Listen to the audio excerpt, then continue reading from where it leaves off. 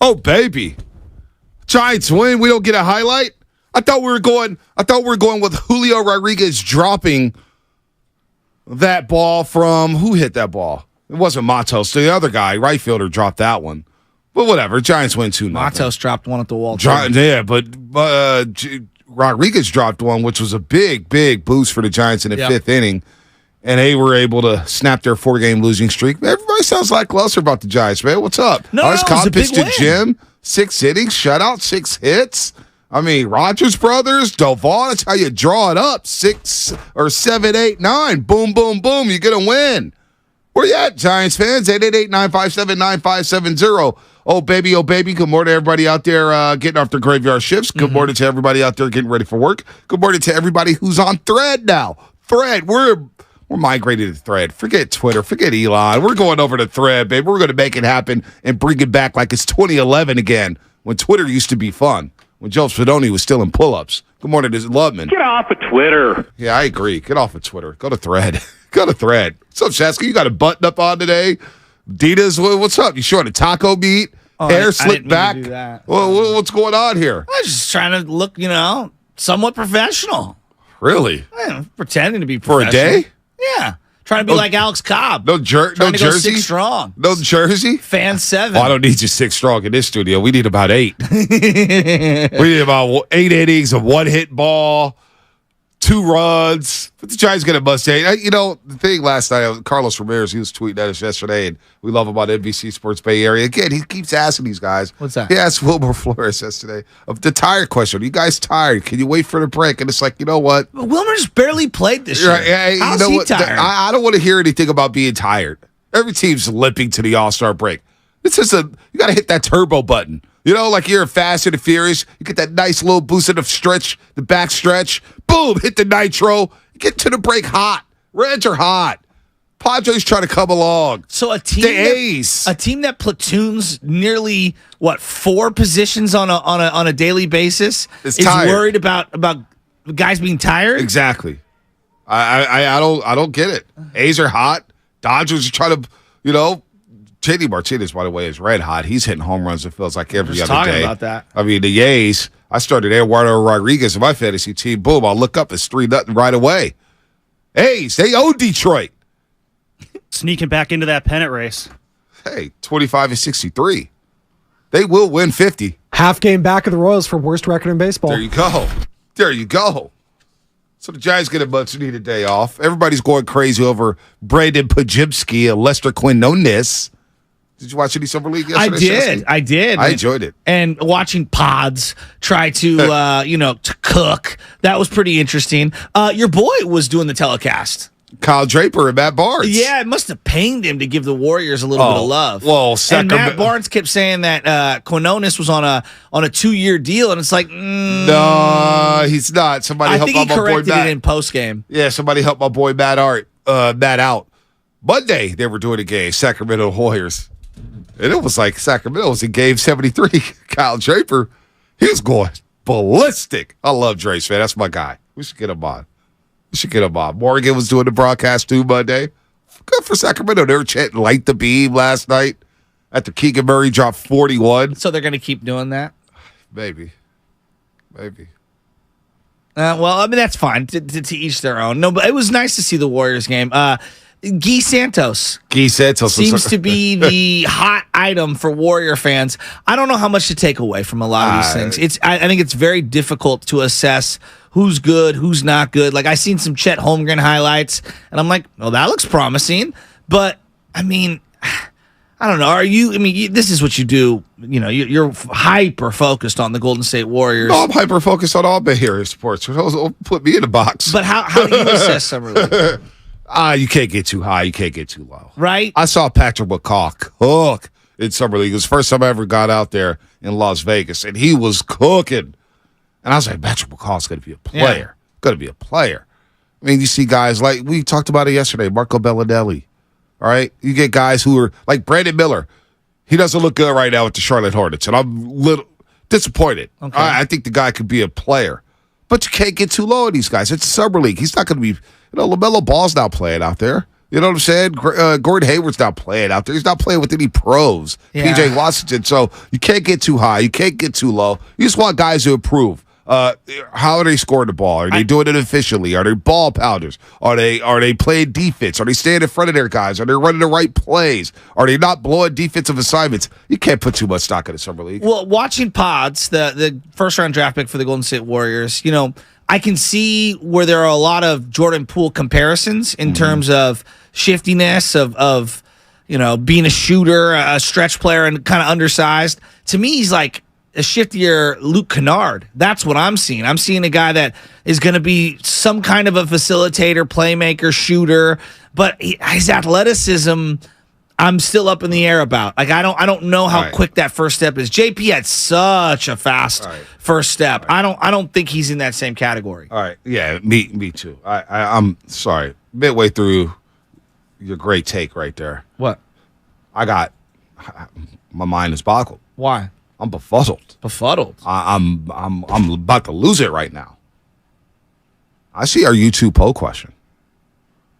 Our YouTube poll question is, would you trade Klay Thompson for Damian Lillard? What? Okay. Why? It's a shame. It's embarrassing. All right. That's not us. Okay. That's not us. See, this is what. Hold on. No. This is why we get on Twitter or Thread, and we get the heat. No. And I see people saying, "Oh, look at 95-70 game with the hot takes. Look at 95-70 game. Always disrespect to Klay Thompson. No. I'm gonna look at 95-70. No. This poll is a joke. Okay, and ain't nobody trading Klay Thompson for Damian Lillard. So let's have a legitimate conversation here. All right. And I want you to hear what I'm saying because people get triggered. You're slandering this guy. No, this is analysis. All right. Dame Lillard is, to me, a very good player, but we have elevated him into elite all-time status, and I just don't think he's that. I don't think he's that. He's a very, very, very good player, all right? He's a very good player. But this thing that he makes others better around him, that he can play without the ball, that he's even a competent defensive player, none of those things are true. I am taking current Klay Thompson over current Dame Lillard every single day of the week because of what this team needs right now. The Warriors need off-ball shooting. They need more size, okay? I think current Klay Thompson is a better defender than current Dame Lillard, even in a diminished state, which we all acknowledge when it comes to Klay's defense from what it was 4 or 5 years ago, all right?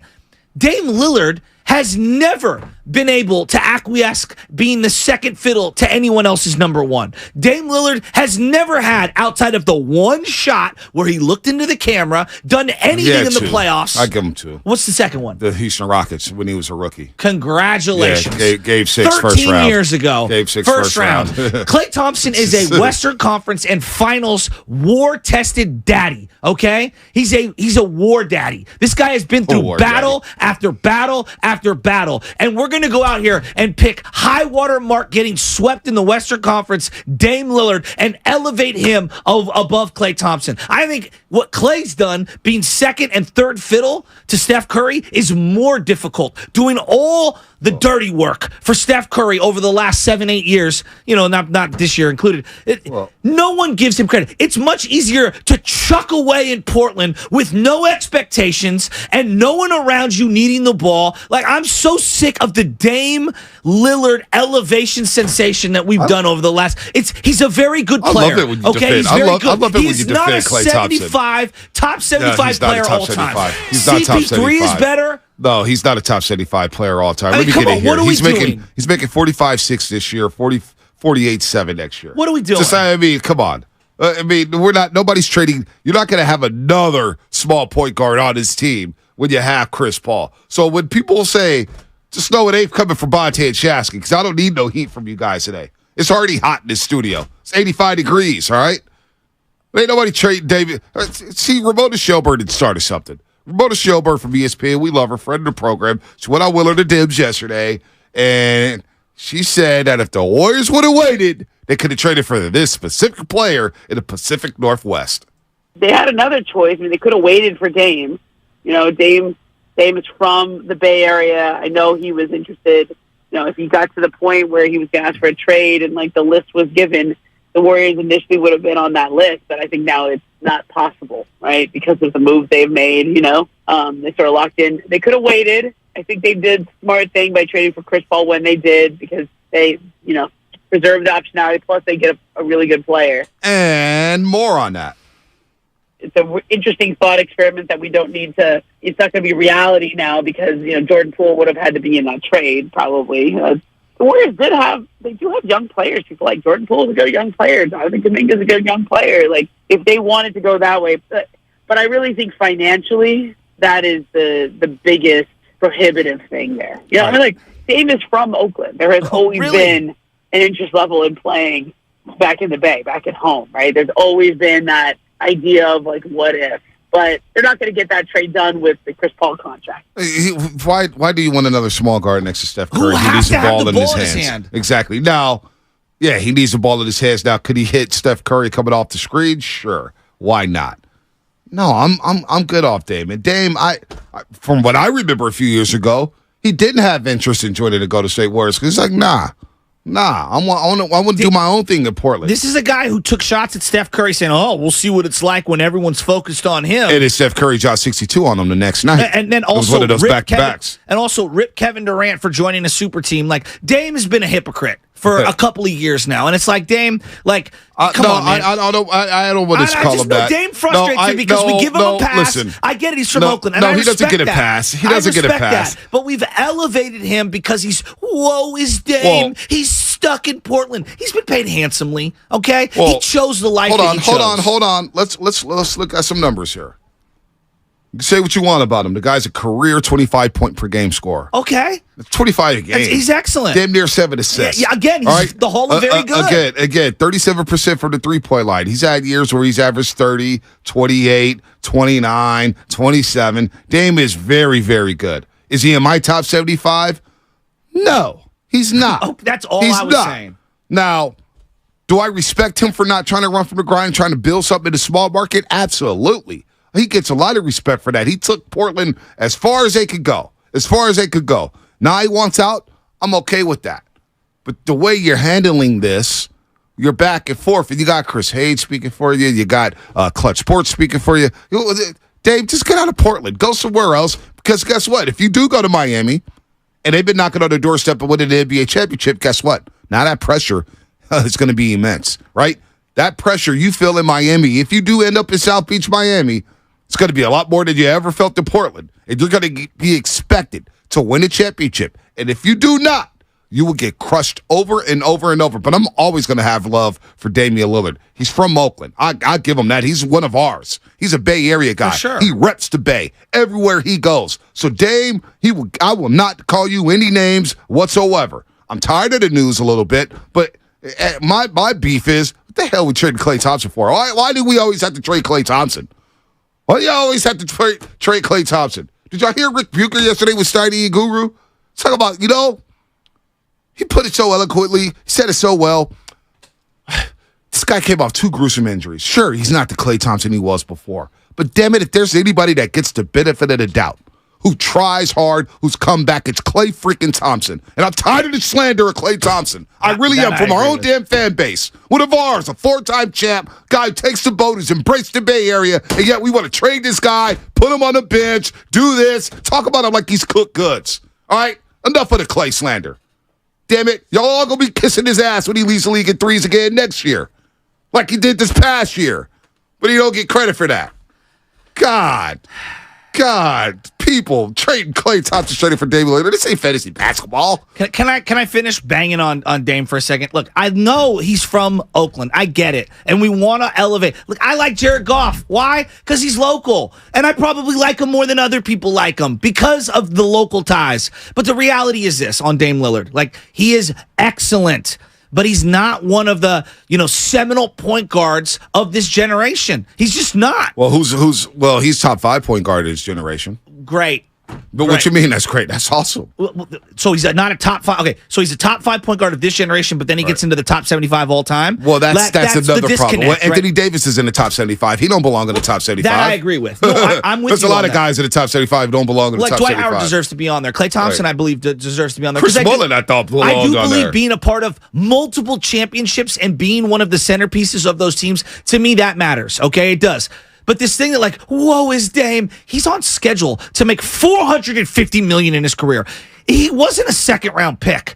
He was the 6th overall pick. Now, yeah, he went to Weber State, all right? And that is an underdog story in itself, and I hear you. But it's not like he was the 29th pick in the draft. He was the 6th overall pick and is set to make $500 million in his career. So this woe is me, Dame's the underdog act. Dog, you've been a 1% of 1%er for about a decade now. And so I'm sick of hearing him critique Steph Curry, and I got Steph's back on this one. I'm just sick of seeing Dame's taking shots at the Warriors and at Steph. But you know what, though? And it really bugs me. No, well, it doesn't bug me. You know why? You know why it doesn't bug me? The I'm back game. Greatest overtime in playoff history. Stephen Curry up in Portland in Dame's house. They beat him in 5. They beat him again in the first round. They've swept them in the Western Conference Finals. They've owned the Portland Trailblazers. So they don't bother me. They've always been the little brothers. CJ McCollum and Damian Lillard talk about being the best backcourt in the NBA, and I just laughed. So did Clay and Steph. They laughed. They laughed. They thought that. You know what? You want to think that? Fine. Just got to go out there and prove it. And the Warriors, time and time again, remember if Kevin Durant missed the first couple games in the Western Conference Finals. Hell, he didn't play the Western Conference Finals, right? I don't even think he played. They smoke. Portland's a but joke. Here's what no one is saying Dame is garbage. We're saying he's just not this thing that you're saying that he's not top 75. People think it goes Steph and then Dame, Steph and then Dame. Like Dame's right there. Do you know how much higher Steph is than? And that's not a knock. Even close. That's not a knock on. That's not a knock on Dame. It's me saying Steph is so much higher in the hierarchy of the NBA. It makes me laugh out loud, literally, when I hear people say that they're so close. Yeah, they're but not. the last decade he's been a top 5 point guard. It's been Steph. It's been CP. James Harden. It's been well, if you want to consider him a point guard. I consider him a point guard. I consider him a 2. And I would also go Russell Westbrook's resume is more comprehensive but than Dame Dame's. bounced him. Dame bounced him. When they saw each other one-on-one, Dame waved bye-bye to him. Okay. Waved bye-bye to Oklahoma City. All right. So I got Dame in the top 5 in the last decade. I'm not going to put too much slander, but he's not Steph. That's okay. Not, a lot of people aren't Steph. All right. The segment is brought to you by Go to State Lumber, serving the Bay Area for 3 generations. When you succeed, we succeed. Visit GoToStateLumber.com. What's coming up on a game sponsored by S.E. Johnson STEM. Y'all really want to trade Klay Thompson? I don't. Like, is people really out there want to trade Klay Thompson? Because that's what I'm sick of. Show some damn respect for a champion. Don't give Barry Zito more flowers than Klay Thompson. And that includes you, Shasky. It's a shame. It's embarrassing. This can't keep your loved ones protected from pests.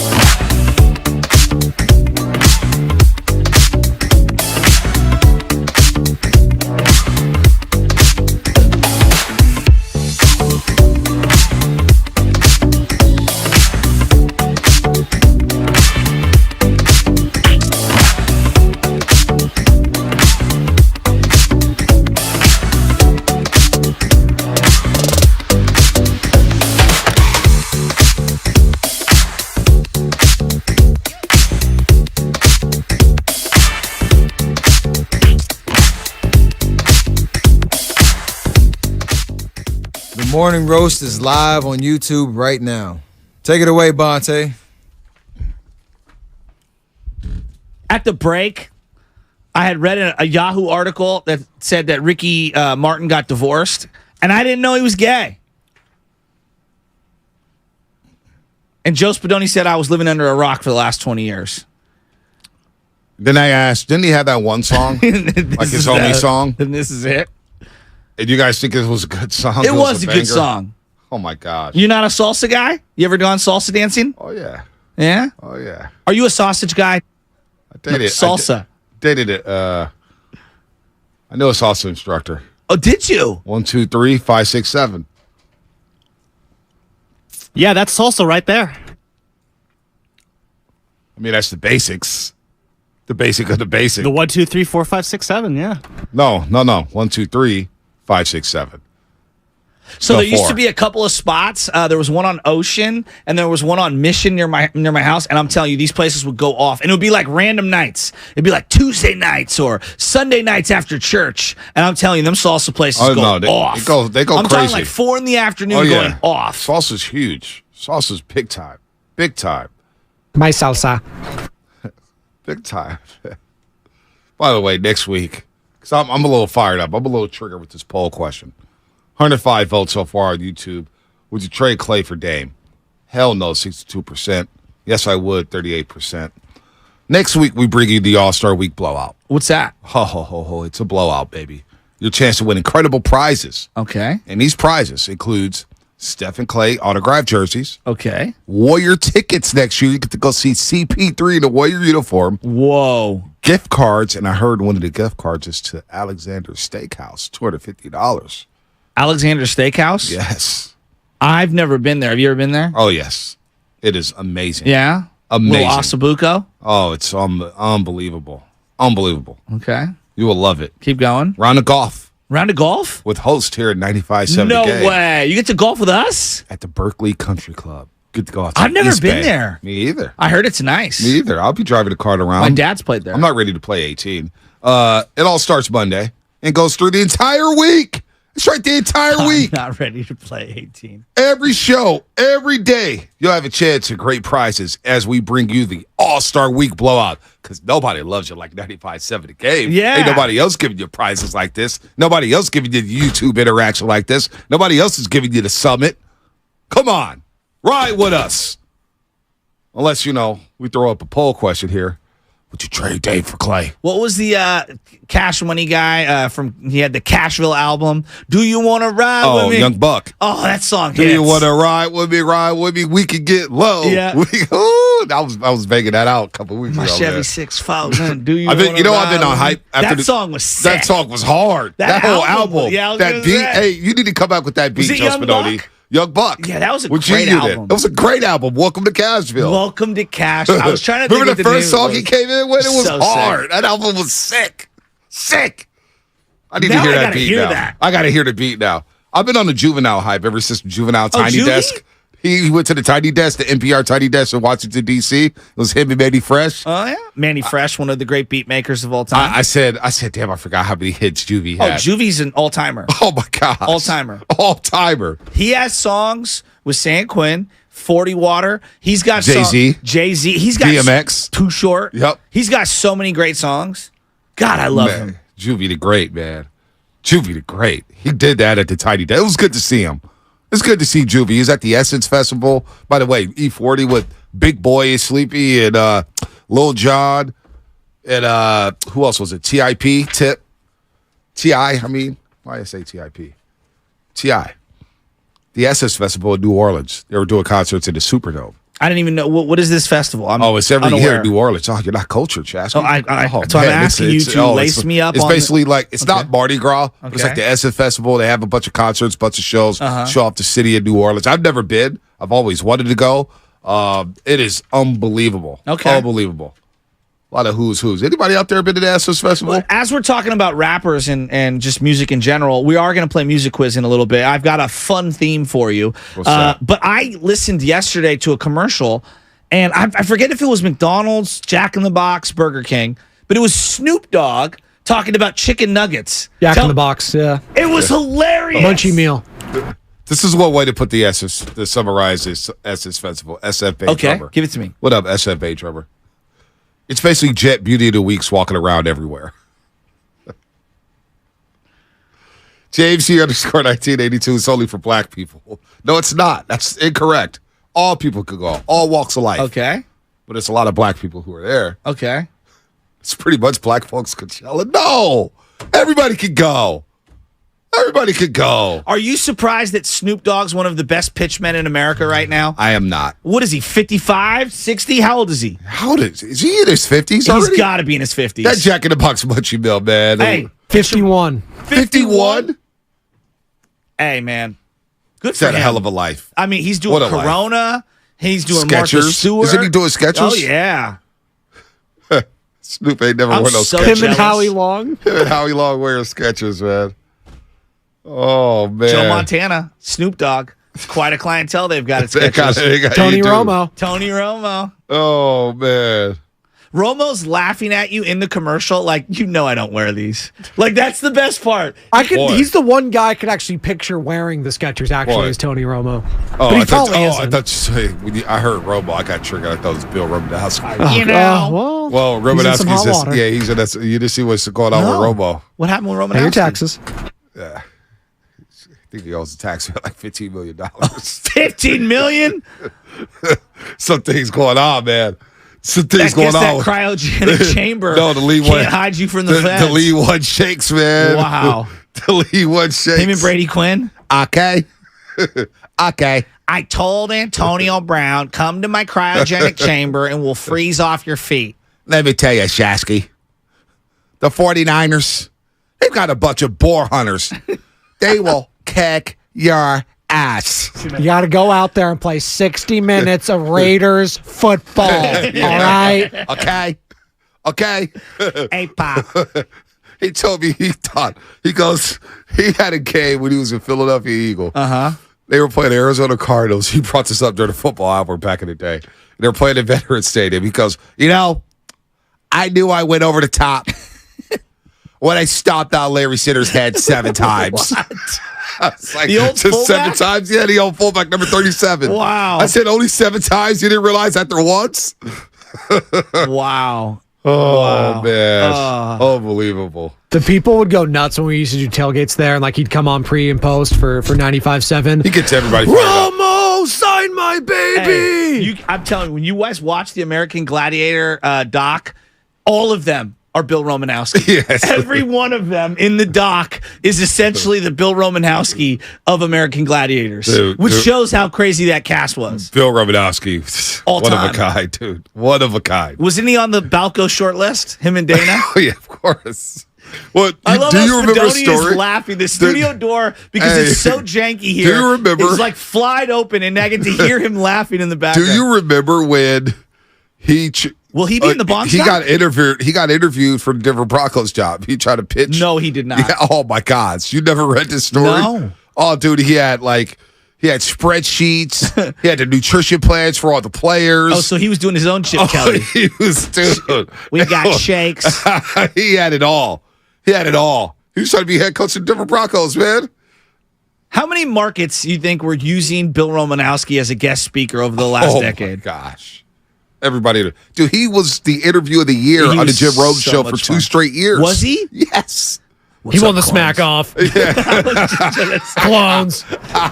Jungle Anybody legend. been Rack more that guy. exposed as a scripted fraud than Jim Rome Hey, over the man, last couple Still years? going strong, Shasky. Hey, listen. You always talk about money. Yeah. And you always talk about people making money. Yeah. And your boy David Sampson's making money, right? Yeah, he is. Jim Rome is a radio Hall of Famer who's made a lot of money. Yeah, I know, but his career the last decade's been pretty Still on the underwhelming. air. I know. He's still Pretty making, big in the horse racing game, too. Yeah, Has a lot of he's horses. huge in the horse racing game. He's playing with the ponies like Tony Soprano. You see his mansion? And look, he's one of the radio pioneers, Hey, Jim Rome. look me in the face. If I ever invest or get into the horse racing thing, slap me. Why? Just because that's when I know I've gone down a slippery slope. No, it's not.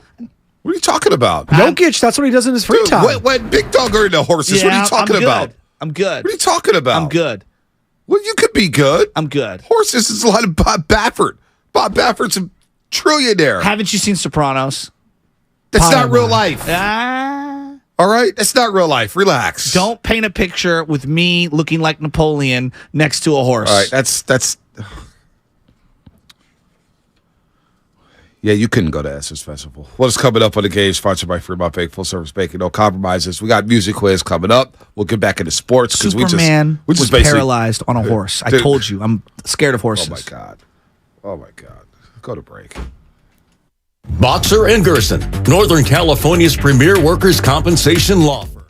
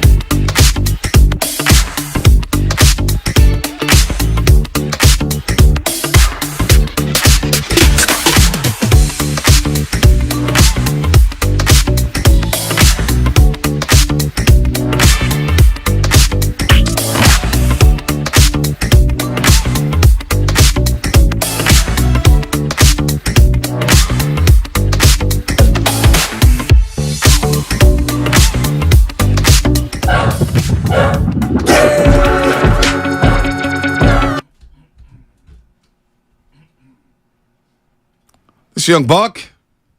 Oh, man, this ain't the one, though. This is a banger.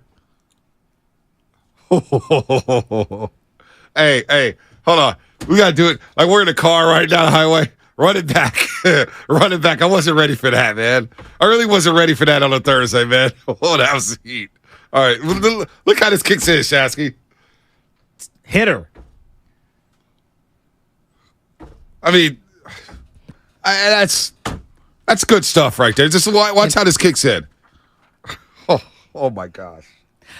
Quick shout out. Because, Oh, man. my God, I've gotten about 50 Wow. texts from 2 people. Wow. Crow, Mike Ramirez, I love you. I get it.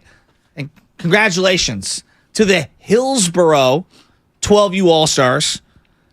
My buddy Mike's son, Robert, hit a 2-run home run, pitched 5 2/3 scoreless, and they ended up winning in the championship game. Can I say something? Congratulations, first of all. This is now Sports Center, where I just read off everybody's. This is my sports problem stuff. now. It's getting a little ridiculous. This is my problem with shameless shout-outs now, because it's become a shout-out every day. And some people, well, a lot of people, a lot of our friends, and I love y'all. Y'all start blowing us up with text messages. Hey, can you shout this guy out? Hey, can you shout this guy out? It's like, can we shout this guy out? It's not organic anymore. It's not. It's a shame. It's embarrassing. No, it is embarrassing. Hey, make sure you shout these guys out. What do we get in return? What do we get? A thank you? It's not good enough. Maybe it is. Congratulations, Yeah, Mike, and yeah. to your son, Robert, and Crow. Does Congratulations to you two does for he just yell at being umps? a nag. What? Does he yell at, do they I yell don't at know. umps? Mike's pretty chill, Yeah. Mike's pretty calm. He's been dying for my team to play his team, and it's like, dude, we waste all our arms on these weekend tournaments. We don't have enough arms to get through the week, dude. I love you, but we'll get a scrimmage in at some point. And we're the shutouts has just jumped the shark. It has. I mean, just, oh my gosh. Every day I see you DM, hey, man, could you make sure to shout this person? Dude, we're trying to talk sports. Where all of a sudden? Would you tell Bob personally that I said hi? No, I will not. I guess I kind of set this thing up. I mean, what are we, Shay Diddy and Philbo Mike at 106? We're shouting out. Hey, shut up. Shut up. Play the beat, shut up. Big Von, chop, shut up. That's all we do. Shout out. Can we get a shout out? Speaking of shout outs, I see Shout that out. you launched a new podcast for the club, huh? I did. For that's OC? kind of how they got me into the club. Hey, Bonte, can you do something for us? A lot of people you know were what? saying, why am I not on that podcast? I said, I don't want to be on that podcast because Bonte Hill's on that podcast. Oh, well. And I meant that in a good way. As in, you're the one doing it. No. I wish you were on that podcast, but it was cool. It's different. It's a different podcast. So is it like the history of the club? The history of the club, people who were part of the club. So Nathan Adrian was the first guest. We were trying to swing heavy. We were trying to get some heavy hitters out there. Hasn't quite worked out. Okay. But we're on the road now. We got Nice. another one about to be recorded next week. Nice. We got one more following up. We got to do about 10 to 12 a year. Don't speak about it too much because I was hoping the boss man. How do we would see find us. Any platform that provides podcasts. Oh, Apple Music, Spotify. And it's the Olympic Club podcast? the Olympic That's Club pretty cool. podcast. Let's I'm not speak proud of about you. it too much because the boss man's listening. I know, but that's okay. I'm glad you're doing it. So speaking of which, Bonte, you were talking about your favorite stadiums last week. Was I? You ranked the top 7 stadiums that you haven't been to in Major League Baseball. Do you remember that? I do remember. All right. So I want to play a little music quiz game this morning with stadium songs, like a song that I hear on the radio or I hear, for example, on Music Quiz, and I instantly don't even think about the actual song. I think about the stadium I associate it with. Wow. What do you think of that? Stadium songs. Wow. Okay. So, like specific songs that you think of that team and that stadium. Right. Are Yeah, you ready I to like play that. this game? Yeah, let's play this game. All right, now I'm you with need to that. name the artist, not the name of the song, because a lot of the names of these songs are kind of baked into the chorus. Does that make sense? Let's go. All right, let's do it. Alexa, let's play Music Quiz. Touching hands. Oh, this is New York Yankee Stadium, baby. No, it's not. Reaching out. Sweet Caroline. Yes. Boston. Yes. Touching Fenway me. Park. Yes. Yes. Touching Sweet Caroline. Bum, bum, bum. I don't know who sings. The Pops. It's not the Pops. The Boston Pops. It's not the I don't even know if that's a group. Oh, I don't know. I just made it up, too. All right. When you get a ring, there usually is one of these gemstones on the top of little it. diamonds. Okay, so can you think of the artist? The Island 31s? Let's take the man that's who a bar walked on on Gary the Street. moon's first name. I don't know who walked on the moon. That's a myth. Dear you know God. that guy really didn't walk on the moon. Don't go Kyrie on us. No, please. that guy really Please didn't walk on the don't moon. do this. Took a huge sideways That's a turn. fake photo. Don't go for it. The guy really did. If you watch sci-fi, the guy really didn't make it to the moon. The guy didn't walk on the moon. Watch sci-fi, like the The sci-fi, Sci-Fi Network. Channel, yeah. You know You what? watch the Sci-Fi Hold on. Channel. I want to say something else really quick. Boston Pop's orchestra is a real. I didn't know see, that. there you go. I didn't know that. So, all I right. didn't know So, Diamond. It's not Diamond Dallas Page, is it? No, it's not DDP. Yeah, the diamond cutter. It's like some Nail Diamond. Oh, I was going to say Nail Diamond. No, you were not. I just said it. Nail Diamond. Neil. Oh, it's Neil? Whatever. Yeah. All right, let's go to the. Ernie Chavez. It's what Ed is waiting for. All right, Who music gets a ring quiz. first? The Niners and Next Anna. 888-957-9570. You're 1 for 1 though, because you automatically knew Fenway Park. Yeah, I know. And that is a fun one, right? It's all right. All right. Let's go to our second one. Rolling down Stadium? highway. The big Is this I Love L.A.? my side. Oh, this is Staples Center. After every Laker game. And Dodger game, for that matter. I love L.A. Do you know who the artist is? I do not know who the artist is. Any guesses? No guesses. He did the albums for Meet the Parents, I believe Meet the Fockers, and Toy Story. Well, those are soundtracks I did not listen to. Hello, Newman. Listen, I didn't even know they made soundtracks for movies like that. I thought that was only for like. Pretty sure he won set it Oscars off. for him. Are you Really? kidding? You Got a Friend in Me? It's an all-timer. Yeah. Got a Friend in Me? Who Which is that? Toy Story, one of the great songs of all time. You don't know who? You have no idea. Who is it? Have you ever heard of the name Randy Newman? No, I haven't. Oh, is this the guy from American Idol? Or one of the judges? I've never watched American Idol. I don't know. Randy Newman, is he black? No, he is 15 not. years ago. No, He's you're black, thinking, right? You're thinking of Randy Jackson. Yeah, Randy Oh, Jackson. That's a no, dog. Sorry. Who Completely was different who was a guy. part of Journey, I believe. No, dog. This ain't the one. No, all right. All right, let's go. So at least you got that one. You got All Dodger right. Stadium. Yeah, I know the love songs. LA. Yeah, I know the All songs. right, next The artists. Alexa, play the next one. We're playing music quiz. Sadly gay. The glory that was Rome is of another day. Tony Bennett. I've been terribly Lost my heart in alone. San Francisco. I'm so proud of you. If you didn't get this Oracle one, Park. do you remember where Tony Bennett used to live? New York City. Well, also he had that spot over there off of Yerba Buena. Yeah, Yerba Buena. You know, like right near West Portal. Yeah. I'm glad you got that one. All right, so you got AT&T Park. You know, Randy Bennett. Yeah, Oracle Park. Or not Randy Bennett. Tony Bennett. Tony Bennett, excuse me. Randy Bennett. St. Mary's Gales. Randy Newman. It sounds like the guy from Seinfeld. Newman. That's just why- when why I you said said hello, Newman, Newman. when you said Newman, I just thought Seinfeld right away. That jerk. Is he more known for that or dying in Jurassic Park? Oh, that's a good one. The way he died at Jurassic Park was cold. All time with Was the all Barbasol can. Yeah, that was cold. Also, go back to Toy Story. He was the villain and Al's Toy Barn in the second one. I Yeah, Toy did Story not 2. know that. He's the voice, yeah. See, Spadoni, this is why you and me, we're kindred spirits. Just He was also in knowledge. Space Jam.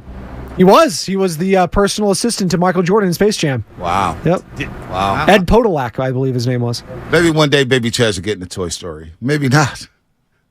I think it's the third or fourth one. It's very scary. Well, I only watched part one, and I was like, all right, I get the point. kids. Part one, Toy Story 1 was legit. Yeah, Woody. Then you start jumping the shark. You start making Well, 2 Woody or needed a 3 or girlfriend. 4 or They're all 5. good. They are. I agree with that. The one where they go to like the dumpster, though, you know, where The third one, yeah. The teddy When bear, they go it to was the very scary daycare. for me. Yes. Lotso. Sadness. All right. Let's play music quiz. Next song, please. Next song. Let's go. Oh, this is New York, New York. Okay. Frank Sinatra. Come on. I'm happy for you. Come on. Where do they play this? Yankee Stadium. There we go. Yeah. All right. It's actually pretty cool when they play it at It Yankee is Stadium. cool. I mean, I feel a certain way when I hear this. Nah, I was there at the new Yankee Stadium. They played this and beat the Twins 4-1. The Ron Chapman with the save in that game. Kind of a lackluster, dull game, but I was just walking around the stadium, looking at all the photos: Babe Ruth, Mickey Mantle, Joe DiMaggio. Did you touch the cemetery? Like I didn't you were get there Randy- in time. Randy, I didn't get, Roger Clemens. No, I didn't get there in time. I bought a ticket from a scalper in front of the dingy McDonald's in the Bronx Oh, yeah? for $15 just to get in. Was he in Timberlands? I don't remember what it rolled was. up? No, he didn't have Timballs on. Not that I remember. Maybe he had a hat on, but It's all good. All right, next song. Let's go play the next song on Music Quiz. We're doing, the theme here is songs that I associate with specific sports teams because you'll hear them in their sports stadium. Cool in the Gang, Oakland Coliseum. Let's go. Come on, man. Name of the song? Celebrate. Come on. Ain't that dumb? Are they going to pull this one over to, well, if they do go to Vegas, you think they're going to keep that? No, they're going to have something like Elvis related, I'm sure. Or Viva Las Vegas. Yeah. Viva Las Vegas. It's a shame. I know. Cool That's Gang what from we're doing. Oakland, I believe, too. Right? Cool in the Gang. Very good song. 925. This is going to blow Bonte's mind, but 12 people walked on the moon on 6 different missions. Bonte saw the YouTube thing that I saw, which is Stanley Kubrick, who did what? The Shining. They claim that he doctored a bunch of the videos for the moon. Yeah. I didn't watch that. You didn't see no, that I watched Stanley something. Kubrick. It's like else. What do they call I it? don't know if the guy walked on the moon or not. Yeah, you guys are doing too deep dive. You know, I'm not going to go there. I mean, I see the photo. Did it to get ahead I see of the Soviets. photo, and I was just like, all right. I mean, you know. All right. Do we have any more? But Any more listen, music quizzes? Listen, like, since we're talking about Man on the Moon and stuff like that, as you're listening to 95.7 The Game, KGMZ FM, and HG1 San Francisco, always live on the free Odyssey app, who has the ambition to go walk on the moon or go to outer space? Like, you know, they've got all these missions. Everybody's going to outer space. Elon and who else? Didn't your boy from Amazon do it? What's his name? Bezos. Didn't he go to space?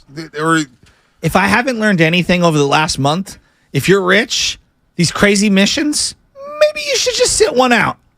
Yeah, I'm not doing submarines, spaceships. I'm good. See, anybody want to go to the moon? Like, I don't want to go to the moon. I don't even like flying in a regular plane. Why would I want to go to the moon? What is up there? Yeah, that's what I'm saying. The final frontier. There you go. I mean, you got to be kidding me. Thanks, Captain Picard. That does blow my mind. 12 other people walked on the moon. 6 different missions. Why? Just why? You can walk on the moon, but Bonte, I can't get Wi-Fi in Carmel to stream the Game Changer for my Little League team. It's quite interesting. 888-957-9570. We got Dave Fleming coming up at 8 o'clock. We have CJ Holmes from the San Francisco Chronicle coming up at 9:20. We got King of the Hill coming up a little bit later. We got This or That coming up later. This or That. Chaz actually came up with a great question. Great question. Well, because there's a Barry Bonds doc that's coming out. Yep. And then there's obviously a Florida doc, is in the University of Florida during the Tim Tebow, Urban Meyer days that's coming out. I just watched the American Gladiator doc. Oh, boy. There's a lot of sports docs out right now. Arnold Schwarzenegger has a doc, which I'm about to start. On 30 for 30, right? No, it's on Netflix. Oh, what? Did you see his 30 for 30? No. Schwarzenegger? No, I haven't seen it. Or was it the Netflix doc? It was the start of Schwarzenegger, how he went through the ranks. And well, that's what there was Netflix one. Is supposed to be. Yeah, good. okay. All right. Well, no, but I'm saying there's all these docs coming out, these sports docs. And I guess my question is, you know, if you had to choose between these two docs, which one is juicier and which one's the one you want to see? I like this. Is it the final year of Harbaugh with all of the saga and stuff going on with him and Trent Baalke, Jet York, the 49ers internally when it comes to Kaepernick and everything that goes on there, and Patrick Willis's final year and Justin Smith's final year and the final year of Candlestick and going into Levi Stadium, you know, that first year? Or is it this last year of Golden State Warrior basketball? Oh, I like that. The Jordan Poole thing, coming off the championship, Steph Curry, Klay Thompson's returned for a full season. I mean, the Bob Myers final season. Which one's juicier? I like that. I like that a lot. Because I think there's an argument for both of them. There is. I mean, hearing what Rick Bucher said yesterday on Steiny and Goo about how Dre tried to reach out to Jordan Poole. Of course he tried to reach out. I don't know what that means. Yeah, well, Sabrina, what's up to Sabrina? She's on Thread now. I got the Thread app up, and I have TweetDeck up. Okay. I'm not even going to say anything about you knowing Frank Sinatra, but not Diana Ross. I know what that means. Diana Ross? Heck yeah. The black community, the African American community has disowned me. I get it. I totally get it. From JFC 1982. Draymond did reach out. It was a right hand reach out. Yeah, that's pretty funny. That's pretty funny. But this is what people don't get, and this is what the jokes are never going to go away. No, they're not. They're not going to go Poor away. JP. Unfortunately, he's playing with our boy DeLon Wright, City College stand up. Yeah, we get some little information there. I heard from a reliable source that they've got an excellent player coming to them this year, Prince's older brother. So yeah, that should be City College. Yeah, no, King's going to be going there, and they're going to be very good. I mean, they advanced to the state championship last year. Yeah. Think about last year. Okay, so this is what Rick Bucher and some people don't get, and I get it. Some people just don't get it because they weren't raised like this or they weren't raised in that type of environment. You get punched like that, and the guy reaches out to try to make him hens. It's just ain't gonna be like, hey, you know what? It's all cool, doggy. Let's go win a championship. No. It doesn't work like that. Psychologically, what you do to a young man when you punch his lights out, and the video gets released all over the place, and he gets embarrassed, and he has to live through it and see you in the locker room every single day. You just don't say, you know what? Let bygones be bygones. Let's be cool. So this, I heard the quote, and we'll play it in a second. Rick Bucher basically talk about, Draymond Green tried to reach out, but Jordan Poole wasn't having it. Yeah, there needed to be a cool down period.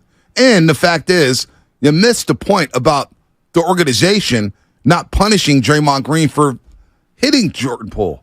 If maybe you suspend him for a couple games right off the rip, maybe you can come to that kumbaya moment, and all of a sudden you can let bygones be bygones a month into the season. But when nothing happens, the guy gets his ring in front of everybody. Does he get suspended? Okay, he missed a couple practices. Whoop-de-doo. He's been here for over 11 years. What do you think, Jordan Poole? How you think it's going? Hey, do you know what, Draymond? It's all good, bro. I know you didn't mean to do that. It's all good. No, he meant to do it. He almost broke your jaw. So the Rick Bucher thing, I think people just don't understand what happens in a fight or how these things happen. Like you got in fights before, I'm sure, in your life. You just don't all of a sudden. Unfortunately, yeah. You just don't like, hey, man, we're all good. It's a healing process. And it's not just the actual fight, it's whatever led up to the fight, too. Right? So that's what people don't know. Well, and that's what we'll never know, right? We don't know what both sides, both parties, what they did to each other, said to each other, whatever. Like, we're filling in the blanks. I don't know what preceded it. I'll say this. There's a lot of speculation, and Cameron was doing this on this show. It's pretty funny, him and Mace. Yeah, but I can't tell if it's pure satire. But what Cam was saying was absolute cap, as the kids say. It was a lie. It was fabrication. Nobody knows what was said. Okay. Nobody knows what was said. There's some people who do, but there's a lot of people who don't know what the hell they're talking about when it comes to this situation. Oh, Jordan Poole is just talking trash. Well, how is that? The irony in that. Jordan Poole talking trash to Draymond Green when Draymond Green's made a living off of talking trash. The people. All of a sudden, Draymond Green can't handle trash talk? Nah. Well, here's what I would say. Come on. Can we agree on this? It's never all one person. Most situations, rarely it can be. There are unique circumstances where someone just snaps on you out of nowhere and you're just happen to be in the wrong place at the wrong time. But 9 times out of 10, it takes 2 to tango. So I'm sure that Jordan Poole is not an angel in whatever led up to the altercation. That being said, that doesn't excuse, exonerate, or condone the behavior from Draymond Green. Well, that's why they're both culpable. That's why this week's This or That question, I would love to see a documentary on last season's Warriors. You're going to pick that? Oh, absolutely. Over the Harbaugh, Trent Baalke, Jed York. Yeah, I kind of know. Over Patrick Willis's final year. I've Justin Smith. Yeah. Kaepernick. Yeah. First year of Levi's. Yeah. Being on the Sun side and having to move over to the other side. Yep. Being completely defiant. Yep. Hugging each other on the field. Yep. Because I know what happened there. I know what happened. I've heard a lot about it.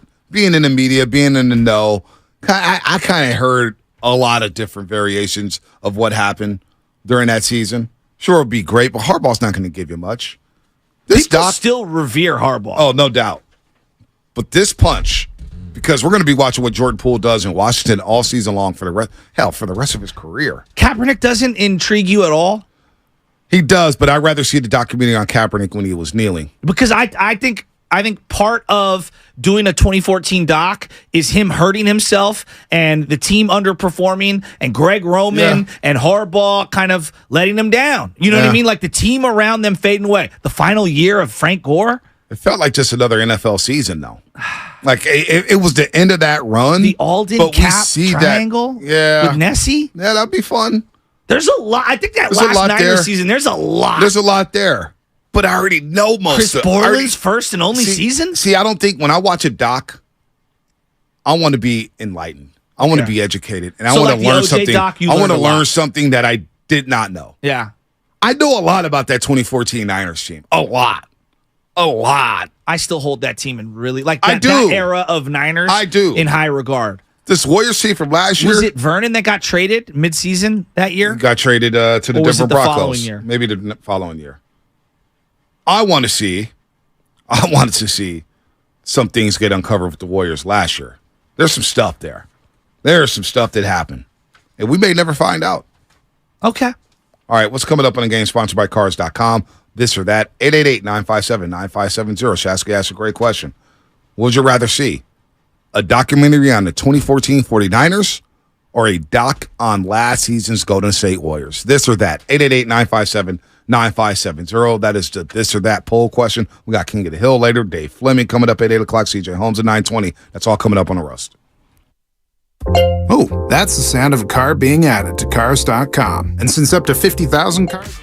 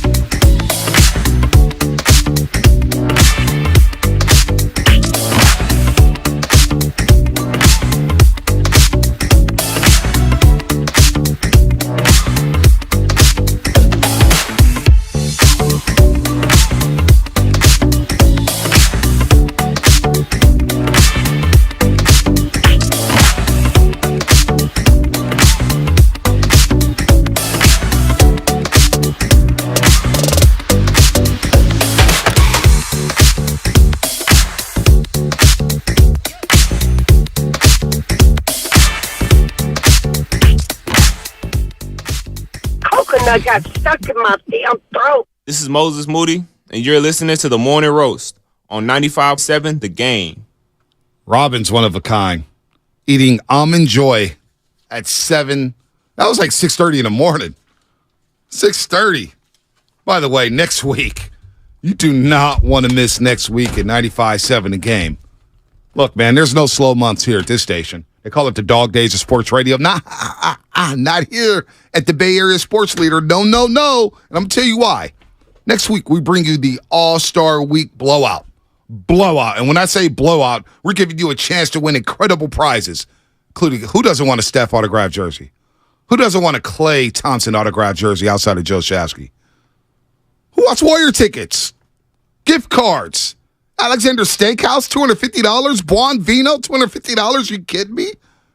Round of golf with the host, the Berkeley Country Club, and much, much more. That all starts on Monday. And goes through the entire week, every single show, every day. You have a chance at great prizes as we bring you the All-Star Week blowout. Nobody loves it like 95.7 The Game. No other radio show station does. No. Golf with Steiny? You would love the Golf with Steiny. Actually got our tea times yesterday, Shasky.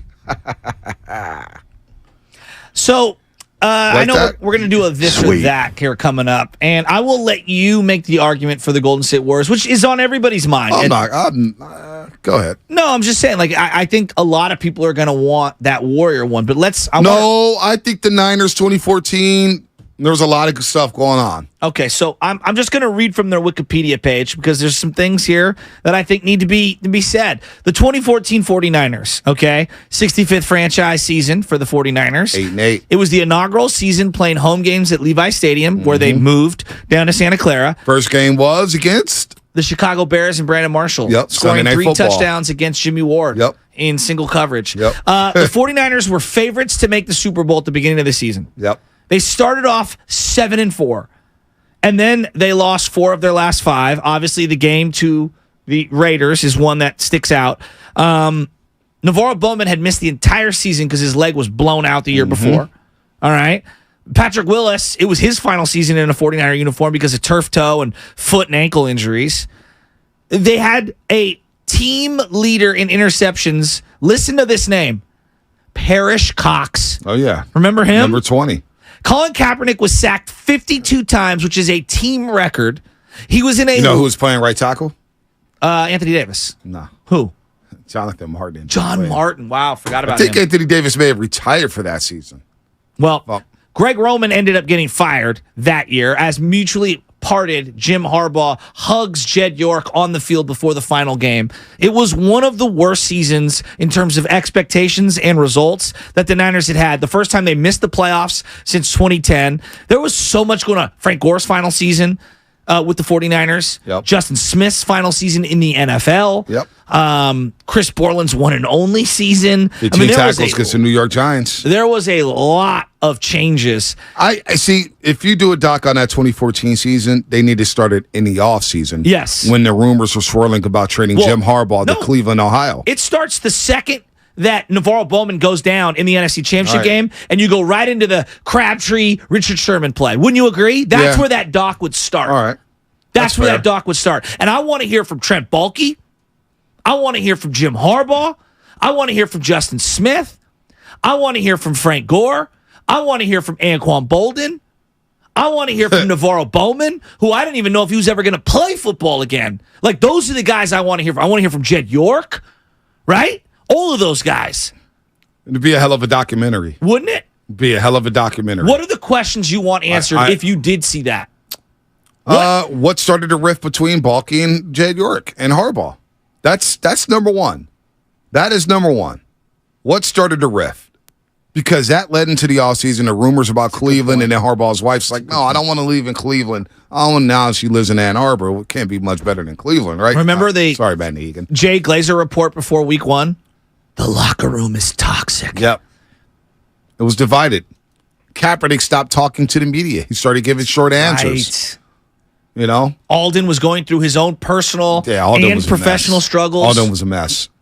The love triangle between him and Nessie and I'm not going to get into Kaepernick. that. Well, no. Was that the year where Alden had the DUI and then played that Sunday? No, that was the year before. That was the year before. That was the Colts game, and that was at Candlestick. Andrew Luck. Yeah, Andrew Luck lit them up. Well, that was a 13-7 game midway through the fourth quarter. No, the fourth quarter he was good. Yeah, but it was 13-7 going into the fourth quarter. And I remember the game. They didn't give Frank Gore enough carries in that game. It was nasty. But Luck was good. They were 30th in pass yards that year. 30th. And then he was sacked, Kaepernick, 52 times. They averaged just 13 points in the final 8 weeks of the season. It was terrible. A lot of injuries on that team. They also, don't forget, Richard Sherman, as the 510 says, he ate turkey on the Levi Stadium Him and Russell field. Wilson. And the Raiders beat him. God, the Raiders beat him in the Battle of the Bay. Charles Woodson game-winning interception, yeah. Yep. I was joking 408. I know Cleveland and Ann Arbor are not the same. I was joking. I'm sending a shot at Matt Hegan. He's a big Michigan fan. Calm down. So, let me state my case, because I want people to start lining them up. This or that. Who would you rather see a documentary on? That's this week's This or That. 888-957-9570. Would you rather see a documentary on the 2014 49ers, Jim Harbaugh's last year, in which they go 8-8? They beat the Cardinals in the last game of the season. Bruce Arians, my guy, but he goes 8-8, and he gets basically fired, or he basically walks away right after the game. Holds the presser, but you get some clips from that presser. Yeah, and then pull one up. It was wild. Or would you rather see a documentary on last season's Golden State Warriors? And you could start that documentary from the Boston Garden, TD Garden, where they're celebrating, popping champagne. Money time!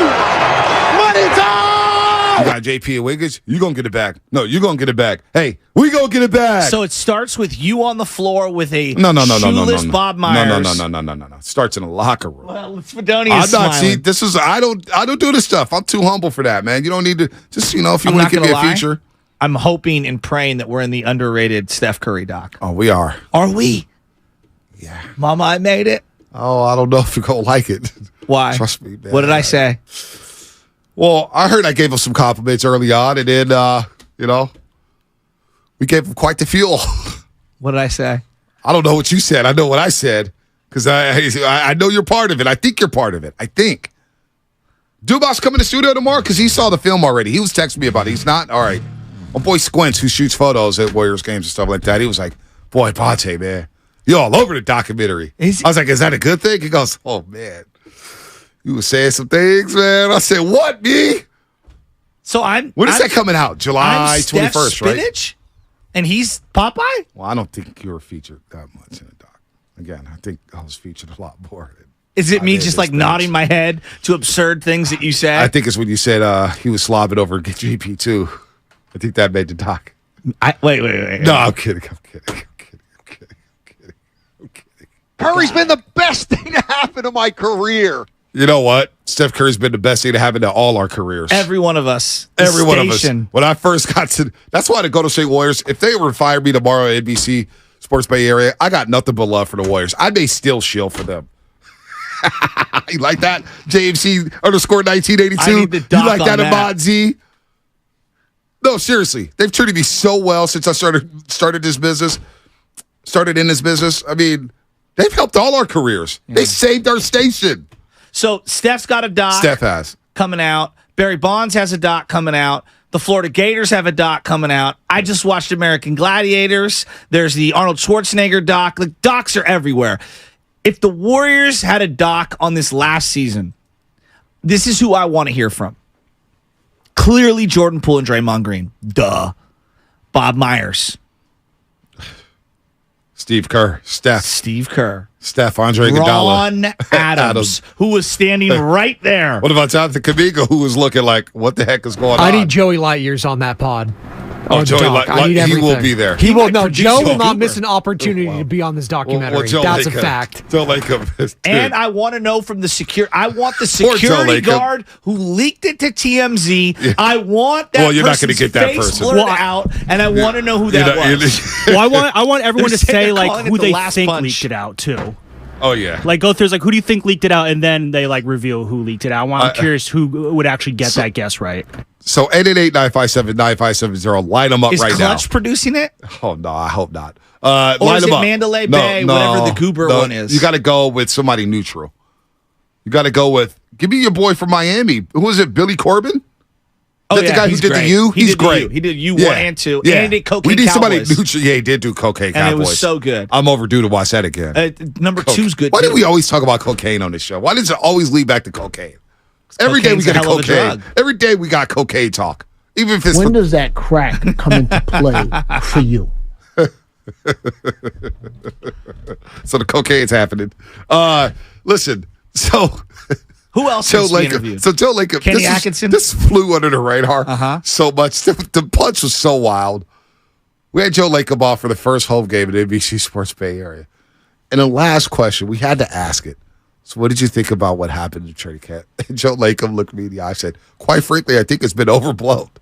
Happens all the time. and then on the TK podcast, Tim Kawakami 3 months later, well, I think the punch contributed to the slow start. You think, Joe? The damage control early on from everyone, The man. damage control in which you lost control. It wasn't even damage It's control. pretty wild looking back on like the archives of like going in the preseason before, like right after it happened. We had like a Dunleavy interview and stuff like that. Oh yeah, I think we're all fine. Everyone. Oh, Steve, yeah, we're gonna be fine. Yeah, we've moved past this. No, you didn't. Lying through your teeth, every single one of you. After the season, they all admitted, yeah, we couldn't quite get over it. You know who I absolutely need to talk to in this doc? Who's that? I want Kevin Durant's perspective. Oh my God! Well, he already gave you a snippet. Yeah, well, no, I want more. No, what he said? Yeah, that ain't never happened in no locker room I've been a part of. Kevin Durant was quick with that. Dude, hearing Spadoni laugh in the background gets me every time. You want Kevin Durant? Well, what about the David West? You don't know what we've been through this year. So JaMychal Green is absolutely the Scotty Burrell of this doc. Boy. Oh my gosh! Oh, he would tell the truth. He spilled 100%. Oh, he had no problem doing it. What about the James Wiseman snippet? You want Dave?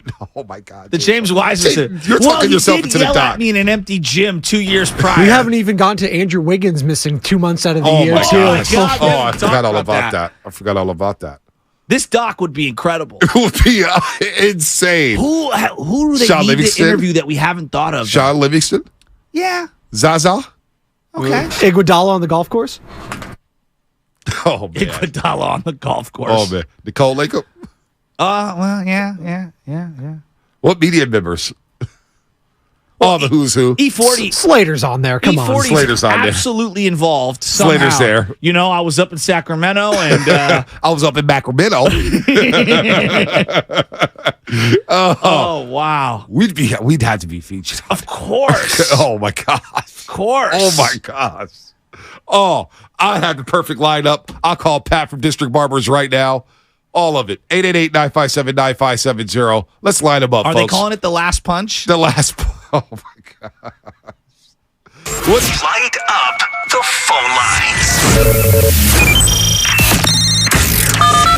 Because it's time for this or that. This, or you can get with that.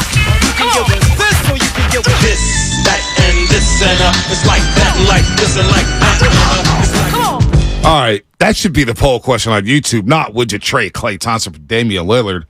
Somebody needs to be fired for that poll question. Suspended. Was it Sam Lubman? Yeah, Sam Lubman. Take a couple more days off. He's flying high after that Alex Cobb start last night. 6 innings, baby. Yeah, I couldn't get him off the phone last night. It's like, all right, look, I'm trying to watch Better Call Saul. I tried hanging up on you like 3 times last night, and you just had to keep going. Well, let's be real here. Lubman, I heard from reliable sources that right next to the Matt Cain perfect game, plaque that they're putting out there, they're going to have the Alex Cobb 6 innings, no runs given up plaque. Oh, wow. Look forward to attending that one. Well, you going to go to that ceremony with me? Well, somebody's blaming Shasta for coming up with this question because somebody else just asked Shasta what happened to Casey Schmidt. Boy, we don't talk about him around these days. The glove's elite, though. He made like 3 sick plays last night. Ever since you came at George Kontos, I knew Carmel was going to bite you in the ass with that. What? You came at George Kontos hard about Casey Schmidt. Then you ripped him afterwards, and he ain't had a hit since. Well, because everyone's talking about his chase rate, and the guy's up there like... and he's been chasing nothing. No, he's not been chasing. He's worried about what to swing at, what not. And by the way, simultaneously, you know who's got a 600 batting average on the first pitch? Who? Your favorite player plays for the Baltimore Orioles. Oh, Gunnar Henderson? Yes, he's batting over 600 on the first pitch. It just brought up Cowser yesterday. Yeah, they're not worried about him swinging all over the place. You know what? Conto Smith. Ever since you did that, I think Casey Smith has one hit. Well, okay. What was the last time? 3 weeks ago? Conto's on? That was a while ago. All right, line them up. 888-957-9570. It's simple, folks. This or that or this. What would you rather see a doc on? The 2014 San Francisco 49ers, led by Jim Harbaugh, Colin Kaepernick, Jed York, Trip Baalke, and Quambo, and Michael Crabtree? Or would you rather watch a documentary on last season's Golden State Warriors when we know what happened? And we know what happened throughout the season. They won 11 road games. Talk about the road trips, the plane rides. I want all that stuff. Give me last season's Golden State Warriors. That's what I want the doc on, Shasky. What about you? I want to hear from the trainers. The second they executed the GP2 trade and they realized that he's not going to get cleared. Like, there are so many little threads from last year that are unbelievable. I'm taking the 2014 Niners, though. I just... Football always is going to be, one of the sports that we all gravitate to.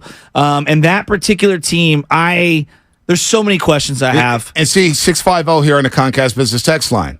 Warriors by a landslide. Warriors by a landslide. And I tell you why. Because Harbaugh in a documentary would not be good. You would not get the full truth from Jim Harbaugh. He would lie through his teeth. He would give you short answers. He would be sarcastic. Jim Harbaugh would not make for a good documentary. You don't think Trent Baalke's out here snitching? His Jaguars polo. He would do it. Yeah, by the way, his Jaguar polo. Hey, Jaguars got a good team. Would you get, here's the key. Could you get Jim Tomsula on? Oh, my God. Could you get Greg Roman on to start snitching? Could you get Tomsula to start snitching? Is Greg Roman still unemployed? Yeah, right now. Bruce Miller, oh my gosh. Bruce Miller, I totally forgot about Bruce Miller. That documentary would be a little weird. Well, we're not doing a doc on Bruce Miller, but that is definitely a side part of that. Absolutely.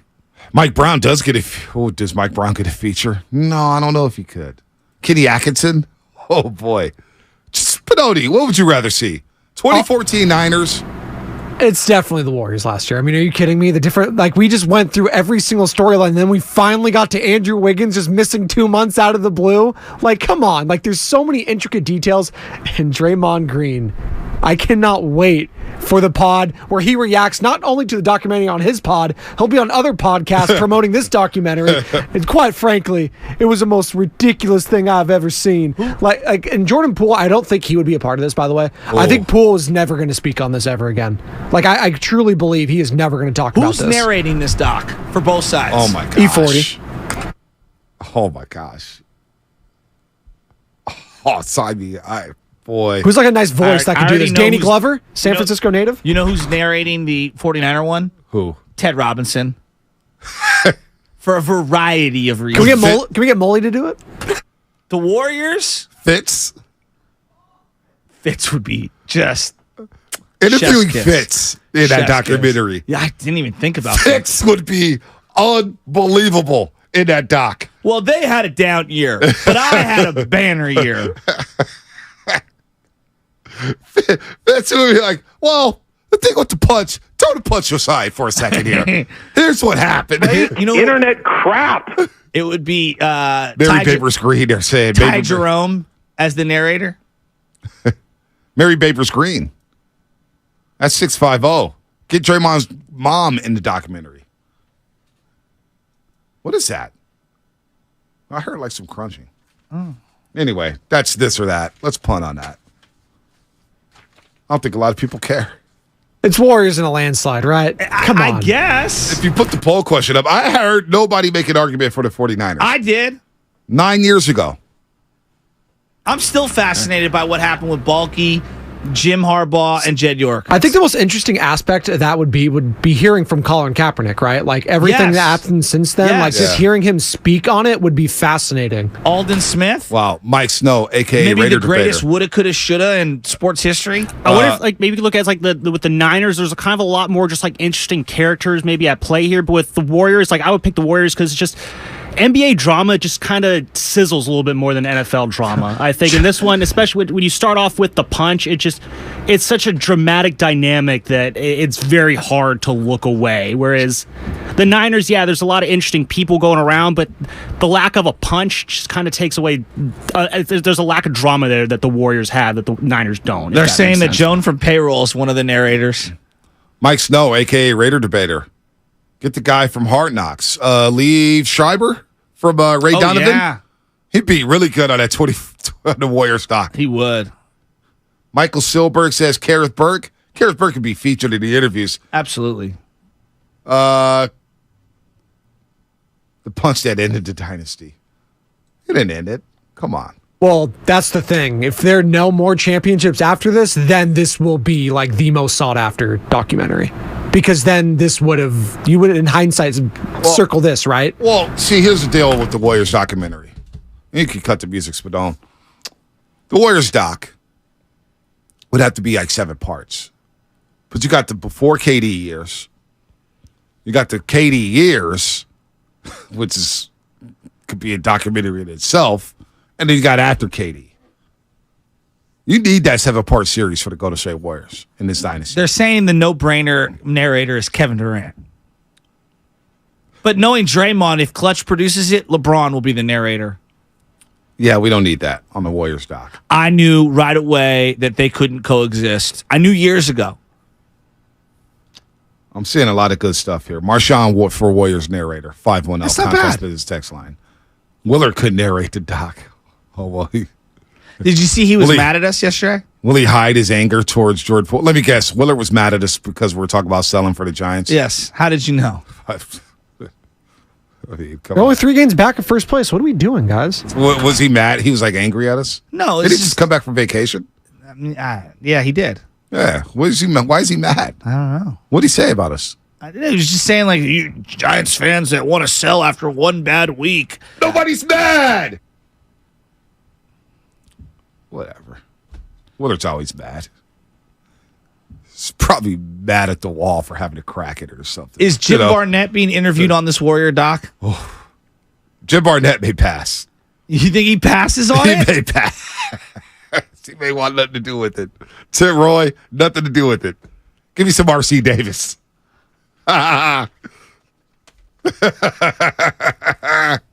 Somewhere along if we're doing the 7-part series, our boy Nicky Friedel and the Kelly Oubre saga. 1,000%. Wait, did Mark Miller say I wasn't competitive? 650? Oh, boy. He wants to do this again with the Giants? We know how last year ended, and all these holding on to, well, they were 81 and 81. Okay, sure. Whatever, pal. Whatever you say. Giants in 2022 stuck. Sure, they were 81 and 81. Oh, what to do? Woo! There's no way in hell this year can be more crazy than last year, right? I mean, I know adding CP3 is absolutely insane if you just take a step back. That's insane. It is insane. But there's no way in hell this upcoming season can be more drama-filled than last year. May not be, but boy, it's going to be very interesting. I mean, I'm going to be at a lot of practices this season. And that time, I'm skipping that. Maybe Ray Rattle can narrate. They're nominating narrators. Bobby Fitzgerald will 1,000% narrate it. Huh. I think Ahmad Be better Rashad. at your job. Ros Godonwude is the name up there. All right, let's get to Rick Bucher because I want to play this. Since we're on this conversation, here's what Rick Bucher said about the punch. And I'm going to disagree with the take, but I'll let everybody listen to it. It's 1 minute, 33 seconds long, but it's a good one. Here it is, Rick Bucher, his full explanation on the Warriors souring on Jordan Poole. I do too, but I put that on Jordan Poole. Like, Jordan was on a lot of players' nerves way before that, including Clay's and Steph's. And Draymond was finally the one who tipped the scales and went overboard. And I'm not defending at all what he did. But after he did it, Draymond tried everything possible to remedy that situation. And Jordan would have none of it. And I'm just looking at it as Jordan, you have an opportunity to learn and exceed Steph Curry and the Golden State Warriors, and a team that has put its eye on the prize of winning championships every chance they can. And you can't get over this situation with Draymond. When Draymond's going to be gone at some point, and this is going to be yours, you couldn't see the big picture, and instead remained difficult, made sure that elephant was still in the room. Look, as a young guy, there's a part of me that understands. Maybe he just wasn't mature enough to get around that. But I look at it as, who did it cost the most? It cost Jordan Poole the most, as I look at it. So that last part, it cost Jordan Poole the most. There's something there. There is some truth to that, because now he's going to Washington on a team that has no expectations and are in a full rebuild. And he's going to be playing on local television, no national television games, and he's going to be losing a lot of games. He does lose in the end, leaving this organization. But I do disagree with Bucher by saying he wasn't mature enough to get over it. No, I think Jordan Poole showed the most maturity last season. I think Jordan Poole handled that situation as well as you could. He didn't speak on it. I mean, how many guys will go through the season without even talking about it? So let's stop with the immaturity with Jordan Poole, blah, blah, blah. Sure, he has fun, but do we call Steph Curry immature when he's shimmying and dancing and stuff like that? Do we? We don't, right? Jordan Poole does the same thing. He showboats just like every other NBA player. So are they all immature? No, they're not. But saying that he couldn't get over it. He couldn't make amends with Draymond Green. What? Duh. Look at what happened. This is the same Rick Bucher who hypocritically holds grudges against the Golden State Warriors for not retaining him as a sideline reporter. That guy. I'm not just keeping receipts. I just want to keep the same energy. You know, if we're going to keep the same energy and we're going to be professional and we're going to be mature, I would expect someone of Rick Bucher's status to look in the mirror. Yeah, I think it's easy for others to tell people what they should or shouldn't do when someone has an issue with them. I think it's a lot harder to be in that person's shoes, whether it's a relationship that you have privately at home or whether it's a relationship you have in the workplace. We don't understand or know the entire dynamics or the feelings or anything like that. And in a sensitive world that we live in this modern era where everything offends everyone, I find it pretty interesting that we're expecting somebody who got punched in the face physically, caved in, and then embarrassed and is continually being embarrassed. I mean, I'm making jokes about, the doc would be called The Last Punch. And that's what everyone's doing. Everyone's making jokes. And who's the butt of the joke every single day? It's Jordan Poole. So I think it's a lot easier said than done to say get over it. Right. No, it is. Very easy to say, just get over it, go play basketball. Go travel the country with this guy playing basketball who just punched you in the face. And he's the spokesperson basically for the organization, podcast and doing all that stuff. And I got no problem with Draymond Green doing the podcast or whatnot. Whatever. But don't decide that Jordan Poole needs to get over it. He never got over it. It's obvious. He looked up to Dre. Whatever was said between those two guys, it shouldn't have come down to that right before the season. Right before the season when the vibes were great. Vibes coming out of Tokyo. Remember how we were feeling, Dub Nation? When they left Tokyo, Japan, they had the preseason game against the Denver Nuggets. We're like, man, it's a vibe. This team's about to go. We're going back to back. The youngsters are now playing. Kuminga, Wiseman, two-man game. Oh, wow, look at that. And that punch killed the vibes. It did. But it also killed the spirit of Jordan Poole.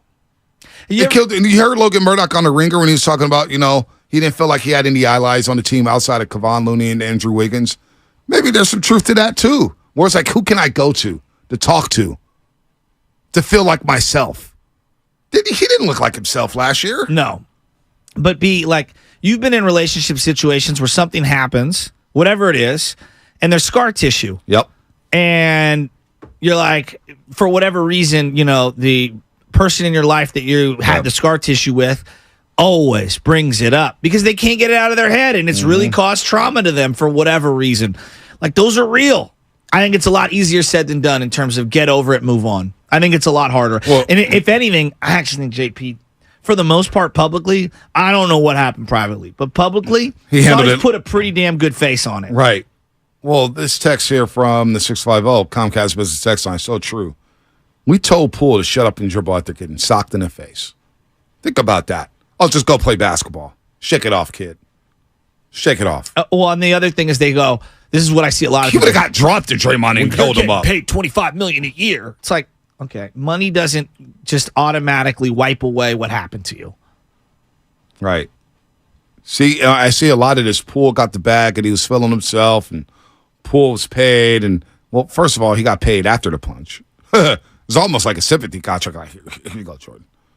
You know what I mean? Like, here you go. I don't know what their reasoning was on the contract, other than trying to retain. You had a deadline at the time, right? Retaining somebody who they thought was still ascending. Yep. So I don't. The whole. It's a lot of people talking who've never been in fights before. You could tell. You could tell the people who's really grown up in an area to where, oh yeah, just get over it. Just get over it. You haven't been in an environment before. Just get over it. Somebody screams, just get over it. No. You just don't get over things like that.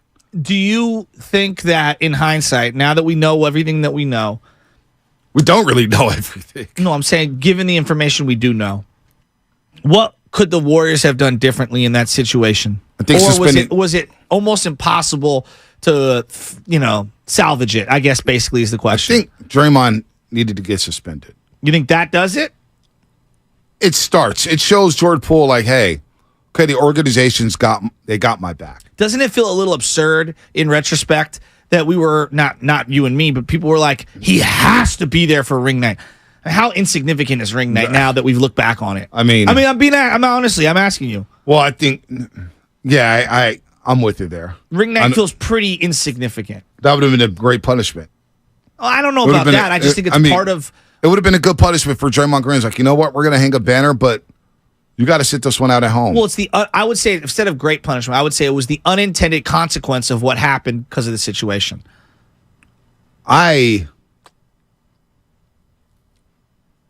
There's a couple things too. There's another thing that I was that's what it was. The Warriors coming out saying that they have the biggest crisis on their hands. And they need to find out who leaked the video. I just thought that should have been handled privately. Yeah, sure. Somebody leaked the video. You need to find out who it is. That's terrible. Whoever leaked the video, awful. That should not have been leaked to the public. 2 days later, somebody was out to get the Warriors. Somebody was out to get Draymond. Somebody was out to get them. Whoever leaked that video. But the public perception. I mean, the video. When you're up there saying, we need to find out who leaked the video, that's number one on our minds. And it's like, number one on the mind should be rehabilitating Jordan Poole. Because he played like he had PTSD all season. Okay, this or that. Would you rather find out if Shanahan really wanted Mac Jones or who leaked the video? Wow. The video. Mac Jones is something else. All right, let's get to Coach Hall and Calvin before we break. Coach Hall, San Diego, what's happening? Hey, good morning, fellas. Hey, man, I just want to say I appreciate y'all every morning, man. I'm getting ready for my birthday this weekend, and I can't get my day started without listening to y'all. Appreciate that, man. Happy birthday, man. Happy 25th birthday. We won't age you. I appreciate it. About 10 years. But what I'm wondering, so all of these messages that JK been sending on IG, are other players happy that we re-signed Draymond Green? Because Looney's from Milwaukee. JK and J. Poole were pretty tight. I'm sure Wiggins was pretty tight. Everybody kind of like close in age range to him. I'm just wondering, are we done with the moves? Like, how does everybody else feel? Remember when Looney said Draymond has to earn our trust back? Like, has he ever earned it back? I just wanted to get y'all thoughts on that. It felt like he did at the end of the season with the way the players spoke about Draymond Green and Kevon Looney. I think slowly but surely, this would be a big year for Draymond Green. Mentoring Moody. I know Moody's come out to see Draymond Green this past offseason or this offseason. He's hung out with Draymond a little bit. Do know that. So he's taking in Moses Moody. He's always kind of wrapped his arm around Moses Moody. Moses Moody acts like a vet. J.K. reaching out to him, that's going to go a long way, I think, for this basketball team. So that helps if he doesn't have that leadership or that trust back yet. I think that helps getting that trust back when you embrace these youngsters, as you said on Paul George's podcast. Real quick, Ken Ober and Cal. Ken Ober and Cal, what's happening? What's going on, guys? How y'all doing? Good, man. How's St. Louis? St. Louis Cardinals, man. It's fair over here. It's first over here. We had an outage, and I was without electricity for 3 days, but that's on something else. I'm sorry, man. Sorry. But I can actually say I think Bobby Knight would be a great narrator. Oh. You know what I'm saying? Because he know about punches and everything. But all jokes aside, I think Bob Myers would be the great narrator for that one. But I actually went through getting punched. I had just won the Golden Gloves in Louisville. And I had just had a brand new girlfriend, my first love of my life, and I had to wind up coming back to St. Louis. And I put a $300 phone bill on my uncle's phone, which was my boxing coach, right? So I'm winning the Golden Gloves, and me and my uncle, for some reason, he asked me to spar with him, and I was getting the best of him. But all my uncle was doing was thinking about that bill that I had put on his phone, and he was just looking at my reel the whole time. I'm tearing them up, not paying attention that my uncle's just covering up. All of a sudden, he hit me right below the reel with an uppercut, man. Knocked all my wind out. He hit me 5 times. My tooth went through my lip before I hit the ground. So I can tell you what it feels like to get punched, man. But I love him, and it made me a better person and everything else like that. And I feel like Jordan Poole did something like Tiger Woods. Tiger Woods got that divorce and all that stuff came out. And a man who's been playing golf all his life forgot how to play golf, guys. Tell me if it's just me. That's a good point. I think that's a good point. Go ahead. No, that's a really good point, actually. That's the trauma from all that absolutely affected his on course, performance. It's without a doubt. Some of them games, I feel like Jordan Poole, it seemed like he was sort of throwing the games on purpose, guys. I don't know if it's just me. I'm not saying he's a bad guy, anything like that, but Jordan Poole got some rebellion in him, man. So he really didn't take that punch lightly. That's no doubt. It's good interesting call, that you bring that up regarding the like performances and stuff and trauma and things that happen to somebody. Man, I mean that's a really good call. No doubt. Count Emperor Cal, man, bringing it. I mean, when Ryan, obviously there was the performance enhancer, but when Ryan Braun got caught for the whole, he was never the same. His career was over. Never the same. I mean, see, like, look, there's like a precipitous drop off the planet. Rafael Palmeiro, great never call. the same. Yeah, great call. Never the same. All right, let's get the injury report.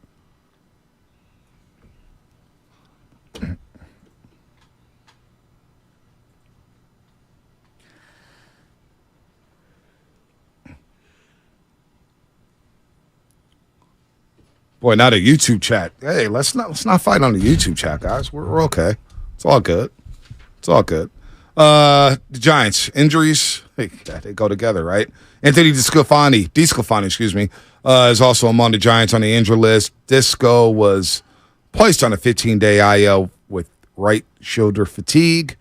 He mentioned that he felt fatigued over his last few starts, and the time off plus the All-Star break could prove to be huge for him. Giants are not expected to need a fifth starter until July 18th. So the move allows the team to squeeze an extra position player onto the roster for the next couple of weeks. Giants win 2-0 over the Seattle Mariners yesterday to snap a 4-game losing streak. I guess Miller's mad at us, huh?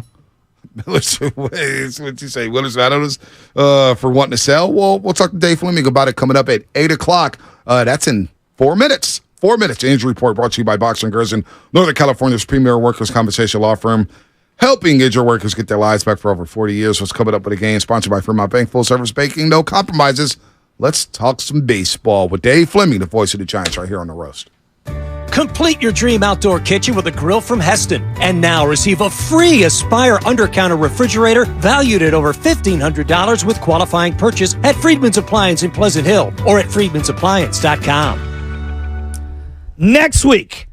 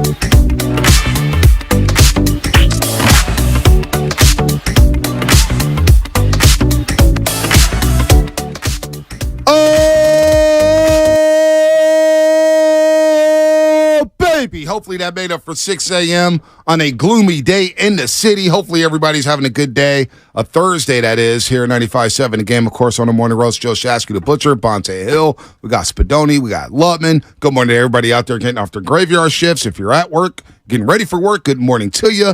Good morning to everybody out there, including those dancers who probably had a great holiday weekend. We won't talk too much about that. Good morning to all our chatters on YouTube. I almost said the Chatty House. I got ESPN 1320 in my head because they're feeling themselves. Twitch and the Comcast Business Text Line. Good morning to everybody out of school right now, hitting those swimming pools up, enjoying their summer vacations, camps or whatnot. By the way, some quick news here. The Warriors shook up their player development department. Seth Cooper, who coached the G League team, a really good dude, got to meet him last year. He's going to be with the big league club this year, heading their player development program on the court. And David Fatoki, who was the GM of the Santa Cruz Warriors. David, man, congrats. He's joining the big leagues here with the Golden State Warriors. So good for them. The Warriors shaking up the front office. But the Giants, they badly needed a win last night. Boy, they were scuffling. Wasn't the cleanest game, but they win 2-0 after a gem by Alex Cobb, and that's the way you draw it up, Shasky. You get the Cobb, you get through 6, then you give the ball to the Rogers brothers for the 7th and 8th, and then Camilo Duvall closes out yesterday. So the Giants get a much-needed day off. Flib gets a much-needed day off. David B. Fleming, that is, here on the Morning Roast, as he is every single week, the voice of the Giants. Also, you catch him on ESPN, catch him all over the place, college basketball, college football, you name it. Flim, good morning, man. How was your holiday weekend? Well, I worked, and I stayed up really late a few of those nights. But otherwise, it was fun. It was fun to be in New York, and then really fun to get back home. Can you explain how tough it is? I guess because a lot of common fans like us, right, will say, "Boy, how could pros get tired, man? Going from East Coast to West Coast, they got chartered flights." That's a tough turnaround, though, right? Can you explain how tough that is to play on Sunday Night Baseball in New York City and then have to fly cross country? What time do you guys get home? What time do you get in your bed? What time do you have to be at the yard for a night game the next day? Yeah, well, just a little quick timeline. The last homestand ended on a Sunday, so we drove to the airport. We got on an airplane to Toronto. We flew. It's about a 4.5-hour flight to Toronto from here. Mm-hmm. So we landed at about 1:30 a.m. Toronto time, maybe 2. Then you get off the plane because it's an international flight. You go and wait for your luggage inside. You get the luggage. You go through the customs lines because you're a regular passenger, so it's not like a normal charter flight. So by the time we got to the hotel in Toronto, it was probably about 3:30 a.m., something like that, Toronto time. So that was a late night, and you try to sleep in the next day and catch up. Then Toronto, the Blue Jays didn't give us a day game travel day. So we played on Thursday. We played 7:07 p.m. and played a 2-hour and 30-minute game, whatever it was. Got on the plane, drove all the way out to the airport, got on the plane, went to New York, got into the hotel after going through customs back in the U.S. at probably about 3 a.m. New York time. And so then that's another day where you're trying to probably fell asleep at 4 by the time we got our luggage in New York. Then play a game Friday, then have Sunday Night Baseball. We played at 7 p.m. We landed back in San Francisco. I think I was inside my house at 4:30 a.m. On Sunday, or early Monday morning. So that's 3 times in 1 week where you're getting in at 4 a.m.-ish. I don't care who you are, how young you are. It's hard to get your body feeling like you're right. So that is part of it. The other part of it that's going on with the Giants right now is they're just so beat up, and we're 90 games into the season almost. So the idea, the premise of your question, I totally agree with, because people ask me all the time, how do these guys, you're getting paid millions, they're young, they're in shape. You play this many games in a row, you're beat down, period. Like, it's hard to go to the post every day in this sport, every single day, with all that travel and the late night and trying to catch up on your sleep and recover and treatment and all that stuff and stay in a routine and still do your same pregame work. And if you have a fresh, healthy team, it's a lot easier because you rotate bodies in, you give guys days off. That is the opposite of what the Giants have right now. And it's been a massive challenge. and it's caused this skid, and they're just trying to survive to get to the break and maybe regroup a little bit. Wow. I mean, that's a lot of insane travel, to be quite honest with you, regardless of, what the profession is. That's very interesting. That's kind of, leads you into Alex Cobb yesterday. I mean, they needed that. They desperately needed that. They needed a starter to go 6 innings and serve up no runs and do what he did. And I thought that was just a great, great start from him for a variety of reasons, both himself and then what it does to the rest of the staff, alleviating the bullpen pressure. That was big time yesterday from Alex Cobb. Yeah, big time. And you totally lean on in this sport in those times where you're kind of in crisis. You lean on your starter to just bail you out and then pick everybody else up, because that's how much the starter can influence the game if he's really good, or in the opposite way if he's really bad. It made Monday frustrating because the Giants, Logan Webb flew back ahead of the team, so he wouldn't have to, at least on the final leg, have to endure all that stuff. And Logan pitched really well, and they had a lead in the later innings, and it got weird. And sometimes that happens. Those games do happen. But it was bad timing for it, because that was the game circled. Like, okay, through all of this turmoil, we can win Monday because we got Logan going, and he should be fine. And they were set up to win it, and they didn't win it. But you're right about last night, Cobb. And look, it's a good reminder. Cobb missed 2 weeks. So 2 weeks before, he was battling that oblique thing, and so he was pitching through it, but he obviously wasn't his normal self. Go fast for rewind back to before that. This guy is a top, top 10 for sure, starting pitcher in the National League. I mean, he has been for the last 2 years. And last night was a good reminder of that.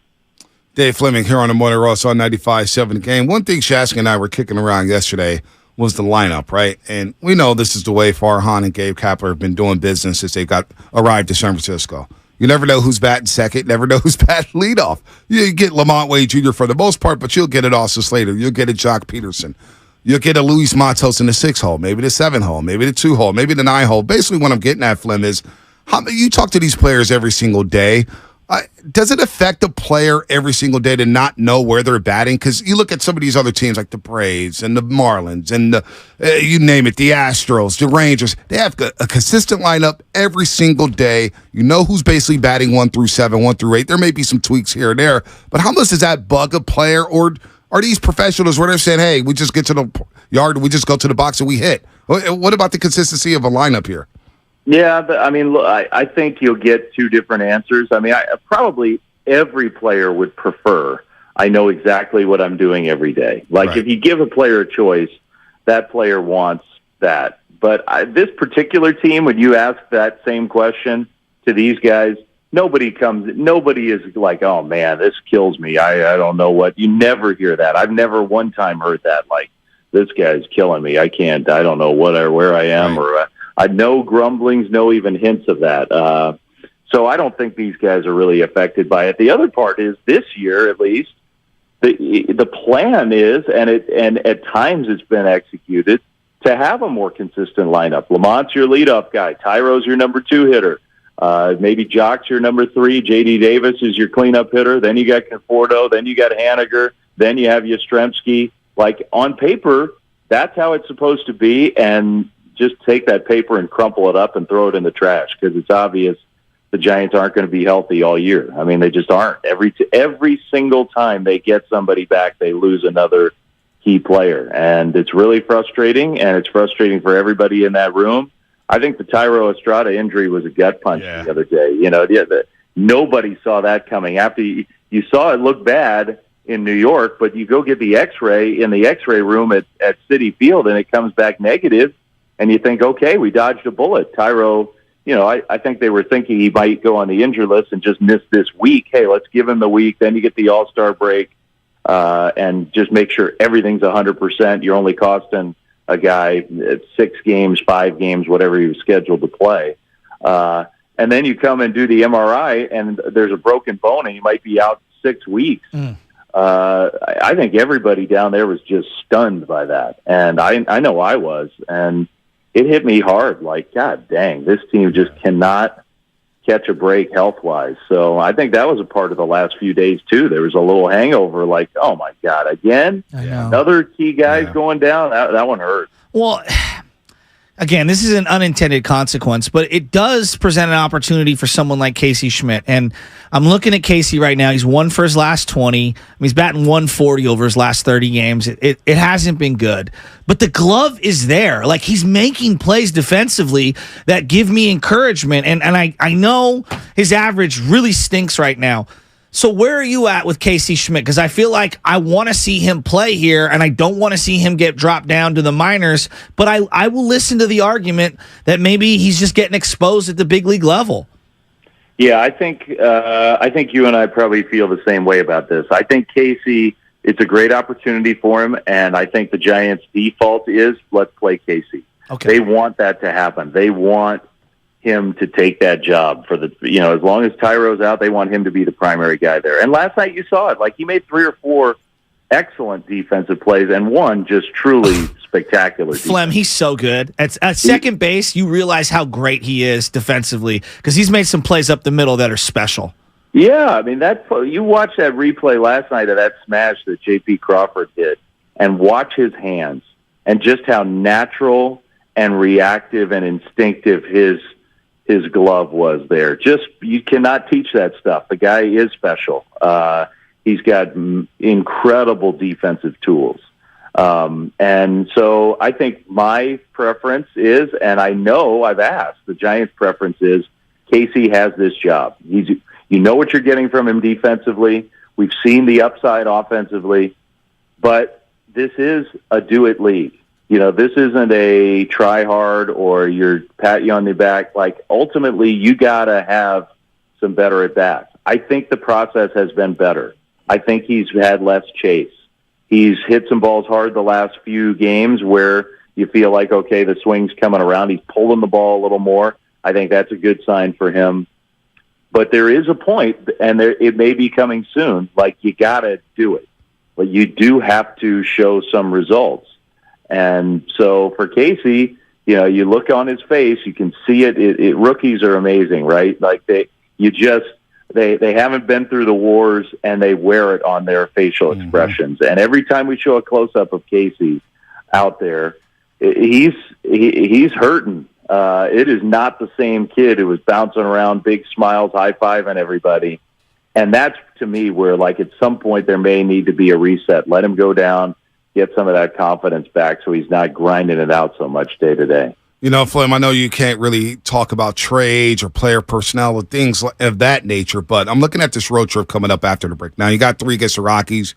Get healthy there, hopefully, and beat up on the Colorado Rockies, what the Giants have done under Kapler and Farhan. They've done it a lot, man. They've owned Colorado. But you come out of the break and you're playing Pittsburgh, you're playing Cincinnati, playing Washington. Then you got that one game on a Monday, July 24th in Detroit. And it feels like it's a buyer's market because there's a lot of teams that feel like they're in it. How aggressive do you think Farhan will be up at the deadline, or do you think he'll wait for that road trip? Will that road trip kind of determine Farhan's hand here to trade deadline, Flem? I would have said, if you'd asked me that question even like 3 days ago, I would have said for sure wait. Because I think Farhan's philosophy, and I agree with it, is every day of an extra data point tells you more about what you need and what you don't need. Like, if you're really going to make a move where you give up an asset, give up something significant, you want to make sure, am I targeting the right spot? Does another need pop up? Like, that's the right way to view it. Like, you even though there's like a sense of urgency to get help now, figure out exactly what you need before you make that move. If you only have 1 or 2 moves. What do you think? I mean, obviously starting pitching's in the mix, but could an argument be made for a middle infielder too? Oh, heck yeah. Now. I mean, like Tim Anderson's a name. Like, I know you can't talk about other players and stuff, but like Tim Anderson's a guy that could be out there. And I don't really know if he's a second baseman. He did that in the World Baseball Classic, or a shortstop. He's just a really good player who's still barreling the ball, but the average doesn't reflect how good he can be. Yeah, I think he's a great name. I'd have him circled big time. It's a tough market to buy in because there are a lot of teams that are in it. And I think that philosophy may have changed. Like, I do think that it's possible that the wait as long as you can has changed in the last few days with Tyro's injury. Because, Crawford we're seeing it with Brandon again here. Like, and it's cruel because this is just what happens when you're 36 and you're trying to play one of the most demanding positions in sports. Like, every time you feel, man, Crawford here's the old Crawford. Look at him. He looks great. And then you ride him hard and the performance just dips. It just does. And it's not his fault. It's just what happens. And so they need to give him a blow more often than they are right now. Like, they have to take the foot off the gas pedal with him. So now you're talking about 2 spots in the middle infield where you might need some help if, Wisely and Schmidt aren't ready to be true regular big league contributors. Everybody was hoping Casey was that guy, and maybe he still can be, but right now he's scuffling. And so Tim Anderson is a good name. There are not a lot of other, when you scan the teams that are going to sell, there aren't a lot of other names out there where you're just confident, because you also have to make sure, am I getting a guy who's going to be better than what we already have? Yeah. You got to be sure about that. Mm-hmm. So the bar is pretty high. Maybe it got lowered in the last few days with Tyro's injury, but the bar is pretty high. No doubt about that. Flem, I always love asking you a question outside of baseball here. So I don't think we've talked to you since Chris Paul was traded to the Golden State Warriors. And you're a big Warriors fan. We saw Pajimski in Summer League. A lot of Warrior fans are going crazy over him out of Santa Clara University. I know you called a lot of those games. So quickly here, before we let you go, your thoughts on the CP3 deal and Pajimski's prospects here with the Golden State Warriors. Kid plays, has a good feel for the game. Yeah, I like him. I talked to him in Vegas, had a nice long conversation with him. I enjoyed talking with him. I like watching him play. Plays his tail off. He plays really, really hard. And I do think, that's more of a college thing than an NBA thing, but I think that gets you something at the NBA level. I think Pajemski can be a good player. He's not as, he plays, but he led the league in rebounding. But then he goes to the combine and measures, what was he, 6'3.5" or something like that without shoes on, which kind of shocked me because when I was chatting with him, I thought he was 6'5" or something like that, 6'6", and 6'3". Oh my gosh! So that gives me a little pause because there is, if you're not going to be a point guard, that's tough. So we'll see if he can pull that off. But I like him. Look, I'm going to sound like a grumpy old man here, and I don't want to do that, but I'm sure this came from Steph and Draymond. Like, let's get CP3. That'd be good. But I miss the days when you hated a guy and you hated him forever. Yep. Like now, all of a sudden, we're going to be buddies with this guy who probably more than any one player over the years. I mean, I guess LeBron in a different way, but to me, CP3 of all the guys, that's the guy that the Warriors battled with and did not like. And he didn't like them, and screw you, I want to beat you, and I'm pissed when you beat me. And he's now a Warrior. Just like Richard Sherman was a 49er. Come on. Oh, my God. I just can't wrap my mind around that one. I hope he plays well and helps them win, I guess, but I'm a little old school in that way. Like, what happened to blood rivalries and holding a grudge against a guy forever? So who would be the guy that would join the Giants that would make your blood boil? Well, I mean, there's probably several on the Giants, on the Dodgers. Max Muncy? Max Muncy might be one. Machado would definitely be one from his time in L.A. and San Diego. Puig in the old days has definitely been the guy, back when he had so much beef with Bumgarner, but Puig's disappeared. So that was the one that when you first said that popped in my brain first. I guess, all those years of him screaming at Bum and Bum screaming at him, that would have been a tough one. Man, that's fun stuff there, man. Chris Paul, your voice. We can't believe Chris Paul's here either. That was an emotional show the day after that trade. But, Flev, like we do, Shasky and I, we've come around on it. We're all in on the Chris Paul experience, man. So, well, once, and if it gets you, if he wins you some more games and gets you closer to a title, I guess you can forgive anything. That would be wild. Chris Paul hoisting the Larry O'Brien trophy with the Golden State Warriors. Oh, that'd be insane. All right, Flem, like man. Brett Butler helping the Giants go to the 89 World Series. I think I'd be happy about that, but I'm not quite there yet. I'm 100% sure. Well, Flem, you got a day off, then you got the All-Star break next week. Go enjoy your family today. We'll see you on the call. Hit him straight, buddy. Yeah, no doubt. Hit him straight. Shasky's going to hit him straight today, too. Where are you playing at, Shasky? Undisclosed. Oh, wow. He won't share it with me. Wow. Yeah, you got to sneak in and sneak out. And I am going to the All-Star game. I'm going to do the telecast for international. Oh, nice. I'm going up to Seattle, so I don't know. We'll talk. Take a day off, Flem. Chambers Come on, you Bay? work too much, man. Little Chambers Bay for your boy, Dave? You're making me jealous. How much sleep do you get? Everybody asks me how much sleep I get. How much sleep do you get on average? Well, 5 hours? I like Seattle in the summertime. It's just one night, and you go up and have a Monday off and go out on the water. And I'm kind of looking forward to that. That's a good. My wife's going to come up with me. Oh, So nice. it's like a little all-star break trip, and then I'll go for 4 hours over to the ballpark and talk a little, and then that's it. Good for you. Good Have for you, fun. Flem. Have fun with your wife. If we don't catch up next week, maybe we'll do it in a couple days because we want you to get your full time off and get some rest for the second half of the season. Should be exciting for the Giants. Yeah, I can't wait. I mean, I really do think this is a good team and a playoff team. They I just don't know. Like, they got to get Lamont's got to get healthy. Conforto's got to get healthy. Slater's got to get healthy. These guys are playing hurt, and let alone the guys who are on the injured list. If we can do that, I feel really good about the second half. All right, Flem. Take care, man. Have fun. See you guys. All right, see you, buddy. Dave Fleming here on the Morning Roast joins us every single week. We got to get that bad boy sponsored, but we got to run here, Shasky. Yeah, I want to make the argument for what the Giants need to do right now. Like, as in, they should do this today. Okay. They need to execute this trade today. I'm going to make an argument for it. All right, and also, we got to get back into Damian Lillard. Ramona Shelburne said the Warriors, if they would have waited, they could have gotten Damian Lillard. You believe that, Warrior fans? Would you have wanted Dame Dollar on the Golden State Warriors? Or poll question on YouTube. Would you trade Klay Thompson for Dame Dollar? Hell no. But it's up there on YouTube. That's coming up. Sponsored by Jack in the Box. My Cheddar Biscuit breakfast sandwiches are made with 2 buttermilk biscuits with real cheddar baked into them, plus freshly cracked eggs, plus your choice of bacon or sausage, plus they're available.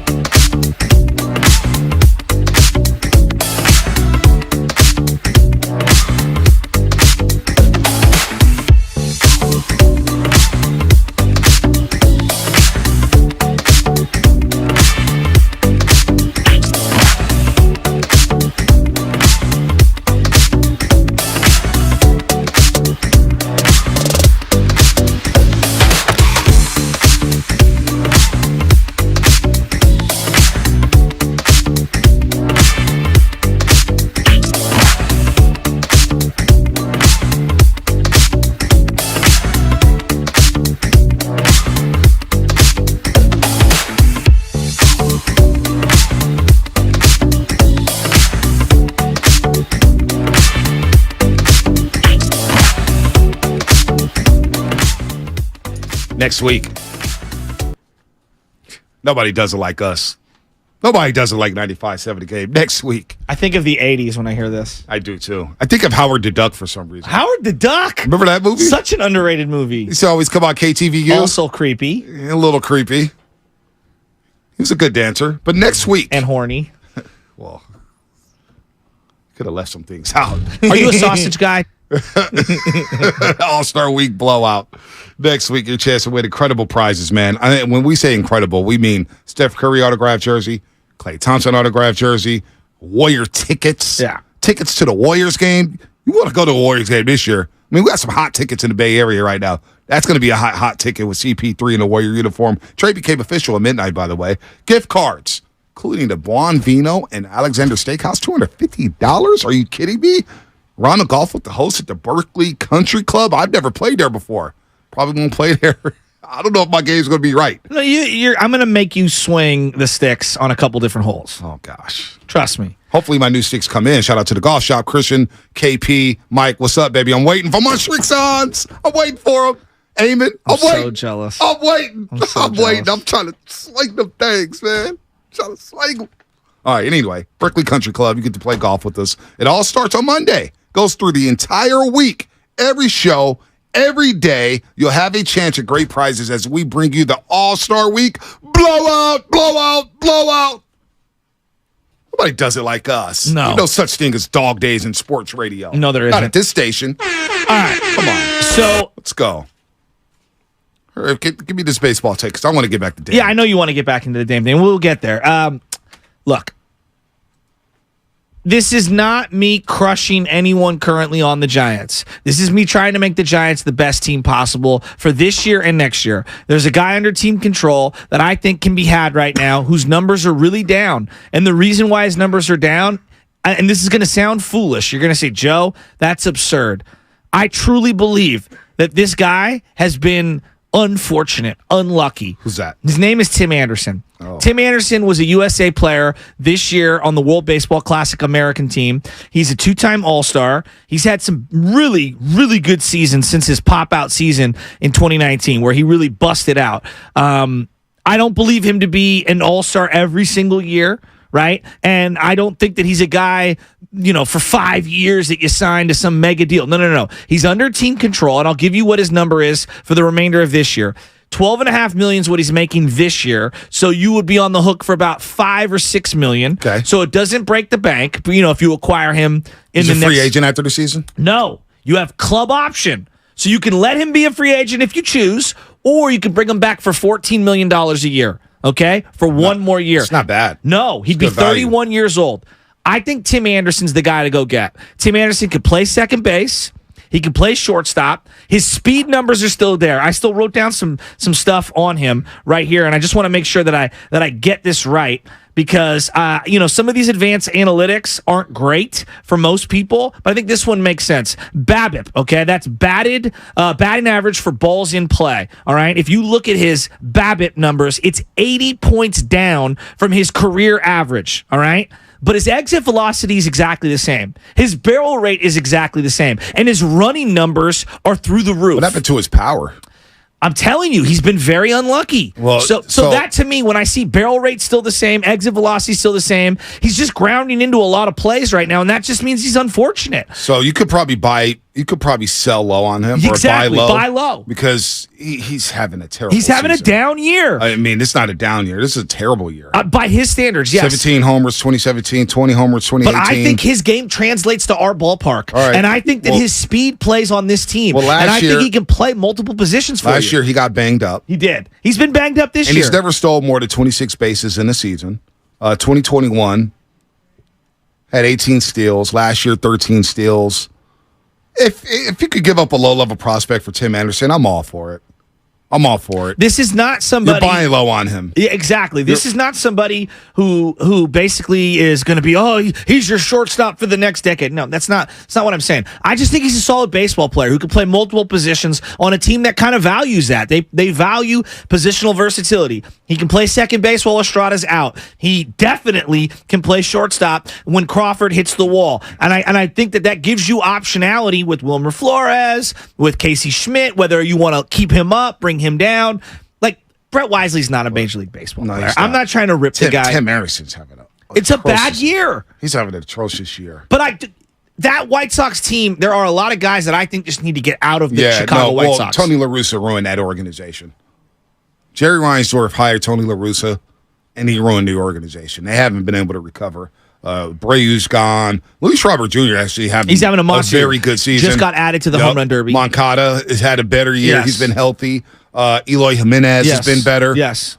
Tim Anderson have a down year. Maybe he needs a change of scenery. Maybe he needs to get the hell out of Chicago. I'm with that. Buy low on him. Maybe you get Lance Lynn too. Or maybe Dylan get one of those. Because you need a pitcher. Let's be honest. Of course you do. If I had to prioritize a position the Giants need, I need an arm before I need an infielder. So maybe you could get the package deal. Maybe you get Tim Anderson. That I'm in on. And you get, I'm not high on Lance Lynn. I've seen Lance Lynn before. He's hot and cold. It's better than what you have. Yeah, no doubt about it. That's exactly where I'm getting to. So, look, it's not one of those like, everybody wants him. Because I don't think a lot of people want him. I just think he'd be a solid acquisition for this team. Well, he does have swagger, too. And he does. And I think that he kind of fits the motif of what we're looking for. A speed guy that can play multiple positions, who needs to change the scenery. Let me ask you this. What would force you to sell if you're Farhan Zaidi? Joe Jackson, you're Farhan Zaidi right now. 47-40 right now. Are you selling or are you standing pat? What are you selling? Like, what do you have that people want? Well, you're selling off contracts. That's what you're doing. I mean, you're not trading Mitch Haniger because he's hurt. You're not trading Conforto right now because you need him. You really don't have a AAA outfield option right now. Farhan was getting all this credit. Whenever the Giants win, everybody go, oh, man, apologize to Farhan. Farhan knows what they're doing, blah, blah, blah, blah, blah, blah, blah, blah, blah. Mm-hmm. Right now, Farhan's offseason is catching up to the Giants. Now, they won yesterday 2-0, and they needed that win, and they should be able to at least win 2 or 3 against the Rockies, going to the break feeling good. Then you're going to come out the break, and that road trip's going to be everything. That road trip's going to be a monster one. Pittsburgh, Cincinnati. Now, Washington's down. They'll throw the ball around. You should be able to win the series there, and you'll play Detroit. But you never know. You're on the road, but you'll get a break, and you'll play some teams that have some suspect pitching. You should be able to get fat and healthy, right? Mm-hmm. Now, if they play well on that road trip, what can they buy? What can they buy? But I'm looking at Farhan's all season. Right now, it's catching up to him. He spent a lot of money on some bad players, man. Mitch Haniger's done nothing for you. He's been really bad. And I've tried to defend the Mitch Haniger acquisition at every turn, and I can't. No, it's a losing proposition right now. Sean Manaea, Ross Stripling? I'll give them this on Sean Manaea. They found a way to make him not dumpster dive worthy. It's bad, though. Who else was giving Manaea $12 million a year? Who else was giving Jock 20? Would you rather have Tim Anderson at 12 right now, like for this year, or Sean Manaea? Probably Tim Anderson. Yeah. But I'm alarmed at Tim. He doesn't have a home run this year. Not one home run. No speed. Very Can't get on base. It's been very unfortunate. I don't know if he fits the Giants' philosophy when it comes to hitting. They would love to have him. I think he would play well in our ballpark. I really do. I think he's a guy that absolutely just needs a change of scenery. But you're right on, like, Manaea, Ross Stripling's been a disaster. They oversold on that. I mean, Taylor Rogers has been good. He's been excellent, actually. He's been good. I like Scott Alexander, but he stays hurt. But you're not paying much for him. You know what I'm saying? You're only giving him $1 million. I like Scott Alexander. I'm not mad at him. Yeah. But I'm looking at, Conforto? Conforto's been good. It does feel like he's one run down the line to being on the IL. Yes. Yeah. Same thing with Yaz. Jock Peterson. He's been playing the outfield. He's just not an outfielder. Looks like he looks like a softball player. He does. I'm not trying to look. I'm on that sort of weight loss program, SOTAweightloss.com. Have my protein bar just a second ago. I'm down 30. I'm trying to get that extra 10. I'm trying to get to 40. I want to get to like 215 here before the NBA season. So I got some work to do. Wow. I do. Why are you laughing, Love? I'm not trying to fat shame anybody. Don't be laughing. By the way, I wasn't laughing at you. I was laughing at a joke I just told myself. Oh, what was the joke, Love? Now I want to hear it. No, it's not. Let's move on. Not 5, not 6, not 7. You ever tell jokes to yourself? Me? Yeah. I'll workshop them for on air. There are times where I'm with my wife and I will make myself laugh, and then I look over and I go, I'm in trouble. When they don't laugh. Lance Lynn could also try to sell a weight loss program. Absolutely. I'll come pitch. Guru, I come down with the soups, the protein bars, the protein shake, the little juicers. Can I interest you in a soup? Yeah, come on. No soup for you. SOTAweightloss.com. Let's go. And if you want to sponsor the show the way that Soda has sponsored everybody here at 95.7 The Game, email me right now. Email myself. Shasky. Email me. Yeah, email Shasky. Joe, J-O-E, He'll at take all the endorsements from thegame.com. He'll take all the endorsements from everybody. Absolutely. If someone wants to give me a set of golf clubs, email me at Joe at 957thegame.com. Speaking of golf clubs, since I'm getting a new set of clubs, shout out to the golf spot, Pleasant Hill. Go check them out. I need to go see you guys. I had this pair from Scott, who came to Buonvino. Mm-hmm. Buonvino out in Walnut Creek when we did the Warrior Summit. He left me a full set of clubs.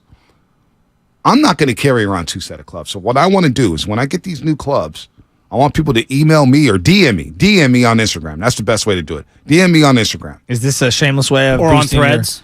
Instagram profile? No. It's a shameless way of me giving these clubs out to some lucky high schooler out there who like needs that. a set of clubs. I like that. Grow a the lucky game. set of clubs. Yeah, Let's grow the game. Grow the game. I don't no adults. I want kids who needs a lefty set of clubs. Who's tall? For 6'1", 6'2". Or a high school team that needs a lefty set of clubs. I like that. DM me. I'm going to give that. them out. We'll figure out a way to give them out because I want these to go to good use. And I want somebody who doesn't have the expenses to maybe go out there and get a set of golf clubs. I like it. Doesn't have the financial resources. So I want to do that.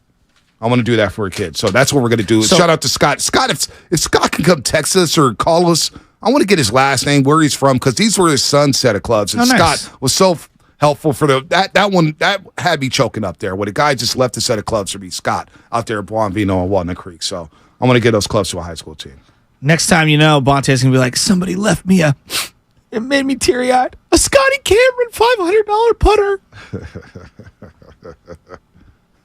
That's an inside golf joke. If you know, Scotty Cameron's like, it's the Gucci of putters. I just laughed because I just laughed. It's the Gucci.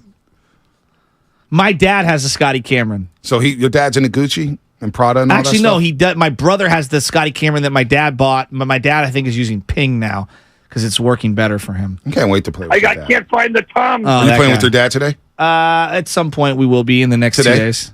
Not today? No. Why? I'm busy. Pat's going in today. Today is the big day. So you're playing golf on the day Pat is about to. Well, no. Don't be putting my business out there. No.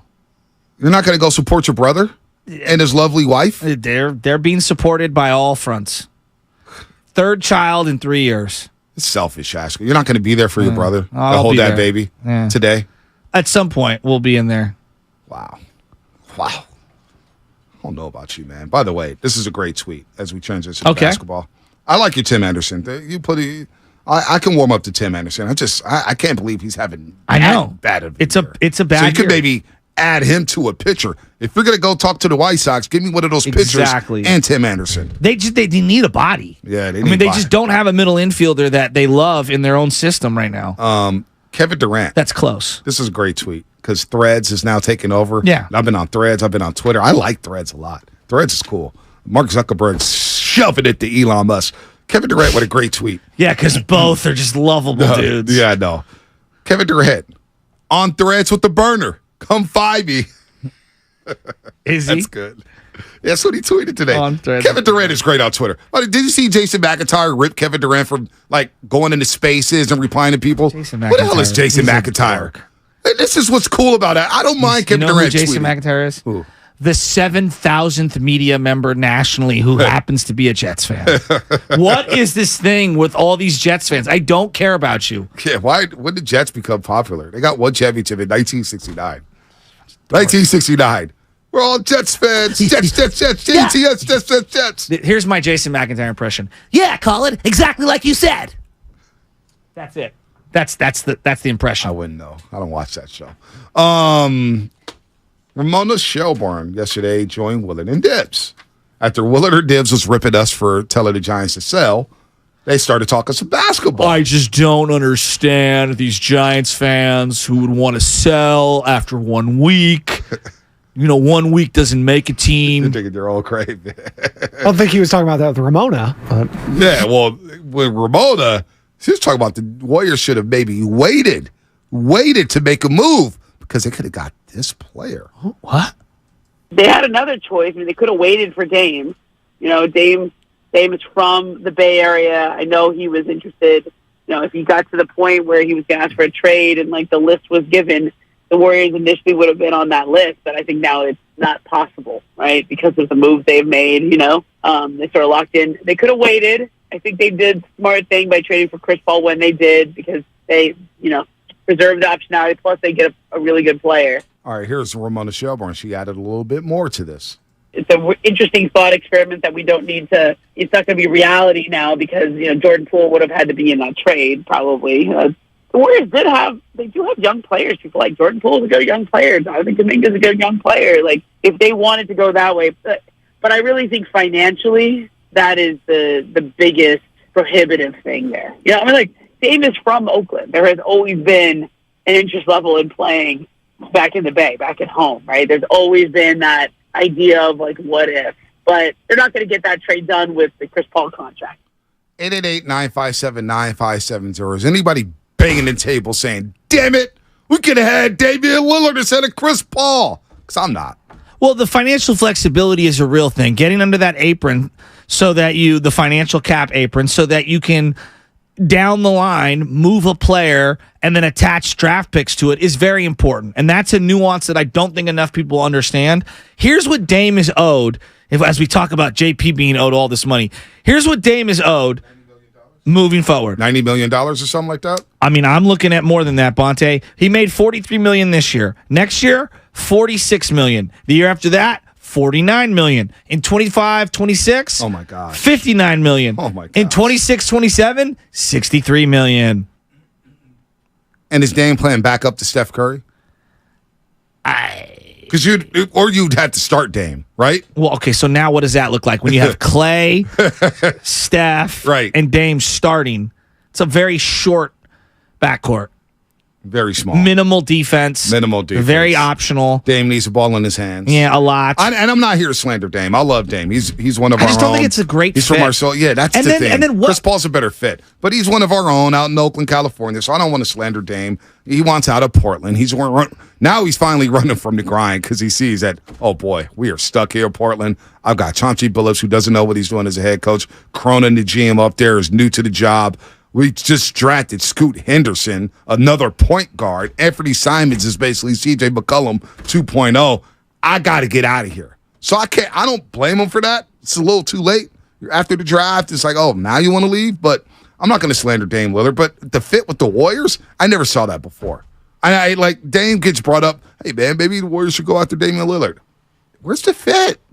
I don't like the fit. Well, and let's play the other side of this coin, which is Portland would not take back Jordan Poole when they have Anthony Simons already on roster. Right. They're not that they're the exact same player, but they're comparable. And drafting Scoot Henderson. Exactly. So Jordan Poole's going to go up there. You would still needed a third team to execute that trade. You imagine Jordan Poole going up there and coming off the bench of Portland? Yeah, that's not going to work. No. That's not happening. No. Some of the money is interesting in the NBA. I feel like we're really heading down this very difficult path where I'm seeing people like Zion Williamson get paid a lot of money. And it feels like to me, whether his body's giving up on him or it's a combination of him just not wanting to be in New Orleans, it does feel like he's playing his way, or not playing his way, out of New Orleans. Correct, Your B? lower extremities. So then I look at someone like Jordan Poole, who we made a lot of comments. He got paid too soon.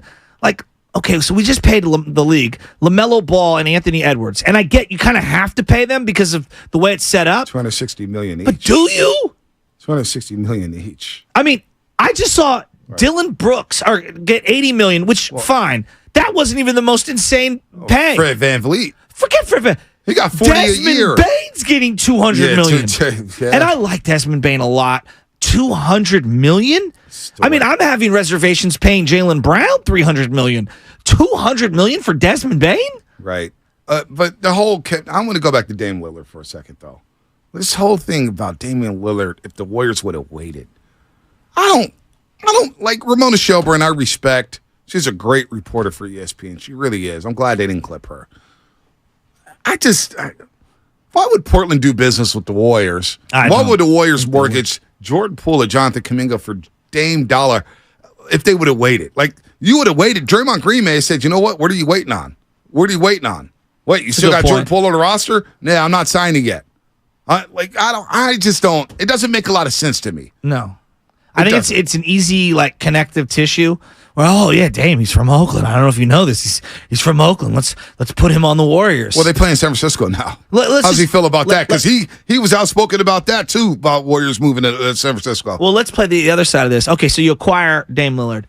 Does that automatically put you above Denver? No. I don't think. No. Because you still don't have size, you still don't have perimeter defense, and then I now have questions on how the ball's going to move around.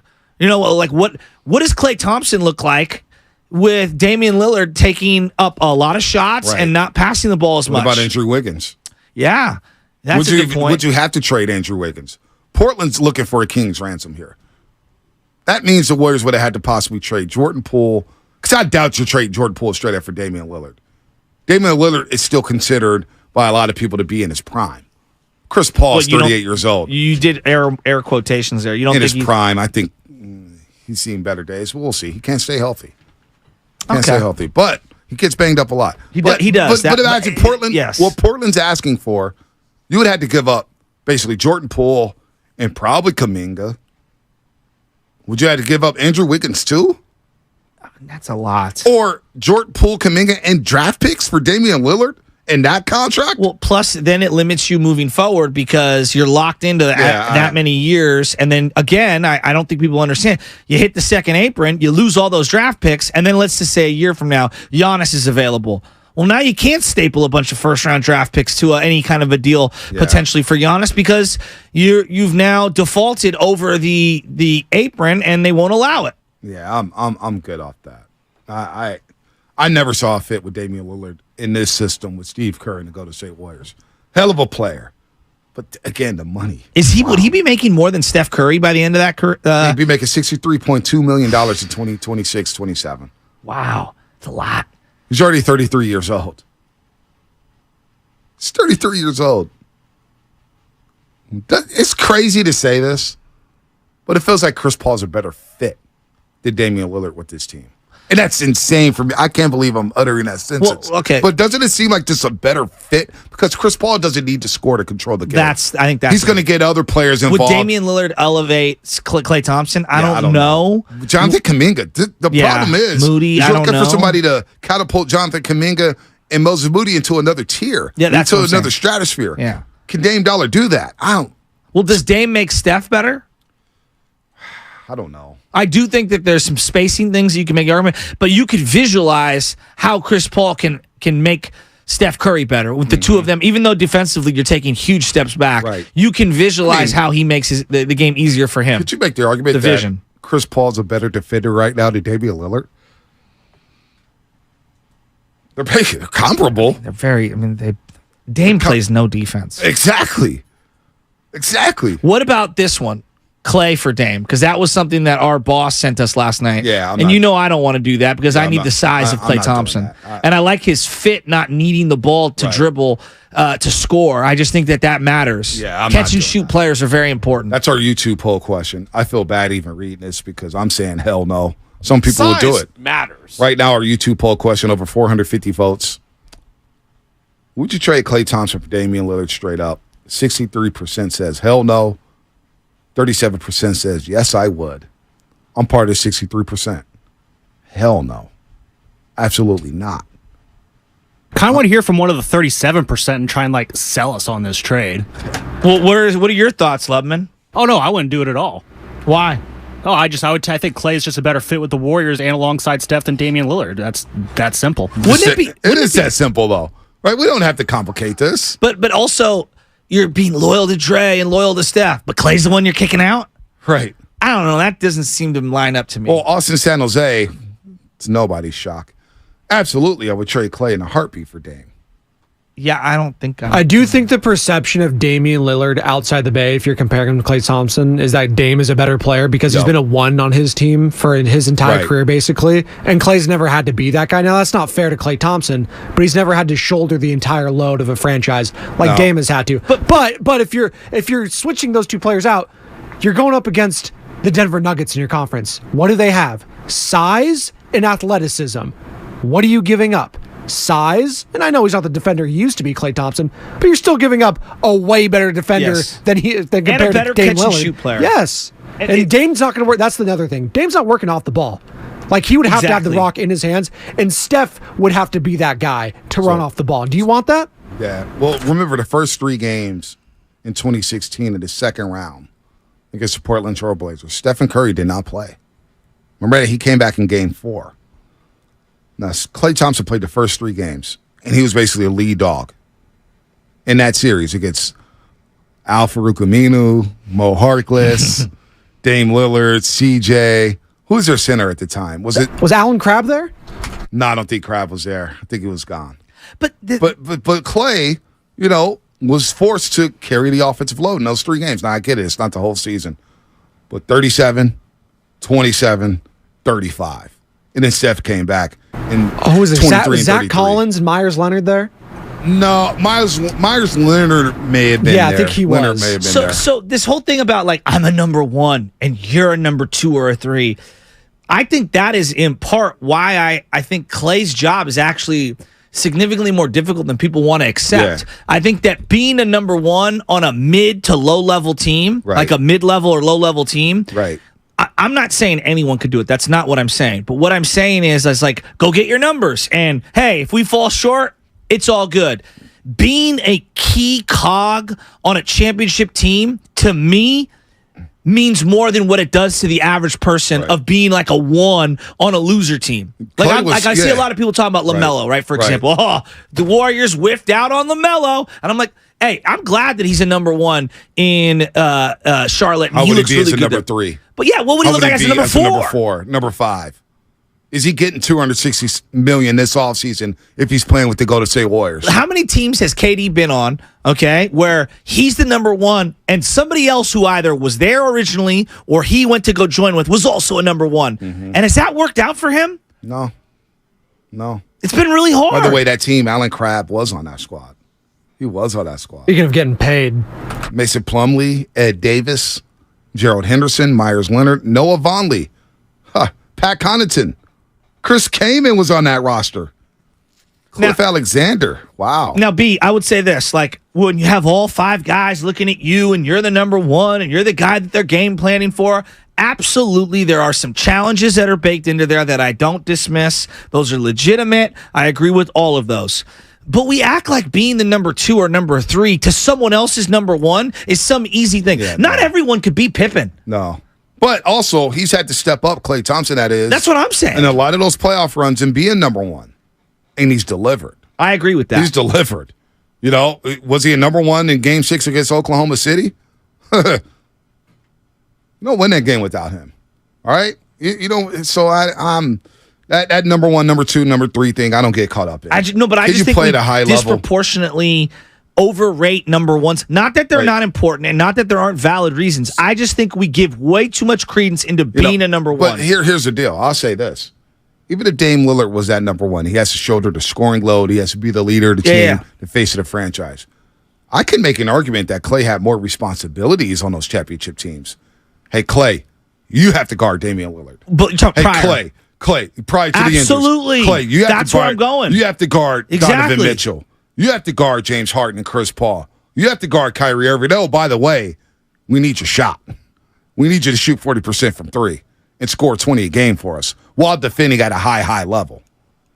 So that's where I'm at with that. Ramona Shelburne also added something about CP3, whether or not he fits with the Warriors. When I talk to Warriors folks, they seem really excited about it because he's a grown-up. He's a hell of a player.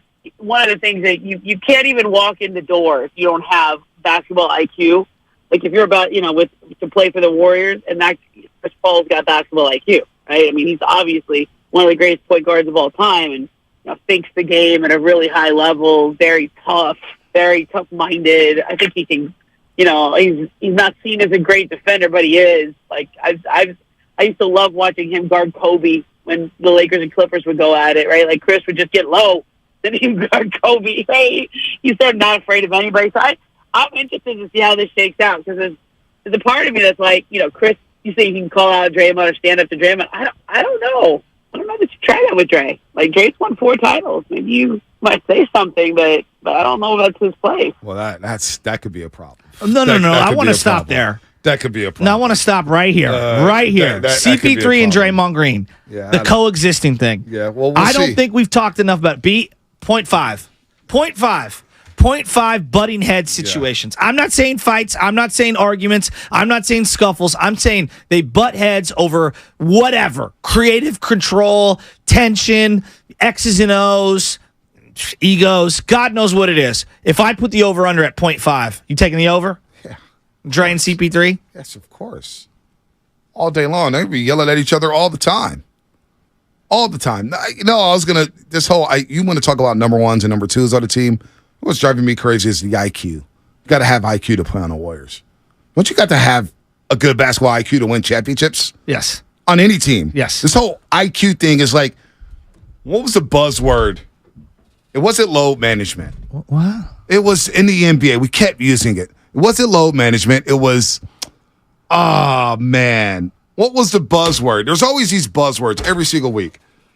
Every single season. What was it? Ramping up. It was ramping up. Yeah, ramping up. We got to ramp up. We're ramping up. That was like, everybody's ramping up. Kaepernick, progressions. Progressions, right? Ramping up. Progressions. Go through your progressions.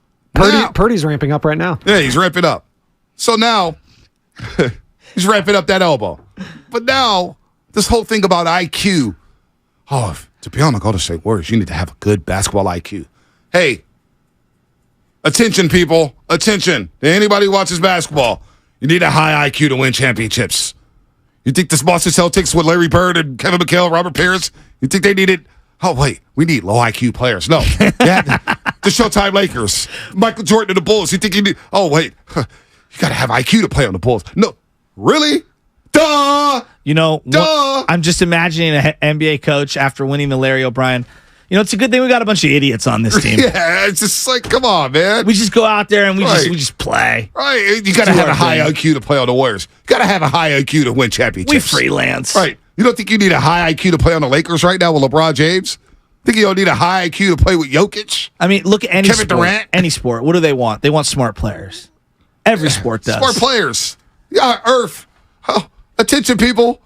I need smart basketball players on my team. Duh. That whole IQ thing is getting on my damn nerves. It's jumped the shark. Has it? It's ramping up this year. Okay.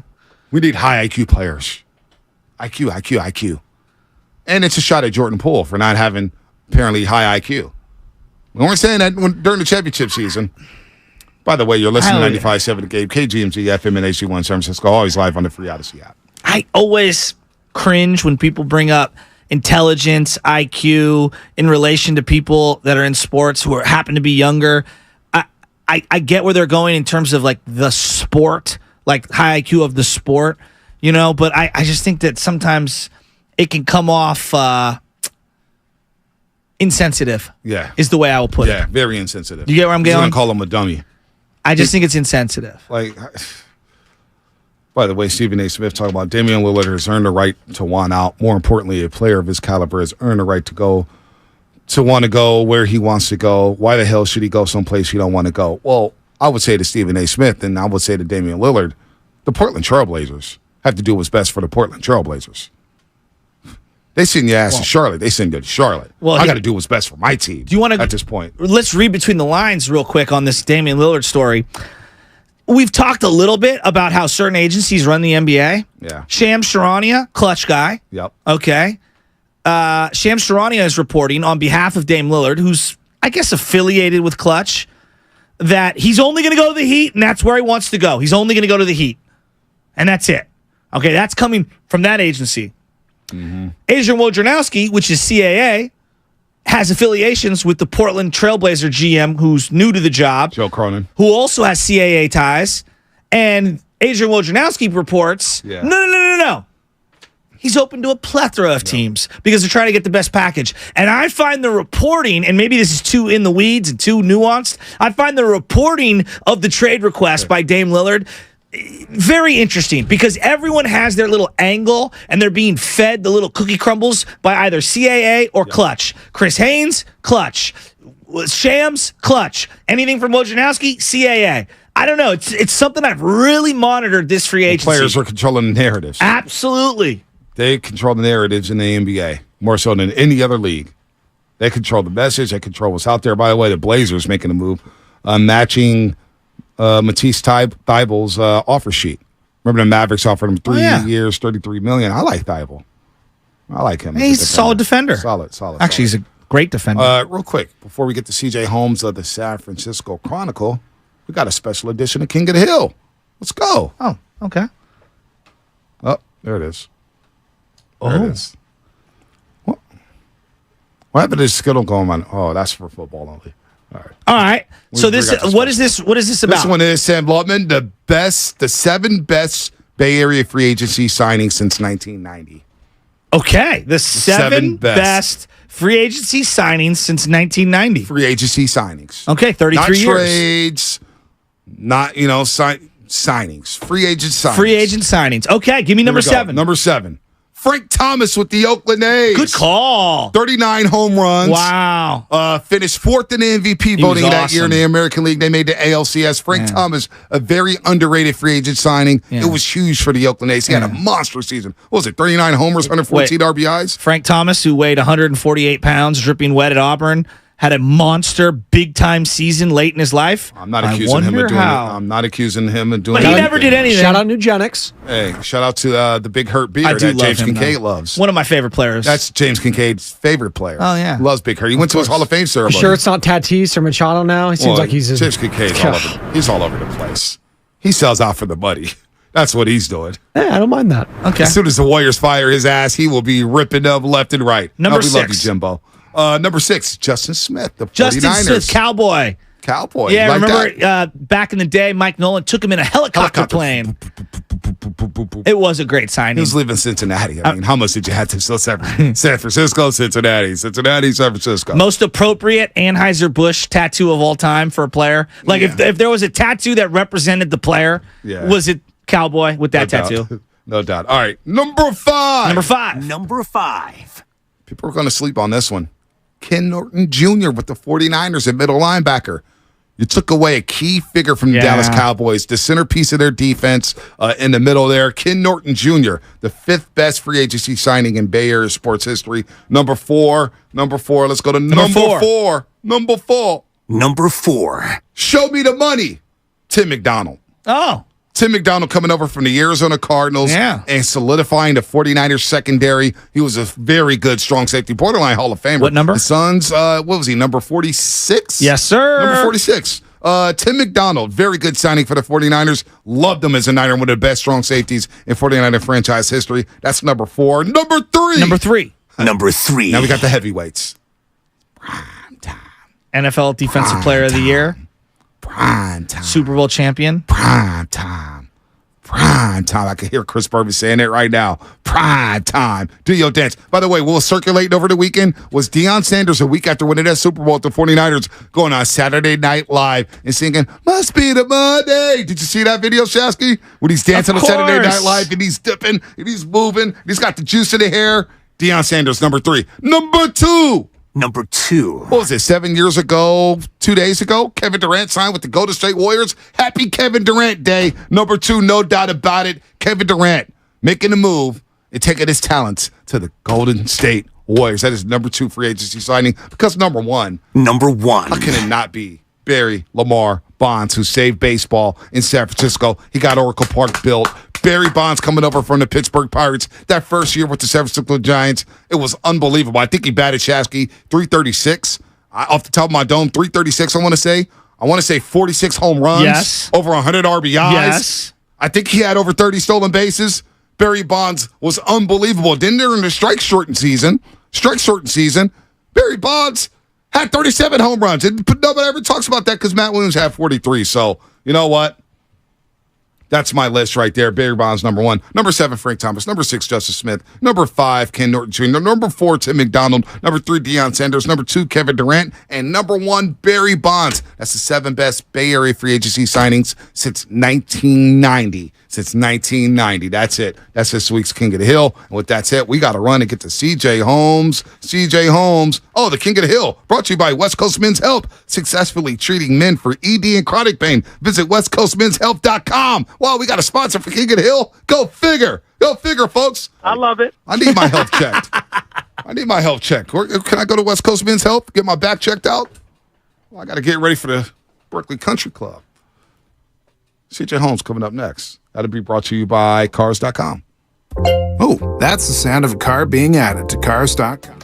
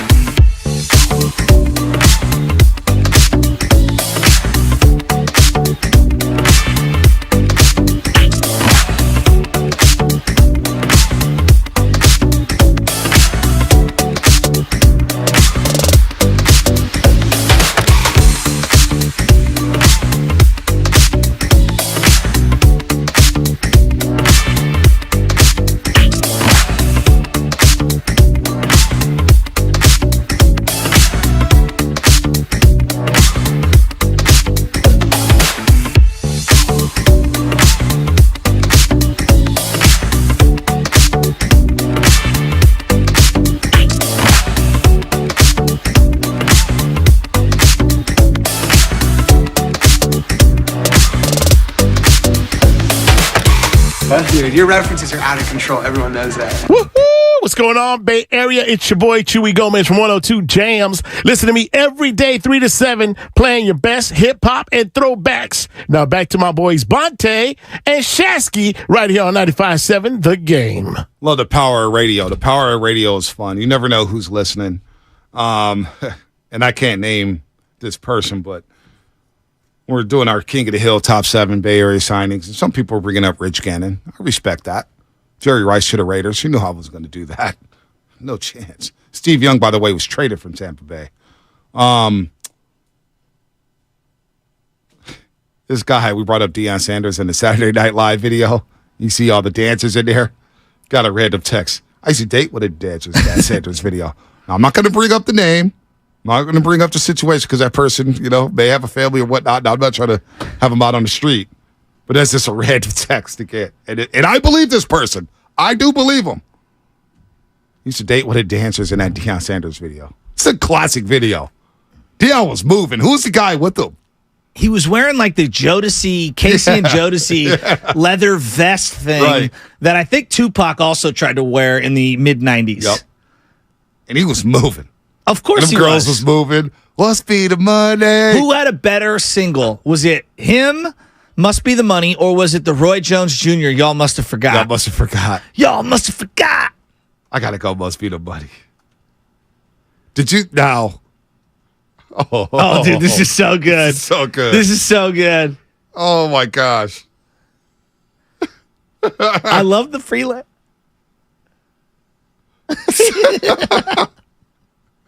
What year did this come out? 94. 95. Must be the money. Yeah. Must be the money. It's so good. I can't wait for Colorado football this year. Must be the money. And he was dancing like Deion was up there. He was like dipping hard too. He was like doing the get low? He was doing the get low. He was moving. Like, I don't know what you're doing right now. That's what Deion was doing. Wait, turn this up. The part where he's like singing, rapping is the best part.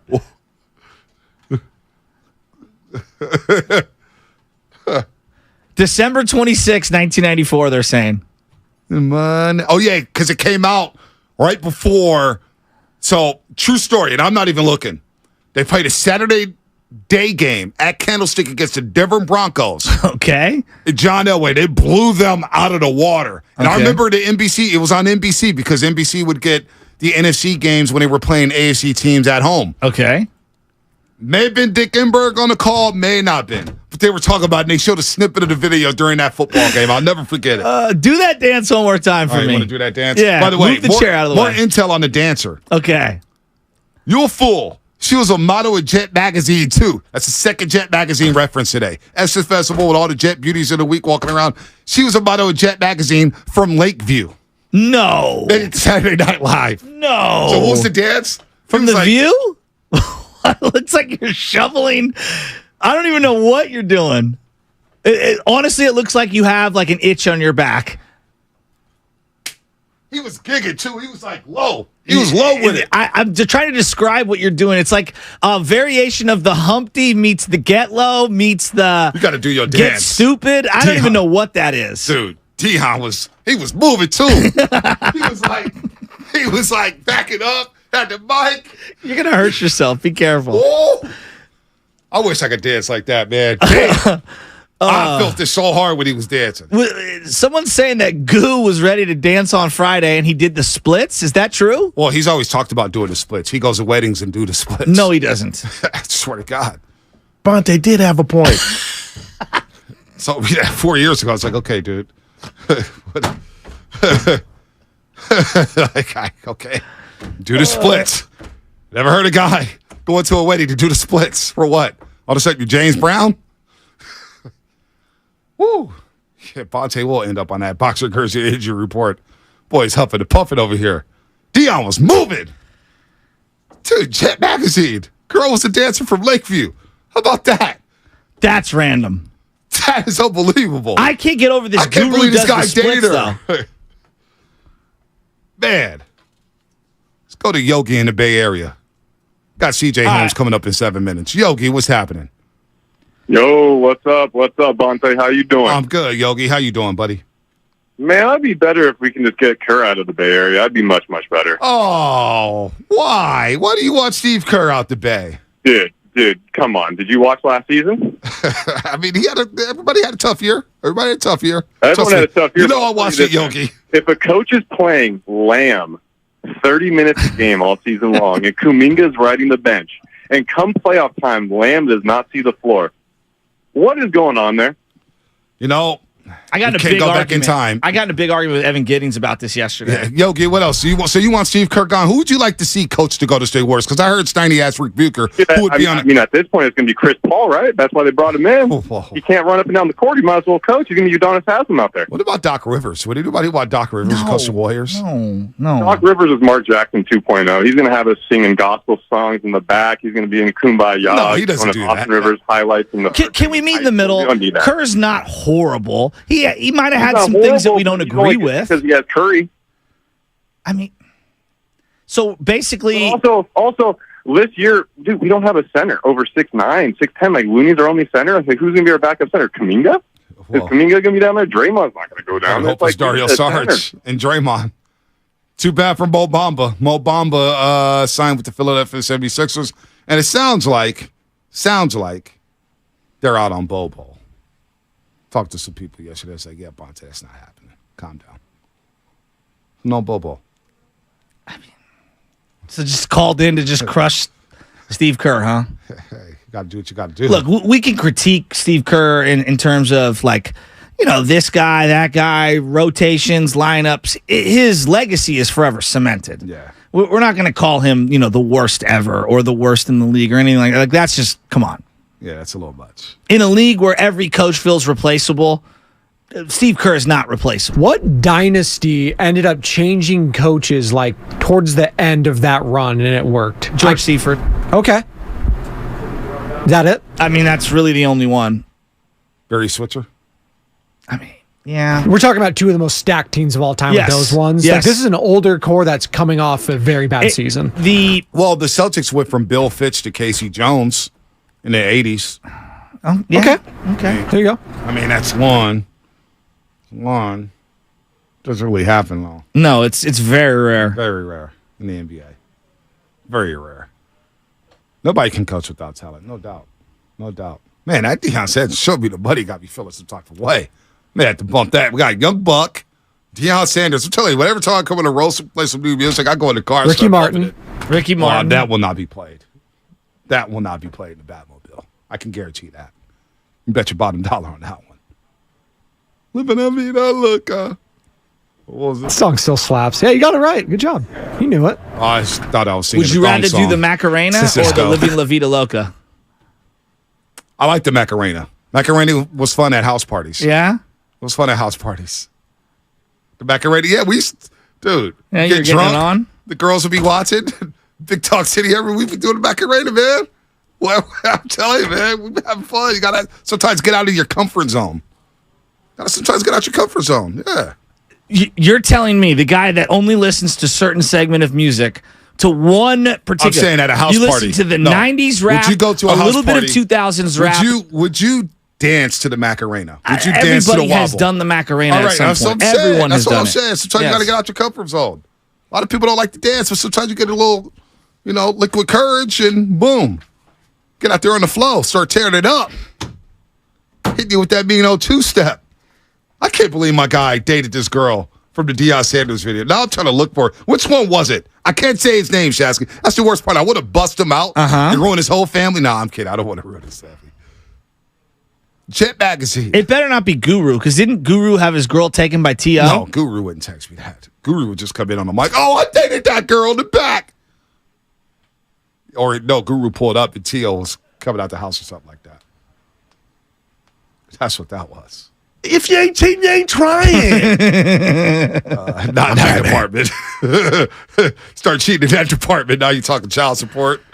Talk about split custody. You talk about living in a shack. We've got Wimbledon going on I'm right different. now. And then also today is the start of the LPGA's, or I guess the US Open. the ladies, US the Women's women's Open. U.S. Open. Do you care? It's at Pebble Beach.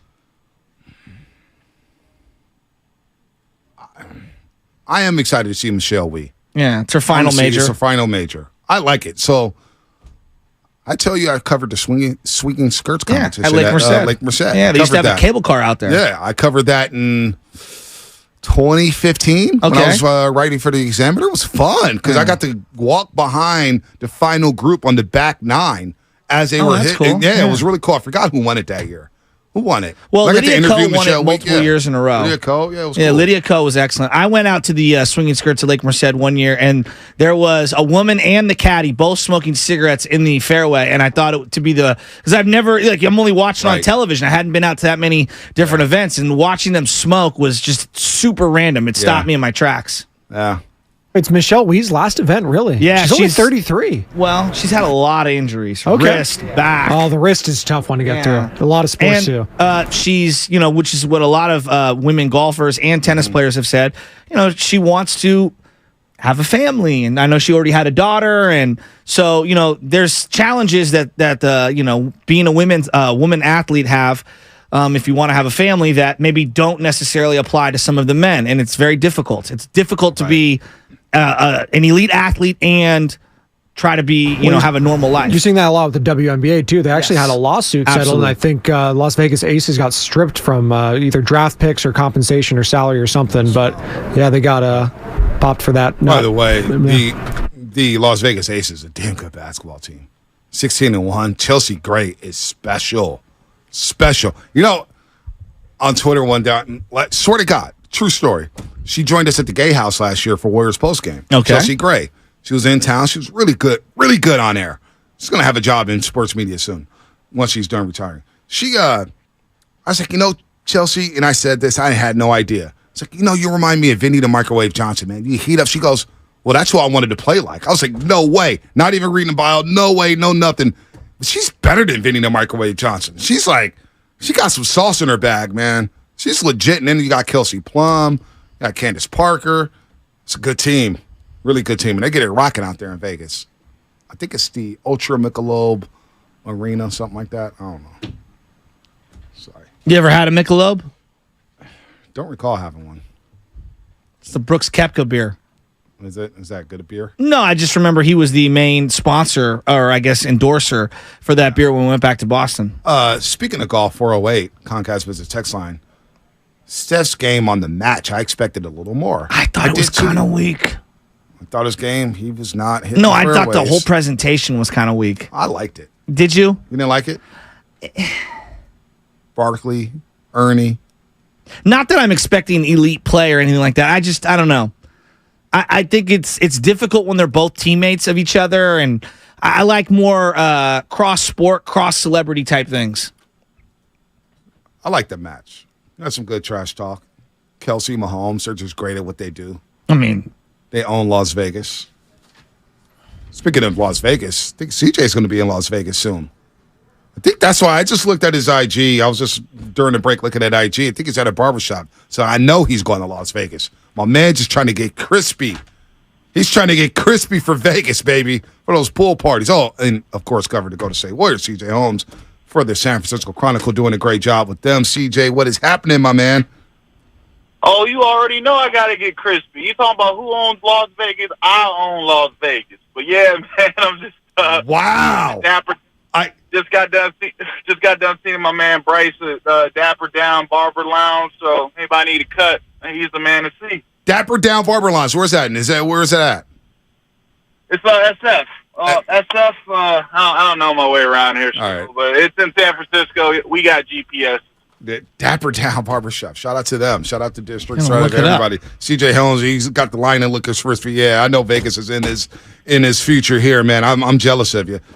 You've been up in Sacramento at the California Classic. You watched Pajinski. You watched Trace Jackson Davis. So let's just start there. What's your impressions? Because Trace Jackson Davis obviously hasn't played with the hamstring injury, but a lot of talk about Lester, Pajinski, Guy Santos. What's your impressions so far of the youngsters up there at the California Classic? Well, let's start with Jackson Davis. As you just said, we did see him. He missed both of the games out there because of a right hamstring injury. From what I gathered, it seems like he is hopeful to play in Vegas. The kids seem to be in good spirits. When talking to Jacob Rubin, you kind of get a sense if a guy's going to be shut down. I didn't get that sense, so I expect him to see him in Vegas. Kid just signed his rookie deal. Let's talk about Brandon. I liked what I saw from Brandon. Took him a little while to get going that first game, but he was more assertive in Game 2 yesterday against the Charlotte Hornets. Love the mechanics on the three ball. While he's not the best on-ball defender at this point in his development, the kid plays hard defensively. He crashes the boards, and he has good defensive anticipation, evident by those game-high 5 steals yesterday. The kid's really good at playing passing lanes, being in a help position, kind of seeing the play before it develops. And, that's a good sign, a good sign for a guy who's come out of college, with a chip on his shoulder in terms of, being a good defender. But so far I like what I see. He has a lot of confidence. He has a swagger about him. And I'm interested to see what he can do in Vegas. Game 1 was also a little rough for Guy Santos. The big talk around him is how much weight he put on. I think he went from 205 to around 220. I think that's 15 pounds of muscle, if my math is correct, which it rarely is. But in that first game, there's a difference between adding muscle, being strong, and having functional basketball strength. You know what I'm saying? In that first game, he was getting knocked off of his spot, fumbling with the ball, having turnovers. He was a lot more assertive in terms of just making quick moves to the basket, working out of the post in Game 2. I really liked what I saw. My biggest thing with Santos is his willingness to shoot the three. His mechanics look a lot better compared to when we saw him in the California Classic and Summer League last year. Right. So the kids are making strides. What do you think of this Lester Quinones? Because he seems to be getting a lot of buzz on social media. Oh, man, he's a bucket. The dude's a straight hooper. Dude's a straight bucket. And that little sidestep move he has to get loose on threes looks awfully familiar. Reminds me of a certain light-skinned point guard that just got shipped off to Washington. But Lester's a hooper, man. Seems like a really nice kid. Super competitive on the court. You even see him chirping at his teammates sometimes to kind of light a fire under him. Because of the Warriors' backcourt situation, I don't think he's going to get rostered this season. But at this point, I've seen enough to 2 games to think that he's probably a lock for one of the 3 two-way spots. No doubt. We're talking to C.J. Holmes from the San Francisco Chronicle, covers the Golden State Warriors, does a great job. By the way, he's from Auburn University, so watch your Frank Thomas slander, Joe Shasky. Thinking about Chris Paul. Now we've had a week to digest it, a week and a half, and it's become official now. Chris Paul with the second unit. I've warmed up to it. Draymond Green talked about unlocking Jonathan Kuminga on the Paul George podcast there. Chris Paul. Now, the big question is he going to start? Is he going to come off the bench? What's your sense in that area with Chris Paul? And does it even matter? Are we making too much of a big deal about whether or not he starts or comes off the bench? Ultimately, it probably doesn't matter. But my one thing with Chris Paul in the starting lineup is that's an extremely small starting lineup. Because if you're inserting Chris Paul into that starting group, Kevon Looney, the tallest player on the Warriors, is 6'9". I think him and Trace Jackson Davis are both 6'9". But that's your tallest big coming off the court, and that's an extremely small starting 5. What are you going to do? Just shoot threes and get dunked on? You know what I'm saying? Right. But right. So I think it makes more sense to bring Chris off the bench. And like you said, when the trade first went down, I was scratching my head. I was confused. I felt like they gave up too much for a 38-year-old point guard. But at the same time, moving Jordan helped alleviate some of the financial stress that the team is experiencing right now under these new CBA restrictions. And if you look at the numbers, the Warriors' starting 5 of Stephen Curry, Klay Thompson, Andrew Wiggins, Draymond Green, and Kevon Looney, they were the best starting 5 in the league in terms of offensive rating, right? So when those 5 are on the court, the Warriors are damn hard to beat. But the issue that the Warriors ran into, and as they've ran into historically over these last couple of years, are the non-Steph Curry minutes. What they do when Curry is on the bench. And I think Chris addresses that, right? When Curry comes out the game, Chris Paul can come in, like you said. He's going to get Jonathan Kuminga more lobs than he's ever had in his career. How many guys on that Golden State team are, there's some good passes on the Golden State team, right, Steph? Draymond Green, but how many of those guys are willing to throw it up to the rim? You just don't see that, with these guys. Chris Paul is going to throw the lob. Chris Paul is going to get, J.K. involved. Trace Jackson Davis, assuming he's a guy who can get into that big man rotation. That's another guy who can go up and get it. Chris is a guy who can get Moses Moody easy threes on the perimeter. Brandon can get Brandon some easy threes on the perimeter. And overall, he can run the show and calm that unit down and provide some leadership. I think in Mike Dunleavy Jr.'s, his mindset is if we can figure out this second unit, then we're a lot closer to championship contention than a lot of people think. And, I tend to agree. And they're hoping that Chris Paul can be the answer to that.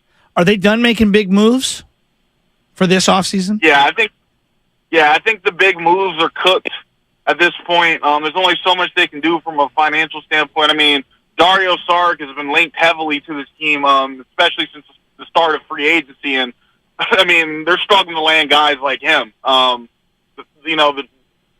truth of the matter is, these reserves, as we saw from this Phoenix team last year, right? These reserves, these guys who can add depth to top-heavy rosters are valued more than ever this season. And a lot of these guys are worth more than the minimum. A guy like Dario Saric is like, I can probably go to a Boston to go to another contender and get more money than a minimum because the services of these reserves, they're more valued than they have been in recent years. And because of that, it's been hard for the Warriors to bring these guys in on a bargain, right? So I do think there are a few moves left to be had. They still need to bring in at least one more backup big, but I think the roster is pretty much set as we see. I don't anticipate any big trades or anything like that between now and the start of the regular season. CJ Holmes, San Francisco Chronicle, heading to Vegas for the Summer League, where the Warriors will obviously go down to Las Vegas and play after playing in the California Classic up in Sacramento to go to One Center. Look, we talked about Chris Paul. We talked about chemistry all offseason. Jordan Poole's now gone, and I'm not blaming Jordan Poole. I don't think we have all offseason about Jordan Poole. I think he's been scapegoated wrongly for a lot of things that went wrong for the Golden State Warriors last season. But with that said, CJ, I get the sense that the locker room's already in a better spot because of that tension that was created due to last season's preseason punch from Draymond Green to Jordan Poole. Don't you feel like that, too, with this organization? Yeah, I mean, it makes sense. Like, to say that the punch is the reason why the Warriors didn't win a championship last season is absolutely ridiculous. The punch isn't why they were abysmal on the road. The punch isn't why they struggled on defense. You can't blame the punch for that. But when you talk about like inner team dynamics and that sense of togetherness that every championship team has to have, the punch definitely affected that. It divided the locker room in a lot of ways. And, although, Jordan and Draymond learned to be civil with each other, something that was never healed. Right. By shipping Jordan off to Washington, it kills multiple birds with one stone. Not only are you, alleviating some of the financial pressure, but, you're able to re-sign Draymond, right? And in their mind, it's like, who are we going to choose? We're going to choose the up-and-coming youngster, or are we going to choose the guy that helped us win 4 championships? Draymond's going to win that battle every time in the front office, every single time. Jordan gets a fresh start in Washington. Is Washington going to be good next year? Probably not. Right. But, guys like Jordan, Patrick Baldwin Jr., Ryan Rollins are going to a rebuilding team that, fits their age and their timeline where they can blossom into something more. And, the Warriors keep their dynastic trio of Steph, Clay, and Dre intact. And, what did Steve Kerr say last year after the Lakers lost in the playoffs? We're not a championship team without Draymond Green. And, Draymond's under contract for the next 4 years. And as long as you got those trio under contract, and, you build around them and you keep playing for championships. What happens first? Kerr extension, Clay extension? Oh. Or neither. I don't know. Yeah, may have to play it out. Yeah, I do think they're going to make Clay play it out a little bit, but I do foresee Clay getting something done before Steve. Why? I don't have any big reason why. It's just, if I had to guess, I'd probably think Clay gets done first. Mm-hmm. It's, kind of to my point I just made, that trio means everything in Golden State. And I think that Draymond signed his extension, with hopes that, Clay would follow suit. I've heard some people, nothing confirmed or anything like that, but I heard some people saying that, Steve might be a prime candidate to go replace Greg Popovich in San Antonio and go coach Wemby. Yeah. So yeah, we'll see how it all plays out. But if I had to guess, I'd say Clay gets up first. All right, CJ. Okay. By the way, how come you didn't? We have Madeline Kinney on the show all the time. We love her, Nebraska's finest. She challenged you to a hot dog eating contest a day after 4th of July, and you didn't partake in that. Why not, CJ? I am no glizzy gobble. You know what that is? I don't even know what the glizzy thing means. Explain it, CJ. From my understanding, it's just it's the slang term for a hot dog. There you go. And I am no Joey Chestnut. Okay. I don't know, man. Let's be professional. Yeah. Right? Let's be professional. I'm not gonna eat 6 hot dogs in the middle of Golden One Center. No, man. We got games to cover. There you go. By the way, how is your game? We may be looking for some talent here for the Warriors World Tournament. Where's your game at? You did play at Auburn University, so that means something. Hey, look, I was shooting around the other day, and the jumper's still calibrated. Give me a couple weeks to get my win back, and let's run it. Where are you shooting around? Where you balling at? Yeah, I just moved down to San Jose a couple weeks ago, and nice. my buddy I moved in with, inside of his, it's crazy, I covered it at random. He didn't even tell me. But inside of their gym in the apartment complex, there's a full court downstairs. Okay. So I was last Sunday. I was just going to get a lift in, and then I walk in there, and I look at you have a big glass wall, and then under the gym, there's just a full court, and there's people down there shooting around and hooping. I was like, oh man, let me run back to the apartment and get my balls. So I got a place to train, man. Just let me know when the date is, and I'll be ready. We're in the wrong business. We need to get back into print media, man. At Chronicle, buddy, San Jose, Sunshine. Damn. Must be nice. Must be nice. CJ, have fun in Vegas, man. We always appreciate the time. We love reading your stuff at the Chronicle, man. You do a great job. And we look forward to more coverage from you about the Golden State Warriors in the next couple weeks there in Vegas. Hey, absolutely. Thanks for having me, as always. Anytime. CJ Holmes, one of the good guys here in the Bay Area. San Francisco This glizzy thing. Yeah. I don't understand, because I looked it up, about hot dogs being called glizzy. I guess in certain regions of the United States, they call them glizzies. I've never heard that, ever. This week was the first time I heard it. So. You got to Google it. Yeah. Yeah. By the way, something we could get into tomorrow. I know Riz means charisma. Yeah. All right. I've never felt older than right now. Yeah, I know. Riz, come on, man. What are we doing here? When does that crack come into play for you? Well, now it's going to be cocaine's fentanyl. happening. Did anybody figure out who had dropped the white powder in the White House? Let me look that up. Because, honestly, somebody got on me yesterday and said, Toby, why do you named all the Republican presidents? Well, I thought it was obvious that Bill Clinton, we knew what was happening. Bill Clinton was literally, all you got to do is bring up Monica Lewinsky. Different white stuff. Yeah, oh, my God. So the powder found in the White House West Wing lobby tests positive for cocaine. And somebody, the press secretary, is saying that no way the cocaine at the White House is Hunter Biden's. This is just... Oh, Spadoni, man. Did you...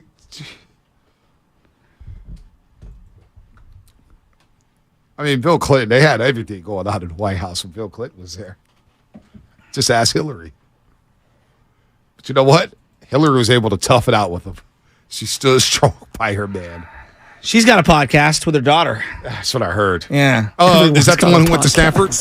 What's that? Everyone's got a podcast. So did you hear the best podcast? Did you? Is that the one who went to Stanford? The daughter? Chelsea. Yeah, Chelsea. Yeah, I believe. Wasn't she dating somebody high profile? High profile? I don't know. I do know this though.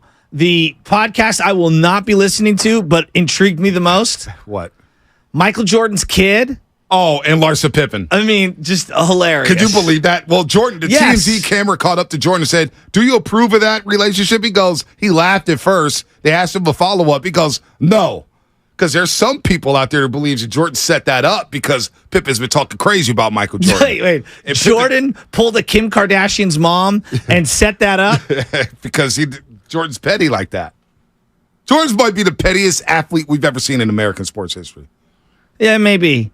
But that is just wrong. Larsa's wrong on a lot of levels. I can't take her. So she was with Future at one point? Yeah, and Gucci made the song, with some Gucci flip-flops. We could figure out the rest. I just, and some Gucci flip-flops. And then Malik Beasley, who, by the way, was playing with her son, Scottie Pippen Jr., they're on the same damn team. So Scottie Pippen Jr.'s got to play with Malik Beasley saying, damn, that dude was screwing my mom. About 10 years ago, maybe it was less than that, I found out about who Larsa Pippen was through Basketball Wives. She's had a lot of work done. And you sipped the cup of coffee vigorously after saying that? Well, after Spinoni said what he said, I can't believe what he just said. I didn't even hear that. I was reading. Yeah, well. Download the Odyssey app, hit rewind on there, and you can find it. She's streaming on Twitch and YouTube. You can go back. I'm going to be honest why with do you think I turned around and looked at the window? Can I raise my hand? If I find out one of my former teammates, even if I had gotten divorced and it was very ugly and all that, former teammates' kids was dating my ex, that would hurt me. Oh, Pippen's having a midlife crisis. For sure. Dude, I got to send you guys this video. My guy, man, he's up there second. He's a big Kings I kind of feel bad for Pippen. Oh, I feel terrible for Pippen. Because, this guy, dude, Spinoni, can we turn this around? It may be some cursing. Sir Lance Woods. Sir Lance Woods made a video about Is that Pippen. a real person? Yeah, he's funny as hell. Is he on Twitter? Yeah, he's on Instagram. Sir Lance he's like Woods. Sir Elton John? Sir Lance Woods. Dude, he talked about Larsa, and he was like, it's so bad. She's taking all of Pippen's money because she's taking half of the pension, the NBA retirement fund. He goes, it's so bad for Scotty. She got him out here flying Spirit Airlines. Look at him waiting for his luggage. That's Spirit Airlines. Scottie Pippen is on Spirit Airlines waiting for his luggage. That's how broke he is right now because of Larsa Pippen. I mean, it was terrible. Spirit. I've never been on a Spirit. That's for darn sure. Oh, I did it once. Yeah? Boy. Is it not good? Oh, my God. They charge you for water. I just want to know who's like, hey, have you heard that new Larsa Pippen, Michael Jordan kid podcast? Dude, it's unbelievable. What is it called again? I can't even say it. I can't even say it. Oh, dude, it's unbelievable. It's unbelievable. This podcast is named, oh my gosh, it's called Separation Anxiety. No. It's the name of the podcast. No. Separation Anxiety. At some point, Odyssey's going to buy that podcast, and we're going to be reading reads for it. Oh, my God. You imagine that. The Garlic Fries and Baseball Guys podcast, yeah. Right underneath it, Separation Anxiety. Will the Separation Anxiety podcast be number one on the podcast network? A lot of people like to brag about that. Oh, dude. Oh, my God. I'm in tears. Oh, my gosh. Let's do the Fast Five. Dude, she still goes by Pippen? No. Oh, poor guy. Oh.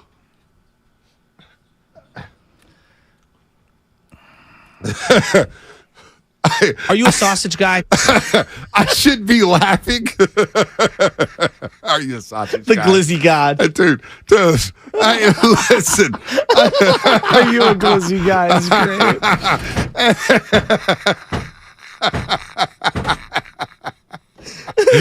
Dude, I can't believe Future made a song about that was just in terms of one of the most disrespectful acts in American history in the last 30 years. Future making a rap song about Scottie Pippen bragging about banging his wife is cold. It's some Gucci flip-flops. He's in the video. The whole thing is weird. I feel bad for Scotty, dude. Oh, I feel so bad for Scotty. Oh, my gosh. What's your final thought? My final thought was, boy, that was a much-needed win for the San Francisco Giants yesterday. Yeah, right. That ain't your final thought. Back to baseball. And White you know stuff what? is your final thoughts. I'm very worried about where Casey Schmidt's bat's at right now. The glove was amazing. I mean, he made a couple of really nice plays defensively. But it's impossible to not acknowledge how bad the bat's been right now, and I'm really worried about it. Luis Matos had a really nice at-bat in that game, but I needed one from Schmidt, and I just didn't get it. If you're looking at the YouTube chat It's right unreal. now, if you go look at Golden State Lakota, I'm not going to read that, Boy, it has something to do with Joey Chestnut. We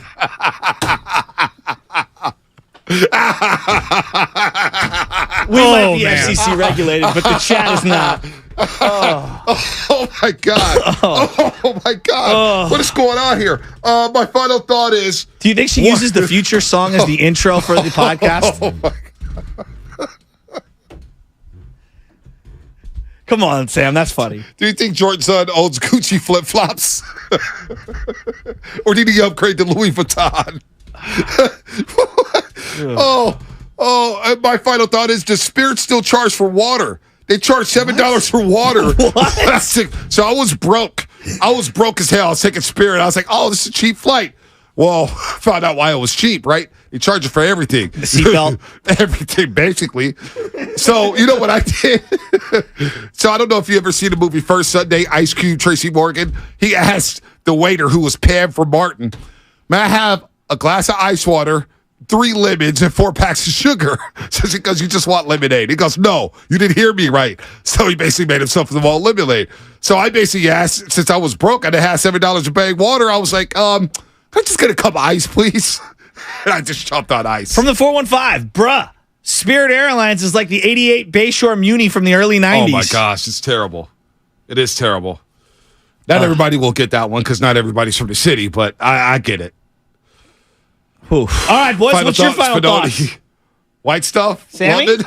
Sammy, are you live? I am alive. My final thought is, I have so many final thoughts right now. Just look at this YouTube chat, trying to keep it together. Golden State Lakota. I really wish we could read that. I guess my final thought is I really wish we could read off Golden State Lakota. Let's just put it this way. There's Glizzy Larsa cost you extra on and Spirit. Joey Chestnut. There's a lot going on in that comment. There's an awful lot going on. Just, you know what, my final thoughts, shout out the YouTube chat, shout out Twitch, shout out Comcast Business Text Line. Unbelievable content coming from you guys. Starting at 5 in the morning. God. You guys are starting at 5 a.m. and you're going nonstop all day. It Shout out really you guys. is. It's a dedicated group. I mean, the people that love this station my really gosh. love this station. Oh, my gosh. That was Fast 5. I got to get you to read here. That was Fast 5. Brought to you by Xfinity. The next generation CG network only for Xfinity. The feature starts now. I'm getting off the airways right now before I get fired. See you tomorrow. Are you a sausage guy? My cheddar biscuit breakfast sandwiches.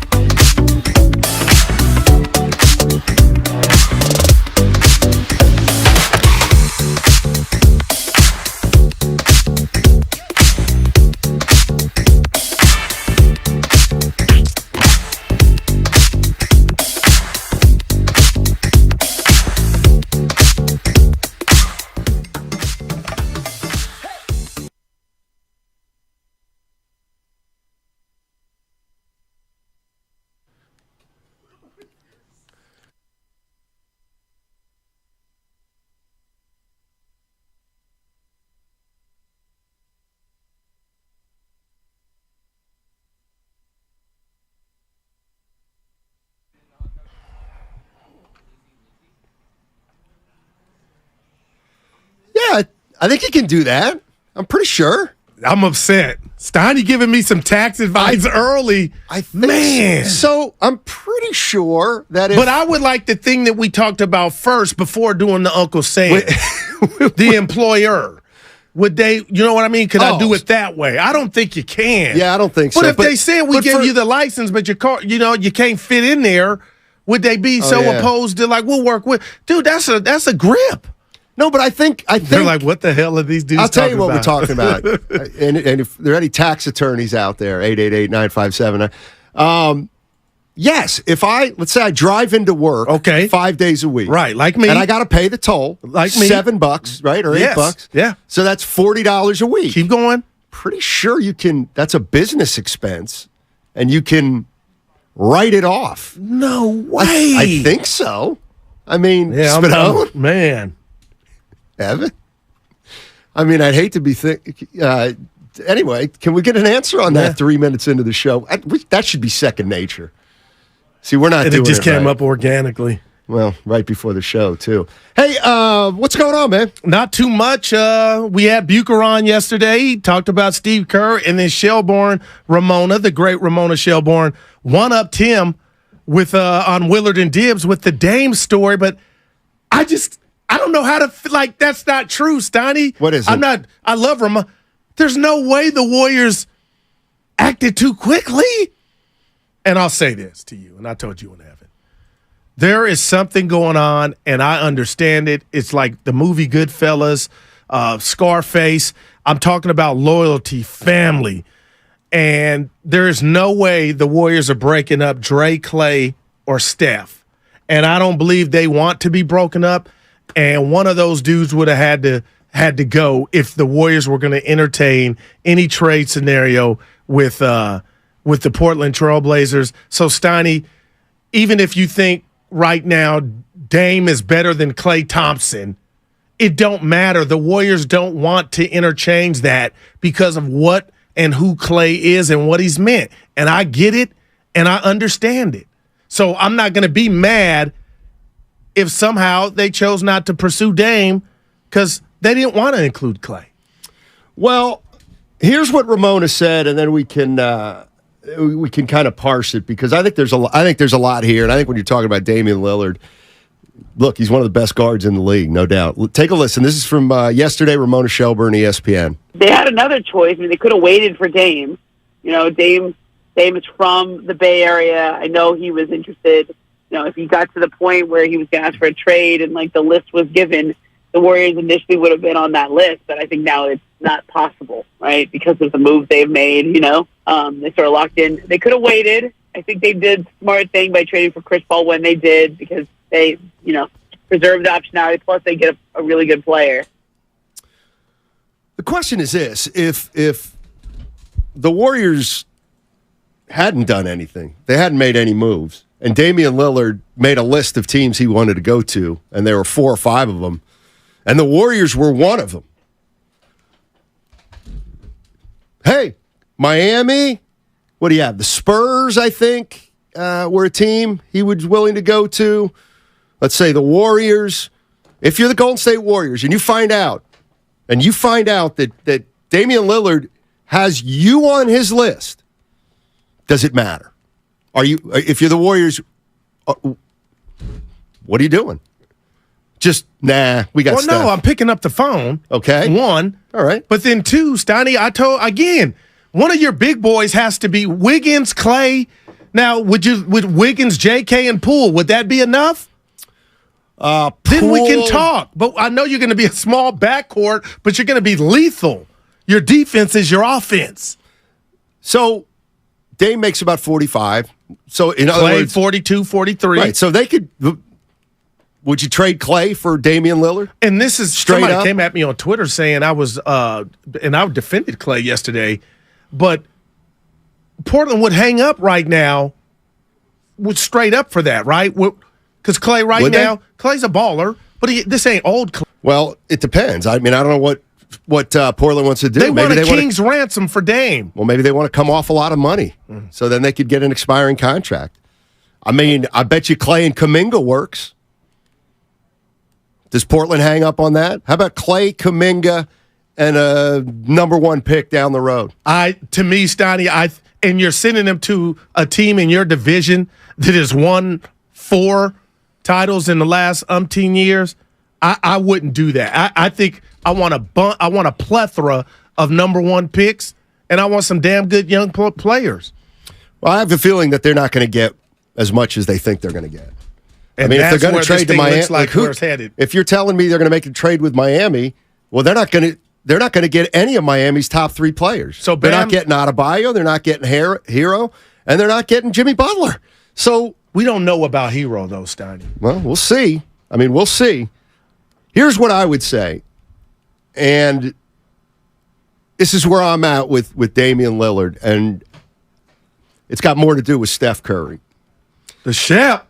Couple things.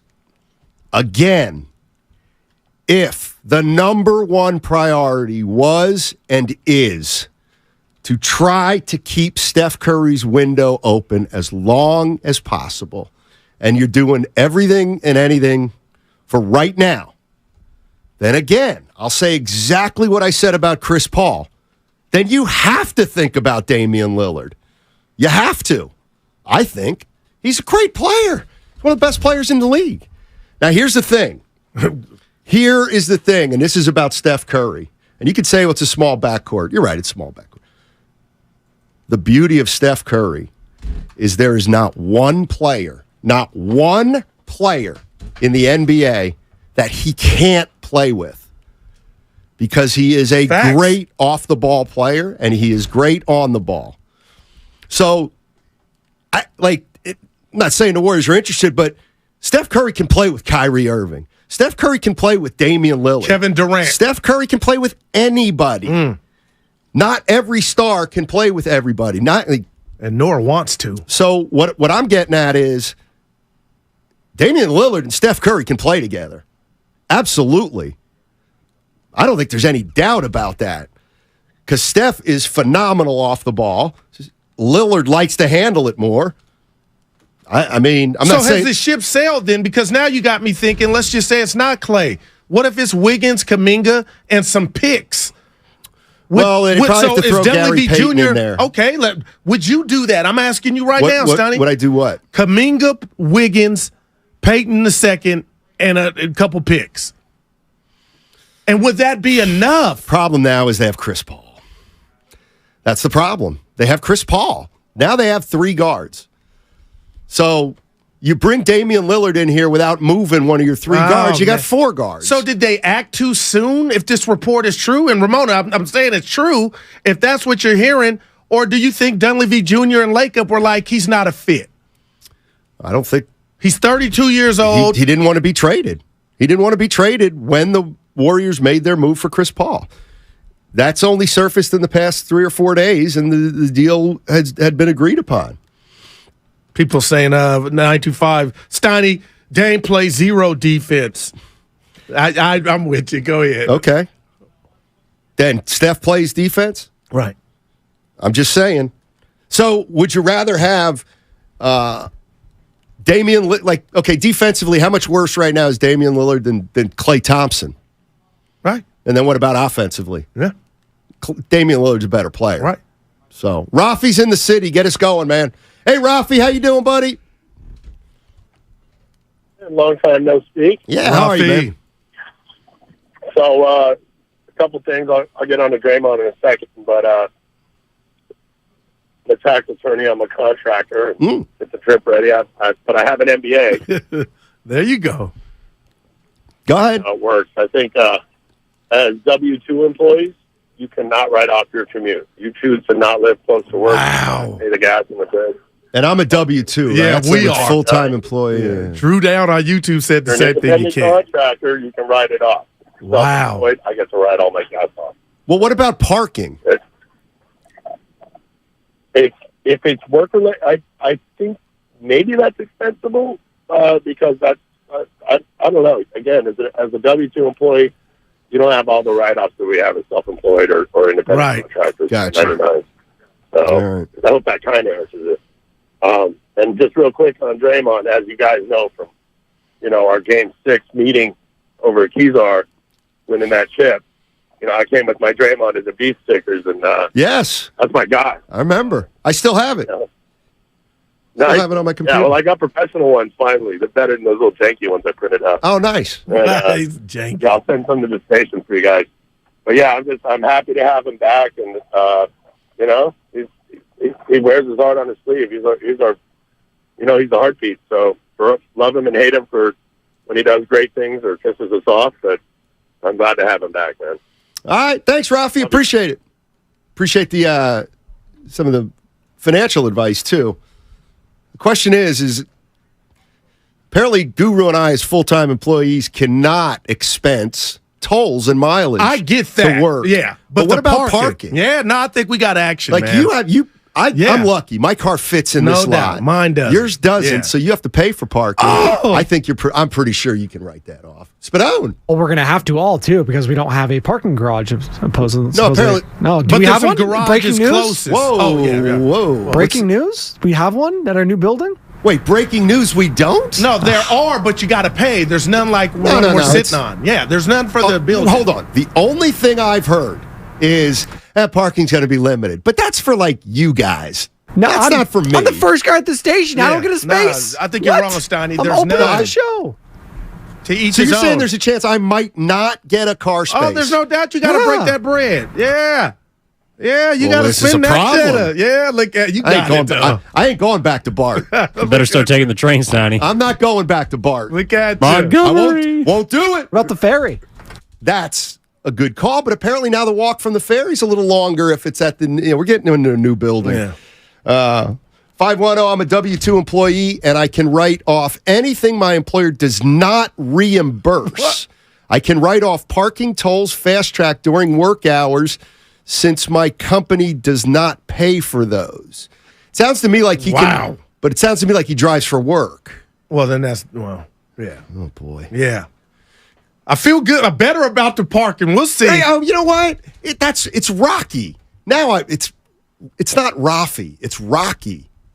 Adrian. No, Rocky was the guy who had the Draymond Green gotcha. stickers Yeah, that he gave me.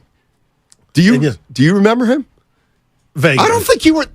Yeah. You were a little distant that night. I'm the life of the party. What are you talking about? You know, he's a little. Dame Dollar. How do you feel if you're a Warrior fan? How I don't know how to process this. Did they move too fast? Is that fair? Do you double back and say, okay, even though we got CP3, we still go after Dame? How would you do that? Give up Wiggins, JK, GP? I don't know. How about he has a lot left in the tank. He could get you 50 on any night, and you put him with Steph Curry. He's automatically better. And what did Draymond say yesterday, Steiny? We don't have enough, like the chip. Well, I wouldn't know about chips right now, but a variety pack. We don't got enough variety. What would he be bringing to the table with Steph? Because you can't double team both, Steph and Dame. I know. It'd my be goodness. Lethal. Steiny, if you're a writer and receive 1099 income, you can write off expenses. That's not us. We're W-2. Well, but what about my blog? I made so you're telling me I made $11 off my blog last year. So did you make 11? Something like that. Danny White. I made $11 off my blog. So that means I can write off all my tolls. I don't know. Yeah. Yeah, it's good. And could you move CP3 to Portland? They would know. Not till January. Oh, good. Not till January. Yeah. But I'll tell you what. Listen. It's funny. All these names come up, and I never know what to think of them. But I honestly do feel like if you're a Warrior fan right now, you should have some kind of clarity. And the clarity is you're doing everything you can for right now. And then and if 4 that's years for 100 for Draymond, if that's what we're doing, then do it. Then that's where I was like, then go all in for it. That's what I'm trying to ask you and the fans. Am I being Monday morning quarterback by saying they reacted too quick with the CP3 trade? If Dame would have put the Warriors on his list, those are answers. We're just We're not going to. I'm not going to hold it against the Warriors for not Damian Lillard hadn't requested a trade at the time the Warriors moved Jordan Poole. So if they didn't know he was available, then they didn't know he was available. I can't hold that against them if something changed the week after they did something. That's all. And if I'm Portland, and I know right now the relationship is still respectable between the two, Dame and the franchise, I'm not sending him to the Warriors. Why not? To rub that in my face and help the Warriors get number 5? Well, I mean what? Would it help Dame to get number hoist 5? up the trophy?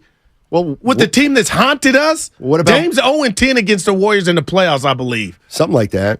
I mean, if he's holding up a trophy in Miami, does it matter? It just hits different to me. I mean, what? I don't know. I'm just saying, you have a chance to get Damian Lillard. I mean, could you get him now? You could, but you wouldn't have Chris Paul to throw in there. Like, see, that would have been the deal. Chris Paul and somebody, maybe come January, Chris Paul and somebody. I don't know. I'm just interesting because of what. Man, that was a nugget, man. Yeah, let me hear a little more from Ramona Shelburne. It's an interesting thought experiment that we don't need to. It's not going to be reality now because Jordan Poole would have had to be in that trade probably. The Warriors they do have young players. People like Jordan Poole is a good young player. I think Kuminga's a good young player. Like if they wanted to go that way, but I really think financially that is the biggest prohibitive thing there. I mean, like Dame is from Oakland. There has always been an interest level in playing back in the Bay, back at home, right? There's always been that idea of like what if, but they're not going to get that trade done with the Chris Paul contract. Man, what could it be? And let's be honest, Donnie, we've been together 5 years, feels like 8 some days, but we had a good day yesterday. How many times did we bring up Dame to the Bay? Could it work? And this is probably the closest it's ever come, but now seems like that's off the table. Yeah, I mean, I'm just doing some thinking in my head. Poole would have gotten traded to Portland. But they got Simons. Now they got Sharp, Scoot, a lot of dudes with the ball in their hand. Yeah, true. Maybe they wouldn't have wanted Jordan Poole. But it's going to be interesting to see where Damian Lillard ends up because I'm seeing Brian Windhorst say there's not a deal with Miami. They're going to have to get somebody else involved. Wow, man. What Boston? What about Boston? What do you mean? Would you give up Jaylen Brown and a plethora of picks for Dame? Maybe. And you become smarter at the end of games? Tatum and Dame? Maybe. Your boy Williams is on the move. Nothing stays the same, man. I just pictured him like he played the part, He was there loony. I know that's might be a stretch, but now he's on the move. I mean, Dallas got better. Dallas is better than last year. They couldn't guard the perimeter of the Mavericks. That was their problem. Yeah, it's Bill's in Newark. Hey, Bill. What's going on? Hey, Bill, what's going on? Billy. All right. Never mind, Billy. Shout out Uncle Bill. That's the thing. That's the thing thank you. That's the thing I'm looking at too with the Warriors is, I know that people have said, I think they got a little better. Man. They might have gotten better. I don't know. I'm with you, man. I just don't. I'm open to the idea that the Warriors will be better with Chris Paul than with Jordan Poole, but I'm also open to the idea that they won't be. So that's going to have to just play out. And you're a guy on record saying, Stoney, even before the trade, you think their championship days are over. I might rethink that a little bit. What do you think about that? Well, am I allowed to rethink that? Dub Nation? Why? I stand by your hot take. Yeah, I don't think they're going to win any more titles, but I guess I'd have to acknowledge it's within the realm of possibility. I want to take myself out of the, Spadonia, Evan, you got a thermometer back there. Who is this guy? I want to get out of the heat. Look at the Dub Nation heat. You did that when you gave me the 100. Exactly. Yeah. Just wasn't worth it. Guys, 925 on Stania Comcast business text line. I do taxes. and you cannot write off any part of your commute to 95.7 a game. Right. Okay, we got but that. This parking's is parking. not really part of the commute. But so don't you think if they would reimburse you for parking, we would know? Who? The people that pay, like me. Our company. I would know that was man. feasible to get reimbursed for the parking. Well, hold on. Okay, now we're two different things. I'm talking about reimbursement. You're not talking getting reimbursed. Okay. You're not getting reimbursed from our company for you parking You're talking in a $20 light. Okay, $20 parking every day. So that's gone. All right. That's the way that one went. Now I'm better with whatever answer we get right now. Now the question is the taxes. When the tax man cometh, can you say, "Hey, last year I spent $1,500 on parking. So I want to write that off." Well, there's more than that. It's a business. What? Is it really? Yeah. I told you something a month. How much? $400 a month. Yeah. Well, now you got to factor in all the Thursdays you don't work. So good quietly though. When's the last Thursday though? It's been a little minute, Evan. You really only a couple weeks ago. Yeah, you really only work 4 days a week most of the time. So, but no, that's interesting with Damian Lillard. I think he's staying? I think when it's all said and done, he's going to be a Blazer. What about Harden? What if I tell you I'm going Steiny? You piss me off. I don't care. I'm so done with this dude. I don't care. He broke my heart. He used to be one of your favorite players. Yeah, but he broke my heart, and he can't do what he used to. But I'm going to say this about him. He gave you 2 wins in that series against Boston, and if you would have did your part, they would have went. They would have went. I honestly believe that. It was right. He won you 2 games, and your boy broke down. Yeah, I don't know where Harden's going to go either. Harden and Lillard are the 2 guys. And why would Houston want Harden? Why would Ime want Harden? Ime like him. Strip club struggling Ime like Harden. In the H? Ime like Harden. Yeah. Well, they don't. I can't imagine they'd want Harden now after Fred VanVleet to be a mentor. By the way, I was reading somebody on CBS Sportsline. They disagree with you vehemently. About? They say the Fred VanVleet signing in Houston was a wonderful signing. No, a lot of money, but that team needs a veteran. And leader. he was working. I don't know if you saw the video. Running hit. We got to get into this new threads. Bonte's on every Gianna, Franco. I have no idea what you're talking about. It's a new Twitter, I guess. I'm not doing it. I'm riding Twitter till the wheels fall off. Okay. Till I log in and I can't again. I'm not doing but I am intrigued. But Fred VanVleet running heels with young Jalen Green yesterday. Steiny's called a workout. I'm not saying they're going to win 60. It's insignificant. It's irrelevant. And quite frankly, it means nothing. The bonding. No. God, I wish you were into that stuff. I don't care. I don't care. Hey, Steiny, Jonathan Kuminga looks like he's been working out. I don't care. Hey, but what about Pajinski? He's been knocking down. I don't care. Hey, matter of fact, he had a good game yesterday. Oh. I don't care. I told you who plays in the Cal class. How'd Brandon Miller play last night? Uh-oh. I missed his game. Oh. I missed. Yeah. He didn't play? I was watching the Giants. Hey, they got to win 2-0. Yeah. Cobb pitching well. By the way, 8 fouls. Damn. Move your feet, son. I got a great question for Bay Area fans. I was just thinking about this. You ready? Yeah. Well, we got a minute. I can set this up in a minute, or the boss get mad. Well, you're already wasting time. I'm done. Okay. It's a great topic. I am gonna push it to the back, but it's got to do with our 3 pro sports teams. And I'll give you a little hint. Just think about our 3 pro sports teams, and I'll bet you can think of what the conversation's going to be, because there's a lot going on with the Giants, the 49ers, and the Warriors. We're going to talk about them on the other side. It's all sponsored by Hint Water.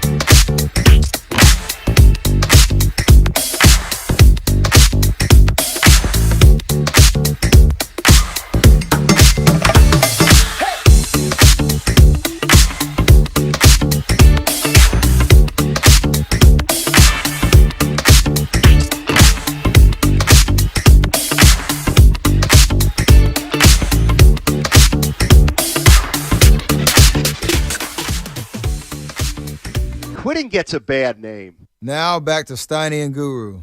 Take it away, Steiny. Steph, what's going on? You mean the chef? Where is he at now? What do you think he's doing? He's golfing. Well, he need to be in the lab on them putting. It's funny. The one guy who actually does work harder than everybody else, he don't put videos out. Oh, Steph Curry don't put that crap out there. He does it, and he shuts his mouth. And he comes to training camp in great shape. Don't you ever see a boxer in the ring sparring? He's just showing you what I'm getting it in. The point a lather. It's about Steph just doing it and shutting his mouth. You hate video. If Steph Curry doesn't have to put a workout video up there, why does Jonathan Kuminga? Exactly. And, dude, you mean this. I do mean it. And it's like, I don't want attention. But when I go to the gym, part of me going and getting my ass up off the couch is to let people I don't know that we're family, I'm in the lab. They don't care. He's been in the lab. Every time I see one of your videos of the inside of a gym that you're not using any equipment in. I'm on the equipment. I turn it off. I swipe either up or right, whatever's faster. But what I'm saying is it helps me. And then here's what I really can't stand. I can't stand this. Here's the truth coming out. Get it. Yeah. Go get it, Bay Area. It's time to go get it, Bay Area. Time to go get it. I was in there on the fourth, the third. Evan always gives me the muscle emoji, and he's talking to me like, go get it. You working. God. You gotta encourage your partner, Steiny. What is it with this generation? They have to bring attention to themselves. People show what they're eating for dinner. Bring it exactly. I don't and like they that. have to bring hey, I was on a treadmill. Oh, okay. Yeah, muscles. I was on a treadmill. That's pretty That's good. great. I took a hike. Nice. I bench pressed 148 pounds. Whew. God, keep going. Just do it and shut your mouth. Well. What Bay Area team, right now, Giants, Warriors, Niners, all right? This is what I was thinking. The Warriors season just ended. They went to the second round of the playoffs. The Giants season is halfway through, essentially. We've got the All-Star break coming up after this weekend. The 49ers are right around the corner, okay? Short term, let's say 3 years. The next 3 years, what team's going to have the most success? It's a trap. The next 3 years, the Giants, the Warriors, or the 49ers. And, success means what you think it means. What team's either going to win it next, what team's going the farthest, get the closest. What team's got the best chance. 888-957-9570. All right, you ready? Yep. You know who I got? I can't wait for this. This is one of those things where I like my answer, but I've heard Guru saying some things, and I don't like the fact that You're agreeing? I'm worried that he's going to steal my team here. Let's see. All right. Next 3 years, I think the team that has the most success among, notice how I said among, the Niners, the Warriors, and the Giants, the San Francisco Giants. The San Francisco Giants.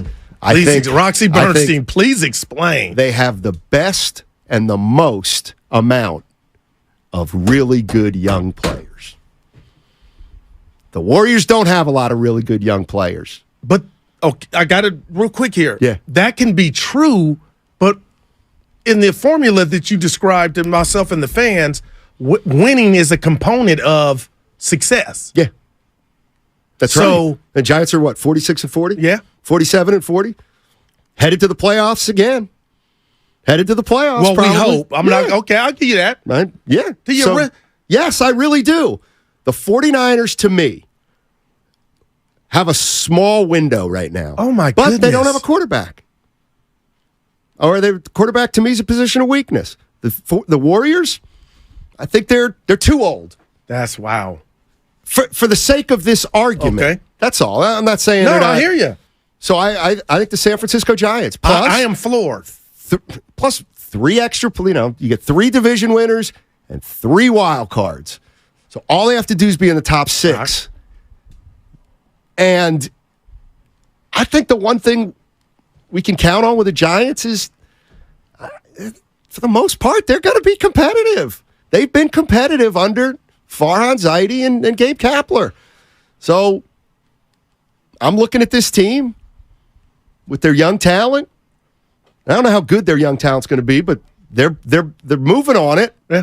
So, yeah, I think the Giants, believe it or not. I'm shocked. I didn't know your answer, and I believe you're not just doing that for the sake of this exercise. So I'm not mad at that. But, Steiny, I'm floored, and I'm concerned because before I give you my team, we do agree on the team that we least agree with, and that's the Golden State Warriors.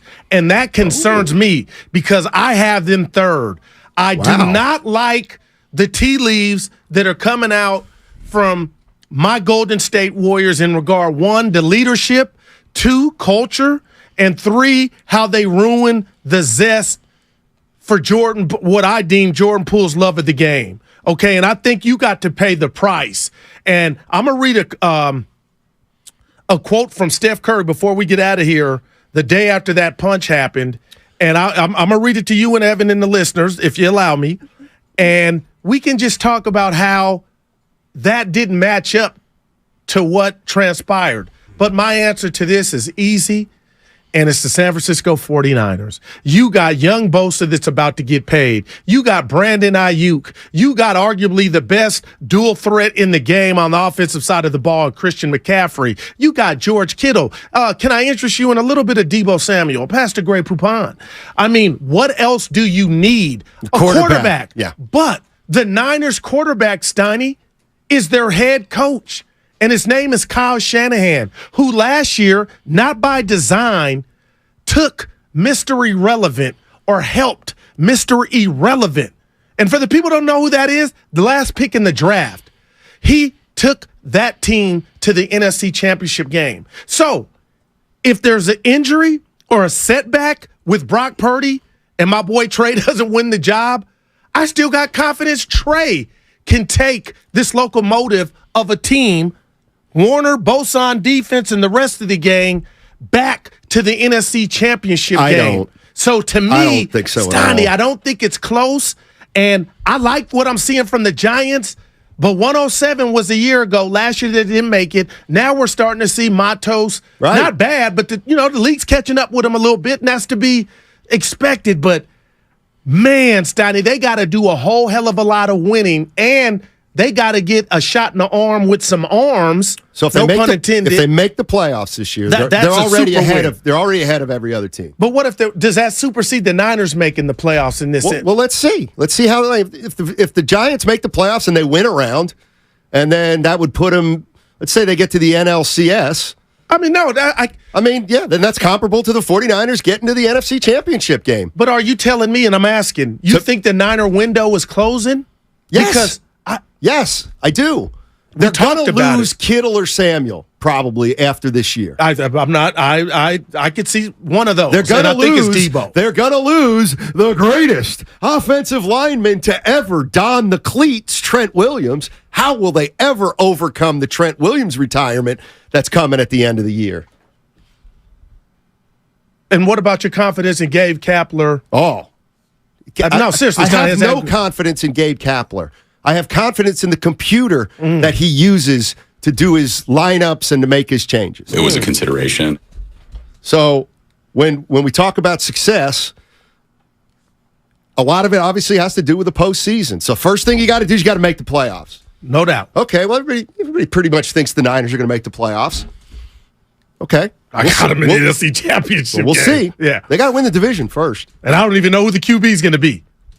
Exactly. But it doesn't matter. Well, you don't think it does. I think it does. I think it matters. But what about the Warriors being third from both? I wonder how the people feel. Well, I didn't say they were my third yet. Oh, you didn't give me the second? Number 3. How can you? You'd be because you're higher on the Niners than I am. But I feel like I'm just saying you're not doing it on purpose. I feel like if you put the Warriors ahead of the Niners, then you're dissing the Niners a bit. And like, how can you not be on board with what you see? I'm not crazy about the Niners. That's all I'm saying. And the Warriors, for the sake of this exercise, they're probably going to make the playoffs. And you know what? Well, they're going to make the off. Well, you don't know that. What about this cockamamie? They're going to win the in-season tournament. Oh, my gosh, Donnie. Now, this is where I Move worry. me to Mars. This is where I want another planet, man. Twitter going down. Don't sleep on Hargraves. Oh, Javon. Yeah. Only problem is he's a beast. I'd like to see him play more. Play a little more. He's not an every down guy. Dude, he's the best thing to happen to Bosa. I've asked my people in Philly. He's They'd a like beast. to see him play a little more. That's all. It. You do understand they can't play every down. Well, maybe he needs to work on that. Steiny's just getting old and grumpy. All right, tell me something I don't know. The Niners literally have probably a top 5 roster, and I would say they're number 4. Niners division in shambles. Now listen. I wouldn't say shambles. And I wouldn't say that I'm old and grumpy because I'm ranking the 3 teams. Somebody's got to be first, second, or third. Yeah. They're number 4. Niners division is in shambles. Is it? I disagree. And I disagree too. Seattle's good. They made the playoffs and had a lead at half at your place. Okay, I'll leave that there. They had a pretty good draft. And Matt Stafford, Steiny, a couple years ago, won a Super Bowl. Are we forgetting when healthy just how good and competent he is? Don't write the Rams off so fast. I'm with you. Now, Arizona. I'm with you. They got a kid that likes to play Call of Duty more than read his playbook. That wasn't fair. That's a narrative. That's a narrative that you've bought Kyler into. called me. I apologize, baby. But you got to get on the field because you're hurt. 888-957-9570 is the number. What organization right now in the Bay do you trust the most to win over the next 2 or 3 years? Why would you laugh in the middle? I'm trying to do a show. No, we're doing it. Ernie Chav is on YouTube. Guru, no one wins the game at half. Ernie, I understand that. They just had a lead. I'm just telling you. They're close. Who? The Seahawks. I think they are too. Yeah. I think they are too. And, the reason I'm saying the Giants right now is because that shocked me.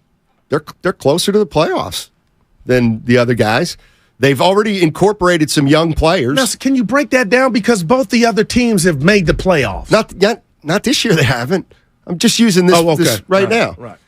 Right now. Oh, closer because. All right, well, I'm saying if the Giants make the playoffs and win a wild card series and then lose, okay. Well, that's a good start for me because the Giants made the postseason and won a series and then lost. Okay, how the Niners going to do this upcoming year? Well, I think they're going to be good, no doubt. But I think they're. I don't know. I think most people. I'll put it this way: most people think they're more of a sure thing than I do. That's all. Steiny, how are the 49ers losing Debo and Kittle when they're still under contract for at least... They're going to have to move Debo. I mean, there's overlap. There's just too much overlap with Debo and McCaffrey.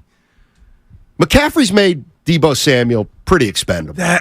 And it's not... There's no shade. No, we talked about... There is. He's very limited, Debo Samuel. And McCaffrey can do more. And but Steiny... At his best, we saw Debo run through the playoffs, Green Bay, Dallas, L.A., and almost get it done. The dude's a problem. My thing is, when he was scrubbing his Instagram and he was holding out for this contract, we here at the station talked about, was he being overused? And we thought maybe he was like, you know what, I didn't sign up for this. And now all of a sudden, I'm wondering if there are enough footballs to tickle his fancy. Because, Steiny, the addition of McCaffrey, the Ayuk, I mean, my goodness, Ayuk is just special to me. Kittle now getting the ball from Brock Purdy. When you tell me Debo's not playing for the Niners, it's not a death blow like it used to be. One more time? It's not a death blow if you tell me, hey, Debo's got an ankle, he's out today. That ain't going to hamper the Niners like it used to. So I'm just wondering if Debo, just from a personal standpoint, is going to look around like I'm not getting enough touches. Probably. He seems like that kind of guy. there's a lot of those guys, and they're winners. But no, I'm just messing around with that. But no, the thing about Debo is I don't know how much he wants to run the ball. I think that's what he does best. Well, but that was the whole issue with his contract. We think they wanted, they wanted to pay him as a running back. We think though, Steiny. Well, look at the carries he had the second half of the season 2 years ago or 3 years ago, whenever it was. He was carrying the ball like 9 to 12 times a game. 5 the touchdowns second half of last the year. 3 of them he was carrying them. He only had 5 touchdowns. Yeah. Well, he missed some time, of course.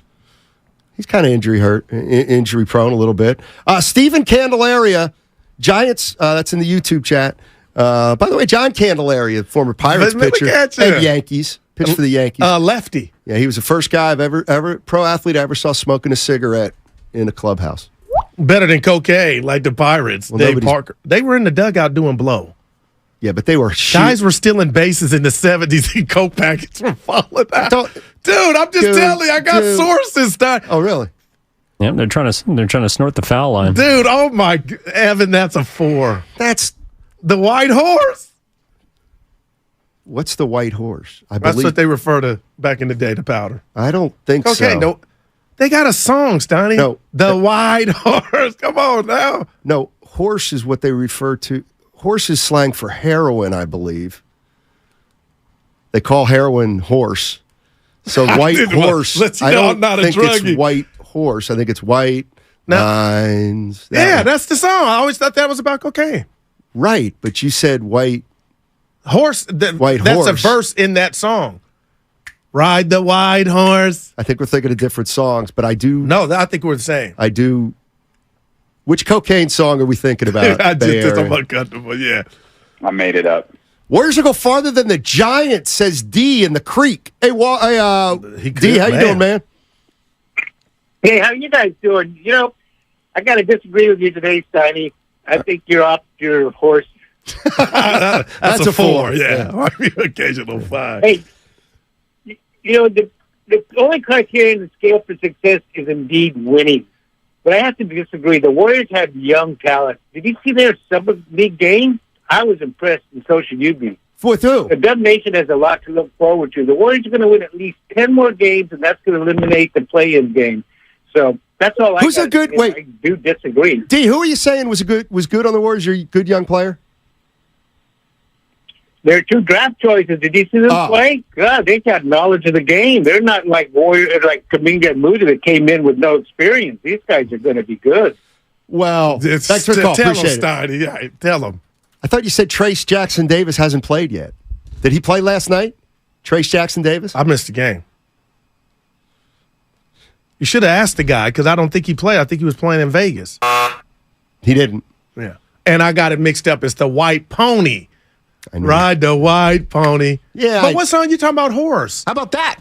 There is no song horse, nor did I say there was a song with horse in it. I said horse is what people sometimes refer to the Rick James heroin as. And that's okay that D disagrees with me. The other thing that's a big part of this, and I mean it, is to me, baseball is easier to win in the postseason as underdogs. Hey, but they are banged up right now. Oh, they are, no doubt about it. The Giants, but you like where they're at? Yes, they're good. I'll bet right now they make the playoffs. No, and I wouldn't. So, and it ain't that I don't want to take your money. I believe they are. I kind of because you killed me and Willard yesterday. I didn't tell you with the how can you? Well, Willard was running hot about the Giants should sell, and I didn't hear a lot of. He wasn't mad at us though. I figured that. I was driving home and I put it together. But I'm gonna say this: if you're a Giant fan, you gotta just be pinching yourself of the possibilities. Now, I got to tell you, arguably they lost their best player, Stoney Estrada. He is their engine. He'll be back. But that was a big blow. Sure. And we already talked about it. Even when they were rolling, they might need some arms. So I can't wait to see what Farhan does with this opportunity because right now they're in it. You come out the break. You got Colorado this weekend to end the before All-Star break. You got the Pirates. Then you got the Nationals on the road trip. You should be able to get healthy. We'll see. Dan's and Tracy. Okay. Hey, Dan. How you doing, man? Hey, what's up, guys? Hey. I was just going to let you know, those are two different songs, and The White Horse is a song. And White Lines is done by Grandmaster Flash, legendary Melly Mel. And White Horse, it's if you want to ride, don't ride the white horse. And at the end of the song, it says, ride the white pony. Look at my man. So Don Cornelius. So Guru had about 4 things wrong. I'd look at them like they're all right. Yeah. Appreciate the knowledge, Dan. Thank you so much. That was in the ballpark, baby. It's like a jungle sometimes. Look at Makes that. you wonder how I keep from going Look under. at my boy. First concert was Rick James. Hold on. People on the streets, there ain't no one is on the west side. That's Grandmaster Flash. Yeah, look right? at I'm proud of you. How about this one? A hip, a hop, a hip, a hop to the hip, to hop, hop, hop. You don't stop the rocket to the bang, bang, boogie. You up, jump the boogie to the rhythm of the boogie to beat. I'm gonna now, quit what while I'm you ahead. hear is not a test because I'm rapping to the beat. And me, my friends, and Who's my that? crew. Come on, Steiny. He's the Gamon. Oh, my God. Sugar Hill Gang. Oh. Yeah. Got about 90 things wrong in that one, but you know what I mean. Was that the verse that got stolen?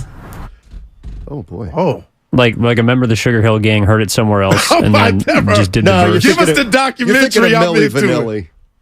Vanilli. You're thinking of Milli Vanilli. They really cheated the game. They Shout out Ghost Riders. They sampled, and before sampling was cool, essentially. Milli Vanilli. Seriously, I think that's what we're talking about. And you know who else I believe got caught up in that kind of game that wasn't very positive was Vanilla Ice. Ice Ice Baby, I believe, was a song that he stole from somebody. At least, Well, if you steal it, do right with it. He did right with it. I've never heard that. Yeah, Lucas said it's Queen. Stole Under Pressure. Under Pressure. You better be careful. Tupac has one That's called David Under Pressure. David Bowie's in there as well. Ding ding ding ding ding ding. Ding, ding, ding, ding, ding, We should do a podcast, music study. Right. You know what? It's funny you bring that up, Goo, because I have a list of the boss's ideas that never get followed through on, and that's number 47 on my list. Bring it up in the meeting today. Thank you, Do. Or DG. It's the beat he stole, not the song. See, that's still the same. That's though. a good bet. Yeah. Bob Seger. Still the same. See, I'm pretty quick. Bob Seger's I an want to artist. say at. It's like, Just whatever. Like one of the reasons, like we were talking about, you were saying, son, you're not easy to work with. You're hard to work. No, I'm easy to work with. The reason I'm easy to work. I got to be careful here. The reason I'm easy to work with is because when I'm paired with somebody like you, all right, I am the only person that can bounce off you like I bounce off you so quickly. Now I should be the one to answer that question. Well, you've never worked with anybody but me. No, and there's a reason for that. I work with everyone. We had Bonte Dibs. I know. Dude, we had great run. We were in Vegas. Tom Petty PSG. Please. Tom Petty says you keep crawling back to me. Crawling back to you. I keep crawling back to you. Hey, Evan asked me. Evan coming out of nowhere, asking me about sports bucket list items. Dude. Hey, so I was like, I'll make some sports bucket lists. I was just talking to Norm about this. Like bucket list. Okay. I'll throw it out. 888-957-9570. Talking about some bucket list sporting events. I got 4 listed that I haven't been to. Also, big thanks to Lucas Alexander. Oh, now he's your bud. He got something done yesterday. Lucas Alexander, for the first time in 4 years, actually, he got something done. And I want to praise him for it. Hey, next week, it's the All-Star Week blowout. It's going to be unbelievable. You want to win a signed Steph Curry or Klay Thompson jersey? How about fitness or boxing lessons from Evolve Fitness? What about a $250 gift card at Alexander Steakhouse or Buon Vino? It all starts Monday and goes through the entire week. Every single show, every single day, you're going to have a chance to win great prizes. It's 95.7 The Game's All-Star Week blowout. Also, that segment was brought to you by SC Johnson Stem.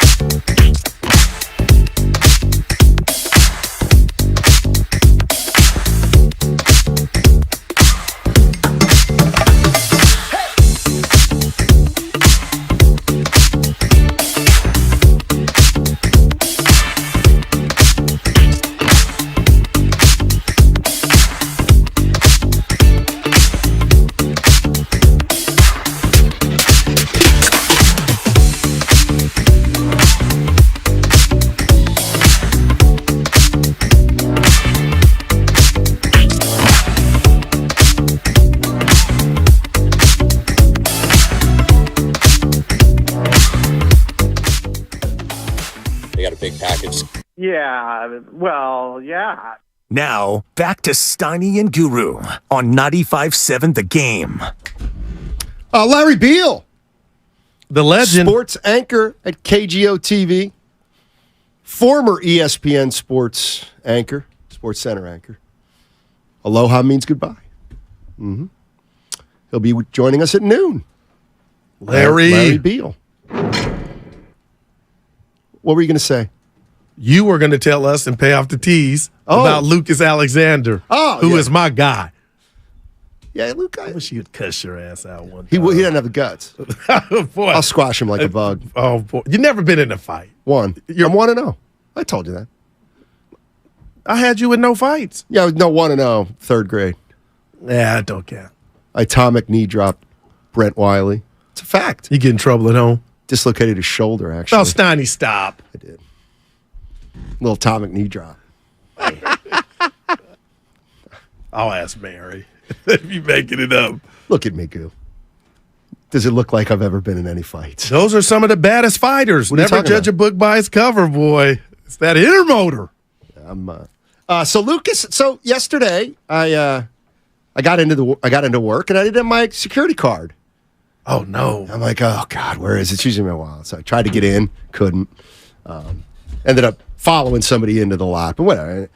So I phone home, or not phone. I text home and I'm like, hey, Susan, can you rephrase that? What do you mean? I texted home and I asked for Susan, hey, can you check for my 95.7 The Game security card? I think it's on my nightstand. Oh, look at odd. Oh, because that's where my wallet was. Oh, okay, got it. Any chance you can check? And she gets back to me. She says, yeah, it's not there.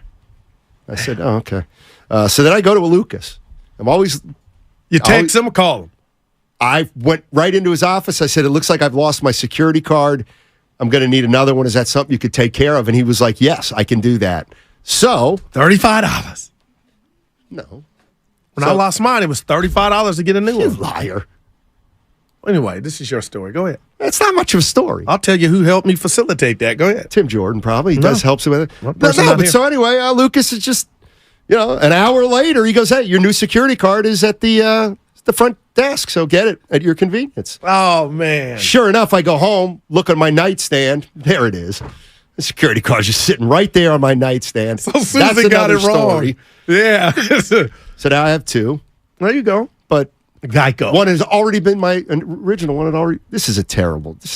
Anyway, Lucas, thank you for taking care of that in such a timely manner. I would say,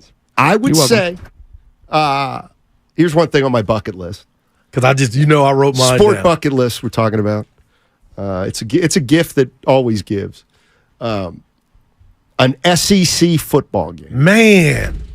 So I want to go see Alabama play Steiny. Auburn, or Florida State play Clemson, or South Carolina play.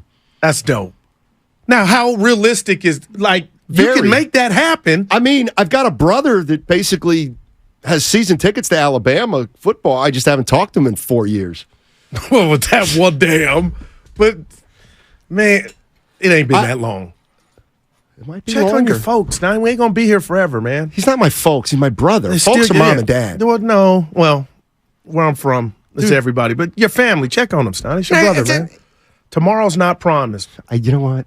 I'm just keeping it real, man. I know people use that phrase, but I don't like it. Tomorrow's not promised. I don't like it. What do you live by? Seize the day. Well, I like that. But you got Carpe diem. It could be your last. That's why you seize it. People didn't wake up, man. How many people are dealing with stuff? Most of the time. Tomorrow is promised. All right, man. Actually, the more the better. So I don't want to catch a flight with you, Steiny. But no, that tickled. I got goosebumps on that one. That could happen. What? Watching Alabama or, I would definitely want to do that. And I'm kidding about my brother. It's been longer than 4 years. That hurts. Yeah. Dude, the guy is he's just. But when are you going to grow? When are you going to grow and quit blaming people for their shortcomings? You be the bigger figure, and you do something because you know it's right. And ask your mom.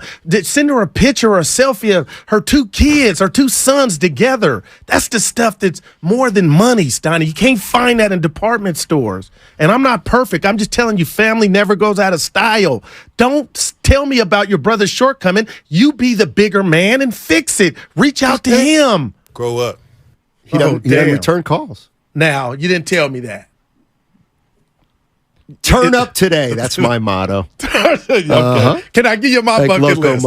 Yeah, that's just one of them. 888-957-9570 that was great. 9570 is the number. Talking sports bucket list here. And you can't judge people by their bucket list because what I'm going to say is someone say, oh, Guru, I've done that 18 times. You live a little bit. But I'm going to give you one. Okay. Pebble Beach. I tell you my love and infinity for baseball and the scenery. Affinity. Yeah. Hey, Lucas, the scenery, the chalk. Your boy loves, I like the outdoors, the white lines. But at the baseball game? Right. Where they go But you said Pebble Beach. Cocaine is a hell of a drug. Yeah, I'm using that for the grass. But they don't have grass. There's no white lines in golf on the grass. But that was me describing my love for baseball and what I see when I go and what I appreciate. Is baseball on a bucket list? No, it's Pebble Beach. Okay. The scenery, Steiny. Okay. That's what I was But there's no white picture. lines down at Pebble Beach. It's bigger than white lines. Oh, okay. The white lines was about baseball and what I appreciate about baseball. Obviously, cocaine. Okay. But Pebble Beach, Steiny, I want to get there, man. Well, now Townie's been there. I believe you have. Of course. I got some friends. I want to take a trip and go to Pebble Beach. The pictures are incredible. Okay. Well, now and to sit there and watch the sunset, like, damn, look at the water. I want to go to Pebble Beach. And that. No, this is interesting. Yeah, talk to me. I'll tell you why it's interesting. Because you're excluding the event itself. You just want to go to the venue. Oh, I'm making no judgment. No judgment. I thought you assumed that I was going to be watching a golfing match. Okay, like the U.S. Open. Yeah, no doubt. Or like a celebrity. I thought you would. There's no doubt. I want to see the golf. I mean, I want to get to, what I want to get to is, what's it called? Allen Fieldhouse. On the University of Kansas. I hear it's an unbelievable I don't know why I thought you would have venue. been there. No, but like that's one where you're just talking about the venue. I don't care. No, how good Kansas is. I should have said the U.S. Open or whatever major was going on, but golf would have to be taking place. Right. I want to be in that ambiance. So it's really pricey. Really costs a lot of money. Now give me some numbers. And why you say it so like? No, because this is where I worry about you. Price of admission. I don't know. Well, it's probably not that expensive. You're not going to stay. You're not going to stay on the property. Obviously. Well, I would want to. What is that? You can't. Mia, hey. No, you can't. No, not to sell my wife. You can't. What do you mean? It's for. You going race? No. Oh my God. You're looking at me money. Like, okay, agreed. Okay. But I was like, damn, talk to me, Steiny, how much? You know what? That's a great question. My understanding is if you want to play Pebble Beach, you have to stay at the property one night. Okay. I think. Which would, I think we talking about $3,000? I think around at Pebble Beach is like $800. I think. Okay. That's something that'll be easily answered. But if this is a bucket list, that $800 here, you got that. Okay. But what about the hotel? I think that that's extra. Like $2,000 extra? I don't know. See, you think Dibbs has stayed or Willard has stayed at Pebble Beach, stayed there? If I had a bet, I'd say Willard. Okay. More likely than Dibbs. We never know. Dibbs has traveled. But that's on my list, man. That's cool. It's really nice. I'm going to get that priced on a one-night stay. Pebble Beach green fees for a standard round are $550 per person. All right. Okay. That's about right. Now we just need the hotel. No, but seriously, like I got a buddy of mine got me on. But I think But you weren't staying on the premise. One person has to stay at the lodge, and that's what I want to know how much that would cost. Somebody saying the lodge is $1,000 a night. Oh man, it's chump change for you. Yeah, there you go. Wow. Here's what else I got. You know what I do want to see? I'm not even a huge fan of this sport, but it's about atmosphere. I want to go see a soccer game in England, English Premier League. Let me see one of those. Obviously, I'd want to see. Bit of the footy. What's that? The footy. Football over the pond. Wow, that's impressive. That's actually not. It is to me. Do it again, Evan. The footy. That's great. So I'd love to go see like a Now, this is football know game. your partner. Soccer. I feel like you've seen a soccer game, though. Well, I've seen my daughter's soccer. No, I'm games. talking about you and Susan. You guys went to, was it Vancouver? Somewhere you guys. Oh, yeah, Women's World Cup. Well, we saw the look Women's at your World Cup in boy. Vancouver. Thanks for remembering. Yeah. Yep. That was incredible. Packed. Oh, my God, yeah. 100,000. Well, that's your 80,000. SEC right there. Just a the different Did I football. tell you about the Outlaws? No. So the U.S. women's soccer team has like a fan club. I think they're called the Outlaws, and they travel to all the women's women's soccer team events. So what they do though is they all gather. The Outlaws all gather together outside the stadium. Okay, and then they all walk in together to the stadium. And as we walked in, because I'm not an outlaw, but I was rooting for the American team. So there was about a few hundred of us walking to the stadium, and everybody on the side of the road is like clapping. We're like, it's like a procession. It was like a procession. So how many Outlaws are there? There's a couple thousand maybe. Oh, man. I think the arena held or the stadium held about 75, 80,000. So there were a couple thousand people. No, so they're deep. It was totally cool. We start walking to the stadium, and there were a lot of, obviously it was up in Vancouver. I think they were playing Japan. Okay. But there were a lot of Canadians there, and we're just walking down, and everybody's got drums and noisemakers, and your boy you was crunk. Your boy was in red, white, and blue. Did they win? Oh, they hammered Japan. You don't remember that game? No, I don't. That it was domination. I want to say they won 7-1. So you got a taste of it. Obviously, it wasn't the world. It was a world. No, it was a World It was Cup. the women's, but still. Yeah, the women are great. Yeah. Women are the best in the world. My point is, I'm thinking like the women are better than the men. Your fetish would have been scratched. No. The fact that you saw that type of soccer. I would rather see the U.S. women than the U.S. men. Mm-hmm. No doubt. They've accomplished. All right, let me get before you go to phones. Yeah, sure. Wimbledon. I would like to sit down. I love tennis. Best thing my wife ever did was put my 2 kids in it. And I was like, what are you doing? They play. But, dude, Stoney, your boy loves tennis. But I would love to be sitting there in Flushing, New York, wherever it's at, and watch watch Wimbledon. That's the U.S. Open. Yeah. So break it to him. I don't know how. So where So the New York want to go to see across the pond. Do you want to go to Flushing, or do you want to? I want to go to Flushing. Okay, that's the U.S. Open. U.S. Open. Help me out. Oh, we just did. So you don't want to go? You don't want to go see this? Yeah. You don't want to see Wimbledon, which is considered. I'm in town, man. I'm gonna put myself in the U.S. Open's far more blue collar than Wimbledon. Well, the U.S. Open's far less stuffy. Yeah, but I want to be in New York. Yeah, U.S. Open at the Arthur Ashe Complex, where I saw Tiger one time. I think he was watching Serena. Tiger was in the venue. Hey, Problem. it's Tiger. Yeah. No, that's good. That's good. Yeah, Wimbledon. You should go to the U.S. Open, not Wimbledon. Wimbledon's too. So take a lap. It's too stuffy. Wimbledon's too stuffy. I know about stuffy. Yeah. No, I know, but U.S. Open's more fun. It's more of a party. Well, you don't know that. No, because you haven't been. I know that. The crowds are more raucous at the U.S. Open than Wimbledon because Wimbledon adheres to a different kind of etiquette than the U.S. Open. You know Is it banned in Wimbledon to be, if you wanted to let, you know what I mean? They're just more conservative and staid and all those kind of things. All right, I'm going to run down my list. We're talking about bucket lists. 888-957-9570 is the number. And if at any time during the show, if Guru needs correcting, I miss it, feel free to do that. And vice versa. Yeah. I would like to see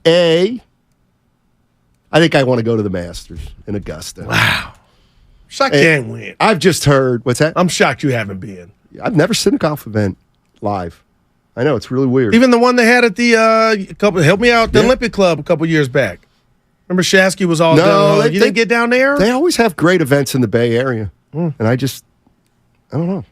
I just don't. Steiny has to check out Monterrey Stadium in Mexico City. Okay. No, that sounds dope. I think the Masters is the most exclusive American sporting event. That's what makes it also so great. Exclusive in terms of getting in? Yeah, because isn't there's a lottery? Like you can't just sign up and buy really? a ticket. Wow! Yeah, unless you're invited personally. I think you have to get into a lottery for it just to be even able to purchase a ticket. Oh, I didn't know that. Wow, that's elite. You got to be part of the cliques. Oh, now. Paul's got your answers here. Okay, about Pebble Beach. Talk Paul's in to us, Santa Pete. Cruz. Hey, Paul, how you doing, man? What up, man? Hey, man, I wanted to hear you guys off a little inside knowledge over there at Monterey Bay. All right. So you can play Pebble without having to stay there. There's a membership called the Duke's membership, and it's like $500, but you get basically you and your foursome get to play Pebble like during December, January for like $550, and you don't have to stay there. Oh, okay. So think about it. Like if you and your boys all chip in on that Duke's membership, what are you paying? Like a little over $100. Gotcha. You're also getting discounts at Spyglass, Spanish, and then you get to play Pebble when they offer it. Man. And how about, do you know anything about how much the lodge costs at Pebble? Oh yeah, dude. The lodge a night's like $1,200, dude. Yeah. And then you still got to pay that what is it, $575? I think it goes up in April to play. So yeah, it's a cash cow, but that's the easiest way to do it if you're going to do it. Appreciate it, Paul. Thanks for the that doesn't scare me off. The $1,200 a night. Of course it does. No, it's not. Come on now. I ain't saying I got it like that, but if this is the bucket list. Have you played Pebble Beach? Yes. I was. It's hard. It's really hard. But were you looking around like, man, this is it's beautiful. No doubt. Oh, it's absolutely beautiful. Stoney, I love women's soccer, but they're not better than the men's. Well, the women's U.S. soccer team got beat by a 14 and up. No, I'm sorry. I find the women more exciting. I ain't mad at you. Comparably, they've had more success. 925, the Kentucky Derby. I kind of have that one there too, but why you kind of? Because I'll tell you why. It just seems like there's just too much pomp and circumstance.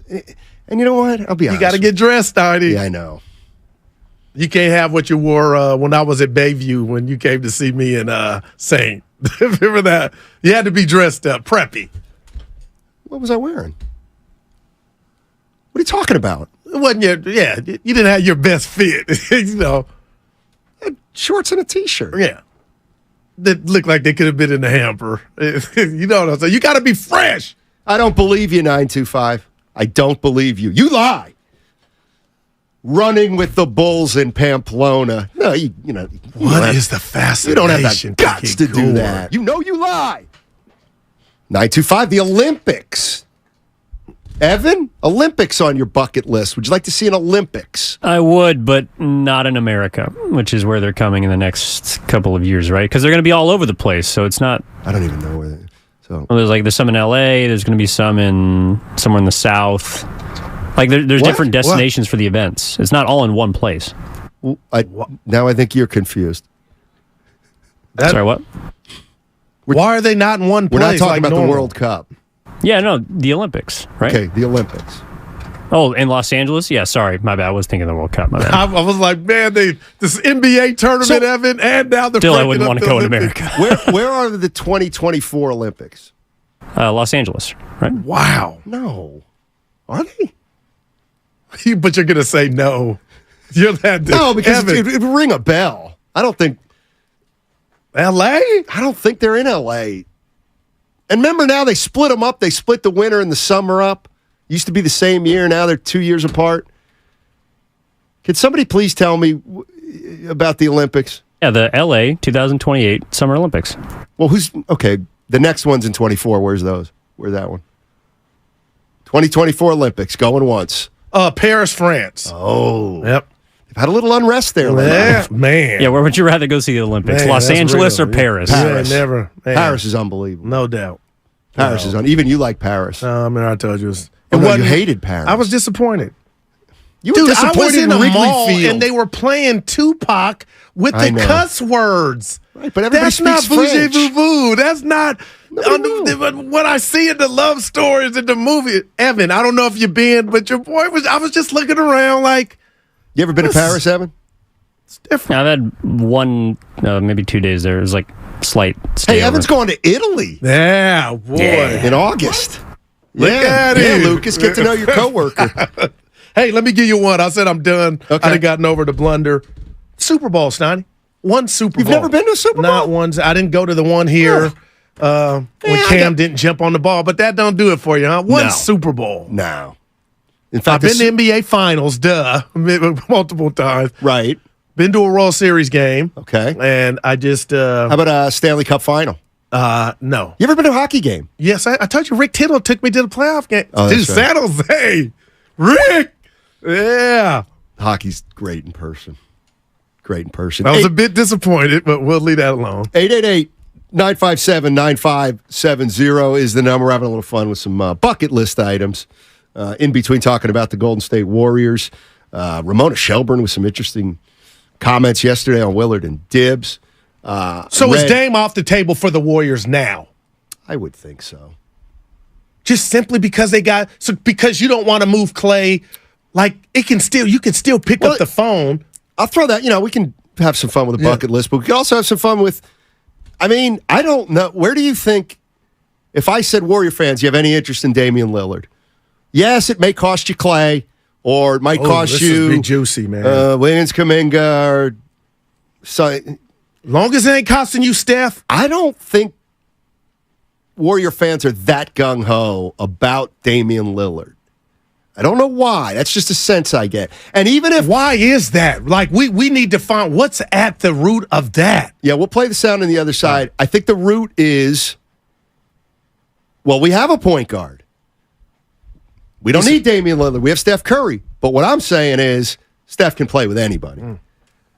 Anybody. In fact, to me, he's the only player in the league who can. I would say maybe Jokic is the other one. Jokic can play with anybody. 888-957-9570. We're having fun bucket list stuff. And then Damian Lillard, do you float your boat at all, Bay Area? It's all sponsored by Fremont Bank. Full service banking, no compromises. I need a guru in my life.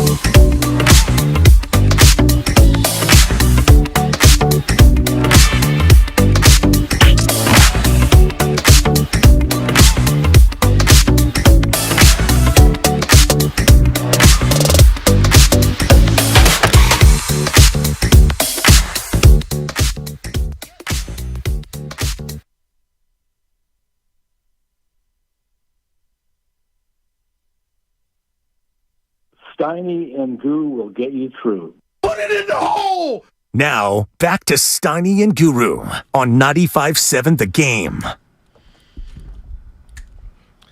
Wu-Tang. You know it. Steiny and Guru with you. Thursday, Guru in. I know it's a little disconcerting for many of you. That's getting the jokes, kid. But let's retire. It was an F. Your boy's been here. Come on now. Yeah, but it never was valid in the first place. No, it's been valid. You don't have dates. You don't have anything to back this. No, I just went along with it. Played with y'all. Come on now. I can come up with. Those I dates. know you can. It's like you'd be a jerk, Steve Martin, if you did. You know what though? This came up. I think this came up yesterday with Evan. We don't have vacation days anymore. You just they don't keep track of them. Wink, wink. Oh, sure, yeah. they don't. But they don't let you abuse it either. How do you know? Because when you take time off, you don't. Oh, I need 3 weeks. You know what though? I mean, since when did 3 weeks? Since when did? When you do a show, though, no, that's my point. And you know what, Guru? You've just brought something up to me that's you gotta be an adult. I wouldn't even. What does that mean? Be an adult? Who would take 3 weeks vacation? I would love to take. If you're going to Europe. Yeah. But could the show survive without you for 3 weeks? That's what I'm saying. Of course. You know? If you're a teacher, they give you a sabbatical once every 10 years. You can just take half the year off. Jeez, Goo. Bye-bye. I'll just tell you how I think, man. We got some young bucks right behind us, too. You go away you for think 3 anybody's weeks. abusing it here? No. You haven't been gone for more than a week. Well, I think last year you took 2. No. Oh, boy. Well, yeah, I did. Yeah. Bill's in Newark. Let's get off. Appreciate it. Hey, Bill, how you doing? Good. How you doing? Doing well. Good morning. Good morning. Yeah, good morning. Are you hearing me? Yes. Yeah. Okay, very good. You guys are great. You're all over the place. Guru and Steiny. I have to say, Guru, a little bit ago, you went deep into the Guru part of your name about as far as when you guys were discussing you're discussing bucket list. I'll touch base on that too. But when you're discussing how much time we bucket list, I'm 67 now, so don't wait too long. At 37, your bucket list is a lot longer than it is when you start looking at it at 6'7". As far as time do we have? Oh, I haven't been to spring training. I haven't been to the Masters. Oh, your bucket list starts to get small. Yeah.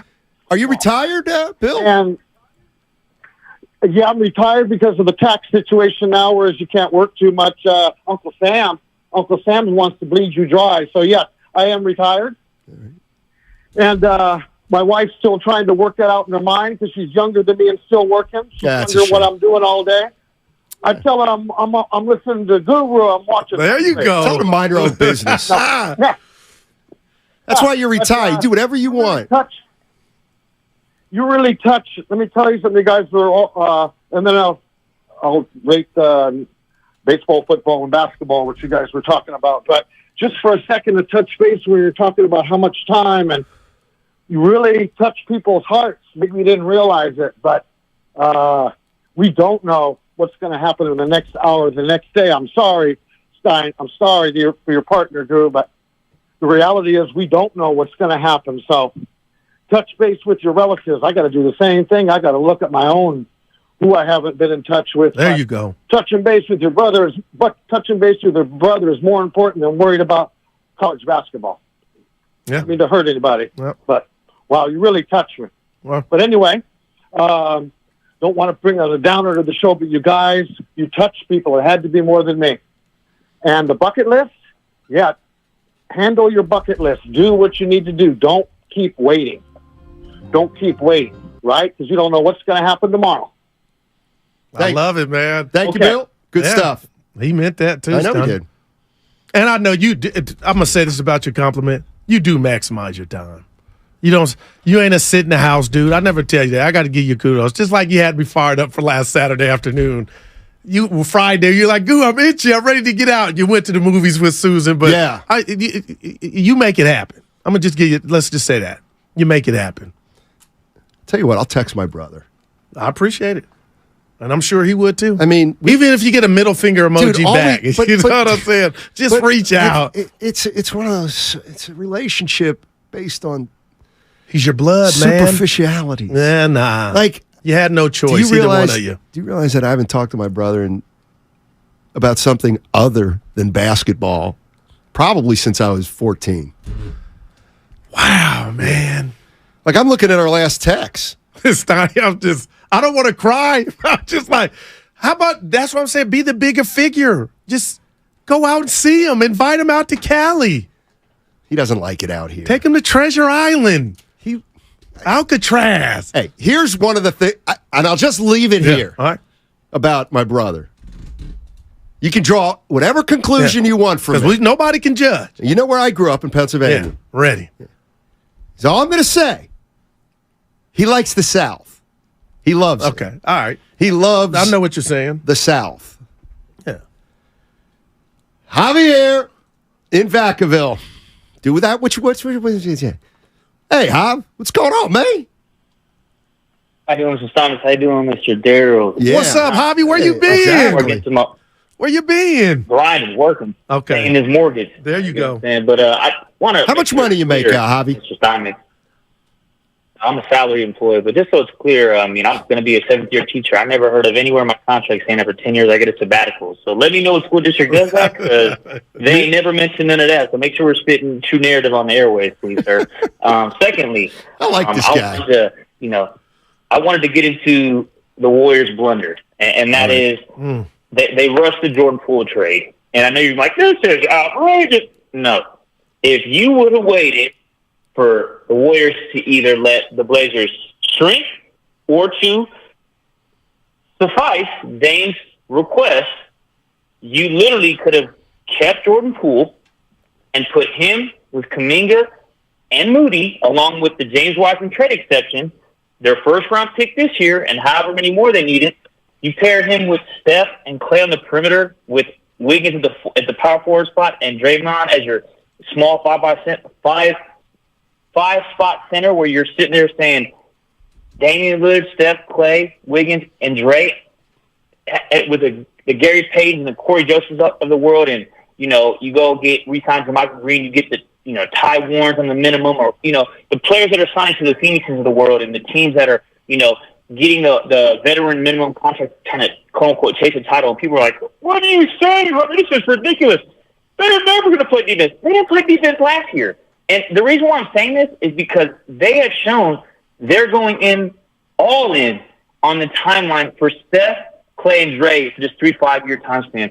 Name a better way, rather, with what you can do to expedite the process of chasing a chip by getting a player that can run the point, and that is a dynamic scorer, an all-star, and a quote-unquote top 75 NBA player than Damian Lillard.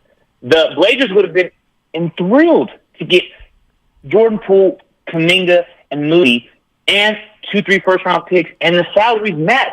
If you put in the trade machine on Fanspo or NBATradeMachine.com, Jordan Poole, Kuminga, Moody, the exception from James Wiseman that expires February 2024 for $1 million, 2-3 first-round picks, it would match exactly the salary that would be allowed to have the Warriors take in. Most importantly, it would be exactly what the Blazers want. Flexibility, young players, and a nice building block, quote unquote. Jordan Poole to build around with him and the dude they got, Scoot Henderson. But the Warriors want to run. We got to get this senior citizen, Chris Paul, this ancient, point guard that, no shade to Chris Paul, Hall of Famer, but he's James Harden of, the Western Conference. He's a choke artist when it comes to playoffs, and it is what it is. If they would have waited, him with Steph, Clay, and Dre, who's outscoring that team? I'm a Kings fan. The Kings. Yeah. That's Javi. How many people do you think in Dub Nation feel that way? I hear them. I don't know. That's a good question. Any other Warrior fans out there? And I know he's a Kings fan, but I was listening to the morning guys. It wasn't a lot just blowing, the Warriors dropped the ball or did this or that. From when I was listening, it's driving in, Stoney. So, and how can you fault the Warriors like Javi's doing if, I guess you could say we knew Dame was going to, or Dame was saying he was going to be loyal. So how can we double back now and say you acted too quick? Because you know where I'm at. I'm not too fond of the trade. I'm not too fond of the Warriors without Poole. That's neither here nor there. But, Dan, can we really come at them because they made a business decision before Dame went public and said he wanted to trade? When a few days ago he was just on a podcast talking about he was going to be loyal and ride it out. I guess the question that I have would be, all right, Damian Lillard says he wants out, and they're working on it, but it's been a week or so since then. Harden said he wants out, so they're working on it. They're going to try to find the best deal. What did the Warriors just take a quick deal for Jordan Poole? Should they have waited a little bit? Well, do you think Mike Dunleavy Jr. or Joe Lacob would sit right here and look us in the face and say, Dame doesn't fit what we got going on here? Because if that is their answer, Stoney, and their prerogative, then Bobby Brown. Yeah, then they did make a mistake. But the way Ramona said it, the word wait, it floored me. Like, did they act to? Here's what she said again. They had another choice. I mean, they could have waited for Dame. You know, Dame is from the Bay Area. I know he was interested. You know, if he got to the point where he was going to ask for a trade and, like, the list was given, the Warriors initially would have been on that list. But I think now it's not possible, right, because of the moves they've made, you know. They sort of locked in. They could have waited. I think they did smart thing by trading for Chris Paul when they did because they, you know, preserved the optionality. Plus, they get a really good player. More Ramona. It's an interesting thought experiment that we don't need to. It's not going to be reality now because you know Jordan Poole would have had to be in that trade probably. The Warriors do have young players. People like Jordan Poole is a good young player. I think Kuminga is a good young player. Like if they wanted to go that way, but I really think financially that is the biggest prohibitive thing there. You know, I mean, like Dame is from Oakland. There has always been an interest level in playing back in the Bay, back at home, right? There's always been that idea of like, what if? But they're not going to get that trade done with the Chris Paul contract. So there you have it. That's Ramona Shelburne, ESPN. She was on with Willard and Dibbs yesterday saying, you know, the Warriors, she said she thought they made a good move for Chris Paul, but they could have waited, and maybe Damian Lillard is somebody that they pursue. Do you think they missed the boat in a way? Well, he's 32 years old, and Steiny, I don't see. Okay, I know what I wanted there's to say. natural slippage, but Dame is him and Steph and Dre. I mean, it would have got to the point to like, oh, good God, this is lethal. This is going to be a problem. So, I mean, you know, the one thing that I was thinking about, no matter whose name comes up as it relates to the Warriors, Damian Lillard. Who else have the Warriors been linked to in the past? Well, I can use Chris Paul as an example, or even James Harden, who's now available. To me, it feels like Warrior fans. There's something. It's not a negative, where it's not an insult. Like Bradley Beal, Porzingis. Yeah, but I almost feel like there's a segment of Warrior fans that almost feel proprietary about the Warriors. Like you want to, like. I think there's people out there that say, I got no interest in Damian Lillard. Well, how because come? He's been a rival? Yes, and because... Well, CP3's here. He's been the ultimate villain. And I don't think a lot of people like it. Oh. Or I certainly think I don't like it for basketball purposes. Yeah. But man, Steiny, that's not the front office's mindset, though. Richard Sherman, IE on line one with the Niners. And it was successful. But like Bradley Beal, last couple years, there's a lot of people out there that have always been like, no, I don't want Bradley Beal. No Bradley Beal. But has that changed now when you look at this team I don't think and what it doesn't have? I think there's a lot of people that are still loyal to this core, think this core can get it done. They like the role players, too, in Wiggins and Looney. And so I do think that there's a lot of Warrior fans that like their top 6, 7 guys. And they don't want to mess with those top 6 or 7 guys. Even for a Dame Lillard. I think even for a Dame Lillard. And you know, I'm not criticizing that at all. 650 said, tell me if you agree with this, Donnie. Blame Draymond Green in his contract for the Warriors having to move too quickly. I don't think that's fair. And 707, Mike Dunleavy Jr. is not a mind reader. He didn't know Dame was going to wake up and change. Like, where do you draw the line? But I got to tell you, I'd give Steiny. I love Dre and Clay. I told you as much. Had you kept Poole, I was ready for the Warriors to go see if they could get something offensively to kind of change it up, especially when the guy that doesn't have offense, Draymond, talks and tells you that the Warriors needed more variety, as Steph alluded to after the loss in Game 6 to the Lakers down there at Staples. But, man, I would give up Clay. I would give up Dre for the likes of Dame Lillard to be right next to Steph. You give up Clay for I would have to do it. And it would be an unbelievably challenging. Now, is that dissing Clay or Dre? Why do you always worry about No, I don't worry when you can't pay the bills. I don't worry. No, but it's like because I'm that guy. I'm a lover, not a fighter. I care about that unity, but I care about it to a degree. Steiny.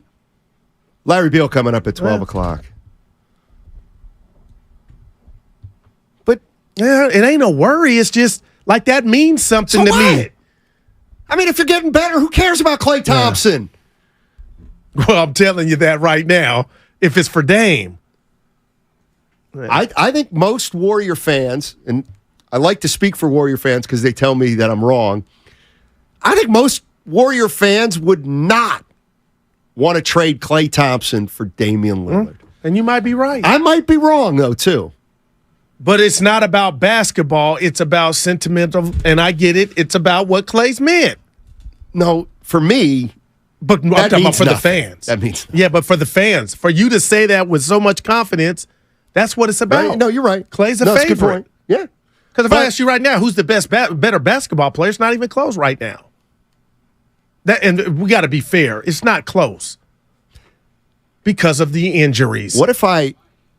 Would this be a hot take? Here we go. I love this. Would this be a hot take? You know, you could make a case. See, when you say it like that, I don't think it's a hot take. It's just because I'm couching it. Okay, but here you go. Could you make a case that right now, Damian Lillard fits better with Steph than Klay Thompson? And here's where I'm going with it. Steph and Klay were perfect together when Klay could guard ones. So the fact that he can't guard ones anymore has lessened the effectiveness of both those, or of their defensively. Okay, what about offensively? Well, what? Steph and Klay or Steph and Lillard? Just offensively. What would you rather have? My heart. Don't worry. Okay. If you don't pick the one guy, you don't have to say, is that shade? Just pick a guy. That. No, I would go Steph and Dame right now. Boy, that would be. I think I'd have to do the same thing. But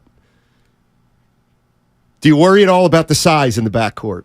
I do, but sometimes your best defense is your offense. And Dame with the ball in his hands, Steph with the ball in his hands, not with the ball in his hands. My goodness, Donnie. Are you sure, though, you'd get the best version of Steph yes. with Dame? Yes. As opposed to Klay, because he could play on or off the ball with Klay. That's not necessarily the same case with Dame, because Dame's ball dominant, right? I think Steph can play with Damian Lillard. Oh, no, I think he can, but I'm saying you'd get better production from your second offensive option in that hypothetical, but I think you can make the case that Stephen Curry's best as himself with Klay Thompson. I don't know. Well, we saw him with Klay Thompson and Kevin Durant, and how did that go? Both you guys must be day drinking. Now, why would you say that, 510? I'm saying that my statement is I think a lot of Warrior fans would not want to trade Klay for Damian Lillard. Diehard Warrior fan here from the 925. If Klay is going to skip the lab again this summer, I'll take Damian Lillard. Well, he's in the lab now, Steiny. I already told you that. He's not in the lab just because he posted a 7-second video. The lab is working out. You don't know that. He put one 7-second video out of him pushing a shopping cart. So do I look at that video and say he was at the grocery store? No, you look at it and assume he's been working out 3 hours a day. No, the message from those videos is I'm working on my lower extremities. I'm trying to get stronger, and already I'm doing more than I did last summer. I can't stand I can't stand me. No. But this. That's I what can't stand this. You don't have to second guess everything. And you don't have to subscribe to everything. Like, you don't have to jump. Oh, Clay is busted hump this summer. Your lower extremity. Why? Because he put out a video? Come on, Goo. Well, busting hump, he's working out. You don't know. Okay, what but he's why do you doing. think he posted that? Or why to was give that? the illusion that he's working out. I ain't going to that. I ain't trying to break it down to that compound. But come on. No. The cars at the gas station is low. It needs gas. That's how I live my life now. You're in the store, you're in the shoe store, you're looking to buy new shoes. You post a video of you pushing a sled with a dude on it, you're trying to get stronger. He's trying to get 3 cases of beer up the hill is what he was trying to do. Oh, please. Doug in Berkeley. Hey, Doug, how you doing, man? Hey, I'm doing good, guys. How are you doing? I'm doing good. I'm enjoying this conversation. A couple of thoughts, about what Ramona said. Well, she also said when she was asked about, possible pickups by the Warriors, she threw out Kelly Oubre. She threw out Kelly Oubre's name. Oh, no. So I don't know if Ramona was thinking clearly yesterday anyway. That's one thing. With regard to Dame, gosh, hindsight's always 20/20. Right. It's a tough for all of us, right? Because we're so loyal to Clay. He's a cog in the wheel. Without any one of those cogs, strength and numbers, without any one of those cogs, he wouldn't have won all these championships. He's a very important one. But, man, right now, you'd want to fantasize for Dame.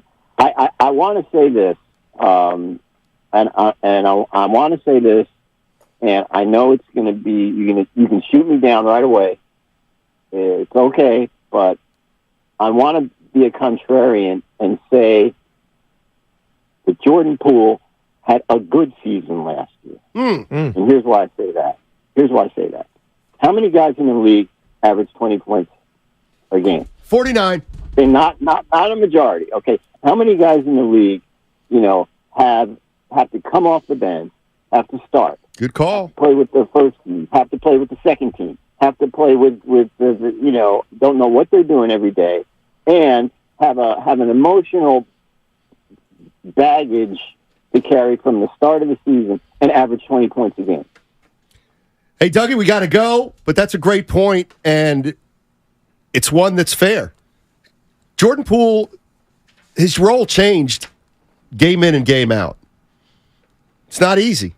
And the other thing is, while he was more inconsistent than the year before, he still helped them win many games last season. Hey, next week, we're bringing you the All-Star Week blowout. You want to win a signed Steph or Clay jersey? How about fitness or boxing lessons from Evolve Fitness? What about a $250 gift card to Alexander's Steakhouse or Buon Vino in Walnut Creek? It all starts Monday and goes through the entire week. Every show, every day, you're going to have a chance to win great prizes. It's 95.7 The Game's All-Star Week blowout. Also, that segment brought to you by SC Johnson STEM. Larry Beal on the other side.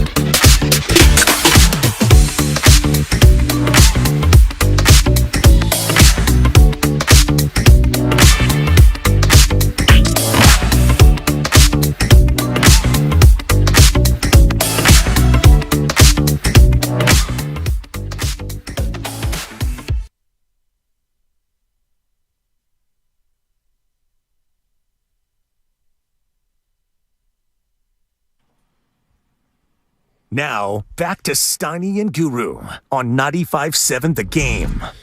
All right, Matt Steinmetz down, the Guru Johnson with you.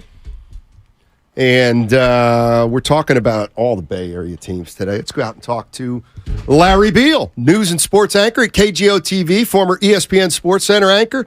Hey, Larry, thanks for joining us. Appreciate it.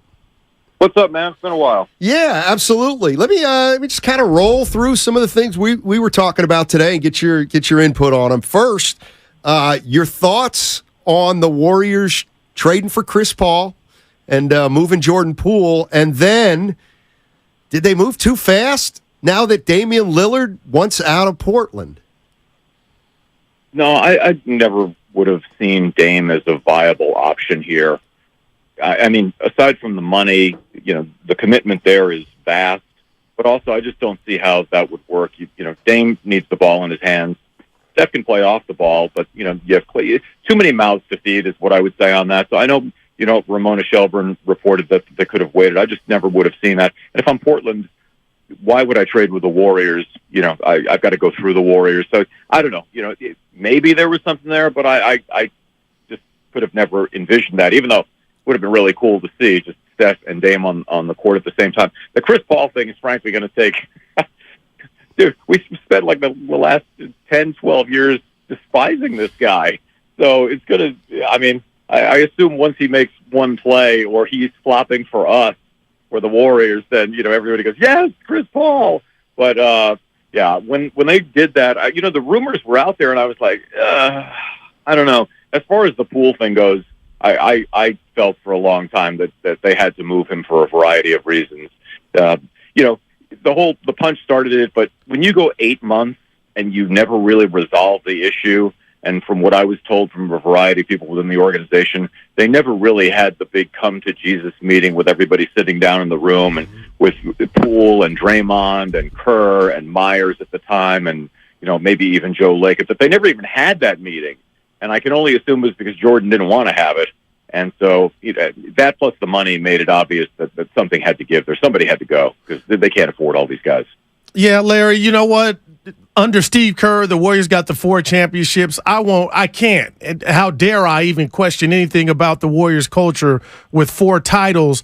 But hearing Draymond Green with Paul George, I don't know if you heard that sound about his relationship with Kuminga or their lack of. That shocked me, Larry. It's like, how in the heck are you the Draymond Green that I think you are and not build or flower or nurture that relationship to where you can lead Jonathan Kuminga? No wonder he wasn't a viable option for the Warriors come playoff time against the Lakers. Can you just share with me, did that shock you like it shocked me? And it's got me a little bit questioning this Warriors culture, which didn't rectify the Jordan Poole situation. I think there are some cracks in the culture that they need to really figure out. And look, this is what happens when you get to the end of a decade-long run. You go back to Bill Walsh, and he would tell you, at a certain point, everybody's just tired of hearing your story, whatever. They've heard it a million times already. And I think we're kind of at that point with this team. As far as the young guys and whether it's Draymond and Kuminga or, others with Poole, you're seeing that all throughout the league where veterans are going, who are these guys that just, got out of high school, can't even, buy a drink or shave yet? And, they're thinking they're the best thing that ever happened to the franchise. This is happening league-wide, and it's part of what you get with the young guys coming in, and when you're trying to do your 2 timelines, which now, I mean, in retrospect, don't you think it was almost too absurd of a fantasy to think that was really going to work unless somebody was going to make a dramatic jump in year 2, whether it had been Kuminga or Moody or, Wiseman just never even really got started. I wanted to believe it, but it seemed like the longer we went on with this, it was clear that was never going to work. Would you guys agree with that? Yeah, I think it is funny how it works, Larry, because now I look back and say, well, wait a minute, why couldn't we see that drafting 2 projects might not lead to them immediately playing? You know what I mean? It was so obvious. Now, had they gone out and gotten a Halliburton or maybe LaMelo Ball, we might be talking about it a little bit differently. But even if you look behind the guys after Wiseman, between like 5 and 10, there's just guys. Some are better than the others, but no, I'm kind of with you. I mean, how many of those guys could have helped right away? At 19 or 20? Yeah. I mean, you just think about, obviously, none of us were blessed to be, 6'7", 6'8", or I don't know, maybe 7'2" now, if Burke is right with Kaminga. Yeah. Like, what anything you saw on television now, it's just absurd to me. You remember Steiny, where you used to have an editor check your work and make sure that's not anything, just say anything on TV, blah, blah, blah. Anyway, I don't know what it would have been like to be 19 years old, jump out of the gym, and have everybody fawning over you, and then go into a situation where, sorry, you don't get any minutes. I will say this, though, with all the things that have gone wrong with these picks, and that was a down draft and all this stuff, I still remember sitting there. You were probably there that night when we're watching the draft. I'm sitting next to a Donald Foyle, and for reasons we don't really understand, Kuminga is dropping. At one point, he was going to be the number 1 pick in the draft, then he was going to be top 3, then he was going to be top 5, and then suddenly he's sitting there at 7. Now, I thought because he would have been long gone, Franz Wagner was my guy. And if they would have just had Franz Wagner last year, this guy, he knows how to play. That's what they need, and that's why I think they went older this year. He gets 20 for the Magic. Okay, you're going to get points and shots on a bad team, but he just understands how to play, and that's what they've lacked with the influx of young guys coming in, and that's why I think they obviously went with Trace Jackson Davis, get a veteran college player who has some physicality. But all the projects, if you got to win right now, a 19-year-old probably isn't going to get you there unless his name is LeBron or Wembanyama. Love it. Larry, I came in today and Stein was like, "Dude, what are you feeling?" And we came up with this question. I'm going to throw it to you like we've thrown to the listeners. Of the 3 local Bay Area teams, the Giants, Niners, and Warriors, in the next 3 years, who do you think will have the most success? And before you answer, I had the Niners, Steiny had the Giants. How would Larry Beal answer that question? Cool. I'm with you. Niners, Warriors, Giants in that order is my pick. That's probably the majority of the picks. The Niners are loaded. I mean, their rosters, they get the highest paid player at almost every position.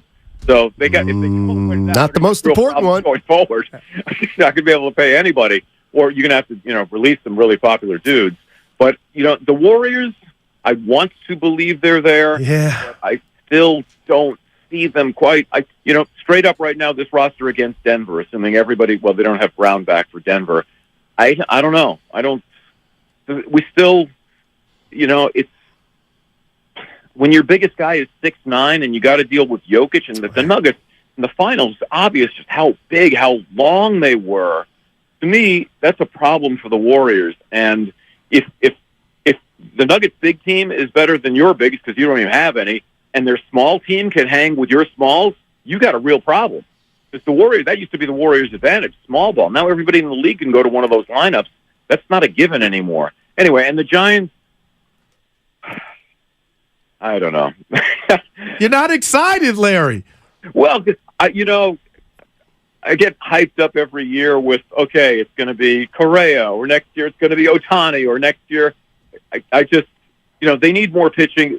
I do love the fact that we're finally starting to see the young guys come in and play for them and make significant contributions, because that's what's really been lacking in recent years. So I'm pumped more about the future 2 or 3 years down the road, not necessarily winning a title this year or next year.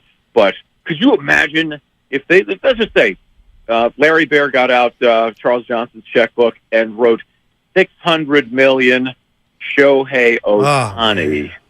How crazy the park would be. Incredible. Every single night. You'd probably put the Giants number 1 then, wouldn't you? Well, we might have to revise my list. Especially if the 49ers don't get themselves a quarterback.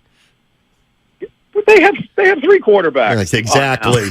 Exactly. Brock Purdy. Please. Mighty Purdy. Come on, let's go. I'm fine with Brock Purdy. You better be. You better be 49er fans. Are you that much of a disbeliever? No, I I think their quarterback position's just good enough to get them beat at some point in the season. Well, that may be, but he also could be just good enough to win a championship. You're right. They have so many. So many weapons. Just don't screw it up.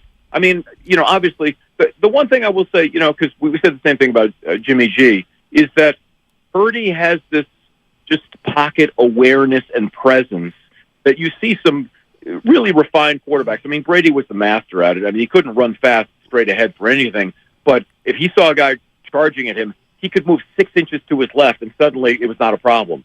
Purdy has some of that, and he is able to improv and make plays off script that I think sets him apart from some of the others. I don't think he's just another Nick Mullins or something like that. Mm-hmm. Not to denigrate Nick, but I think he has some special qualities that the entire league missed, which is mind-boggling when you consider the tens of millions or hundreds of millions of dollars that NFL teams spend on scouting. How do you miss?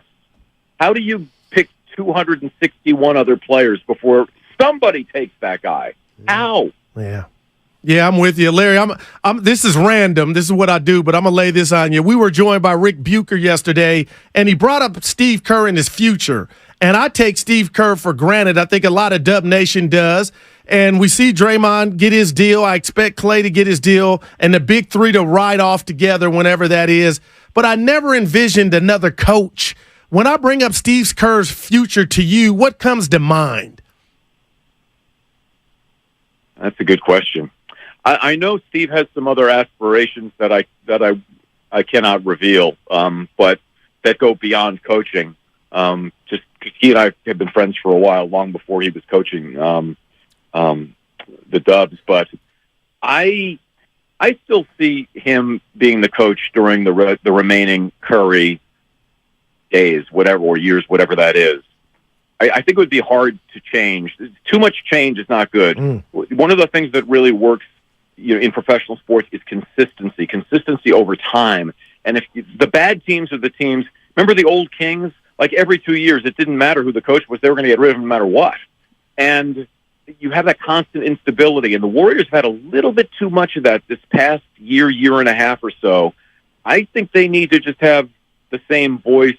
And look, has anybody won more and been bashed more than Steve Kerr in terms of his success?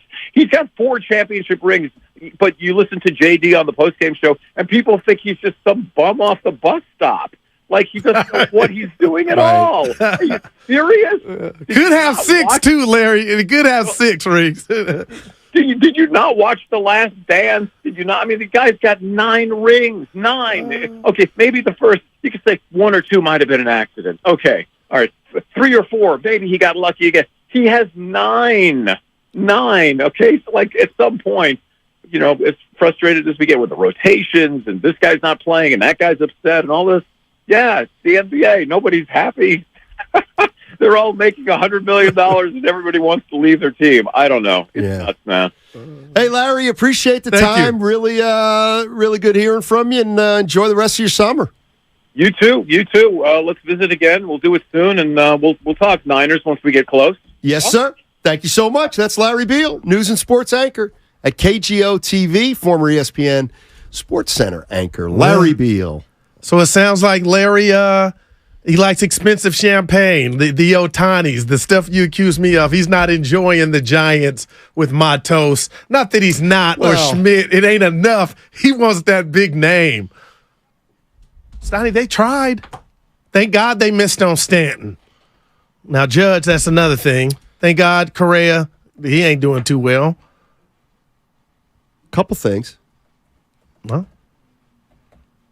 before Larry came on, we were talking about workout videos. Yeah. And how much of a joke they are. And I just started to think about some stuff. I think there's a trend here. The guys who post the videos stink. Remember the video of James Wiseman dribbling up and down through the cones? I'll never forget. No shirt on. Oh, it's dying. Look went at to the Wiseman. rack. Right. Flushed it. Can't play. He can't play. Here. He can't play. This But is he had a James great Wiseman. video.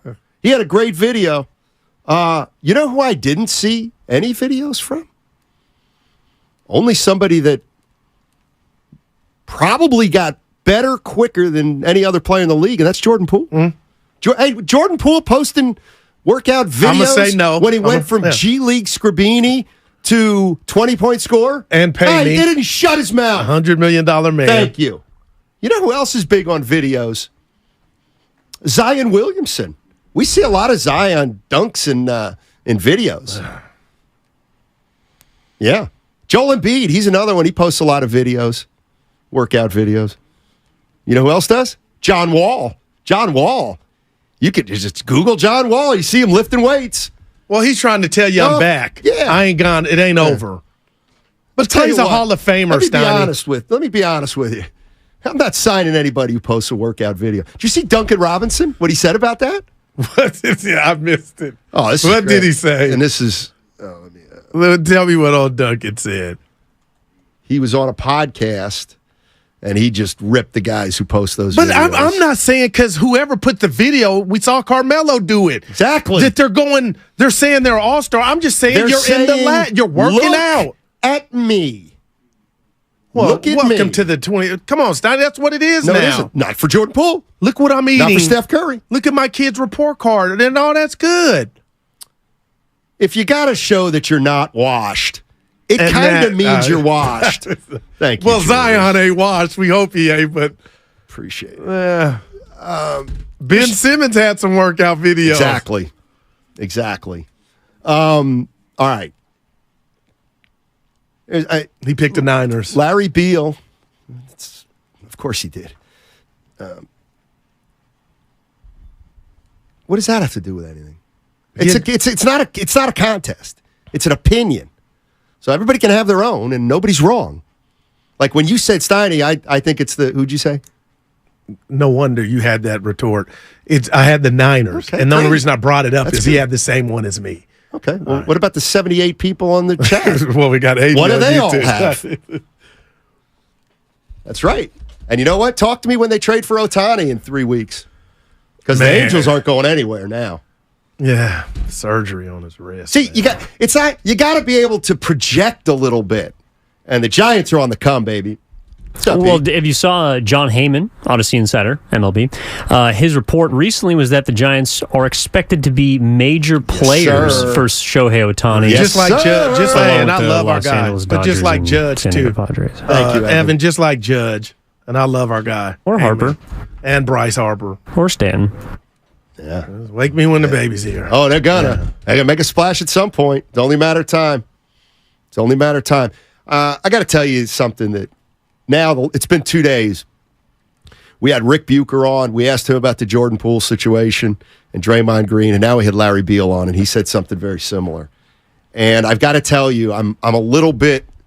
My antenna goes up. Yeah. And here's what I'm getting at, because I've seen it for years and years and years in the NBA, and I've seen it with the Golden State Warriors, and I've seen it. I'm sure other fans in cities have seen it with their teams, and it's this: a guy gets traded, and the minute he is out the door, then you start hearing this stuff that you never heard while the guy was here. And I don't like it. And it happened a lot with the Warriors back in the day before Lakeland when they weren't very good, and they would trade a guy, and then they would be like, well, this guy was a real problem. You guys just didn't know it.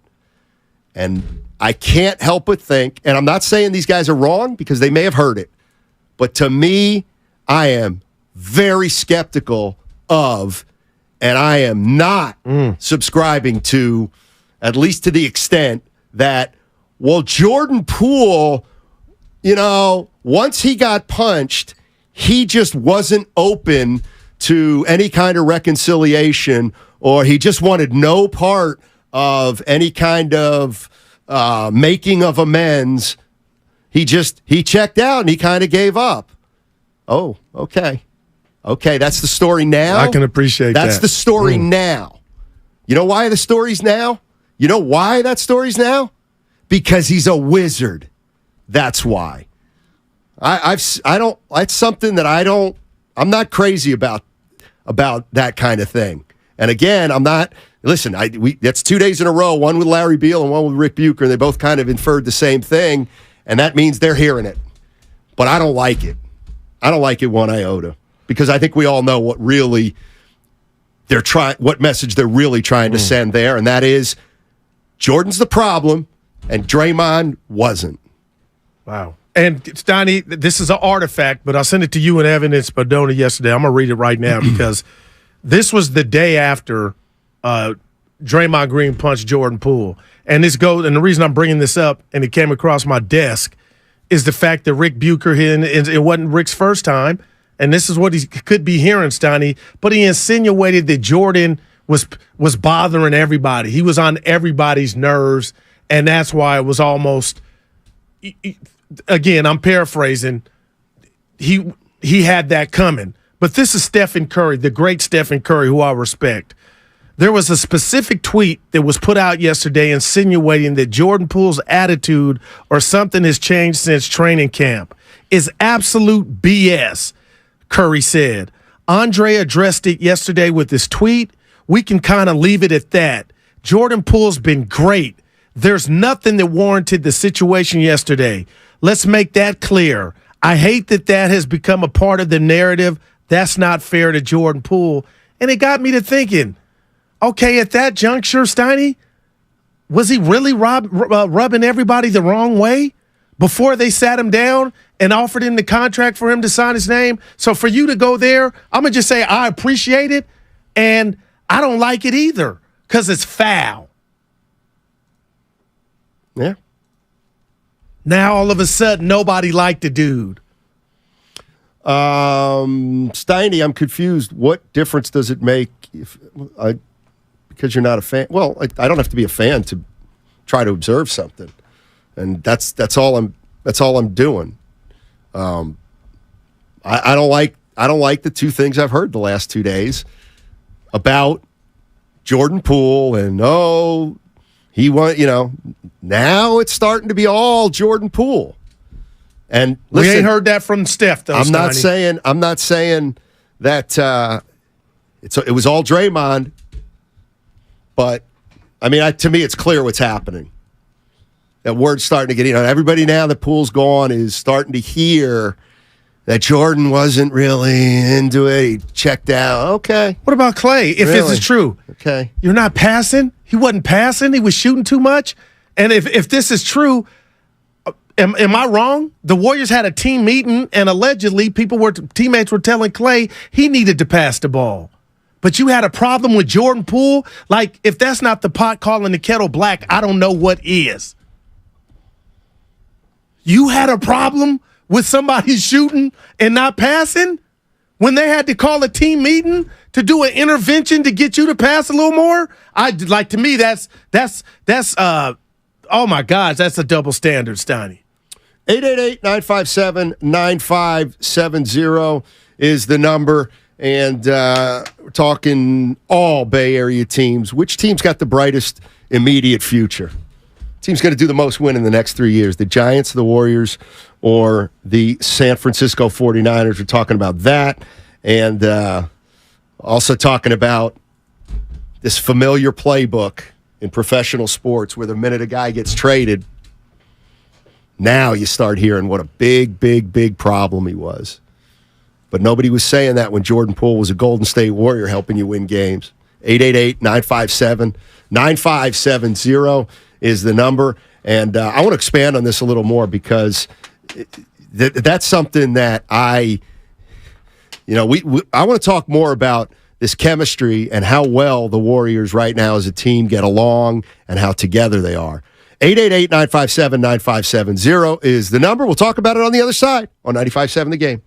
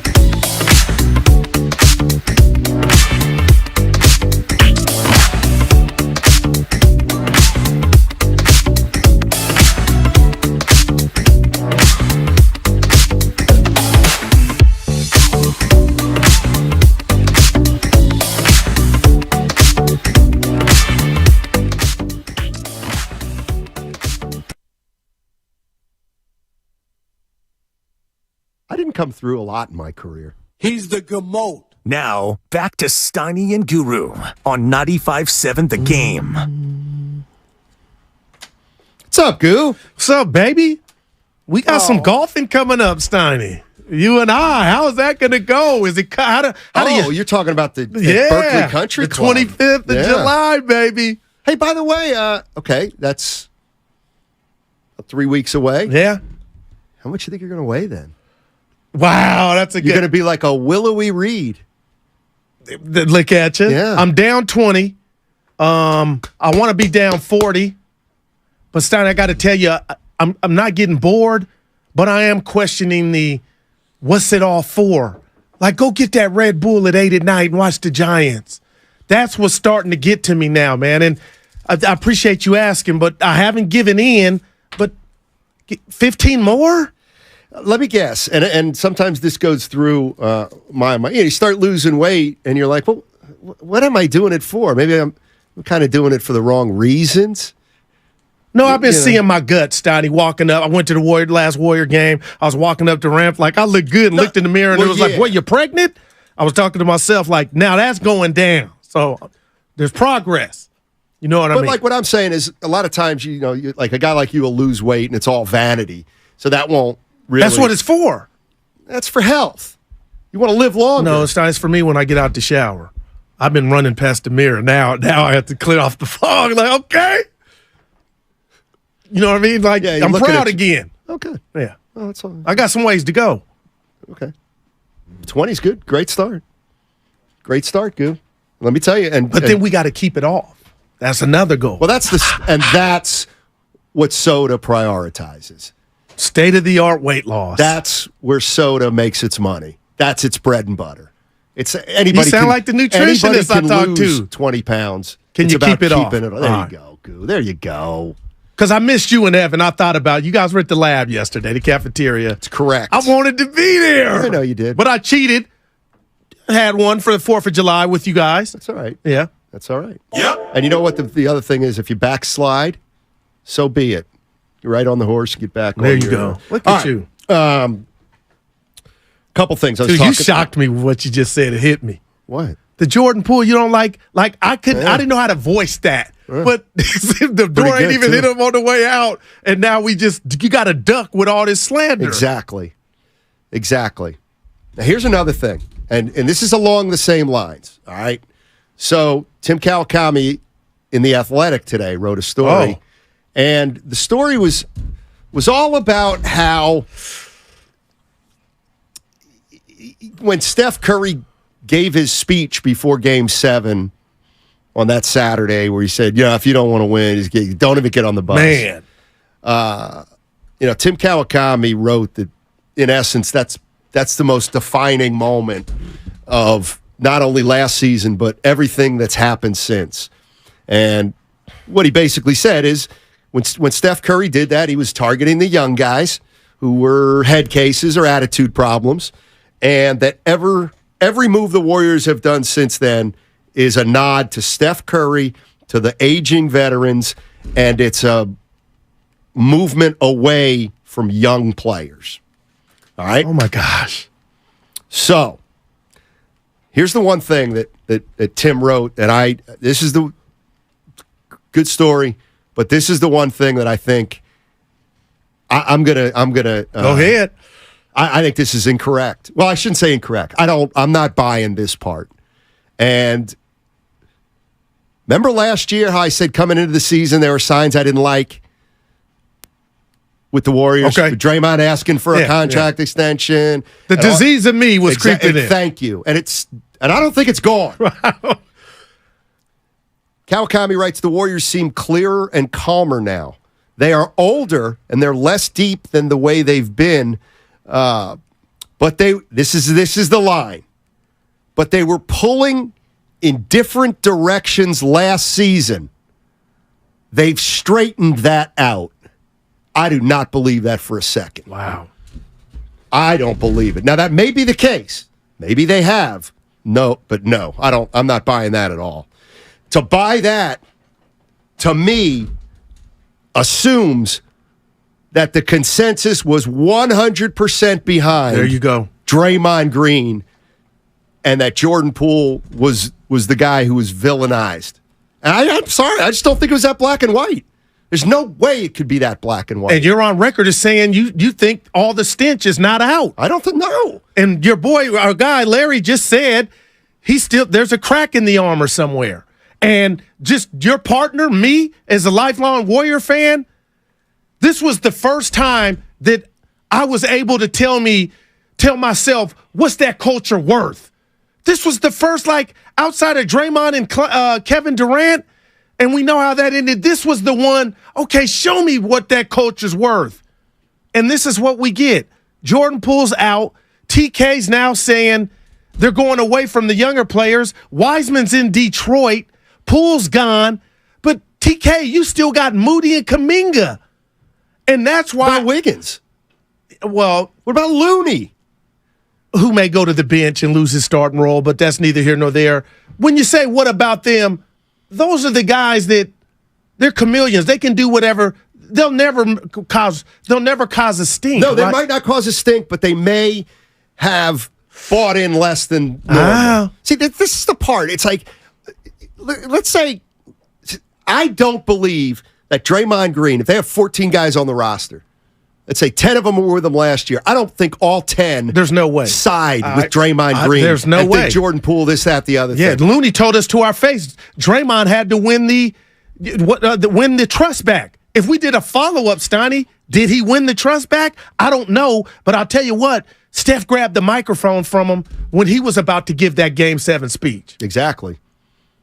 Now that to me is that was telling. Draymond said to Curry, you want me to talk to the team? And Curry said, don't you dare. I got it. Don't you dare. So, don't tell me this is over. And now, I know what you're saying. You're saying, Steiny, Looney and Wiggins are pros. Yeah, they are. Of course, they're not going to demand a trade. They're not going to make a scene. But the only way you win the ultimate prize is if your chemistry is right.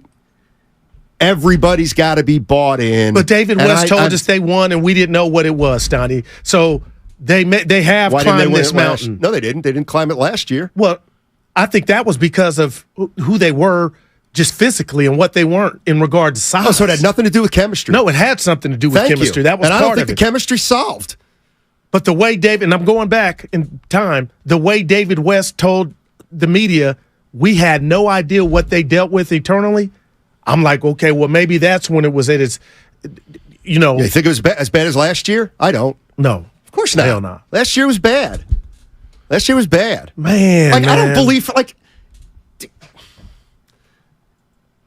we played this Draymond Green sound from the podcast yesterday.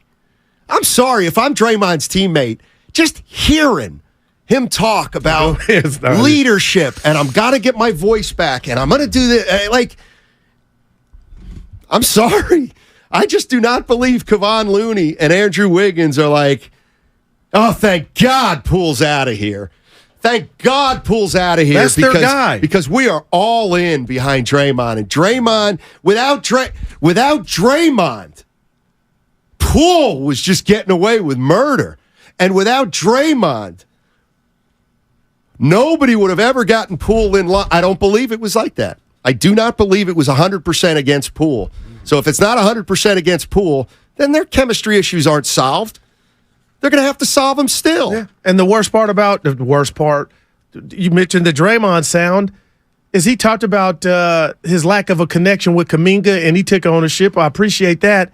But also in that same soundbite, Steiny, he talked about CP3 like Kuminga was going to be assigned to CP3.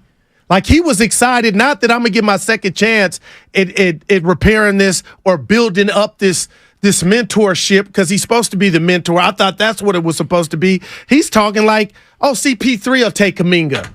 He'll train him.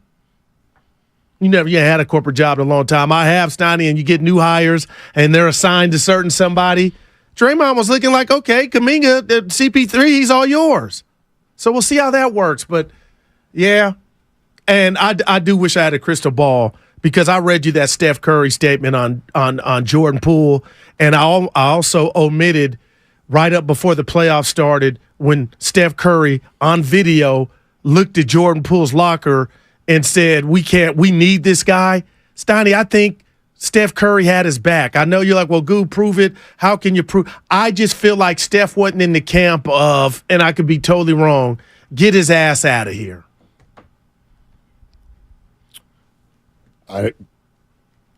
Don't tell me the chemist. Don't tell me that everyth's hunky-dory. And now you're bringing a guy, CP3, that you guys have hated forever, basketball hate forever, and now this is supposed to be just a match made in heaven?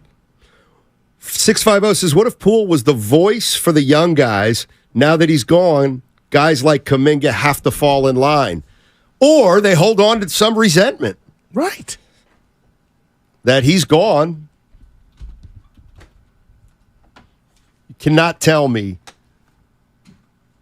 that there's not at least a few people in the Warriors organization that aren't crazy about how Draymond Green was handled, how Draymond Green acted, and the reward that Draymond Green has just got. I said this yesterday. So and he's still got a lot. I think he's got a ton of work to do. Okay. Still. Right. And you know what? You might be right. I think I am right listening to all those things he said on his podcast because he's all in his own head about being a leader now. Now, Rick and Bucher if you're asking about being a leader and you want it's like, it's just. Yeah, I hear you. Who is it? Yeah. Who's the guy? You talk too much. Run you DMC. Never shut Run up. DMC. Yeah, Daryl. Just do it. Yeah, I got you. Just Nike. lead. Yeah, I got you. Well, I'm gonna say this: do you not like the fact that I or anybody, and I want Evan's 2 cents on this too? I'm going back to the punch in that video. To Bucher's point, which I don't want to agree with, Steiny, and that's my guy. When you watch that video, nobody ran to pick Poole up as fast as I would have liked had I got knocked out. Does that mean, does that carry any? Not to me. Nothing? Evan? No, I looked at that tape and I didn't say, boy, nobody went to help Jordan Poole. I said, nobody even knew what the hell was going on. Or maybe they did, Steiny. Yeah, it seemed to me more like people didn't expect that to happen. Yeah. That's why they might not have been flocking to him. I was arguing immediately. with my guy, Bill Alexander, and he said the same thing Evan did, but there was a delay to me. Well, but to your point about the Bucher sound, I thought what was interesting about that is how he discussed before the punch that both Clay and Steph had, I don't want to say soured a bit, but weren't necessarily huge fans of the way Jordan and his attitude was going. And then Draymond was the one that just acted on it. But it sounded like even though Curry and those comments that you talked about after the punch, they seemed real and they seemed emotional. No doubt, Evan. It also is probably true that maybe he wasn't happy with the fact that Poole had gotten the keys to the kingdom and wasn't responding the way he would have hoped. And what about Dre? Here I go, because this does mean something to me. What about Dre sharing with us, even if you think Jordan Poole deserved to get punched, which I'll never sign off on, Dre told you he was in a dark place because of personal stuff that was going on in his life that day. That day, he told us that. He shared with us he was in a dark place. So for all the people in the back saying Poole deserved to get punched, miss me with that, Steiny. Because Draymond did do something that this should have never happened, but he told you he wasn't in the right mind state, and it had nothing to do with Jordan Poole. 888-957-9570 is the number. Golden State Warriors. They better? I don't know. I got to see. I really do. I like when it comes to Chris Paul and it comes to Jordan Poole. I know Jordan Poole had games where he wasn't very good, but I look at how many games did Jordan Poole? Steiny, you know I'm a fan, man. Go a lot. You know how many games? If you don't have Jordan Poole, how many more games do you lose? In other words, how many games last year did the Warriors win? And after the game, you had to say, we don't win that game without Jordan Poole. If I say 10, will you throw something at me?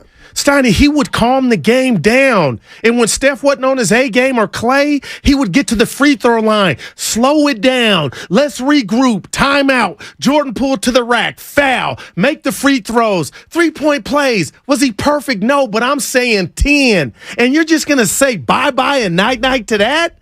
Okay. Oh, Chris Paul would get it to the... Okay, but what about when it's about, can Chris Paul get the ball in the bucket? He ain't going to be doing it. He can't do it as easy and swiftly as a youngster like Jordan Poole could. So that's what I'm watching. 888-957-9570 is the number if you want to jump into the conversation. Let's go to Mike. Mike's in San Jose. Hey, Mike, how are you? Oh, good. Hope you fellas had a great fourth. Mike. A little golf in. And, Yeah. And, good luck, Goo. We're rooting for you on the diet every day. I appreciate it. My point would be that I think you guys are making the case for why Poole is gone. All right. We're still talking about the punch 13 months later. And I don't believe it was ever going to go away, no matter what side you believe. Poole is better, not better. They just were going to never move forward. As a guy who played a lot of sports, as both of you, we've all seen fights. We've all seen problems. There's no justification for what happened. D3. But it wasn't going away, ever. I think you're right. I went to every game last year but two. And if you're honest, and you both are, and you watch the season, there is no way Jordan Poole wasn't a problem. You just had to watch the games. Right. Okay. Now let's take that one step further.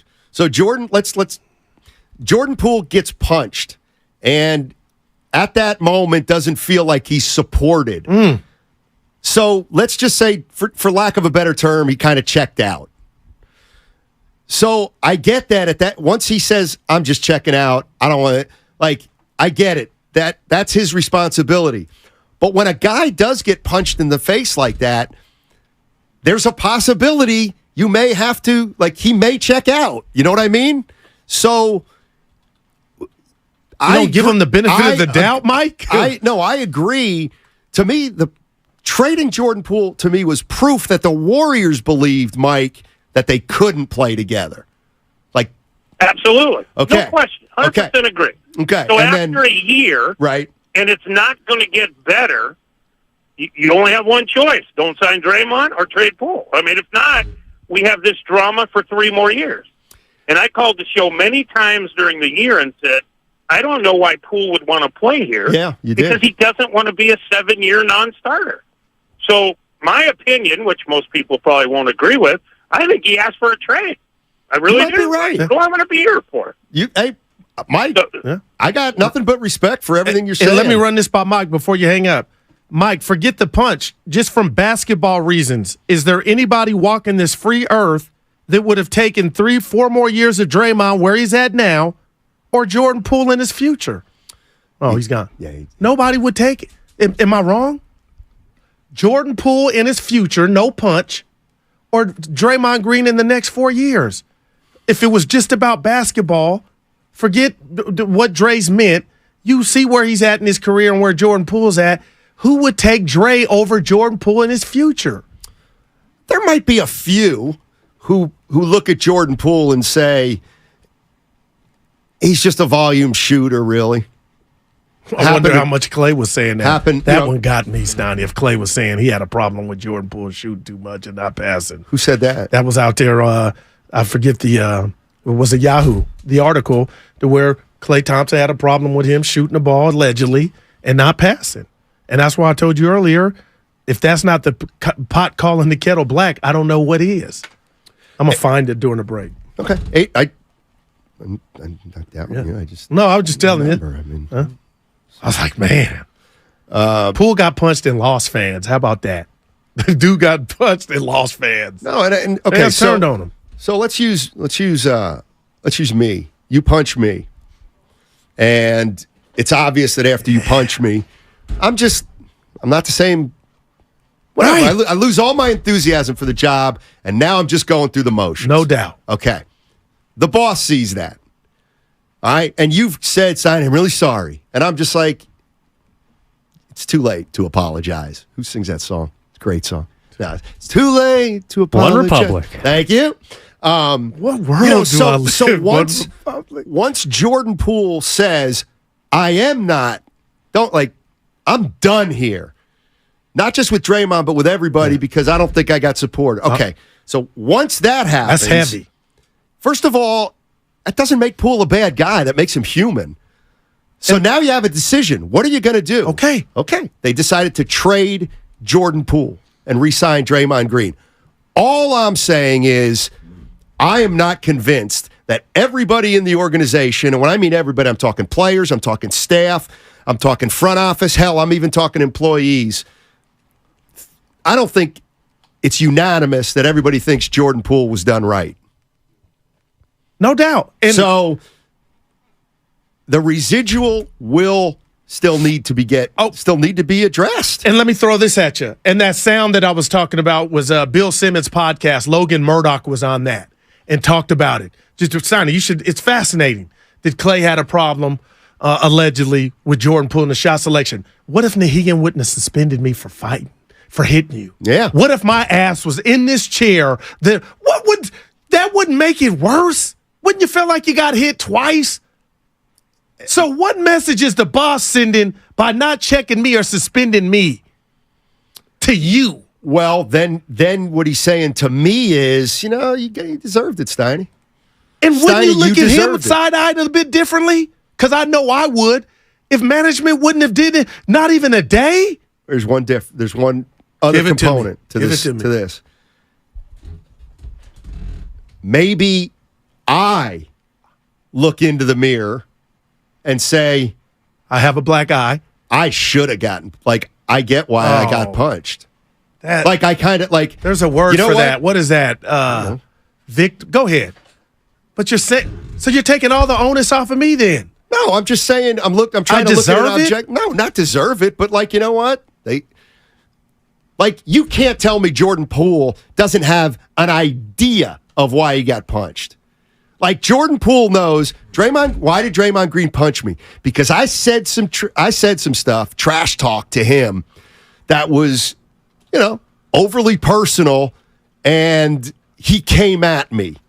So maybe I go to the mirror and I say, I shouldn't have mentioned that stuff about his wife or his kids or his money.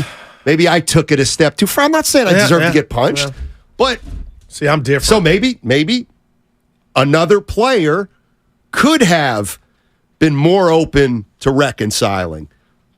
But I still get back to the same point of once you punch a guy in the face, you have to accept the fact that the guy who got punched in the face might check out. All right. He might check out. Okay. And I know we're up against this, Donnie. I'm not mad at that, but let me just give you one more thing. And this is human nature. While Clay was out, we thought we saw a star born. And that star was Jordan Poole. And you can't tell me Klay Thompson on the bench, knowing he can't play and contribute. Not that he wasn't rooting for Jordan Poole. Stoney, there were people calling this station at different shows saying Poole should start over Klay. Well, how would that make you feel?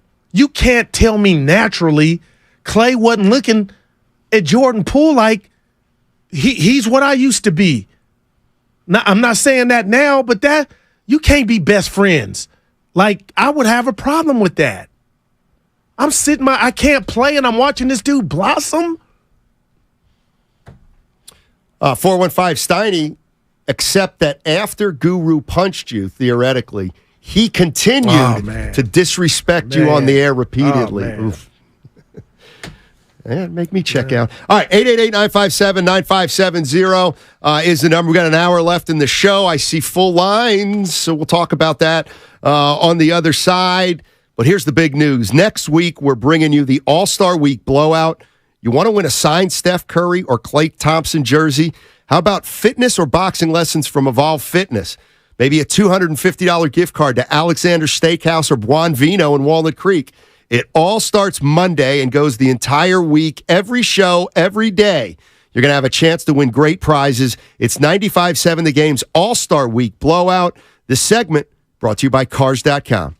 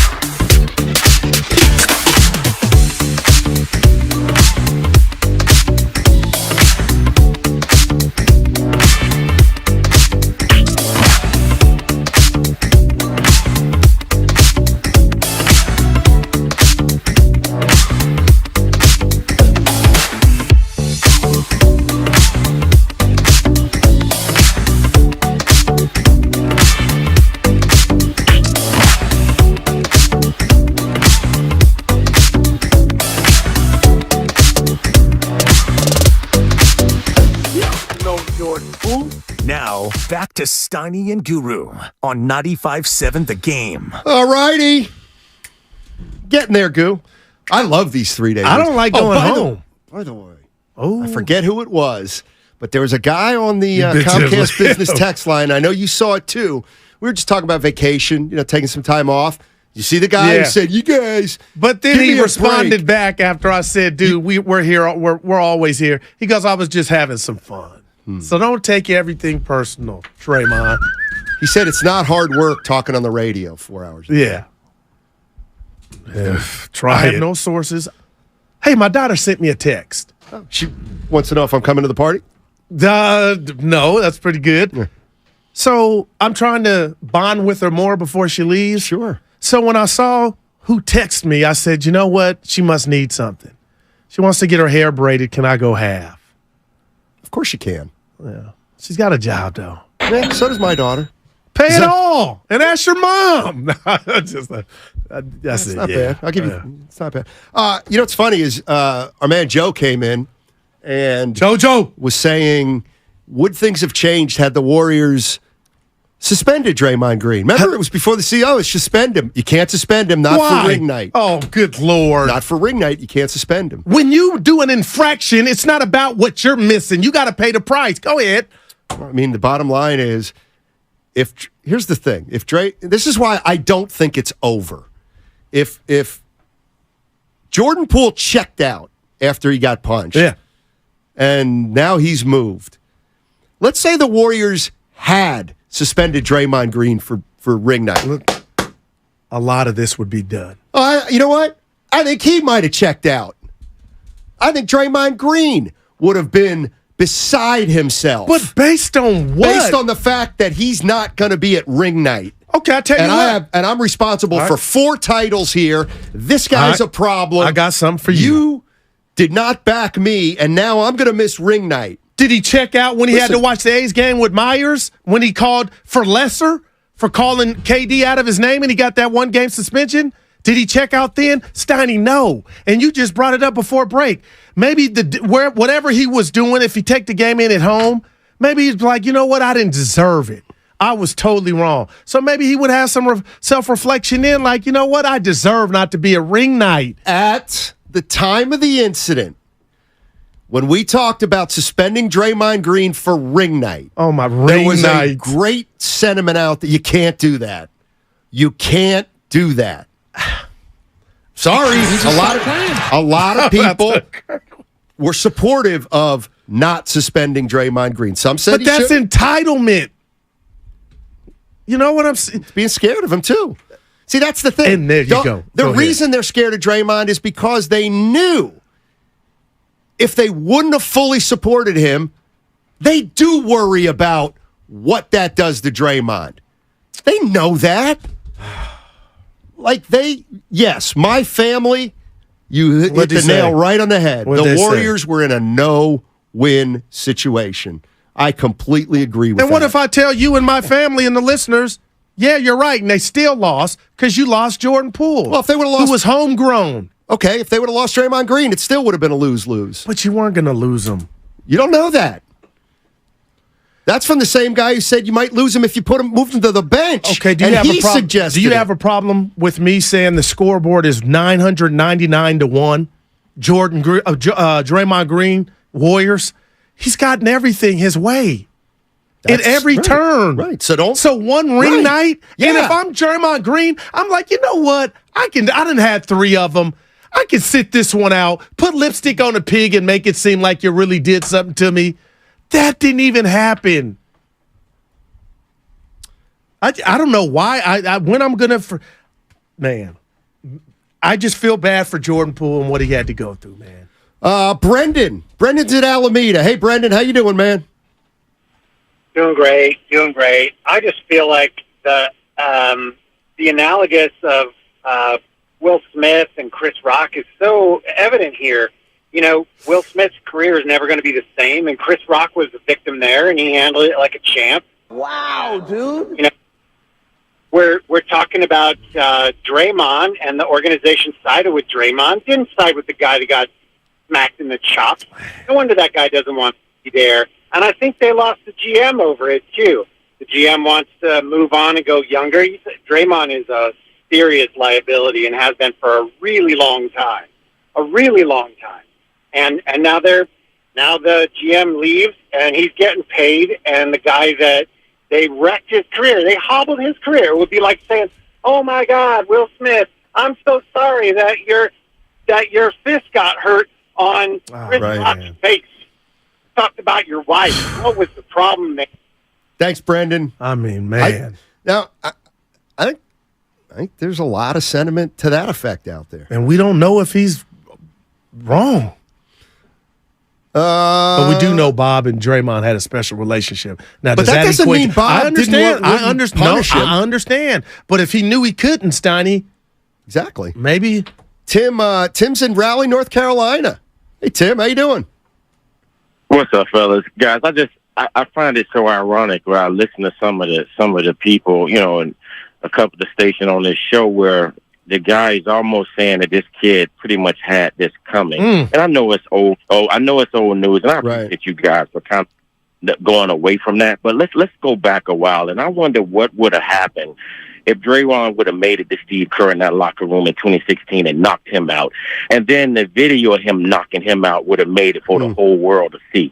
I wonder if Steve Kerr would have only been complained about the video being leaked the way he was with with Jordan Poole. Like, I wonder would they still be cheerleaders for Draymond the way they are now and on this podcast if Steve was knocked out. And I wonder if Willard on his show would say Steve had it coming. I mean, man, this is just ridiculous. Listen, at the end of the day, teammates can get in your damn nerves. When you're a senior on the team and the little JV guy coming up and he got a lot of talent and he talk crazy to you, we understand that. If you play sports, you understand that. You can eat that up and you have fun with it. You don't knock him out. The fact of the matter is this guy has done insane type basketball things that just don't happen. Yeah, he got to be the one to knock Poole out. He has to be the one to try and beat his coach down in the locker room. Come on, man. Let's stop being hypocrites. Steve Kerr is a hypocrite. Steve Kerr is messy, just like he was on the little podcast taking shots at Poole. But at the end of the day, I wonder what would have happened if he would have made it to Kerr in that locker room and knocked him out. And then the whole world saw it. So let's see how that would have played out in front of everybody. How easily we forget, fellas. How easily we forget. Tim, that's all I really got, man. Tim, Tim, let me tell you something. I don't even know if Tim... from NC. If Tim, we would have needed even to see Draymond knock out Kerr. I think if we just would have ended up seeing the video of how out of control he might have been, that might have even been enough. Like if there was a video that came out in Oklahoma City where Draymond Green is being physically held back by three guys from going at Steve Kerr, yeah, I think that does change things. I think that does change things. Okay, you know what? I disagree, and let me tell you why I disagree. And I got to give the Warriors and Draymond Green hella credit right here. They didn't need what our guy was saying from North Carolina. They experienced it. They witnessed it themselves, and they still chose to ride with Draymond. However out of control he was that night. But, Steiny, when a player goes at a coach, you don't have to tell me it was real. It was real in the field, but they dealt with it. So those words of we got Dre's back and we've seen them more off the hook than you guys have, they stood by it. Now, I don't agree with what happened and what we saw in between 2016, that night in OKC, and where we are now, but I got to give kudos, Steiny. Even though I'm still calling, I don't like it, I got to give the Warriors kudos and Steve Kerr, who's been around Jordan, took a punch from Mike, been around Rodman, and was almost attacked, that he still, when it was all said and done, knew it was about basketball and never held that against Draymond. And when he told us and the masses, Steve Kerr, we let Dre be Dre, well, damn, Steve, on that night in OKC, until now, you have proved that. So I got to commend them for being so real that they never wavered. They never wavered, Steiny. Well, they may not have wavered, but I can tell you for a fact that after the incident in Oklahoma City, there were people in the organization that were absolutely pissed off. I couldn't have, that Draymond Green didn't get punished. Wow. They couldn't believe it. They couldn't believe what he was allowed to do that I totally halftime. Are they some of them still here? Yeah. Wow. Of course. No, and that's not. So do you believe that's the same thing with the punch? Yes. Of course. Man. Draymond doesn't have 100% support. He doesn't have 100% support from the fans. He doesn't have 100% support from the organization. I mean, the big guys let him do what he wants, but there's people in that organization that clearly look at him and say, this guy's got it. He got it licked. And you know what? It makes me wonder if the people you speak of, it's a stretch, but that video, somebody within the Warriors, whatever facet that they work for the Warriors, let that video get to the public for a reason. And that was going to make Dre look bad. I don't know what the motive was. Well, wasn't somebody pro Draymond? Well, first of all, it could have been somebody not even affiliated with the Warriors. Like, that's the thing I learned. There's passwords that many people around the NBA have access to with that video of what happens at teams' practices. And But I get you. I was told in the days after that, it's going to be really hard to figure out how that got leaked because there were too many people with access to it. But if one of the people had access to it that you speak of that were frustrated that this guy has never been checked, that would have been a way to make him really look bad. It also could have been a guy in Portland who sees it and goes, this will be fun to put out there. Hunter in Marin. Hey, Hunter, how you doing? Hey, Steiny Guru, a first-time caller. Love your guys' show. Hey, thanks. Yeah, the whole Draymond thing, it's never going to go away. It's going to be a big stand on the Warriors for a long time. Sucks. Been a long-time fan. I'm disappointed in Steph and all the leadership. Someone should have put their foot down. Someone should have said, I can't take the court with this guy. We can't tolerate having this on our team. Because whether you like Draymond or not, they all endorse him punching Jordan Poole as a way to go about their business. And, winning or losing, sometimes you just got to do the right thing. And the right thing is not taking the floor with a guy who's trying to break the face of one of your... Yeah. Mike Lee, what about just what the right thing was? Yeah. Ow. That's it. That puts me in a good mood. What does? That's Sterling sound. Guy gets hit. This 84-year-old guy gets hit in the face with a baseball, and that makes you laugh. Ow. Leroy, Oakland, what's going on? Hey, what's up, Sonny? Hey.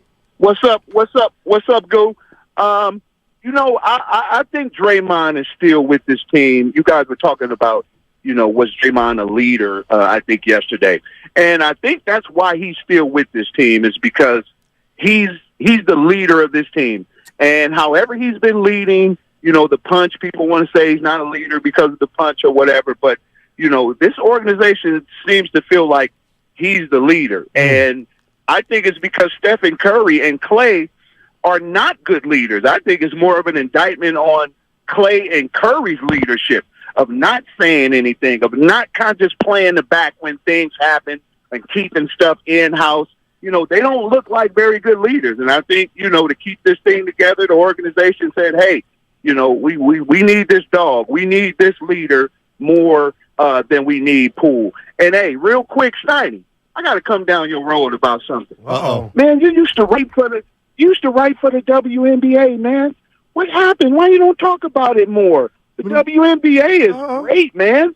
And I watch all the time. Cover that. What's up, Steiny? I never covered that. I never covered the WNBA. Leroy going guru on you. I mean, I covered women's sports, like girls' high school basketball, women's college I basketball. wonder who he thinks you are. I don't know. Oh, boy. Yeah, not a big deal, Nick. By the way, that's some bad news on Nick Friedel. It sucks. Man. Did you text him? I'll send him. Rick's in Ohio. Hey, Rick, how you doing? It's Nick, but nobody cares what my name is. Oh, no, that's my mistake. Nope. My mistake. They got it right. Anyway, one thing that's sad for me is I've come to not like Draymond as a person. All the other Warriors seem like really great people. I'd love to know them, and if I was ever friends with them, it'd be wonderful. But I don't like Draymond anymore. It's just kind of a personal sad thing for me. Nick, I got to tell you, that's I tried to get into that yesterday, and thanks for the call. When it was our first show back, and I just said to Goo, 4 years, Draymond. It's just like when I heard 4 years, Draymond Green, $100 million. I was just like, all right. You're tired. Yeah. I wasn't like, oh my God, did they make a mistake? And I certainly wasn't like, woo, we got action again. I was like, all right, I guess they had to, but I'm not crazy about it. What if Kuminga's listening to you and he's driving right now and he's saying, did they really have to? Have to what? Re-sign Dre. Could they have, like we talked about before the announcement was made, Stoney, before the 4th, do you ever envision what Kuminga could do as a starter with no Dre on the team? Because before you answer, I do, and I have. And 100 people could call me and tell me, Goo, we don't want that, and I get it. But don't you wonder, how can Jonathan Kuminga reach his full potential while Dre is here? Good question. Maybe they still have a move out there for Kuminga. Joe's in San Jose. Hey, Joe, how you doing? Hey, guys. Thanks for taking my call. I just want to make 2 points. First point is, do you guys agree with me that the Warriors still don't have the weapons to match up with Denver? Even if I agree. Even that they signed Draymond Green, and then what do you guys think it would take for the Warriors to match up with Denver? And then my last point is, people keep comparing Chris Paul to Jordan Poole, but the only way to compare them two together is to have Draymond punch Chris Paul, and then we can run a comparison. Do you guys agree? Well, wow, that's pretty good. Got to give him a 4. That was good. I mean, what if Draymond punches Chris Paul and Chris Paul checks out? Man. Oh, man. Nicole Diaz. One of my friends. She can be hard on me at times. Steiny and Goo will never get an interview with Draymond at this point. We've had Draymond ain't about. We know his barber, his friend, his brother, Brownie Blends. I think she's right. We could get. You can. Tell me when you want Dre. No, we'll put $100. 4 years now. If you tell me $100 is the bet, I'll get for Dre. the show. You need money. Well, I get a little bit, but what about you and Lacob? You ain't delivered them. Evan ripped you every morning about I won't, but I say I'm not delivering Lacob. Then don't give me the stuff about the betterment of the show. You say you can get Draymond. I don't say I can get people. Yeah, but she poked at us. We ain't saying nothing Dre ain't Ask hurt. me to go get Joe Lacob. Get Joe Lacob. No, I don't want to. See, and that's why you're not a team player. I don't want to. You're Jeff. You're Bonds. I also don't know. Why would you not get Joe for the show? Because I might not be able to deliver him. Oh, because he's busy. But you don't think that way. No, see, that's different. So you now. brag about getting guys who we never get. No, I don't promise things that I can't devil deliver. tongue. No, I try to wish it into existence, but I never. Now I feel better about you and Lacob. It's not you didn't want him, but I actually didn't want him. See, and that Evan, he's not a great give interview. Us the life. Here's the thing: I get Joe on here. He's going to be spewing that Warrior propaganda crap, and he knows I don't put up with it. But Nicole, Dre would love to come on with 2 real ones. Not no, Dre ever going, and we were real with him last time. No, you weren't. Go ahead, Evan. Oh my! No, so I was going to say, yeah, you don't want Joe Lacob to just read text messages directly from him on air. Oh well, there you go. It's your version of saying I'll try to get him, but Ooh, Ernie Chavez. Did he donate? No, he just said you ain't getting Draymond. Because I've done it, bud. No, you haven't. That was Subway. That was a Subway corporate-sponsored interview that they gave to us. And in fact, we'll get into it when we get him on again. Here's how I can prove you had nothing to do with it. Remember what time we did the interview? I remember. It was 10 o'clock. Yeah, it was right at the gotcha. start of the show. Gotcha. We would have never scheduled that if it was a regular interview. But what you're missing is the behind the scenes. 10 o'clock or nothing. Me talking to Ritter.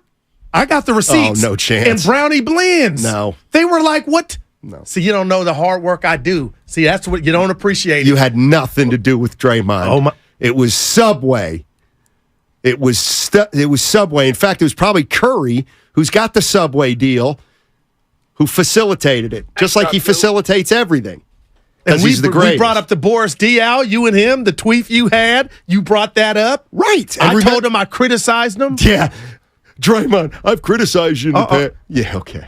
All right. Evan, this was You're so preempted. soft, it's unbelievable. Please. No, this is what I'm serious about. Don't do that, Goo. Look at you laugh. Please. SOFT ain't never lived here. You want it both ways. You want to be able to say you criticize Draymond, but then you want to be buddies with Draymond. And you can't do both. Even though you say you always, no shade of Draymond, no shade. That's why you're milquetoast.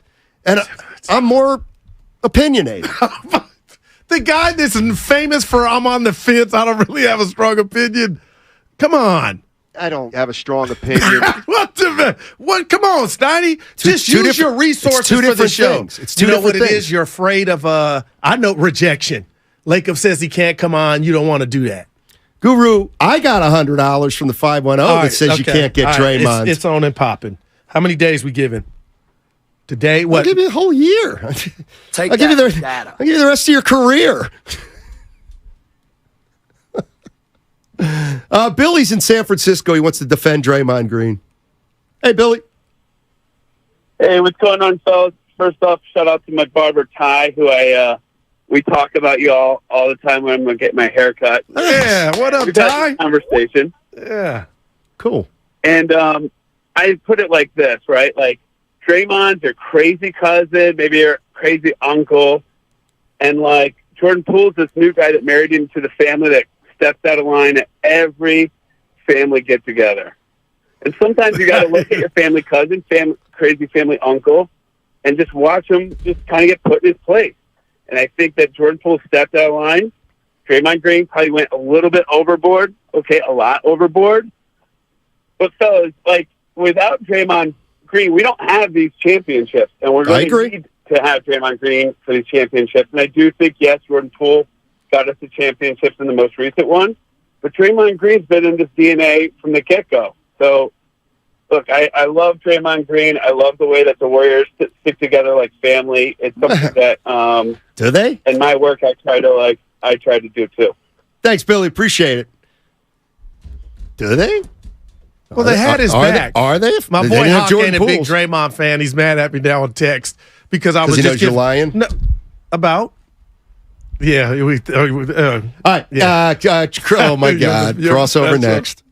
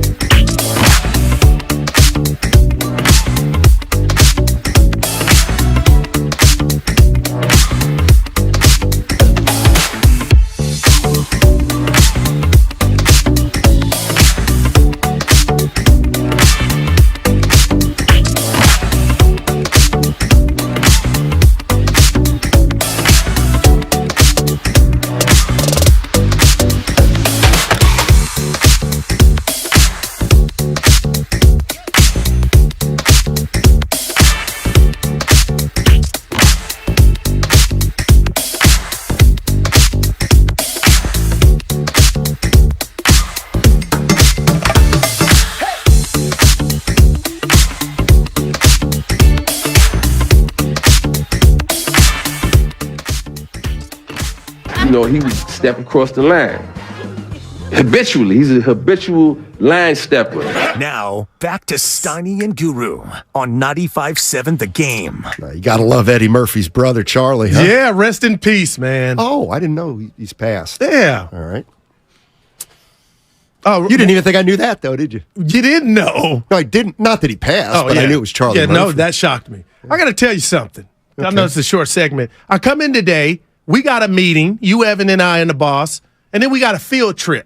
So the field trip is about, 15, 16 blocks, 15-minute walk. Right. But because of my commute, I was thinking, man, if we walk and then walk back, my commute's probably got another 45 minutes on it, 50. All right. But the look you gave me when you said, hey, we'll just walk, Goo, and I've been putting in work, active walk. Of course. You gave me that look like I was rerun, as if I was running from the walk. And I didn't like it. I've been saving it. It was about my commute, pal. 15 blocks is nothing, and walking's the easiest thing to do. I'm not walking 15 blocks. It's 15 minutes. I think 15 blocks. No. Mistake number 9. So I'm a drive. You guys do can whatever walk. you want, Goo. Do whatever you want. You're the man. I would recommend walking just because it's very difficult to find street parking Now, around. I know. And you know what? Is that real? And if there's one thing we know about Guru, if he has to circle the block once, he'll just leave. Y'all learning me, boy. Yeah. I don't play that. That's not, I'm out. Can't wait till we get the crossover in here in about 10 minutes. I got a text from Willard, and I don't know what he means. It was. We both got one. What did it say? Me. Yeah, mine said me, too. What does that? It had to do with something. If I think it's about if I hit you. No, that or I don't know. My boy Hawk coming down my road about Dre. You know what? And I don't know what he's been listening to the last 4 hours. He's been listening to you. I heard the message that you left for your friend. You hear hustling? You're doing it right across from me in the studio while we're on break. Of course I am, and I'm playing, but I appreciate that rebuttal. You're not in touch with reality at times. I am reality. No. Like, I felt like Rudy Ortiz right there. The little laugh. I don't know if it was for me. Like when you were leaving a message telling your guy about he texted me some stuff that it sounded like he thought I said. I go, no, but to hear you talking about what you think you're saying or what you think you're like couldn't be further from the way it really is. Oh boy, that's all, dude. Like wow. when you were saying, "Hey, I've never," I'm like, is he talking about the same Guru I know? That's all. Well, I am Daryl. You like to? I mean, you do.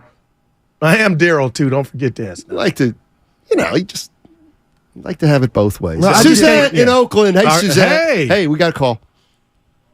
Hi, guys. Hey, how are you, Suzette? Yeah. Good afternoon. Thank you. Hey. I just want to do a shout out. First to Nick Friedel. Oh yeah, no doubt. They don't deserve him. They kept that knucklehead Kendrick Perkins. I would take Friedel anytime on ESPN. I'm with you. In regards to the Warriors, last season, it was just, the Warriors culture, it doesn't exist anymore. Okay? It was, to me, I looked at it as a house of cards with smoke and mirrors. They want you to see what you want to see and believe certain things. And with Draymond, he's a figment of his own imagination. I'm sorry. But, he can go pound sand. Unfortunately, he's back. Let's see how he rolls with the other players this year, and we can go from there, okay? In regards to, you guys, I love you guys. I want to shout out to Kirby with you guys because I got a gift card. Oh, nice. And I'm going to share it with my hubby so he can get his car detailed and clean for his birthday. And, I wish the Warriors the best this coming season. I wish you guys a great summer. And that's all I got to say. Thanks, Suzanne. Appreciate it. That's what's up. A sweetheart. Yeah. And I got to be honest about Nick. Stoney, I thought he was going to take over. Like he was on there all the time. So I hated to see that about our guy. When's the last thing you got something right? I didn't get you. You jackass. You said Friedel was going to be the next face of ESPN. I'm like, when are you going to get something right?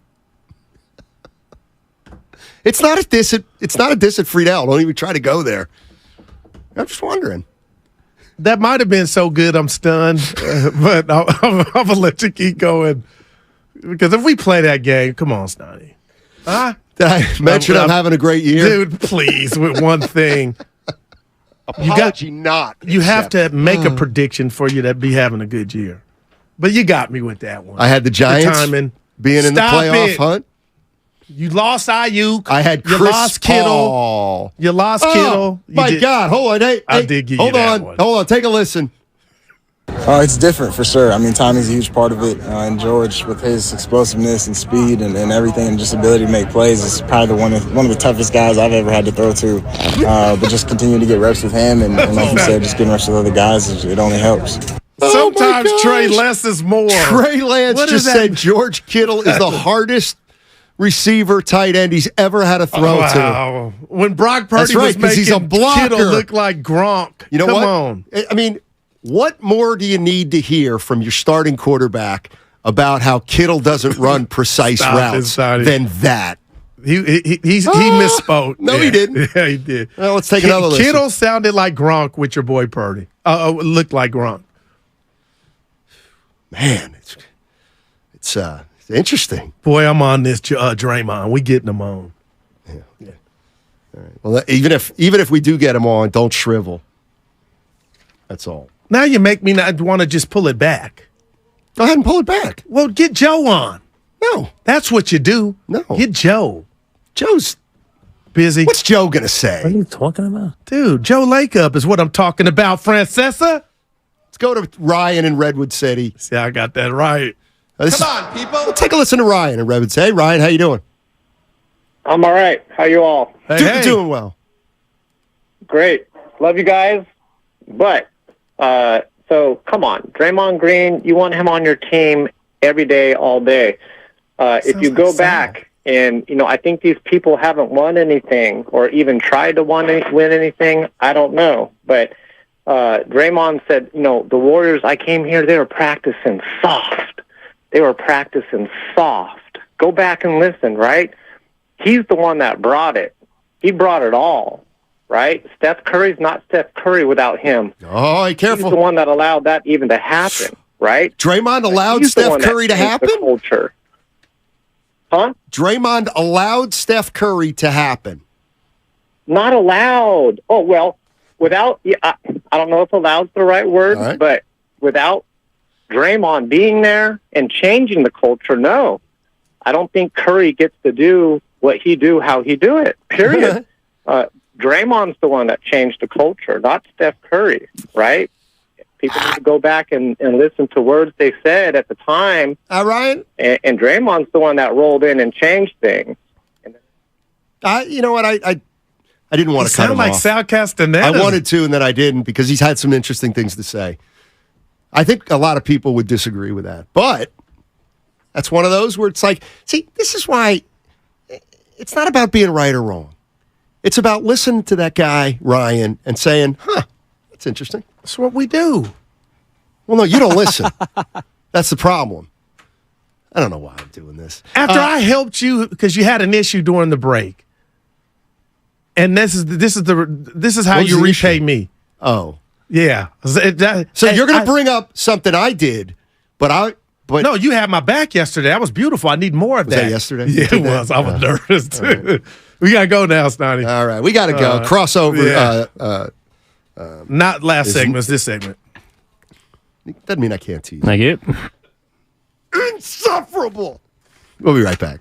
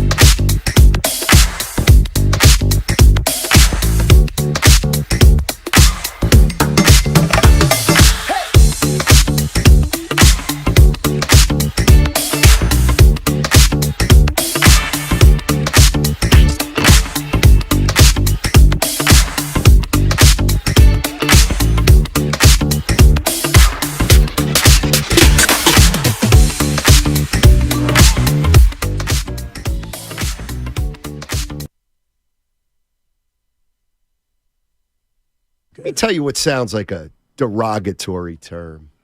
Caucasian. Oh, boy. Now, back to Steiny and Guru on 95.7 The Game. Oh, gotcha. He's a full-time employee at Fox. Gotcha. Gotcha. Mm. Willard and Dibbs in the house. Yeah. Crossover time. Sorry, are we on? Yeah, we were. Sorry. Yeah, my Talking bad. about Fantastic Jason Four. McIntyre. Yeah. I gave him a compliment. I like his lexicon. He's a good dude. He's a good dude. He's from the Big Lead, right? Yep. Yeah, He's the one who built it and sold it. Yeah, smart. Yeah. Yeah. Yeah. Man. What was that check like? Nice. Yeah, pretty good. Nice. Oh, okay. Not quite like the Barstool check was, but I think big enough. I think he owns real estate in Manhattan Beach. I'm pretty sure. So there you There go. you go. I love it. There That's it a is. check. Yeah. That's a check. Call it chicken, Willard. That's a check. All Yeah, right, it is. so at 12:52 p.m., Mark Willard texted myself and Daryl the Guru Johnson.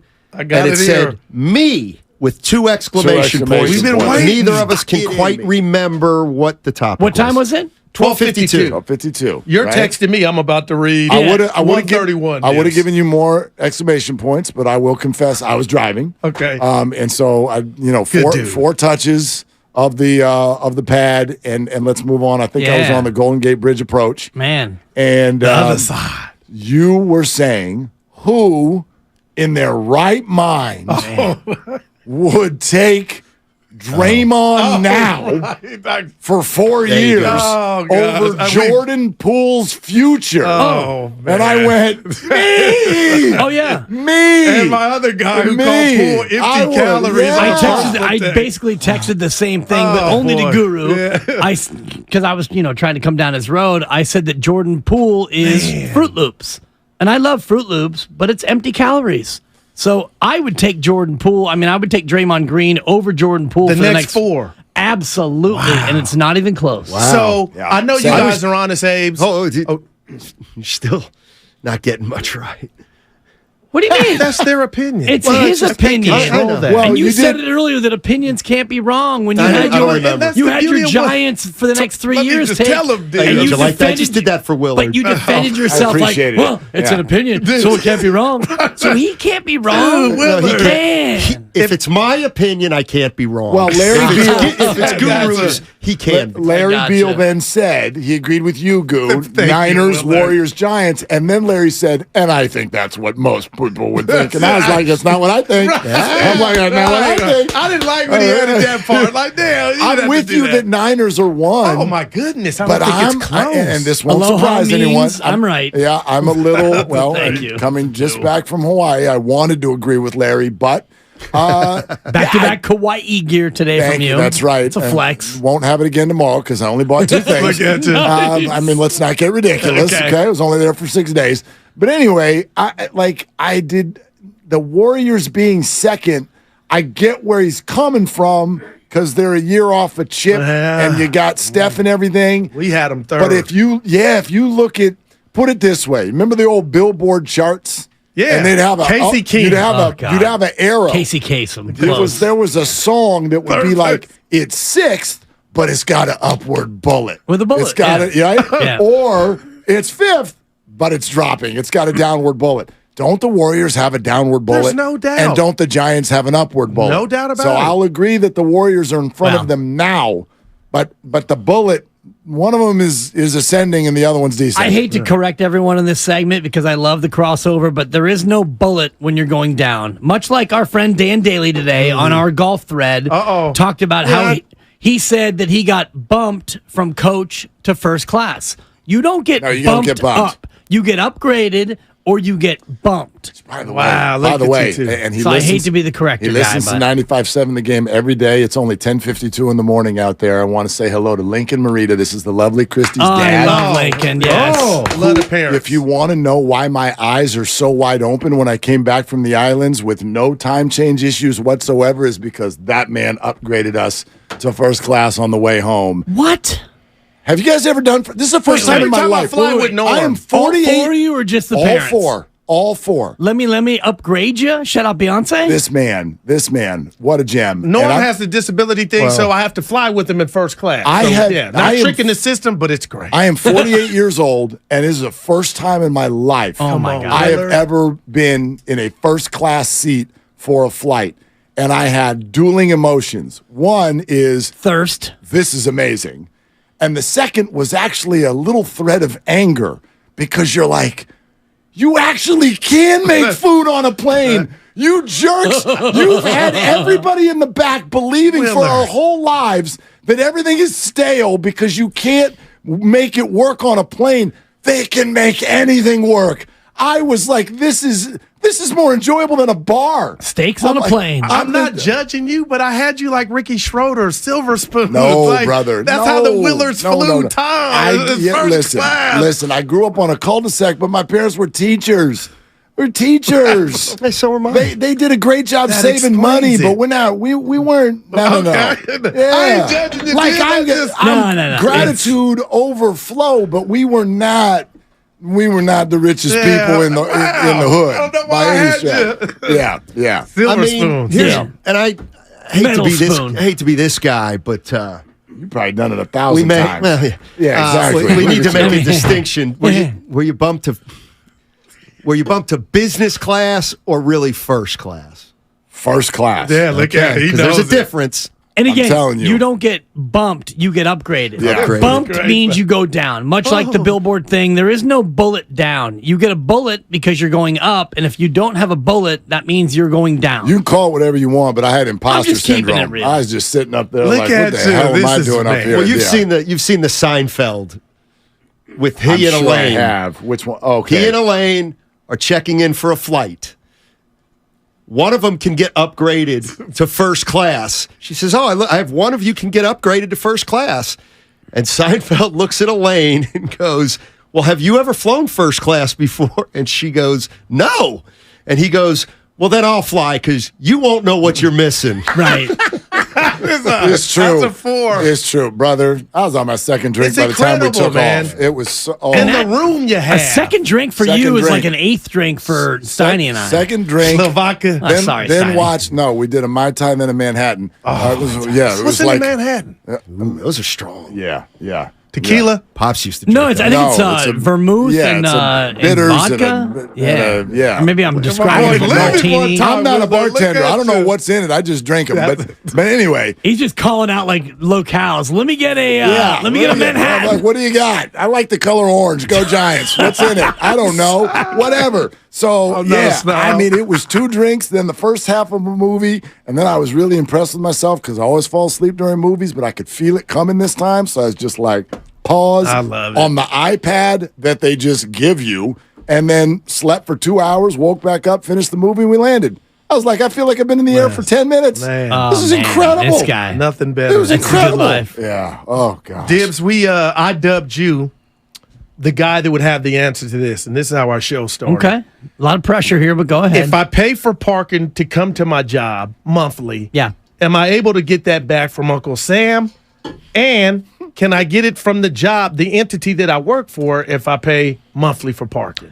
Only if you are an independent contractor or if you own your own business. Because if you're an employee, that's just the cost of doing business. And, all of us here in our situation, as we go into the new building and we have a building that does not have parking underneath, you're going to love it.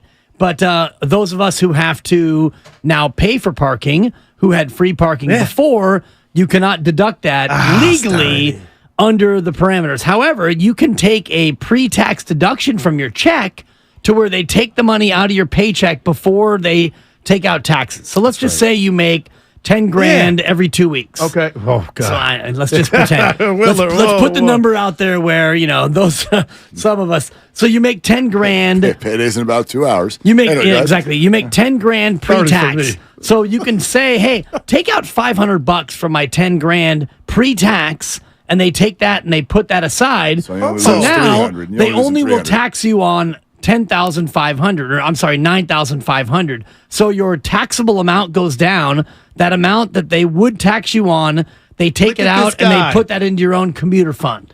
So wait, Commuter you fund. could not have your accountant say that that's a business expense.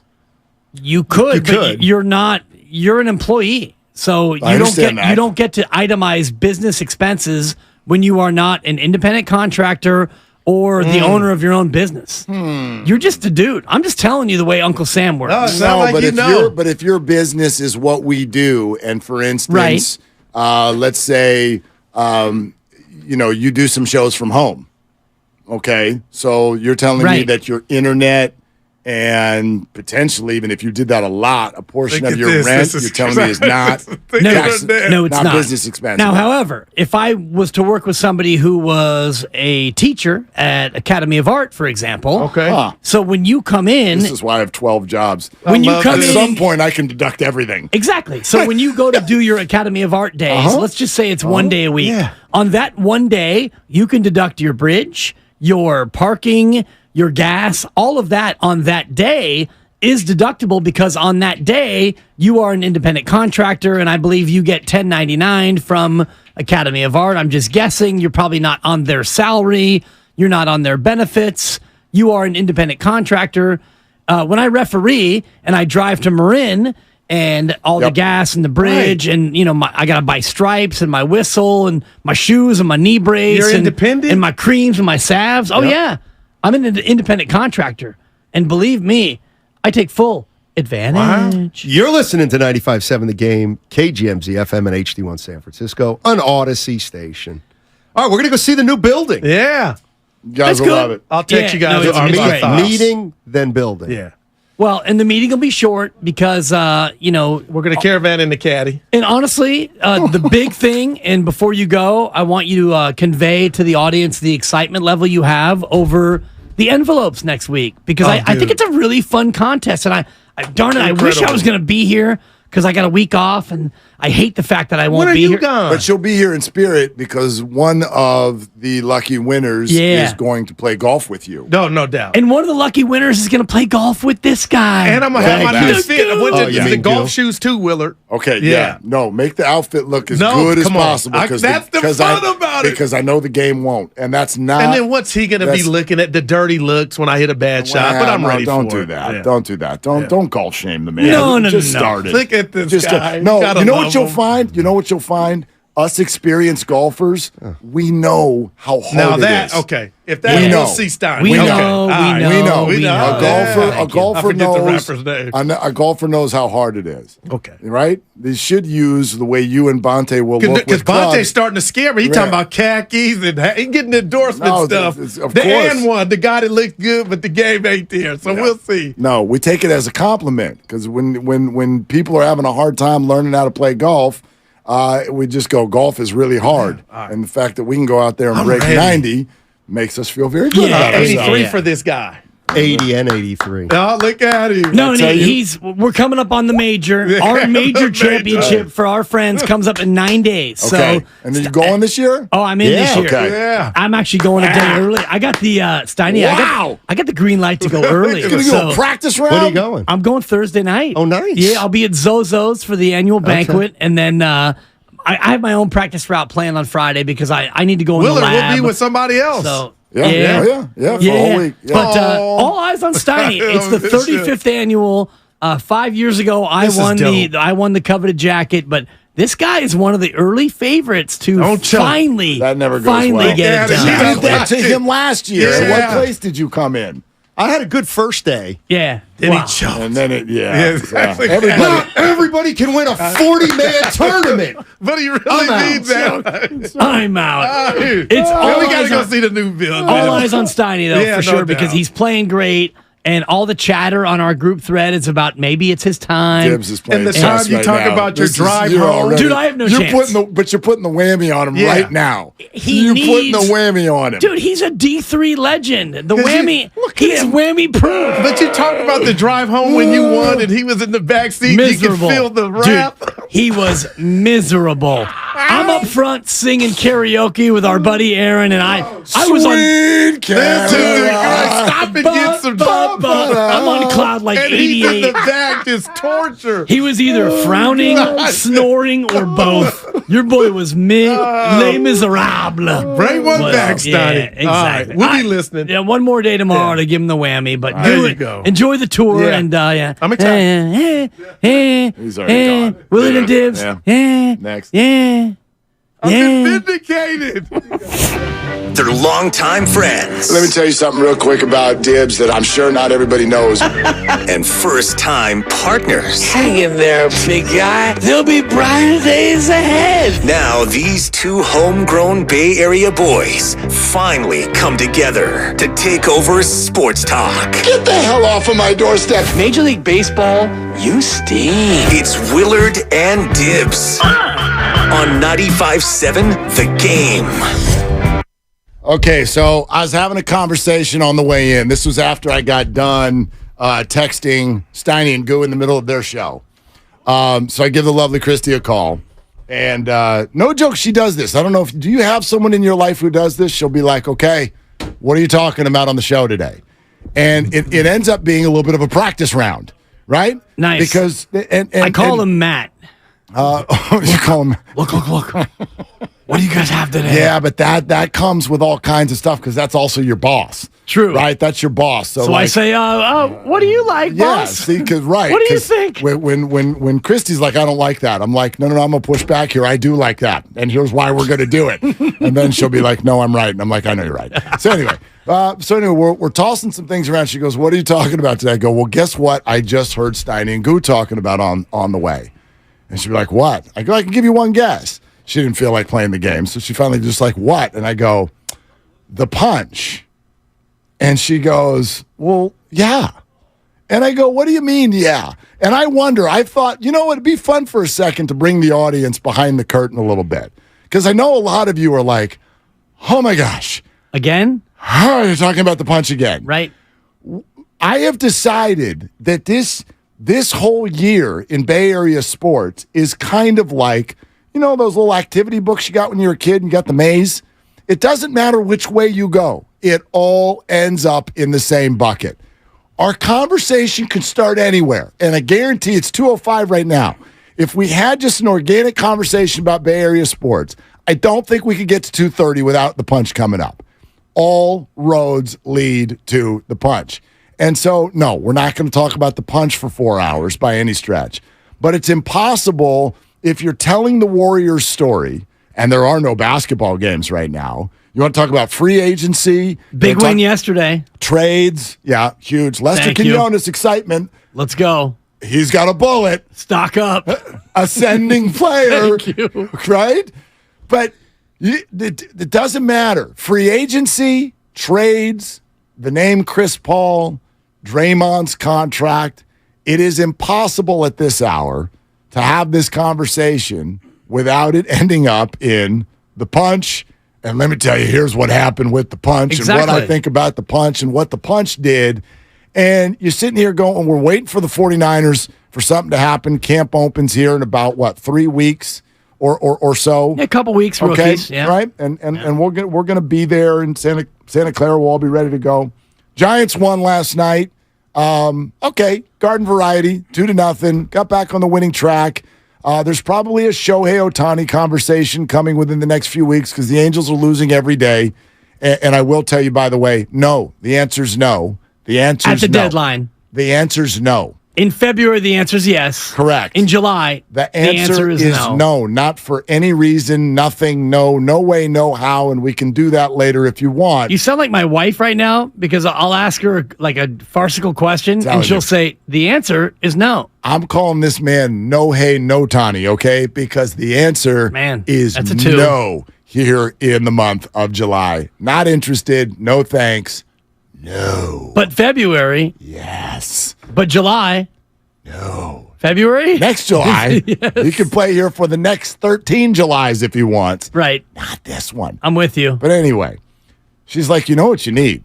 You need Casey Schmidt to punch Brandon Crawford because he wants to play shortstop or something to that effect. Like, we're sitting here working our way through whatever's going on, and you look at the age of social media, immediacy, all of these things are a struggle for baseball. So I've decided that I'll be the one. I'll give the Giants a call, and I'll let them know, guys, somebody needs to punch somebody. In order to be interesting and topical? Or just like, we've known this for a while, like, I love baseball. Listen, the Giants, I think, are about to have a real interesting second half. I think that they'll be aggressive in the month of July. I think Farhan bats about 70% with his trades at least. I'm confident that this is going to be a very, very interesting second half. But when it comes to things that are like debatable, or, there's an opinion on this side and there's an opinion on that side, I don't know. You tell me. What gets us away from Draymond Green punching Jordan Poole? Probably the start of the season. And, we're still a good 3 months away from that. And I think that the 49ers, once that camp starts here in about 2 weeks, that gets us going.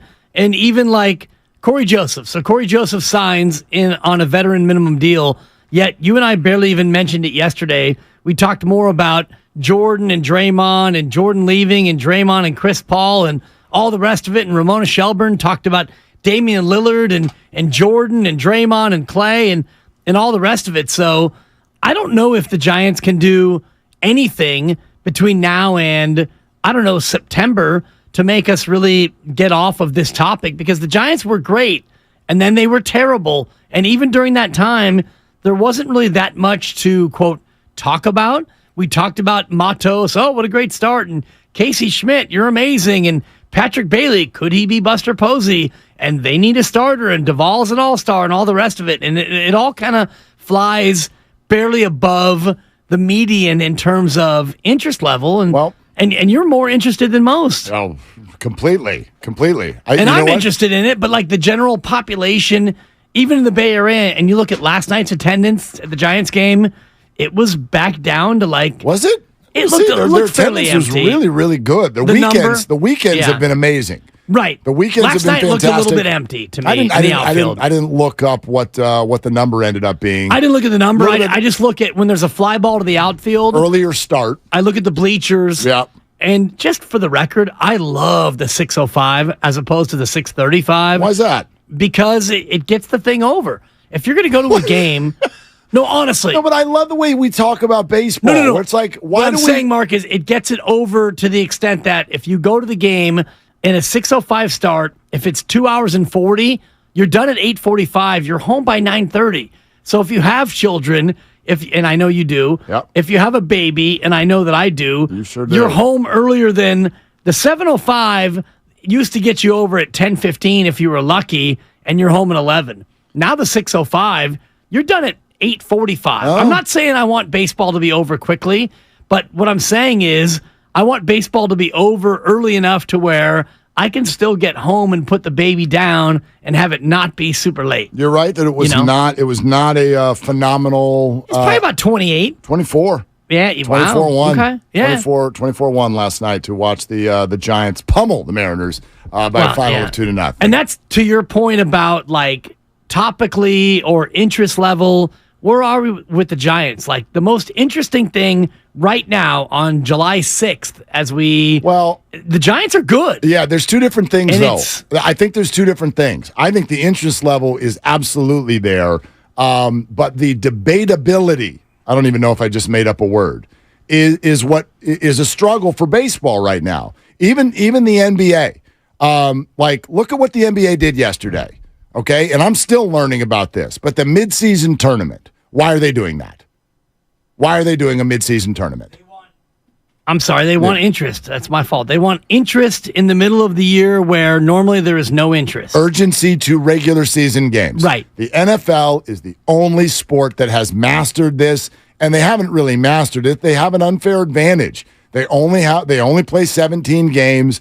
They are the best fantasy sport out there. They play once a week. You can spend all week building up toward that game and all of the different things. We know it's also the only sport that most people can watch two other teams that you're not even interested in play. You give me Thursday Night Football, it is on every single week. Monday Night Football, every single week. Who's playing? Doesn't matter. We're turning the game on when it's game time, right? So the NFL has mastered that, and none of the other sports have.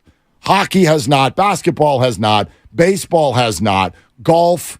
I mean, you play fantasy every week. Yeah. I couldn't even tell you what city they're in if it's not a major. It's the John Deere this week, Mark. Great. You better recognize. I don't even know where that is. Open Championship next week. I'll be ready. Yeah. And I'll be probably up at 4 a.m. watching. Yeah. You better start about 11:30 p.m., but to your point. That's fine, too. Even before with I go to bed and after. If I asked you what the elevated events were on the PGA Tour this year as they increased the purse for a certain number of events. No clue. You'd have no clue. No clue. And that's to your point. And I, even as a golf fanatic, would have a hard time of naming all of the events. And so these other sports can't possibly mirror the intensity of football and the importance of every football game. How do you go about like trying to create that? What's the most discussed thing in golf over the last year?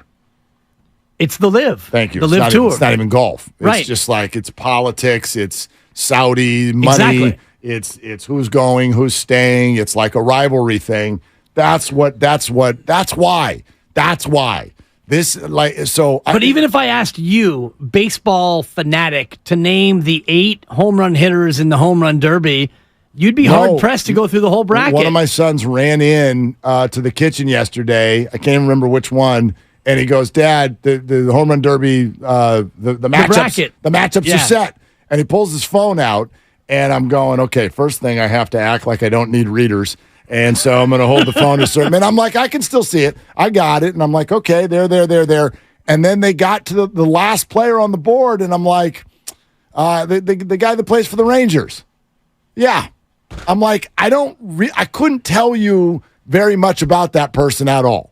Adolis Garcia? Plays for the Rangers. Yes, that guy. I'm like, Aroldis. His last name's Chapman. They made a mistake online. It's not Garcia. He's like, no, Dad, that's Garcia. And I'm like, this guy plays for, that's my player. And I don't know much about him. Thank you.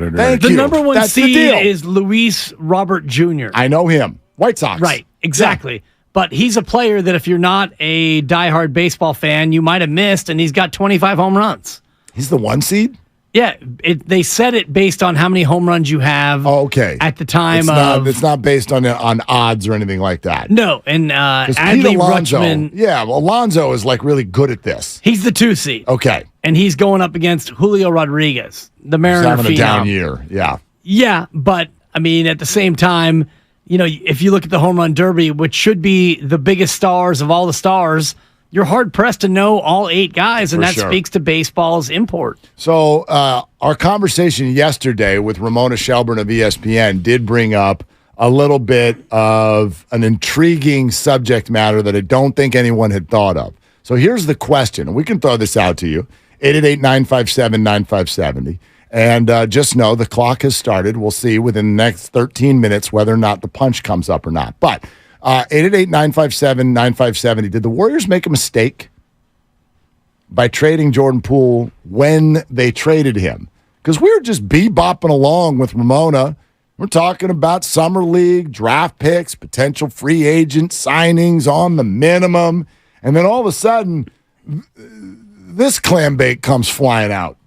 This feels like the Warriors just decided to go all in with this current core, which is what we were talking about last year. Like, do they just stick with the big 3 and ride till the end? That's kind of what it seems like they're doing. And it's now the question is who rides with them. Does Moody ride with them? I think Looney's kind of part of that now, and he's not quite the big 3, but he's at least Sean Livingston, at least in that level. Right. Can Moody join that? Can J.K. join that?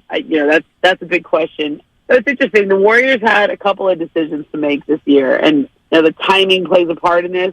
Chris Paul's $30 million is, they're going to play him this year, but he's unguaranteed for next year, so it gives them optionality. They have that now with Klay Thompson's contract. We'll see if they do an extension and what it looks like. They have that with Chris Paul. They had another choice. I mean, they could have waited for Dame, Dame is from the Bay Area. I know he was interested. If he got to the point where he was going to ask for a trade and the list was given, the Warriors initially would have been on that list. But I think now it's not possible, right? Because of the moves they've made, they sort of locked in. I don't know if you were where I was mentally as she's saying that. And I was like, I'm sorry, come again? Yeah. Quote, I know Dame was interested. And it's fascinating on many levels. Obviously, he grew up in Oakland. Yeah. And obviously, he is one of the top 15 players in the NBA. I don't think there's any question about that. However, I also think the Warriors have been the center of the opposite of Dame's vibe for the last 7 or 8 years. He was the one who coined the phrase, run from the grind. I'm not going to run from the grind. That conversation started when Kevin Durant joined the Warriors. Kevin Durant joins Steph, Clay, and Dre, and that eventually leads to Dame being the guy who's like, I'm not leaving where I was drafted. I'm not going to run from the grind. And now here we are a number of years later where Dame literally would have been interested in doing the exact same thing in the same place that Kevin Durant once did? Yeah, and I think that it's mainly because of where this place is. I think that if this construct would have been in Indiana or Memphis, I don't think that he would have been that interested in running to that situation as he may have been coming home to Golden State. The fact that he's from here, he's got family here. Heck, my tax guy, as we bring it all the way back to the crossover, is a family friend. And so he's been a big-time Dame Lillard fan. And I've had intel on Dame Lillard and what he's thinking and what he's gone through every tech season going back to about 2018. Shout out Big Kurt over there in the East Bay.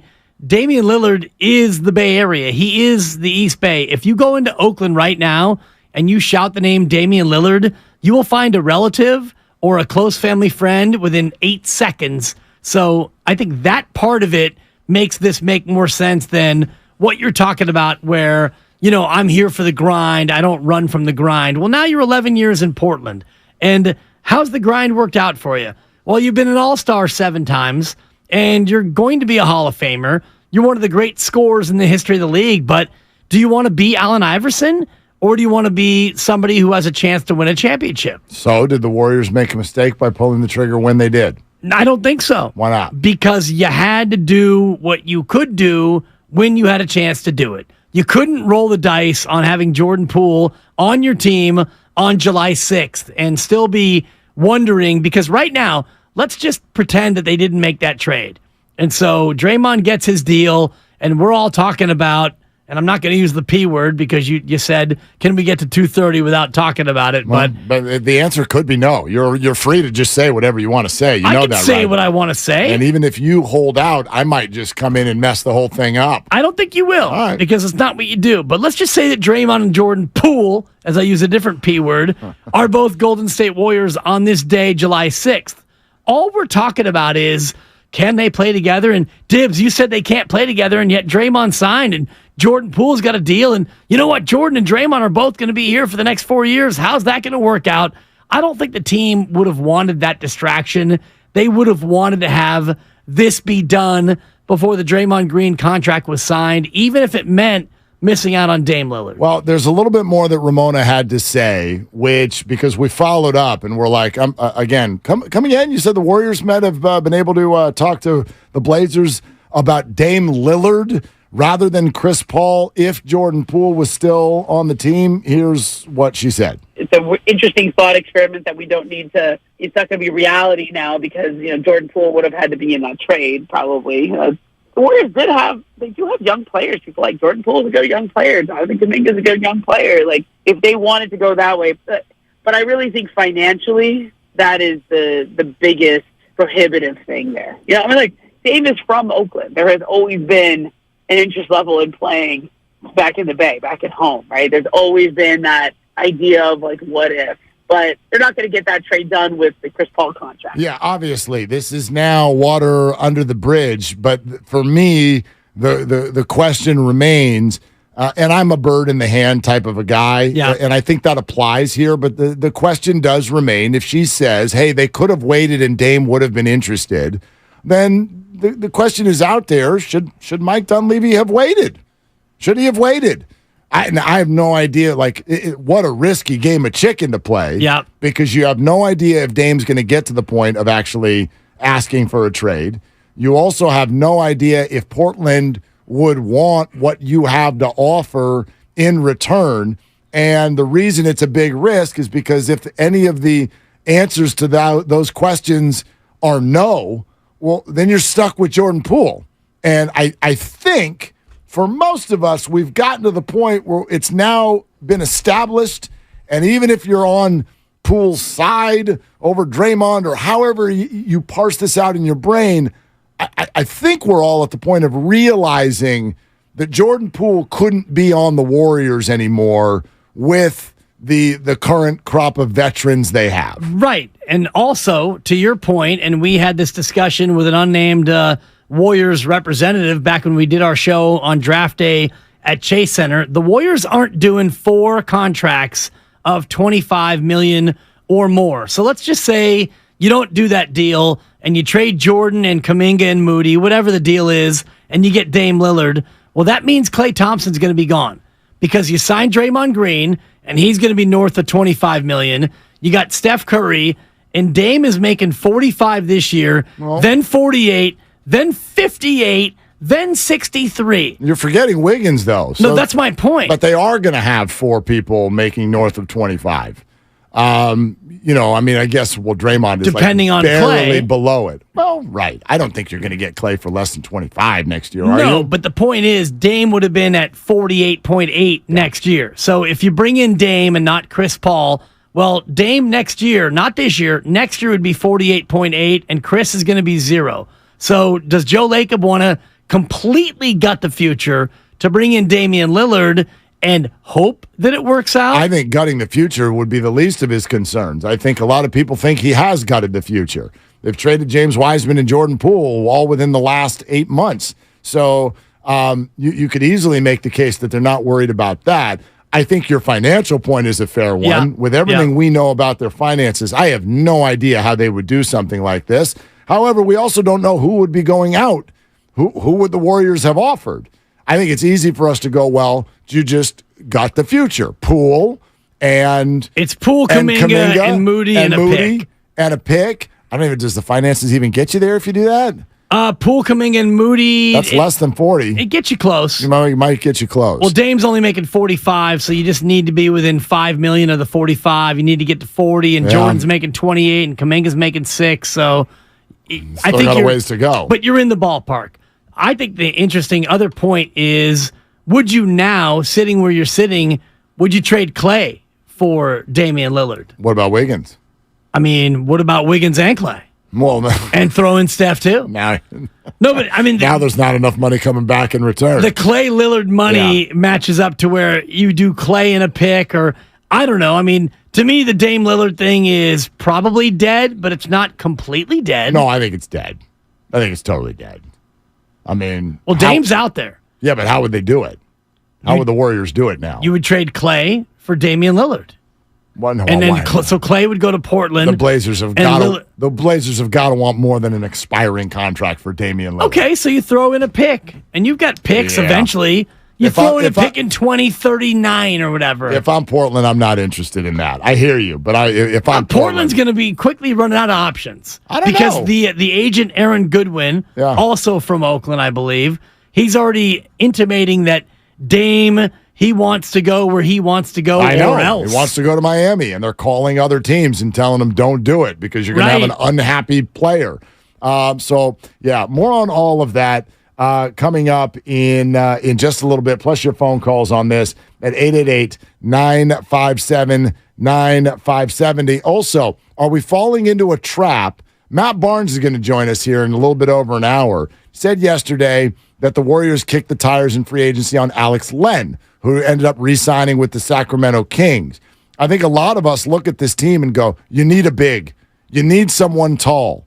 Are we falling into a trap on that? We discuss that coming up next. We're sponsored by Chilton Auto Body. Glad you're with us today. It's Willard and Dibbs. Have you been in a car accident? Chilton Auto Body is...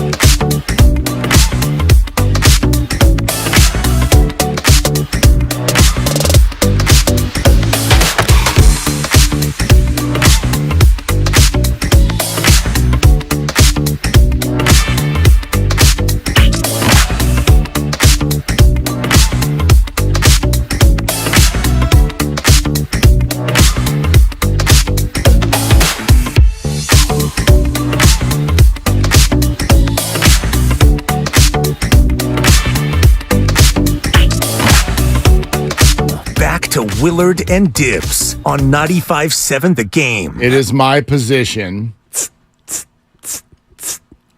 that we become obsessed with free pizza. Oh, for sure. Oh, my God. Actually, it's a good example. We become obsessed with what's right in front of us. Yeah, we have. Right?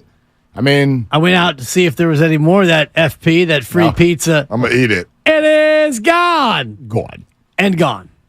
Because nothing worse than seeing an empty box of pizza or a box of pizza. Oh. And then you slowly lift the lid thinking, come on, baby. Could there? Is it? It is high. It might be. But caught. Oh. It is gone. Yeah, it's gone. Yeah. And so as I lift open that lid and that pizza box and I saw nothing but grease stains, I thought, that's a good run. Yeah. What did I do wrong? Totally. Compostable, though, by the way. Now that it has those grease stains, that grease stain box, you can go put that in your compost bin. Yeah, I left the box. Yeah. I'm not going to not get a slice and then, I'm going to do my civic duty. Yeah. Is it I'm not worse, that good a guy. Is it worse to open up the box and see it empty or open up the box and see toppings on it that you hate? Empty. Because toppings can easily be picked. Removed. Classic pick and flung. I'll tell you what. Not a Mac McClung, a pick and flung. You were making fun of me earlier from a new Kauai shirt. Yeah. And, I wasn't making fun of you. No, I know you were. Pointing Just it out. Pointing it out. Yeah. Like cost you $50. I'll take the under. Anyway. Barely. No, you're right. Thank you. Anyway, so it's kind of like shopping. You like people who love to shop, don't actually. There's two kinds of people when it comes to shopping. There's the people who are like, I've got something I need to go get, and I go in the store and I get it and then I leave. And other people are like, let's just go shopping. And I'm just kind of aimless. And if that becomes, and we know this is one of the things you can become addicted to in life, you just like, I see it. Oh, wow. I want it. I need it. I've got to have it. Right? Take my 14-year-old daughter to Target. Holy hell. It's on a repeat. Like I now need X, Y, Z, and all the other letters of the alphabet as well. We love what's right in front of us. This goes to the point I was making yesterday about the obsession that some fans have with young players. Well, Trey Lance is going to be amazing. And James Wiseman, the Warriors did a terrible job of developing him. And now look what they've done to Jordan Poole. And we fall into this trap of the team did something to the player to stop the player from growing, as opposed to putting the accountability on the player himself for growing and being coachable and getting better.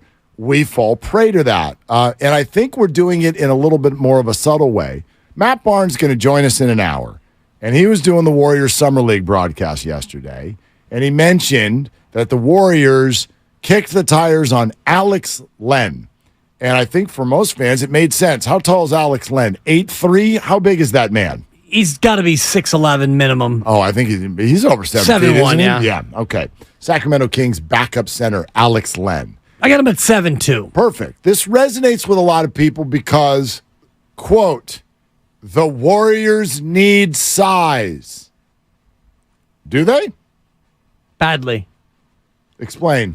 They need to have a big that they can throw in there when they face other bigs in spots to be able to either defend, get a rebound, or preferably both. Because when they faced Anthony Davis, they had no answer. AD, Mr. Every Other Day, alternative days, he dominated you and he knocked you out. Even though he was not great every game, when he was good and interested, you had no answer for Anthony Davis. That's an interesting way of saying it. So, like, What's a fact? He dominated them, except for when he didn't. Well, he dominated them when he was motivated to dominate them, which was about half the time. You're giving him a lot of credit. So, in other words, it's totally up to AD when he plays well? Against the Warriors, yes. When he didn't play well, the Warriors get no credit for that? They get some credit, Okay. but Anthony Davis, by his nature, he should be the best player in the association. I agree with you, but that's he should be unguardable 24/7 and 365. Right. But the reason why he's not, it's a him more than it is a them. Okay, but if that's the case, then I don't know what some backup big is going to do for the Warriors in order to stop him. Like, I've always subscribed to the theory that the best offensive players in the game are either scoring or they're off.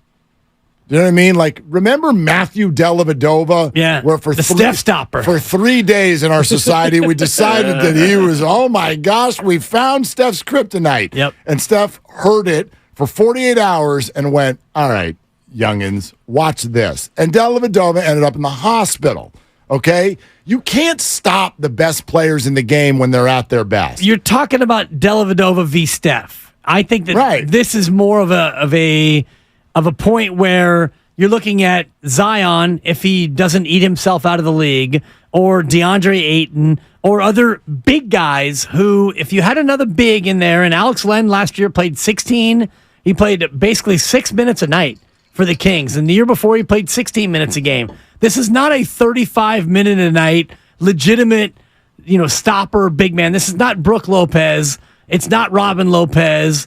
It's not Jennifer Lopez. This is a guy who's a big body who you can throw out there maybe for 8 to 10 minutes and maybe muck it up a little bit. Series changer, potentially? No, but a guy who can maybe help you stem the tide in spots and give Draymond a break or Kevon Looney a break when you have to guard Nikola Jokic, for example. I totally agree with you. However, I'm going to disagree that this is some sort of obsessive necessity for the Warriors. And you can weigh in on this because I know a lot of Warrior fans have been saying this. Got to add a big. The Warriors need size. And I keep thinking to myself, gosh, I think it was 13 months ago that the Warriors won a ring. And who was this 7'2" player they had then who stopped Nikola Jokic so that the Warriors could advance and defeat the Boston Celtics in 6 games? Well, Jokic didn't have Murray, and he didn't have Gordon, and he didn't have any other real help. It was Jokic against the world. And who knows who he'll have next year. Well, he's probably going to have both of those guys. Probably. And more. But maybe not. They got hurt last year, and maybe they'll get hurt again. I'm not saying I'm not saying you're sitting here hoping for injuries, but we know how difficult it is to repeat. You don't just show up and repeat. I know that that's the way we feel when we get to any offseason. Whoever just won is the favorite for next year. That's the way it works. But they usually don't win. You give me Nuggets of the field, I know damn well who I'm taking. I'll take field for sure. I'll take the field. Even in the West, I would take the field. I think is a better than 50-50 proposition next year. That's the way it works. So I just wonder if we're falling into a little bit of a trap here. I'm not anti-size. I'm not saying the Warriors should actively not go get this size, but I do think we're being a little reactive here. The Warriors need someone who can stop Anthony Davis and Nikola Jokic. I don't think that human exists, let alone does he exist as the 9th person on your bench who's going to come in and play 12 minutes. Who is the human on earth who slows down Nikola Jokic? I mean, it's Draymond Green. You already got him. Right. But the idea of having another piece to throw at another big on another team, I think, is something you need if you're the Golden State Warriors. Do you need another 3-and-D guy? Do you need another guard, somebody who can jack up threes? I mean, Corey Joseph, nice piece, but what's he going to do to really precipitously help you in terms of what you need to get over in the Western Conference? Well, I mean, he's a guy who, everyone's worried about Steph Curry and Chris Paul and minutes and health and all that. He's somebody who can come in and make good decisions for 12 minutes a night, like we're talking about. But on certain nights, you might need him to play 22, and he will not embarrass himself out there. Again, they're signing the same player over and over again. Right. It's a heady player. It's a player who will play within a team concept.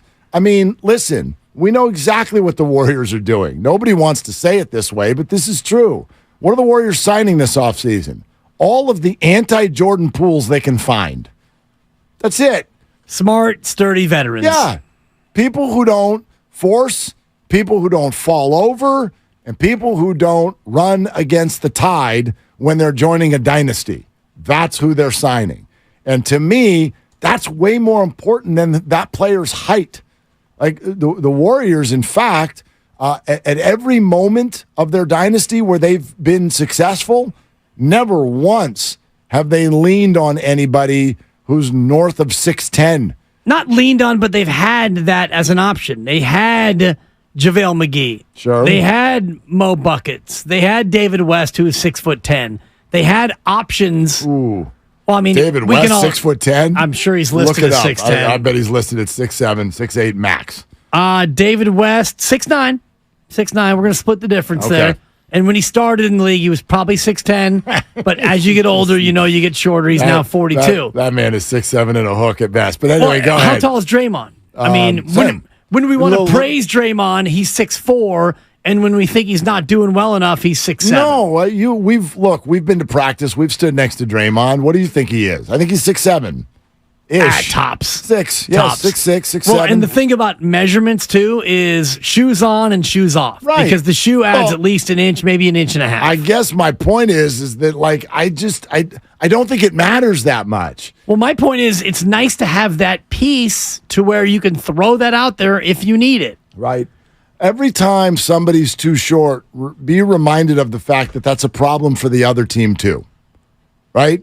Depending. The Warriors play small ball, and they play it really well. And it often means that big people are chasing smaller people around on the defensive side as well, and that's not easy for them either. That depends on who they're chasing, because when you have Draymond and Kevon together on the floor, defensively, you've got one guy who can kind of take the play off. For the most part. Yeah. I mean, you don't have to guard Kevon Looney. Not away from the basket. Even near the basket. Yes, you do. You stand there with your hands up. You don't have to guard him in terms of, they threw it to Kevon in the low block. He's a threat to score. Well, you just got to box him out. Yeah, and I love Kevon. I'm not trying to diss him. You can't just leave him under the hoop. I understand what you're saying. Yeah. He's not like a problem offensively. But, you can't just leave him. So you got to guard people. It's just funny to me. This is this narrative that's building. The Warriors need size. I think it's a reaction to what everybody just saw.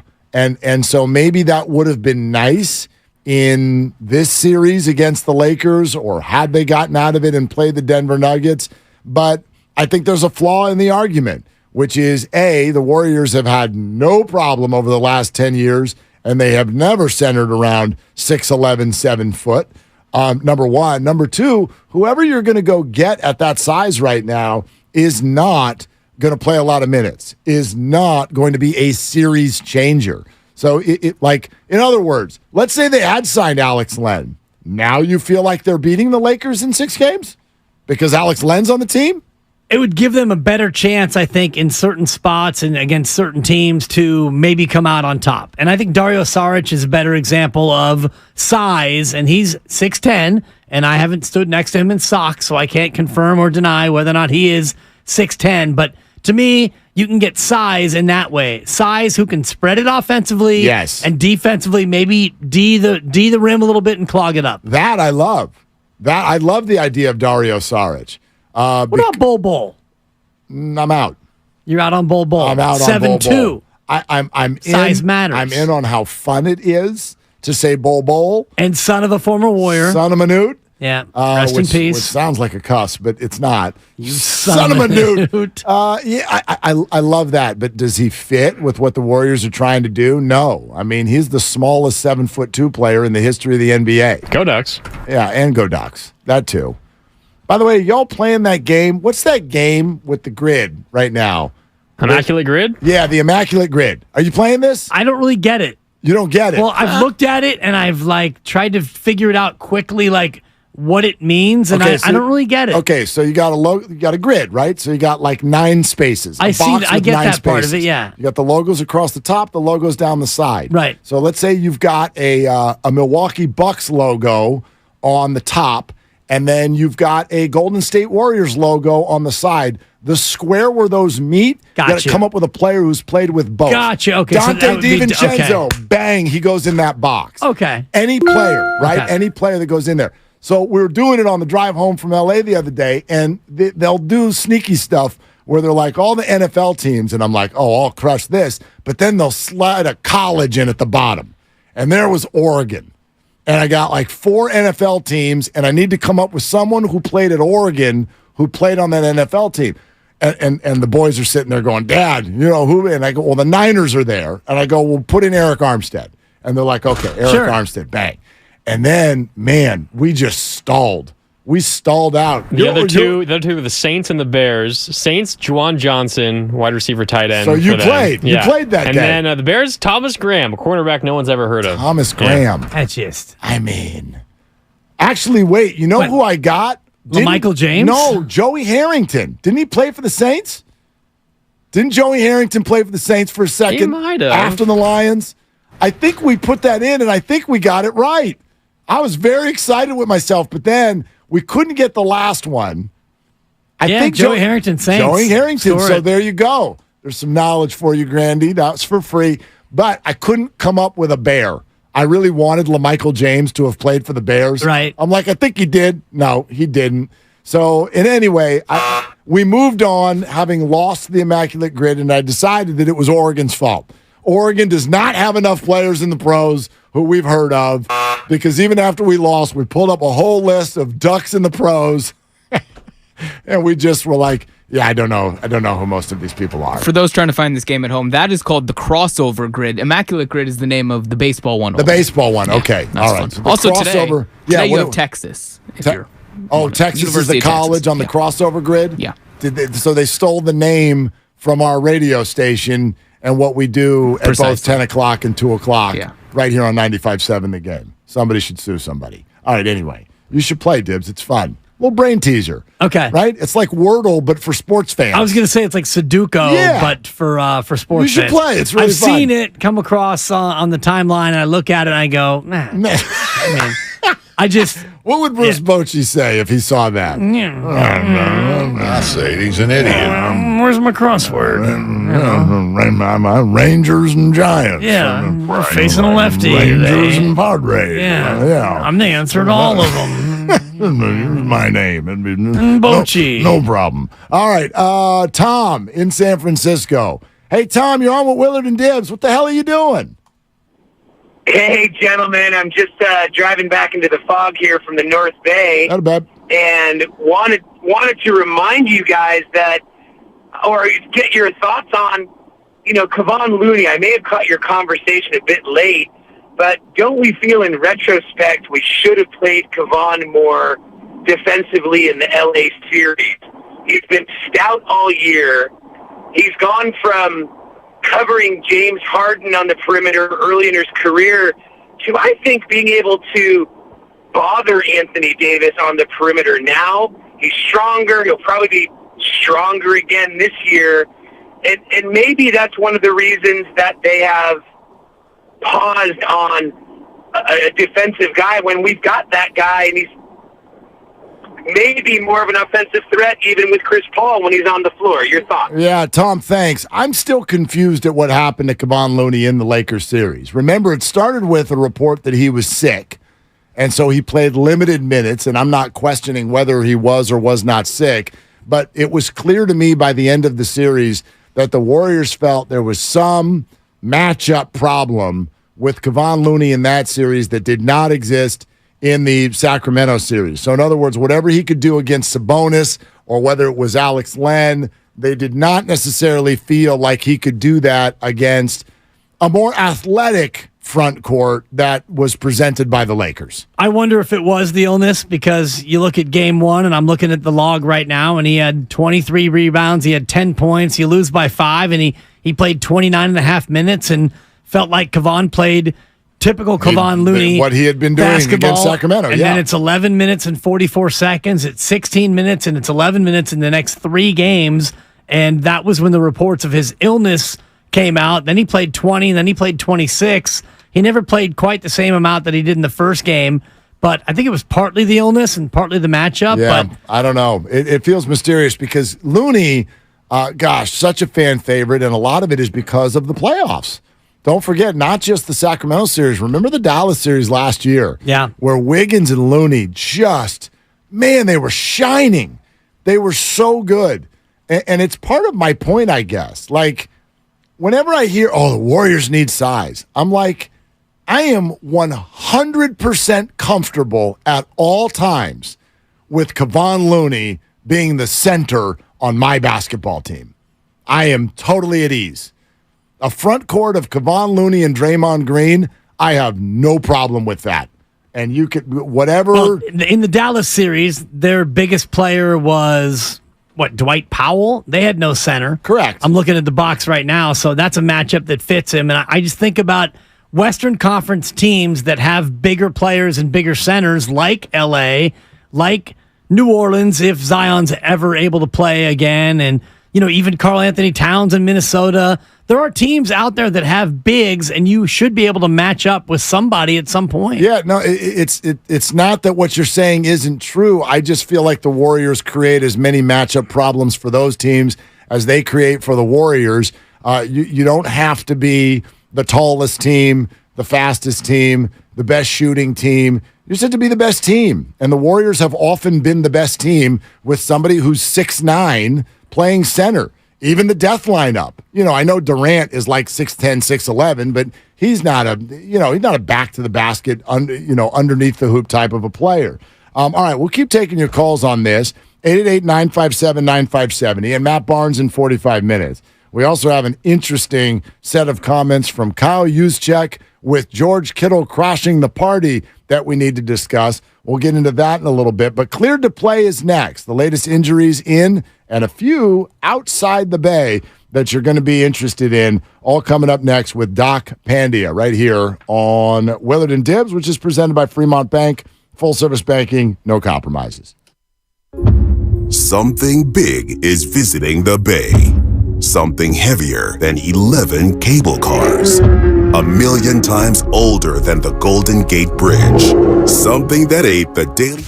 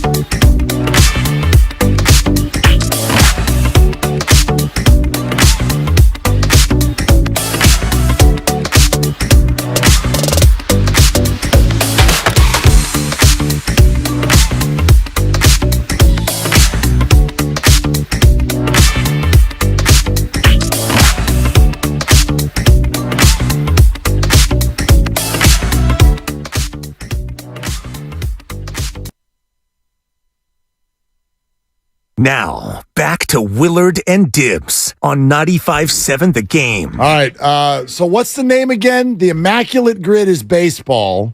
What's the football one? The crossover. Yep. And what's the basketball one? The football and basketball are together on the crossover. They're both in the crossover. Yeah. And so you're trying to find Spurs who also played for the Sixers? Pistons, yeah. And Sixers the Pistons? and Pistons. All yeah. right, so if anybody knows anybody who randomly played for both the Spurs and the Sixers, please get into our YouTube chat, DM us, apply to join us on LinkedIn. You can go to our Comcast business text line. You can call us, text us, or show up at our office.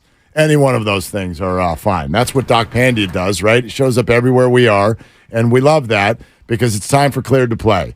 We're going to take you inside the tent, get you updated on the latest injuries in the Bay. Proud to partner with UCSF Health on this segment, and bring in Associate Professor of Orthopedic Surgery, Dr. Nirav Pandya. Hello, Doc. How are you? I'm doing good. How are you guys doing? We're fantastic. Can I give you one that's completely, and sorry to borrow the grid phrase, but this is a little off the grid with regard, because it's not a Bay Area injury. It's an injury that we wished was in the Bay, and that belongs to not Arson Judge, but Aaron Judge. I read that this toe injury, not only it might be a surgery, it might not be, but also it was insinuated it might never be the same again. Why would that be the case? Yeah, I think that these, people hear big toe, and if you read the New York media, they're all like, just suck it up, Aaron Judge, you'll be fine. It's a pretty severe injury, and part of it is that these ligaments that kind of stabilize the big toe, they help with push-off, they help with all the things you do when you're batting, running, etc. So when you're walking around, it can feel fine, but you need it really to generate that force. The issue is that the longer you go without those ligaments being stable or try to treat this without surgery, they're going to start being wear and tear in that joint. And when that big toe starts getting wear and tear in it, then you start worrying about, are you going to develop arthritis in that? And that's really the key thing, is do you take that risk right now, try to play through it, be ineffective, and then start wearing down that joint, or do you get surgery fixed? But even with surgery, is the tension and how that joint is stabilized get impacted? So these big toe injuries are a very big deal, particularly for bigger players who play baseball and use that big foot to plant, especially when they're hitting. But definitely it's something that we get very concerned about. But it's hard for people to grasp because they're like, it's just the big toe. Why should that be? Why should that be such a big problem? More damaging for it to be on the right foot as a right-hand hitter or the left foot as a right-hand hitter in terms of the drive or the plant? It's more impactful being on that right foot because that back foot particularly kind of has to plant up, particularly when you're going through your swing. So if it was his left foot, he could probably play with it. But when it's on that back foot as a right-handed batter, it's really hard to generate force. And that big toe needs to be able to bend and be stabilized in order to do the things that make Aaron Judge really good. Doc, is it rational or irrational the way we're all assuming that Chris Paul is just going to get hurt like pretty much as soon as he shows up? Like what's the likelihood? What's the right way for the Warriors to manage this? I think it's a little bit irrational. I mean, I think even if you look at Chris Paul's injury history over the past couple of years, when he's been with the Suns, you see these random things that happen to him. He breaks a finger, or he ends up getting hit in the shoulder, like things that are clearly not related to him playing a lot. Early in his career, he had those soft tissue injuries, the hamstrings, the groins, and things like that. So I think as long as the Warriors come in and drop him down to maybe, say, 20 to 25 minutes from his career average, which is 34 minutes per game, I think he's going to be fine. He's shown a tendency to be healthy even with those big minutes, barring these random things that have happened over the past couple of years. So as long as they manage his minutes, whether he's starting or playing the second unit, as long as he's playing 20, 25 minutes, takes back-to-backs off, I think there's a high likelihood he's going to be absolutely fine. I just feel that they're looking at the Chris Paul from the Rockets who always got injured, not the Chris Paul who just had bad luck, not related to wear and tear over the past couple of seasons. Thairo Estrada, bad luck getting hit on the hand while batting, but luckily he had a little bit of a soft cast on there, which might have lessened the blow, but still fractured hand, the left hand, the lower hand. How bad is that for a hitter? It's pretty problematic, and hand fractures in general take 4 to 6 weeks to heal, regardless of whether you get surgery or not. So I think part of that is just you need that grip on the bat, and that's really the key thing. Is that whenever you're a batter, you break a hand, even if it's not a area that's very important in terms of batting or generating power. If you can't grip, then it's going to be problematic, and also you get worried about, is that going to get hit again? Are people going to be pitching near that hand, and is he going to change his swing because of that? So 4 to 6 weeks is going to take a while, whether it's a big break or a small break, and it's going to be hard for him to come back earlier because that grip is definitely going to be impacted. Doc, what'd you make of Anthony DeSclafani basically saying that he was dragging as he's trying to sort of make his way through even just to the halfway point of the season, and he ended up on the injured list because of it? What's the level of concern? I definitely am concerned. I mean, anytime you have a pitcher who's throwing shoulder, is having fatigue or just kind of feeling like his performance is not going to be as well, and that's reflected in his ERA. I think it's like 6.02 over his last 11 appearances. You get worried because shoulder fatigue is indicative of there may be something bigger going on, whether that means stiffness setting in because there's a cartilage injury, there's something going on with the rotator cuff. And one of the things we do know is that when pitchers start getting shoulder issues, if you don't address it, then the next thing to go is your ulnar collateral ligament, and that's going to be a Tommy John issue. So anything that's going to throw off mechanics, anything that's leading to fatigue, you worry about an elbow issue. But sometimes these shoulder things can take a couple months to get better. So definitely something that's particularly concerning for someone who's over 30, already having declining performance, and actually has never had shoulder issues in the past. So that's another warning sign. It's not something that he's dealt with off and on and been able to come back from. It's a new issue that's popping up. The great Doc Pandia, are you playing this NBA grid crossover thing? Do you know anyone who's played for the Sixers and the Spurs?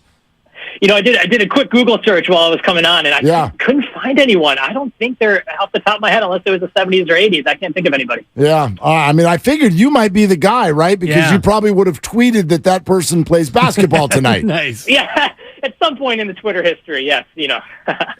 And then you went on Threads already, too, didn't you? I saw Bonte go on it, so I was like, if Bonte is going on it, I got to go on. And then I saw Dan. Dan followed me. I'm waiting for you, Mark. I'm waiting for you to get on. Yeah, I haven't gotten over there yet, but I subscribe to life the same way you do. Whatever Bonte does, I do. Yeah, exactly. You can't go wrong. Yeah. And, I did tweet out my first jersey in the cart thread. I guess I call it I tweeted out a thread or threaded. Yeah, you threaded out. I don't know. You threaded the needle on the thread. Lester Quinones, if I'm not mistaken. Exactly, the Jordan Poole prototype, as we like to say. I love it. There it is. I love it. We'll see you in Vegas, Doc. Exactly. Doc, we'll talk to you next week. Thank you, sir. Okay, take care, guys. Yeah. All right, the proceeding was sponsored by UCSF Health.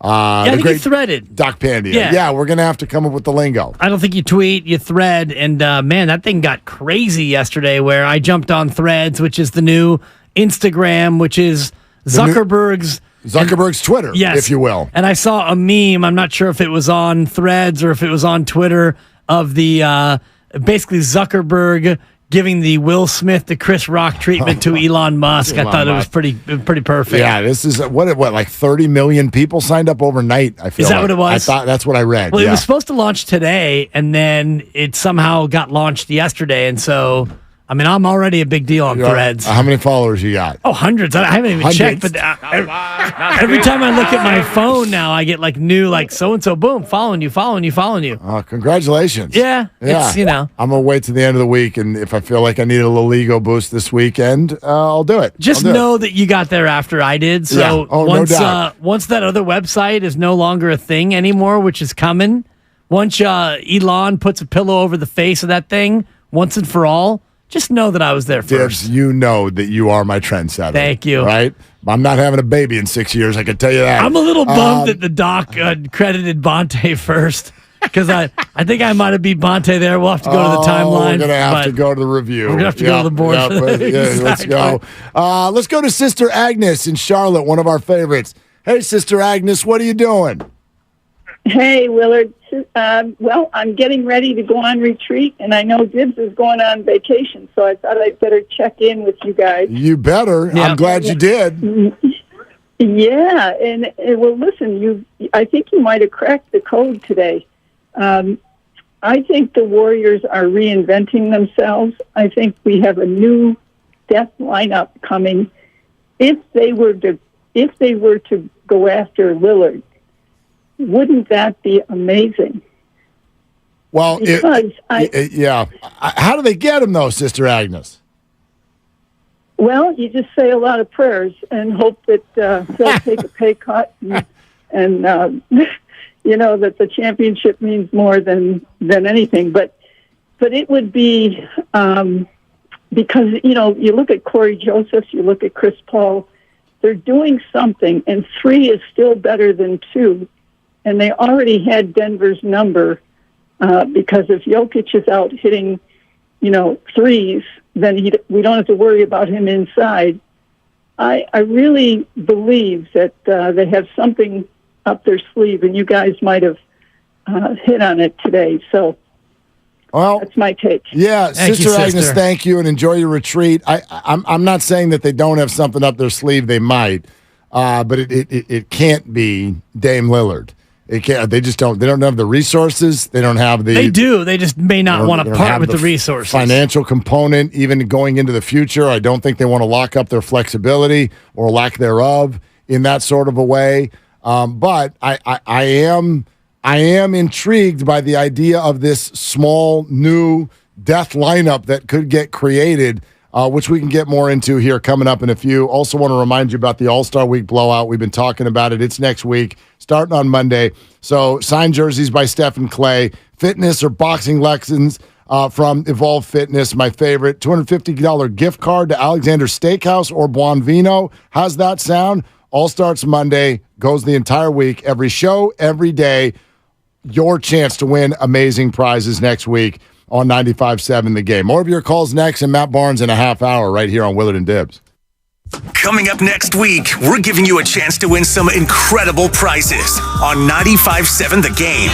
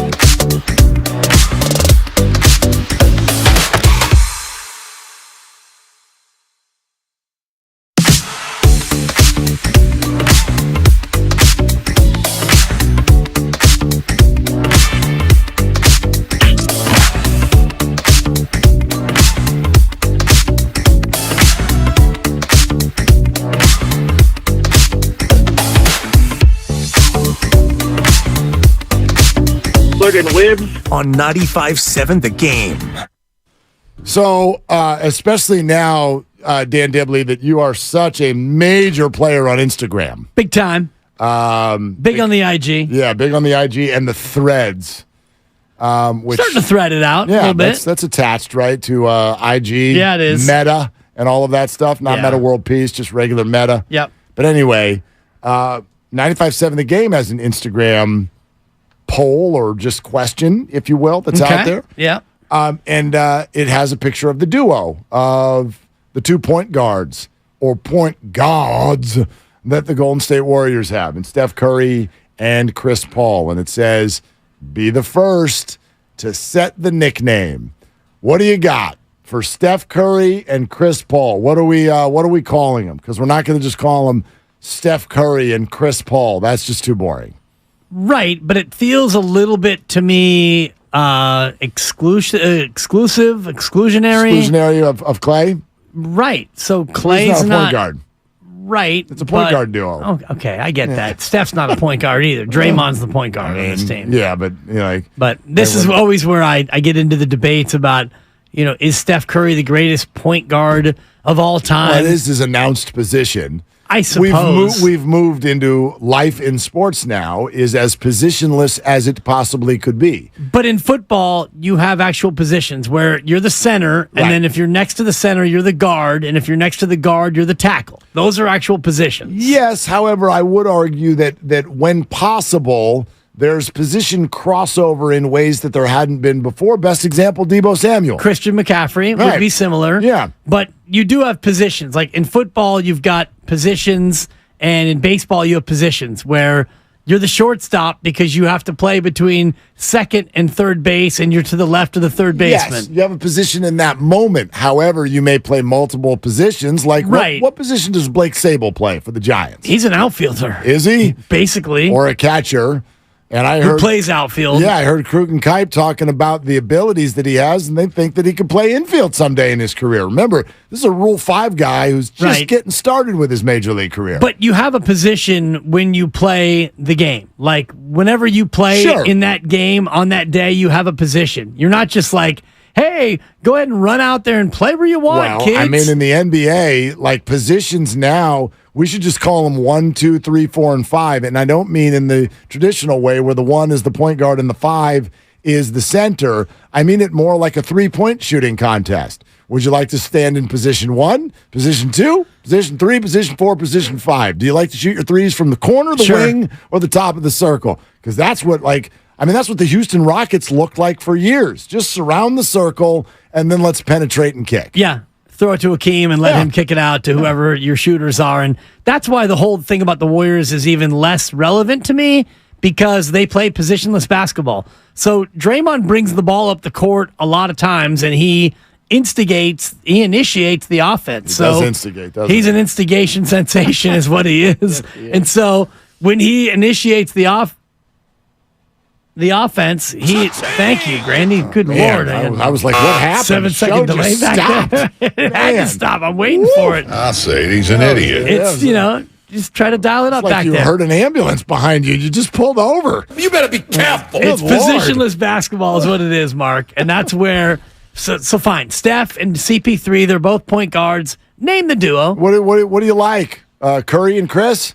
I mean, that's a little milquetoast. I got one. The one that I had, I was looking at the comments, and the third person in the comments already had that, and so it's too obvious, and I'm not even. It's too easy. Yeah. I got one. It would be CP3-0 is the easiest. CP3-0? Because Steph wears 30-3-0. He wears Got it. 3-0. CP30. CP3-0. There's a robot in Star Wars who had the same name, CP3-0. I'm triggered by this nickname 3PO. starting with Chris Paul. I'm triggered by that. I'll just be honest with you straight out. Well, I am too. He has got to be the second name. The way our post came up, he's on the left. Right. And we here in America are used to going left to right. We're used to it. Right. So that's why I think many people are doing it in that same fashion. I have an idea. How Go about ahead. Awesome and not awesome. That's what I'd like to call the Real two of them. catchy. Yeah. What do you think? No? You don't like it? Okay. How about old and older? Is that more in keeping with your ethos? Totally.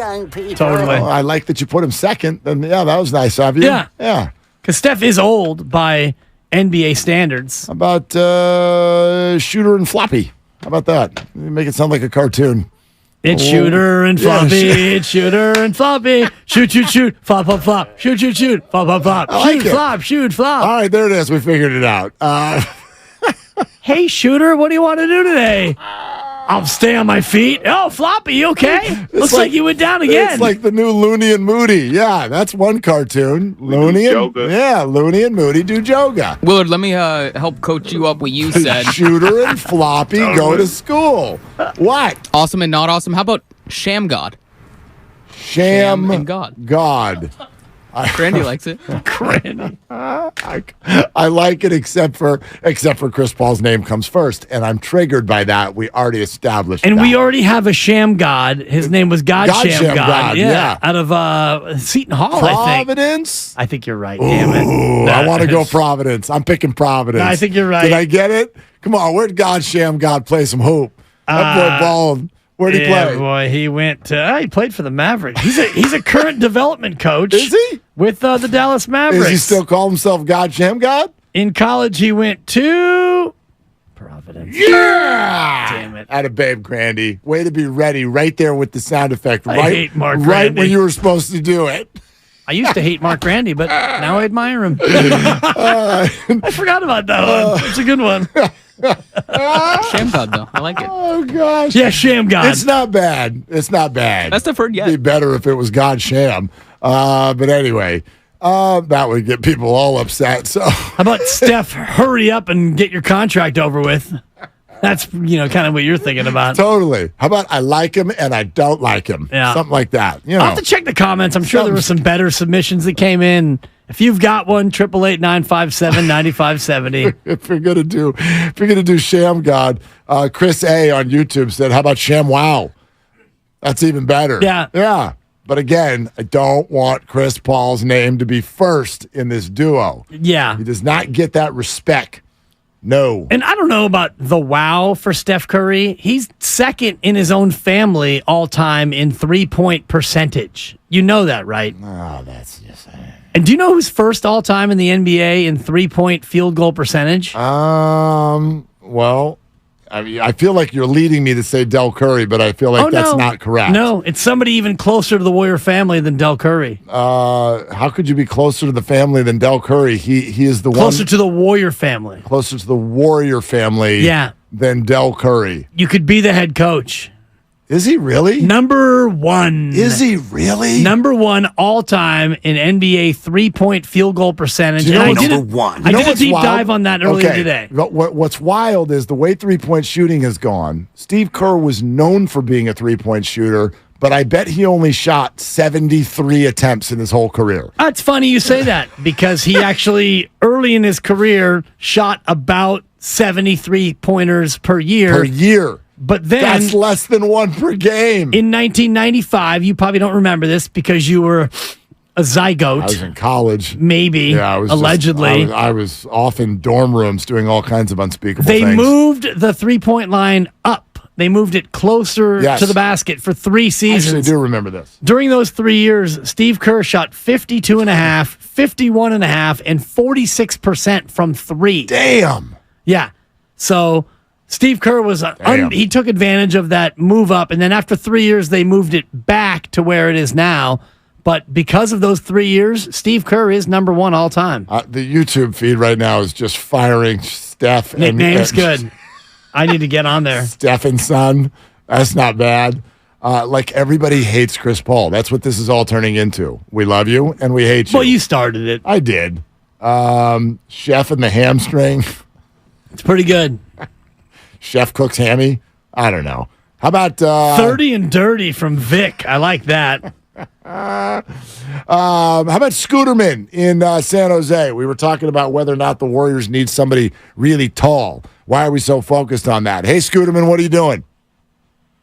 Hey, not bad. Just going around picking up scooters. Got a babe? Yep, I am. It's so fun. Retired engineer picking up scooters. So there's first of all, your show's really good. Your personalities are both good. You work well together. I like listening to you guys. Thank you, sir. Three statements I didn't agree with. I'll just do one for right now. Okay. The argument that the Warriors won with a 5'9" guy says basically that they were adequate at that point. If basically Wiggins is going off, everybody's going off. We were good with a 5'9". It doesn't say that's our best lineup. I mean, I say if you throw Embiid in that lineup, you're a better team, right? So it's not. I mean, but Scooterman, in theory, but we can't prove it. I do know that the Warriors starting five last year, by metrics, was the best, most efficient lineup in the entire NBA. It actually finished third, and they're for most of the year. Yeah, and their tallest player. And even if they were third, great. It still proves my point. Their tallest player was 6'9", and they were fine. So they were exactly adequate, not necessarily. No. Well above adequate, Scooterman. Well above adequate. One of the top, if not the top, in the whole league. Is there a center we could have picked up and gone to the finals if we had Embiid? Maybe, and maybe not. Who would you have to give up? I mean, it's also kind of a moot point. It's not like you can just go grab Joel Embiid. Sure, if there was an all-star out there. And I'm not even saying I don't want a tall player. I just don't think we need to obsess over it. And I also think anyone on a veteran minimum is not going to be a series changer. You know what I mean? Right. Well, I think Gibbs' point about if we did have a rim protector, a guy at 7 feet, Davis' eyebrow went off, and then somebody said, well, he had bad games and good games, and there was a statement about, well, he made a choice to not. People have off days. I don't think there's anybody that goes out there and goes, I'm going to miss this shot, or I'm not going to play my hardest unless there's a contract thing going on. The thing is, we couldn't stop him when he was good. The only way we could stop him was when he was not good.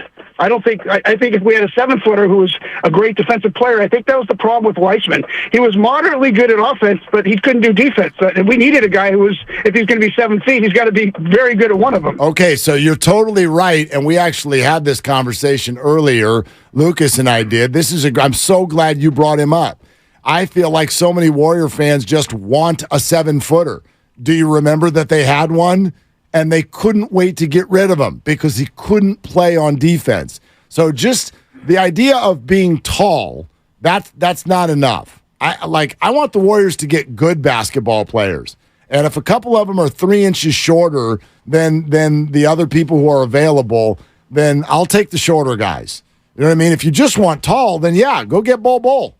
Well, you want tall that can be useful in the way you need it. And James Wiseman was not useful in the way you need it. He was not a rim protector. He was not a low post force, and he was not a three-point shooter from the outside. So if you can get somebody like Dario Saric, somebody who has got some size and can shoot the three, better two-way player than James Wiseman. What the hell's the delay with that one anyway? Is that just totally tied to Lillard? I think that's what Ramona Shelburne told us yesterday. We had Momo on at about 5 o'clock, and you actually had a good question, not a great question, and you didn't get credit for it because it was a mediocre question. I thought it was both, but anyway. Just the idea of the Dame Lillard kind of stop down. I think everybody around the association now is waiting for the next shoe to drop with Dame, and then these other free agents can then decide where they want to go. Well, sure, because a deal this big could create all kinds of openings, and if you're telling a guy even $1 million, like instead of being on a minimum, you can make $1 million extra. To a lot of players, they're like, well, that's worth waiting for. I don't know. I'm in no hurry. So I know the Dario Saric thing sounded like it was moments away, and then a week has passed, so people are like, oh, I guess it's not happening. I don't read anything into it at all. I just think everybody's waiting to see if something with Lillard goes through. The problem with it is, and I know that this is just bluster and contract negotiations and trade speculation and all of that, but the way the sides are talking, it does not sound like anything is particularly close. So the wait might continue. Right, and I think that if you're Saric, you're probably in the same boat no matter where you sign, which is if you're a veteran minimum guy, you're going to get a certain salary slot, and the veteran minimum contract is based on how many years you have in the association. So if he's going to be that level of player, he's probably just waiting for the spot, and maybe he's looking to see what other teams sign, what other players before he makes that decision, but seems like there's mutual interest, and at some point that he will probably sign with the Warriors. Yeah, I still remain optimistic. No reason not to. But by the same token, there are plenty of other teams that can offer more money than the Warriors are willing to offer. That's a fact. You saw it with Eric Gordon. Jay in Oakland next up on Willard and Dibs. Hey, Jay, what are you doing? Just pulled into my driveway after a long day at work. Well, that means that you're having a driveway moment, and we in radio take that as the largest compliment ever, which is that you won't go inside because you're waiting to talk to us. Thank you, Jay. Absolutely. You're welcome. What's going on, Jay? I just wanted to say that I agree. I'm all in on the Dre Looney front court, but I need one of them to be able to bang in a shot, and specifically Looney. Someone needs to sit down with him and tell him, like, look, if you want to keep winning, you want to continue to be a champion, we need you to do this. This is what we need. This is what you need to add to your game. And I think that it's free points if no one closes out, and if they do close out, then you got two of the greatest shooters in the game. Yeah, Jay, you know what's crazy about Looney? I actually think he's got way more chops on offense than the fan base realizes, but the Warriors, because of the way they're structured, really don't ask him to do it. Dibs, you know this. We watched this together. If you go back, and I'd encourage all of you to do this, if you go back and look at Kevon Looney in college, you wouldn't recognize him. You'd be amazed. This guy had so much more flexibility. I know what his body has been through, and that's a big part of it. He's had to rebirth himself, but this guy was knocking down threes at the collegiate level with regularity. So he can shoot. He's not like Shaq, like where he just is like awkward. He can shoot. But I think two things. The Warriors don't ask him to score a lot. That's number one. And I think he suffers from the same thing pitchers used to suffer from. Like, go to a Little League game. Who's the best player? It's whoever's pitching. Or the shortstop. And the center shortstop, fielder. And they're batting third. Or the catcher, yeah. So we would always wonder, well, if they're pitching and hitting in Little League, what happens to them somewhere along the road? Whereas the pitcher, by the time you get to the bigs, you literally look like Johnny Cueto up there. Where you're like, get me the hell out of here, to the point where they've eliminated it from the game. You can't pitch and hit. Now, Ohtani is going to change that for the next generation. But I think that that's happened with Looney a little bit. He's a guy who used to be able to score, and they've told him so much, just specialize in rebounding, that he's sort of allowed the scoring portion of his life to just go away. Well, what lineup, and you could pick any five-man lineup for the Warriors, what lineup would have it be to where the Kevon Looney 15-footer is the best shot you can take? And that is where Kevon Looney is such a great player, because you could take a lineup of Draymond and Kuminga and Looney and whatever other two Scribinis you want to throw in there, and still the Kevon Looney 15 or 20-footer or the Kevon Looney 3 is not the best shot you can get. And so this Warrior offense has always been predicated on a shot created must be taken, but you also find a great knack for getting the best shot. And that's why Andrew Wiggins a lot defers more than I think that he should, because he's in that same mindset of, if Steph or Clay are out here, or even Jordan Poole when he was here, them shooting the ball is a better shot, Andrew thinks, than Andrew shooting, and certainly than Kevon shooting. Well, it's not always about, like, you're not wrong, but it's not always about, is that the best shot that we can get? Never would you set up your offense to get Kevon Looney a 15-footer. However, when it goes that way, when other things are guarded, like, by your definition, Draymond Green would never shoot the ball, ever. But he does, because sometimes as the shot clock goes down, that's the best you can do. Yeah. And if Kevon could just knock down a 12, 15-footer, think of how that would open up the offense. You said it earlier. Like, you don't need to guard Kevon Looney if he's more than 5 feet away from the rim. Right. Well, what if you had to? What if you did? Well, then, you would have to have him make 3 or 4 in a row before you actually had to go out there and respect it. I believe he can do that. But you know what, Mark? If I'm playing the Warriors and Kevon wants to shoot a 15-footer, I'm giving him 47 15-footers a night and daring him to make 25 of them. Not if he hits 30 of them, because you'd lose. And that's kind of the point. Like, if he goes 30 for 60, I'm going to beat you. That's 60 times that Steph and Clay did not shoot 3-pointers. Well, obviously, the idea of shooting 60 times by one player, that's not going to happen. Kevon shoots it 4 times a game through his career. But let's say that he did 3 or 4 times down in a row. Let's say he did hit that jumper. Imagine what that does for the guards. Imagine what that does if Kevon Looney can pull the other team's big away from the rim with the way that Steph and Wiggins can attack the basket. Imagine what that does for them. Like, that was Steph's problem in the Lakers series. Right. And maybe why, I think it is why Steve Kerr played Looney less in the Lakers series, is he wanted someone else like a JaMychal Green in that lineup that you had to get away from the rim to go guard, because when Steph would drive, LeBron or AD was sitting there waiting for him, and he couldn't get his shot off as much. I don't think Kevon's ever going to be that player. And, I was just watching the UCLA highlights as you were rolling through that. And, he shot a couple threes, and he had some 18-foot jumpers that he shot, but it was never a major part of his arsenal. He still is the same sort of, offensive rebounder and near the basket scorer. That's what he does best. So if Kevon Looney can develop a 15-footer, it's going to help you a little bit. But defensively, I would be so thrilled to watch Kevon shoot the 15-footer as opposed to Steph shoot the 30-footer. Sure, I get that. It's never going to be option 1 or even option 2. I'll tell you this, though. With looking around at NBA contracts, what's Looney making? 7.5 a year? It's about right, yeah.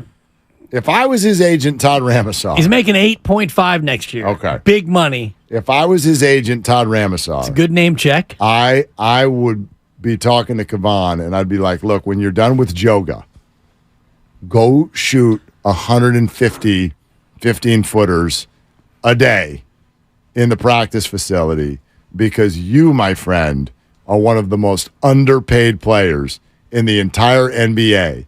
And if you could knock down a 12 to 15-footer, I think we can double your salary at least next time you come up. And that will happen before he's even 30 years old. Yeah, it happens after, not this season, but the season after. He makes $9 million in 24/25. So he has 8.5. Then he makes 9. You know what I would be telling him? Go forget the 12-footer. Go to the 15-footer. And that's called a free throw, Kevon, because for his career, he's a 60% free throw shooter, and he only shoots 2 free throws a game. Last year was his career high, 2 a game. For his career, he's shooting 1.2 a game. So if I'm Kevon, I'm saying you need to start getting to the foul line, work on your free throw, get that free money. That's where your money exists. No, you're not wrong. But again, the reason he shoots so few is because he takes so few shots. Like, he just doesn't. They don't have him attacking a lot. All right, we're presented by Fremont Bank, full service banking, no compromises. Matt Barnes joins us next. Always a great conversation, but even more so today. He did the Warriors Summer League game just yesterday. So how did Quinones look? What else did he notice? Plus, what about his comments with regard to the Warriors needing a big? And oh, by the way, Matt Barnes played with Chris Paul for 3 years with the Clippers. So we can ask him what type of a teammate Chris Paul is. All of that is coming up next, presented by Fremont Bank, full service banking, no compromises. This is Willard and Dibbs.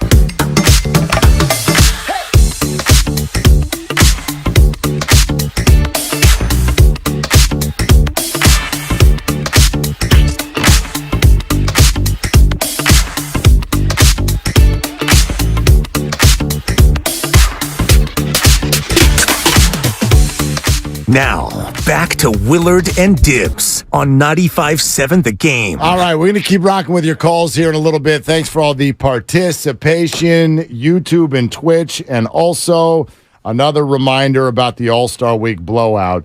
Coming up next week, all week, every show, every day, all week long, you're a chance to win incredible prizes, autographed jerseys from Steph and Clay. Got Warrior tickets, gift cards to some of the hottest places in the Bay, round of golf with all of the hosts at Berkeley Country Club, and there are much, much more. So all starts Monday. Again, every show, the whole week long, your chance at great prizes. Be with us right here on 95.7 The Game. Speaking of being with us here on 95.7 The Game, that describes Matt Barnes right now. Hey, Matt, it's great to have you, man. How you doing? I'm well. Thanks for having me, fellas. Yeah, man, absolutely. What stood out at the Warriors Summer League yesterday? The youth, I like the draft pick. I don't want to butcher his name. How do you say his name? Pajemski, yeah. I think he played well. Game one, I don't think he necessarily looked to score as much, but he had an all-around game. I think 12, 6, and 6. Last night, he was a lot more aggressive on the offensive end, but I just like the pace, and he does a little bit of everything. I like he's a hard-nosed player, high basketball IQ, and I definitely think in a few years he's going to really be able to, help this Warrior team. Do you take what you see from Summer League with a little bit of a grain of salt, knowing that it's mostly young players against young guys, kind of almost an AAU alumni tournament feel? Yeah, I don't necessarily look at numbers. I just look at movements and IQ and ability to get to spots and the ability to read and react. I think sometimes numbers can be deceiving because we all know 95% of those guys in Summer League won't be on an NBA roster next year, which is unfortunate.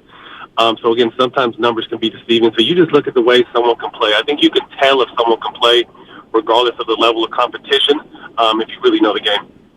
Matt, I know you played with Chris Paul for a number of years with the Clippers. So curious on your thoughts from a number of angles with regard to that act. Couldn't handle the truth sometimes, and sometimes I would have to be the bridge to say, hey, this is what Chris is trying to say. But love him, would go to war with him every single day, and I think he understands the situation he's walking into. Obviously, he's walking into a dynasty team with its own set of leaders and in its own ways.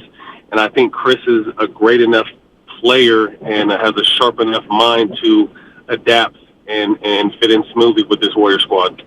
You've got a guy who's all straight, no chaser in CP3, and also Draymond, who is cut from the same cloth. Can these two get along? Can Chris Paul and Draymond Green, a couple of alphas, veterans in this league, can they coexist on a Warrior team? Absolutely. I think sometimes you may think you don't like someone because of the tenacity or the way they play, but I look at Draymond and CP very similar as far as leaders. Obviously, Draymond is a little bit more outspoken, but at the end of the day, they both want what's best for the team. And I know that for a fact. That's what CP wants. I mean, he's on the back nine of his career, and I think he's looking to get into a situation that best fits him, that he can still, demonstrate what he can do. So I definitely feel like, I've heard Draymond in the past say he's not a fan of CP or whatever. But I've heard other guys say that about other guys until they actually played with them, and then they ended up getting along well. So I have no doubt that, CP and Draymond will be just fine.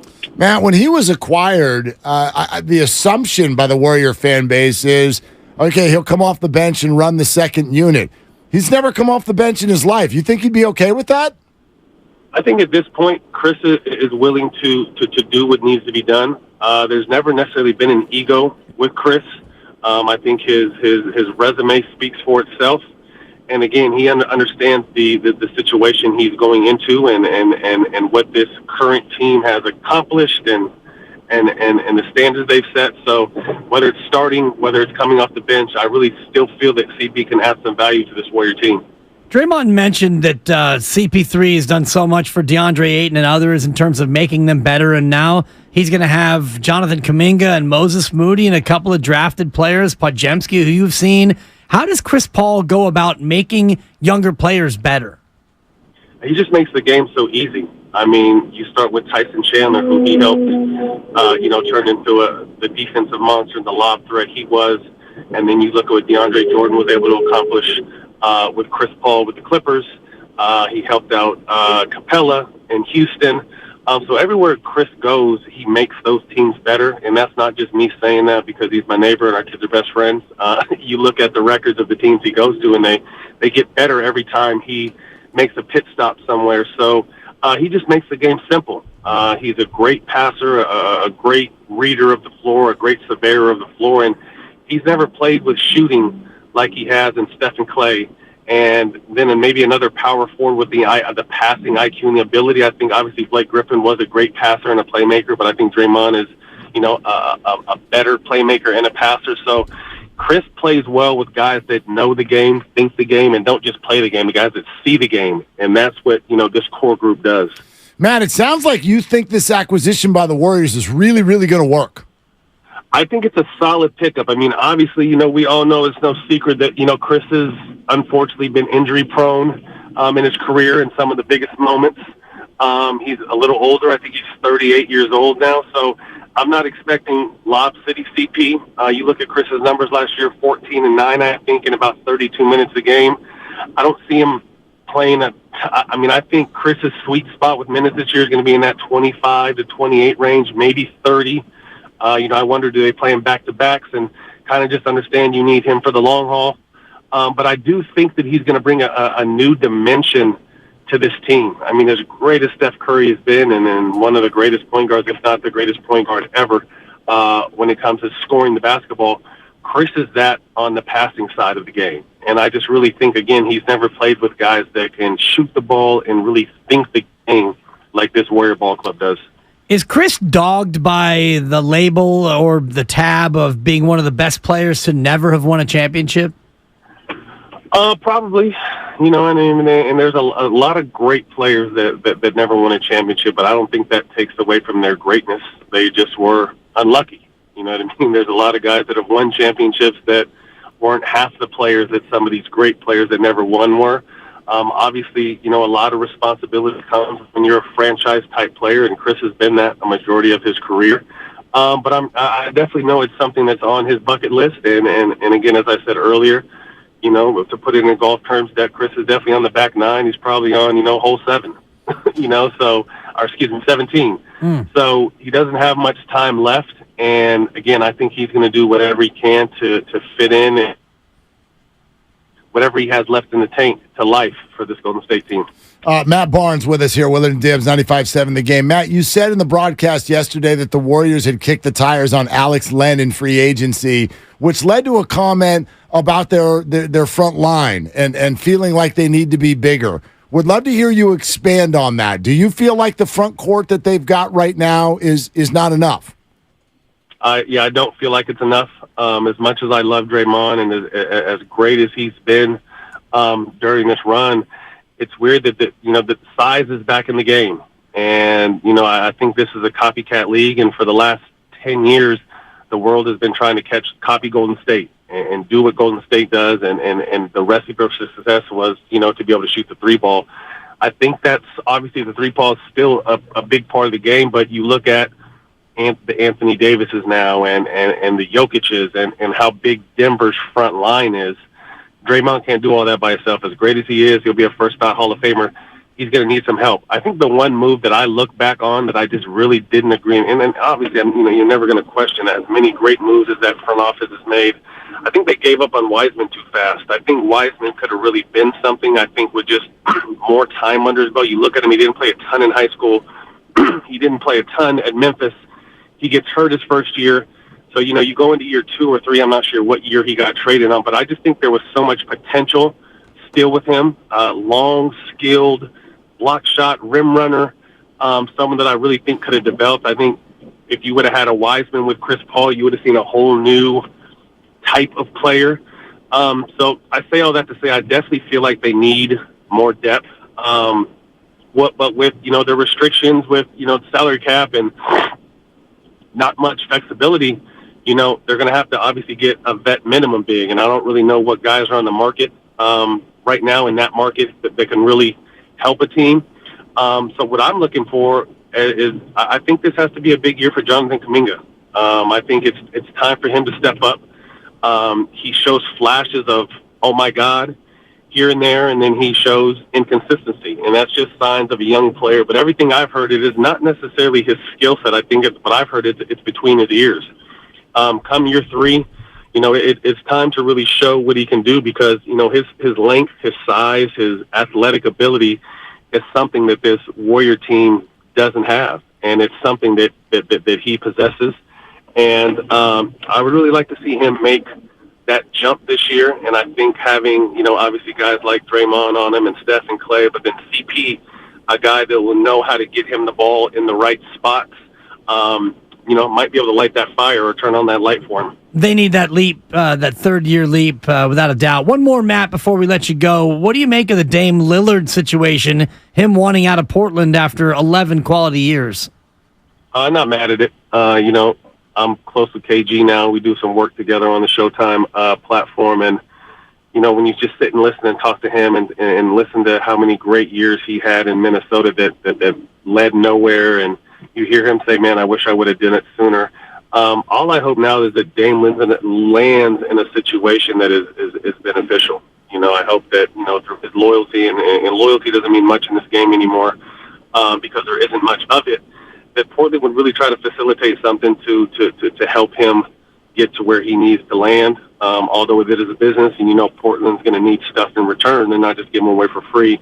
I hope that he's just able to get to a spot where he can be happy at and have a chance to compete in the playoffs and possibly a championship. So I would love to see Dame go somewhere where he wants. From all signs you're here in Miami, if they can keep their core together and add a Damian Lillard, although I think Miami kind of shocked everyone coming out of the East, I think you add a Damian Lillard to that roster, and that really bolsters your roster. So I'm wishing nothing but the best for Dame. He's, a great basketball player, but even a better person, and that doesn't come around too often. So, I'll definitely be keeping a close eye on his situation and hoping that he lands in a good situation, because he deserves that. Matt, we really appreciate your time, man. Thank you so much for coming on.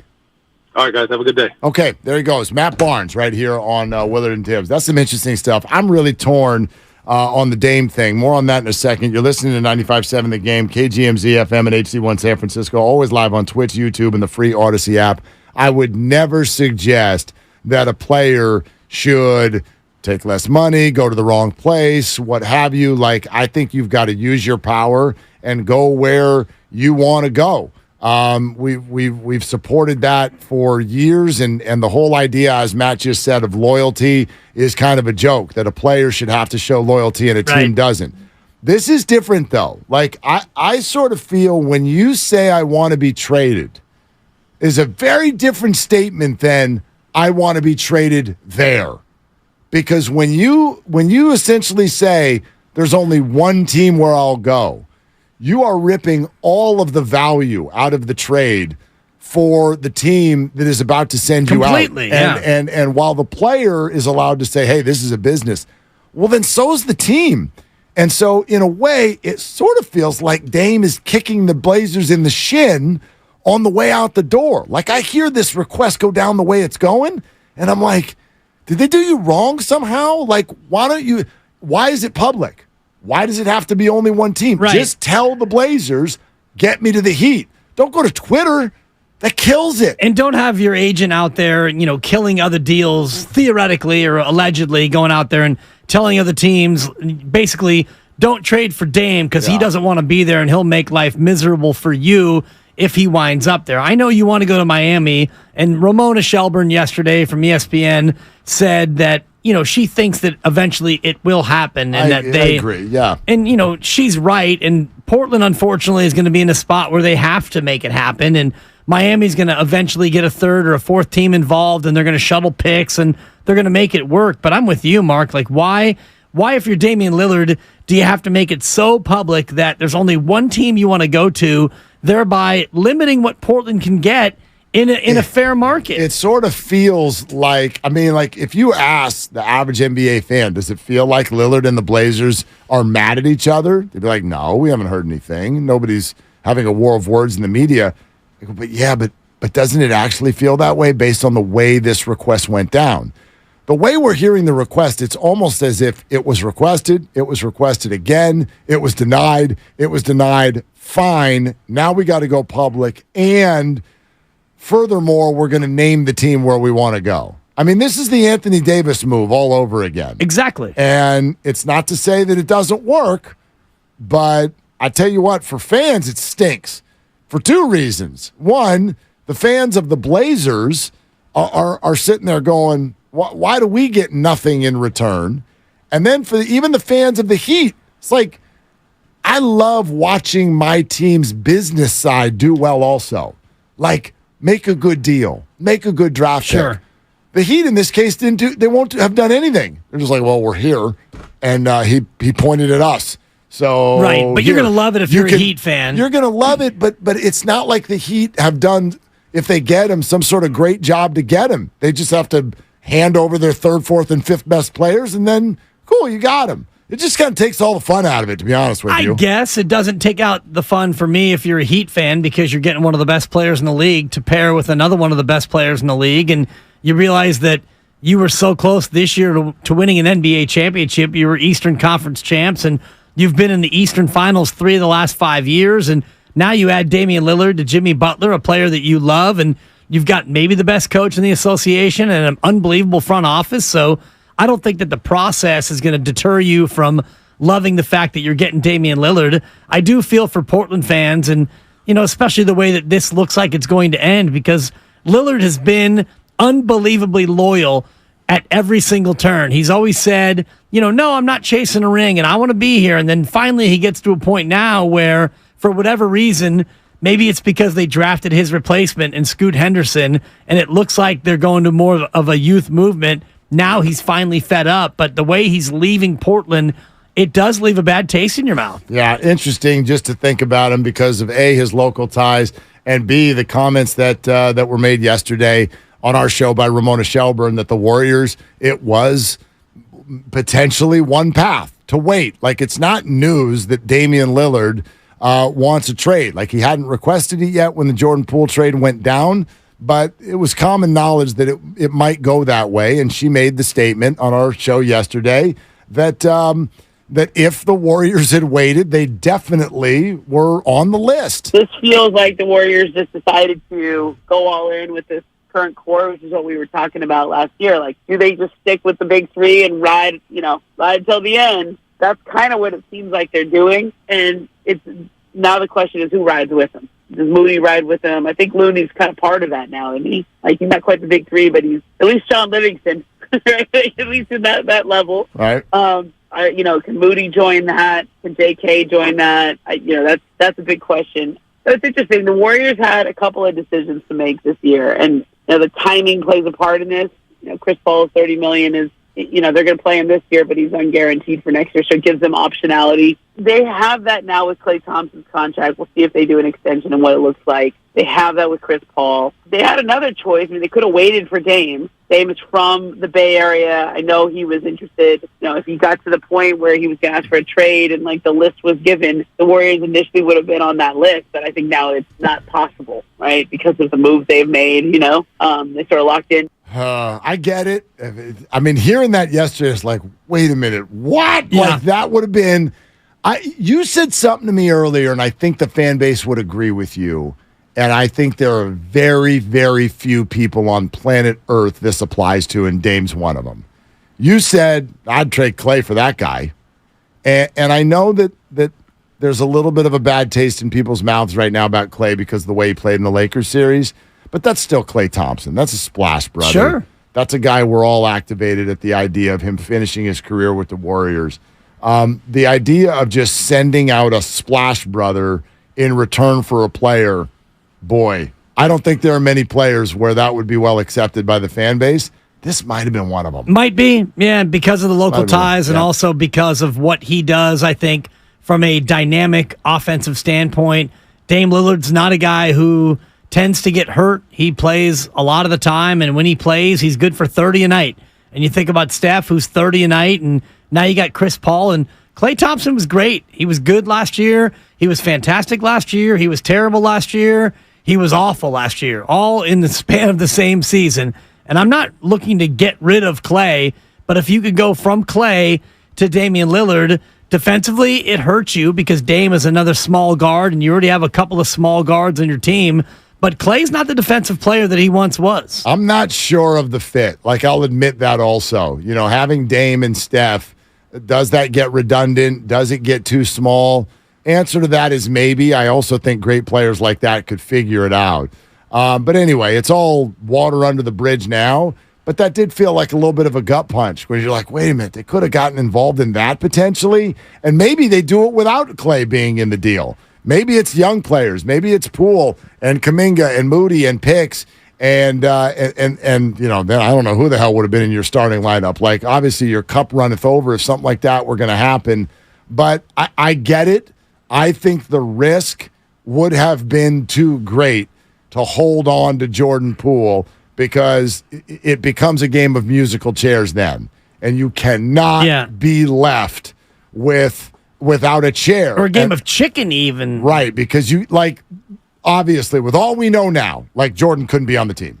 Right. He can't be on the team. That's what I had 4 months ago as my thought. Right. And I was right. Well, and so if you pass that deal that was on the table, then what do you do? Right. So now you're sitting and the news comes out that Damian Lillard wants out of Portland, and now Portland looks at it and goes, well, he wants to go to Miami or Golden State. So now it's a bidding war, and so now you're going to give up Poole and Kuminga for sure, maybe Moses Moody as well. Oh, yeah, sure. And maybe a pick that you already just used, or a pick down the road. So now you're talking about more than just Jordan Poole. You gave up Rollins and PBJ, fine, but you'd rather give up them than you would Moody and Kuminga. And the problem is financially none of this works. I mean, everything the Warriors have said, there's no way they're just moving their young people out and bringing in a guy who's locked up for 2 to 3 to 4 more years at $40 to $50 million. Like, they just can't do it. Try 40 to 60. They would not do it. $63 million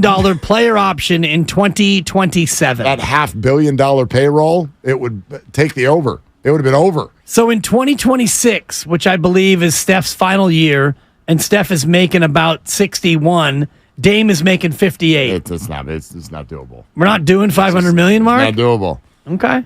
I would do it. Sure. I don't think he's doing it. So, all right, we're all sponsored by Chilton Auto Body. We'll get back to your calls next. 888-957-9570. Also coming up next, Kyle Juszczyk / George Kittle on the 49ers situation is interesting. And so is what Matt Barnes said about Chris Paul, the teammate. If you missed what Matt just told us, you're going to want to hear that coming up next on Willard and Dibs. Have you been in a car accident? Chilton Auto Body is...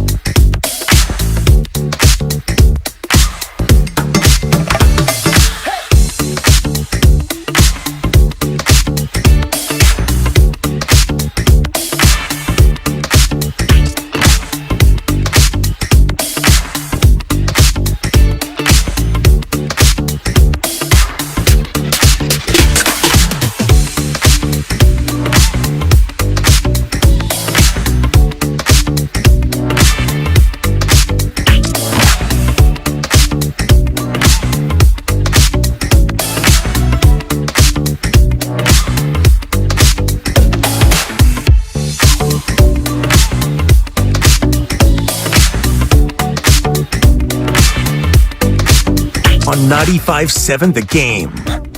What good is the baby if you can't scapegoat her, Mark? Exactly right. Got to scapegoat that baby. Anytime anything stinks, you're just like, the baby. That's her. Yeah. Gaga goo goo. We will do a poop check on the poop deck just to see. Occasionally, sometimes you got, oh, God. I know, yeah. Oh, baby. I mean, that's just like when people drink milk when they've been away on vacation. They're like, will you smell this? I'm thinking no. No, I won't smell this. Yeah, I'm not interested in it. If it smells bad, pour it out. I don't want to take a sniff on its way out the door. It's been a major subject in my life lately. You ever have the smell in the car go bad and then try to get it out? Impossible. And I'm also I'm not very sensitive to this, but a lot of the people in my life are. Lovely Christy, and apparently all three children. Because I'm just driving around, just bopping along in life. Not a worry. And you pick someone up and they get in the car and it's like their face just got smacked. Oh, God. Right? It's like Draymond at practice. They're like, whack, and they're just like, God, your car just stinks. And so I've been working on it, and mainly because, I know why, and I can blame it on the kid. That trip we took to Tahoe a couple of weeks ago, yeah, we got within 100 yards of the house. And? Wow. Car sick. Dad, I don't feel good. Pull over. Wow. 100 yards, literally. 100 yards. 100 yards, and he gave me about 3 seconds notice. There's nothing I can do about that. No. I hate it. Everyone's like, why didn't you pull over? I'm like, I did. Doesn't he have a window? They're like, no, you got to pull over right away. No, he did the wake and chuck, dude. Oh, he was asleep. Poor little guy. Yeah, and he woke up, and he was immediately like, Dad? I'm like, yeah. And he's like, wow. Man. It was awful.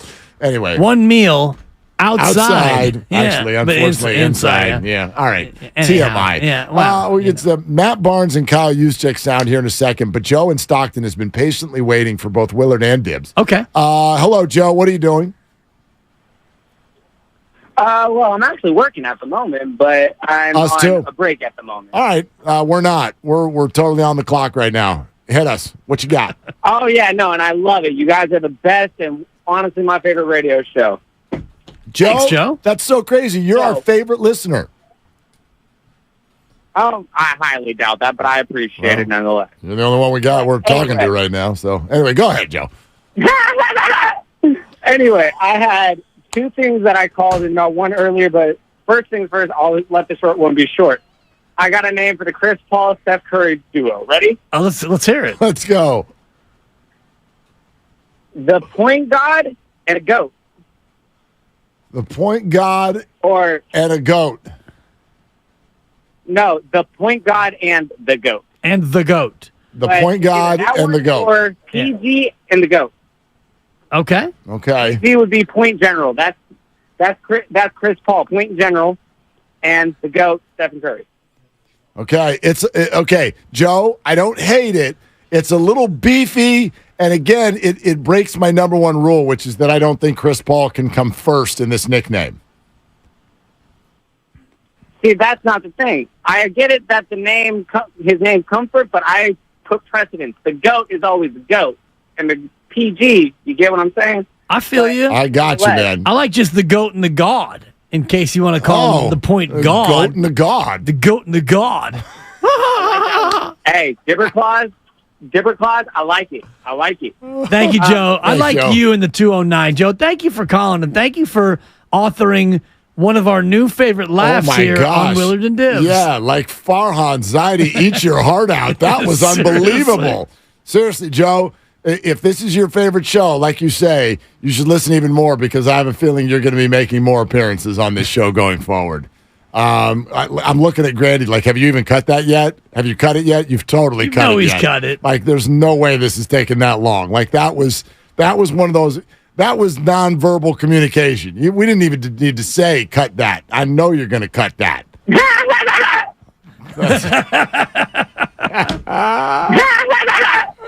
It felt a lot longer live. It did, but nothing was said that was even actually remotely funny. I thought I was hilarious. Thank you very much. Anyway, all right. Thank you, Joe. That will be remembered forever. Matt Barnes has been a teammate with Chris Paul. Matt Barnes also admitted to us that Chris is his neighbor, and their sons are best friends. So maybe, just maybe, he's a little biased.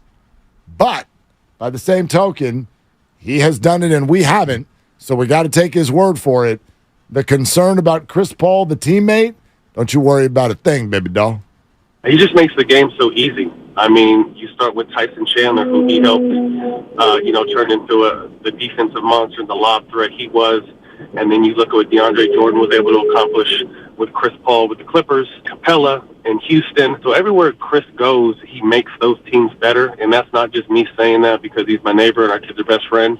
You look at the records of the teams he goes to, and they get better every time he makes a pit stop somewhere. So he just makes the game simple. He's a great passer, a great reader of the floor, a great surveyor of the floor, and he's never played with shooting like he has in Stephen Clay. Then and maybe another power forward with the passing IQ and the ability. I think obviously Blake Griffin was a great passer and a playmaker, but I think Draymond is a better playmaker and a passer. So Chris plays well with guys that know the game, think the game, and don't just play the game, the guys that see the game. And that's what, this core group does. I'm still working through this. Just to be honest with you. And I think a lot of Warrior fans are. I've definitely softened to it. Bottom line is, it's reality. Chris Paul, in fact, official earlier today, is a member of the Golden State Warriors. He's not going to get traded. He's going to get a jersey. He's going to wear number 3. He's going to play for the Warriors. Do we know when the intro presser is? Because I said that is the moment where you and the other skeptics were going to officially come to terms with and begin to accept the reality that CP3 will wear number 3 in the blue and gold. I'm open to it, and I guess word we're getting is that maybe there won't be one. There's not going to be an Summer introductory League, there's a wrench in everything. everything. Yeah, the Summer League. And the Summer League. I think they absolutely Summer should. League, And I always thought that it would be Summer League. Nice. I thought it would be perfect to do like a Draymond CP3 combo. A combo presser. Nah, Draymond's not. No, you let Draymond host it. He's not going to stop shotgunning beers to come host a CP3 press conference. Draymond's a media member, both new and old. He does his own in the new, and he also does some old, as evidenced by his appearance on The Match when he was an on-course reporter. So I thought that would be a perfect way to soften the blow of CP being a GSW is you have Draymond host it. I guess what I mean, though, by I'm still working through this, like it's reality. So, no, I'm not going to still hold on to this whole thing into the season where I'm like, I dislike Chris Paul. My head is officially wrapped around it. But the excitement and optimism that some are starting to display with regard to the acquisition from a basketball standpoint, like let's forget emotions for a second. The basketball. Like, did the Warriors get better? And if you remember, even that day, even though I did not like the idea of acquiring Chris Paul, begrudgingly, you asked, did they get better? My answer was yes. Simply, whether it's addition by subtraction with Jordan Poole or the fact that they just acquired smarter basketball. All of those reasons, yes, they got better.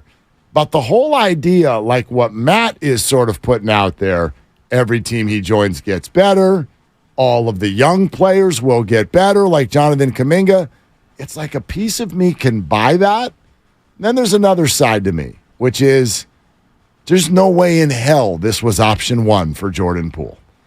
In terms of what you could get for Jordan Poole. What the Warriors went onto the market to acquire, there's no way in hell, no matter what they say for the rest of my alive days on earth, will I believe that this is what they actually wanted when they hit the open market. No, but I think that this is closer to what they wanted than what you think. Because what they wanted was a grown-up who could come in and contribute to the Steph, Clay, and Dre window and contribute to a championship. So would they have wanted a slightly younger, slightly better player? Of course they would have. But that player was not going to be available. Would they rather have had Bradley Beal with the same compensation than CP3? And I would say no.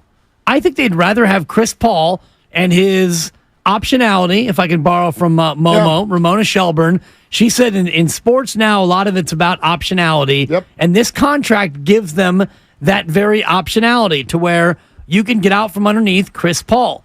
Now, if you acquire Damian Lillard, if we say this, would they rather have had Damian Lillard than Chris Paul in a Jordan Poole trade? I think the easy answer is yes, but the more complex answer is no, because Damian Lillard is on the hook for 4 more years for $200 million, so he doesn't have that optionality. I don't really understand how the Warriors could have done it, based on all we know. I'm with you. Let's just say it was Poole, Kuminga, and Moody, which financially I think is close to adding up. Yes, but financially in the future, you're screwed. You're up a creek. You're screwed. You're completely What host. creek are they up, Mark? Schmidt's Creek. Well played. Thank you. Yep. I'd like him to get a hit every once in a You while. can mention the other creek when you're talking about the TV show, but I don't think you can. Thank you, I wanted Randy. to keep it Bay Area sports. No, it's great. Right. And Schmidt is currently up Schmidt's Creek with his splits. Well, he's up Splits Creek. He's just hitting like Schmidt. That's all there is to it. Well, he's not hitting. Right. He's hitting like Schmidt. He's Chasey Schmidt. Was that your son who said that? Yes. 9-year-old son. 9-year-old. Genius. I'm stealing from a 9-year-old. Guys reminds me of Halloween. Guy's in the back seat of his brother's used Honda Accord, leaning forward, watching the Giants play on my iPhone on a high five July 4th drive. Casey goes, "Good morning, good afternoon, good night." And Jude sits back and goes, "They should call him Chasey Schmidt." I'm like, that's extra snacks at the gas station for you. That's Whatever a 5. you want. Whatever you want. It's an absolute 5 You for want the M&Ms? 9-year-old. We're getting you peanut and plain. You're getting it all. Well, that's right. I don't even need gas. We'll stop and we'll just get you some snacks. And that's a strong daddy flex move to take your son's car, rack the miles on your son's car as opposed to daddy's car. So first of all, thank you very much for noticing. But rack that guy. It was actually his call because we drove the car down there and then he kept it down there for the whole so week. He could drive so he around. wanted to be able to drive his own car. I was like, "You're damn right we can take your car." He asked. I hadn't even thought of it. Quick 1,000 on the odometer.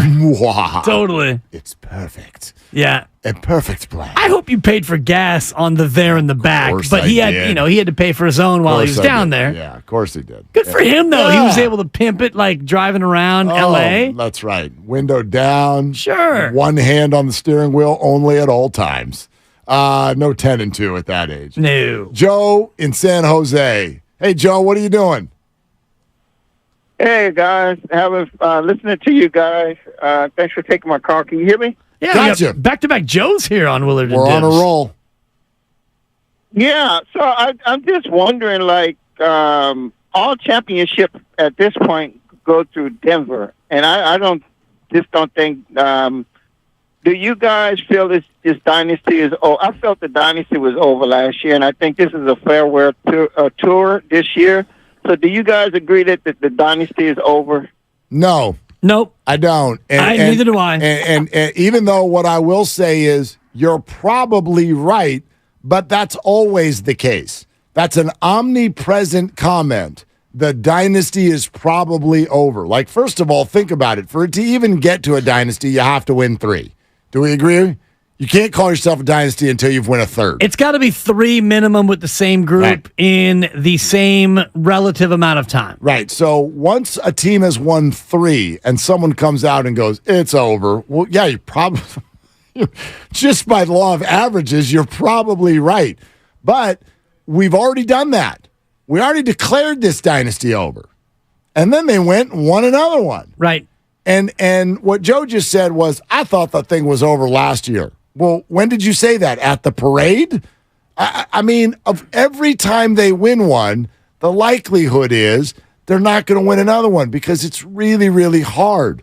But if what you're saying, just to sort of like massage your words a little bit, if what you're saying is you believe that this group is no longer capable of winning, and you also pointed to Denver as the reason why, I flatly reject that. The idea that we do this is funny. Denver's defending champs, but I don't necessarily think that the title goes through Denver. Well, I mean, it does, I guess, from a mathematical standpoint or just the rules. The rules are they hold the title, so someone's got to go get it. But it only goes through Denver if they're the number 1 seed next year after the regular season. Right, or if they defeat whoever's in front of them or if someone else does or whatever. Like, in theory, one way of looking at it, not the way you're looking at it, but the title went through Golden State this year. But they were the 6th seed, and so... Right, the title did not go through Golden State. Somebody had to beat them. Some people look at it that way. You're looking at it in terms of home court. Right. Either way, yes, someone's going to have to beat Denver. But I just feel every offseason we overstate the power of the defending champ. We do this. It's just automatic. Well, how is anybody going to beat Denver? Because someone will. Because that's how it works. Next season is not this season. It's not going to go the same way. Different injuries, different suspensions, different stories, different motivations, different energy. It's just different. So could Denver win it again? Yeah, but probably not. And that's a fact. Well, like that's a Vegas fact that they are more likely to not win it than win it next year. Well, based on like the odds of the field versus Denver, Totally. I get what you're saying. Yeah. If Denver does win it again, well, then all of a sudden Nikola Jokic goes into a pantheon of some of the all-time greatest players in the history of the game. Because if you look at teams who have repeated going backwards, you have the Warriors in 17 and 18, Steph, KD, Clay, Draymond, good little collection. The Heat in 12 and 13, LeBron, Wade, Bosh. The Lakers in 09 and 10, Kobe Bryant. And beyond that, you got to go back to the Lakers of 00 to 02 with Shaquille O'Neal. You know the names of the players who have even been able to go back-to-back, let alone the dynastic teams. So if Jokic can lead Denver to another title... Oh, totally. Well, and he probably would be the MVP, and he should have been this past year. So now you're talking about 3 MVPs for the Joker, a couple of finals MVPs, and 2 straight titles. Yeah. Watch out, record books. Yeah, that's rare. That's air, Pantheon. Which is why it probably won't happen. Like, that's how hard it is. Well, think about Giannis when he won his title. Yeah. I mean, they came back the next year, and they were favored to win the NBA championship. And spoiler alert, they didn't even make the NBA Finals. Correct. And then a couple years later, they couldn't even get out of the second round. They couldn't even get to Game 6 in a series where they had home court advantage against an 8 seed. So all of these things are true. So that's why I would still fall back on belief.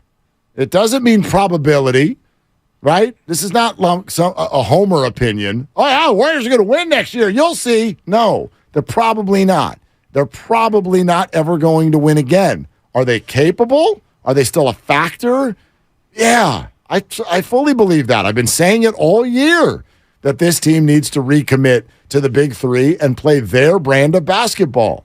If I were to describe last year's or the last year and a half, the Warriors story in like 1 or 2 sentences to someone who had not watched any games, that's what I would say. You can remove the punch or any of this other stuff that we talk about a lot and simply say the Warriors ended up with players on their team who were unwilling to play the brand of basketball that their champion veterans play. Or unable.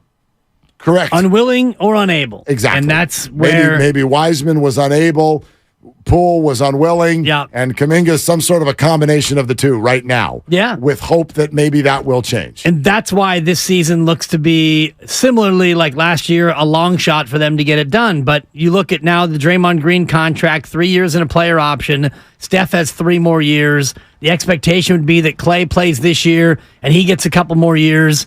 If you think in terms of 3 years from now, and I like what Steiny and Goo did earlier about what team has the best fortunes over the next 3 years, Warriors, Giants, and Niners. And we can take calls on that, 888-957-9570. But in terms of the Warriors, I don't think that it's this year or bust for this trio.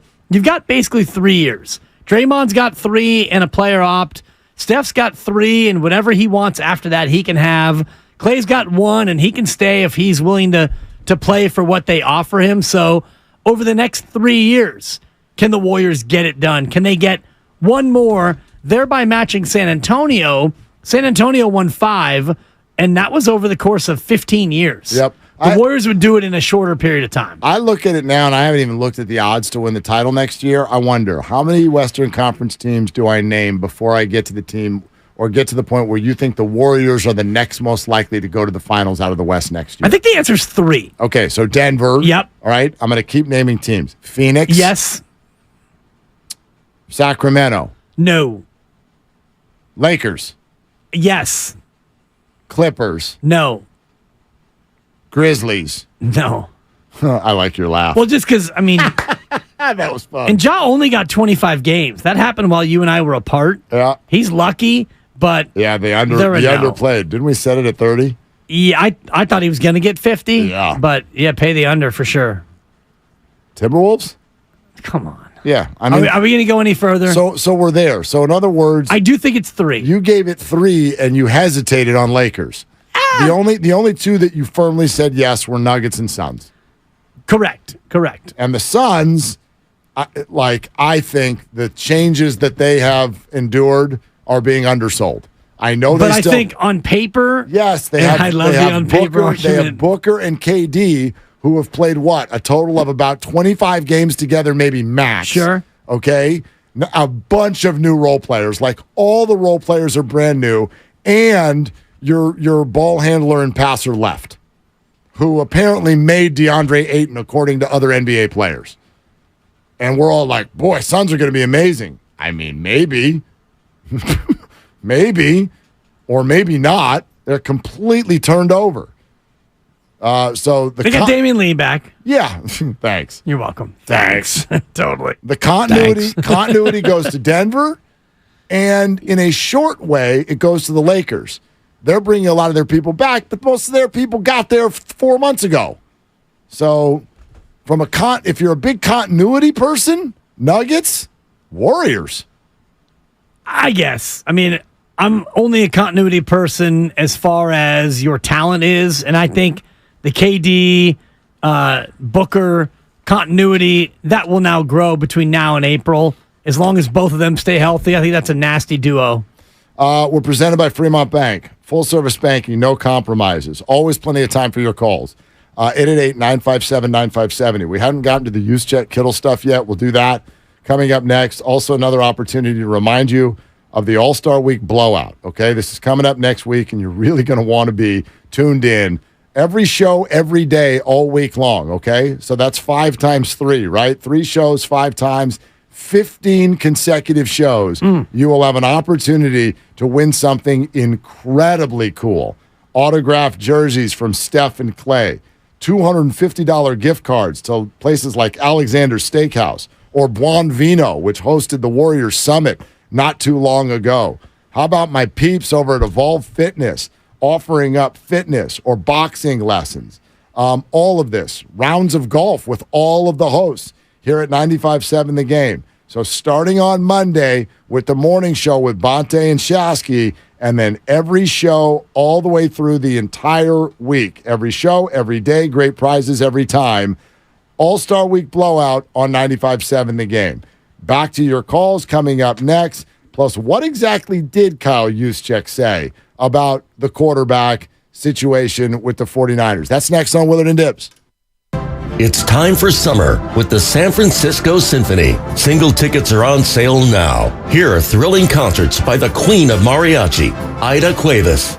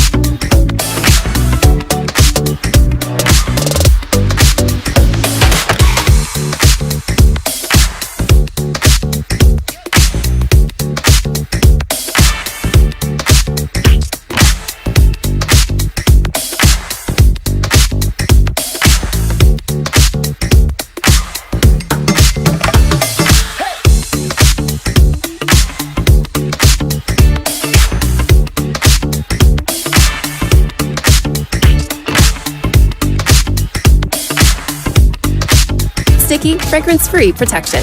Get your pre-party protection on with Off Clean Feel. SC Johnson.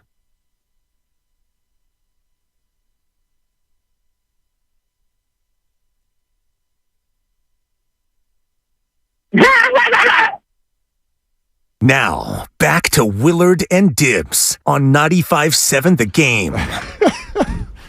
It's different. It's different now. Yeah, it is. Yeah, it is. What a laugh, though. Man, so great to hear that coming in. All-Star Week blowout next week, okay? Every show, every day, major prizes, grand prizes. Signed jerseys by Steph and Clay. Fine. Steph won being the Uber grand prize. I think the real grand prize. Why fine? Because the real grand prize is a chance to spend 4 hours on the golf course with you and I. Exactly.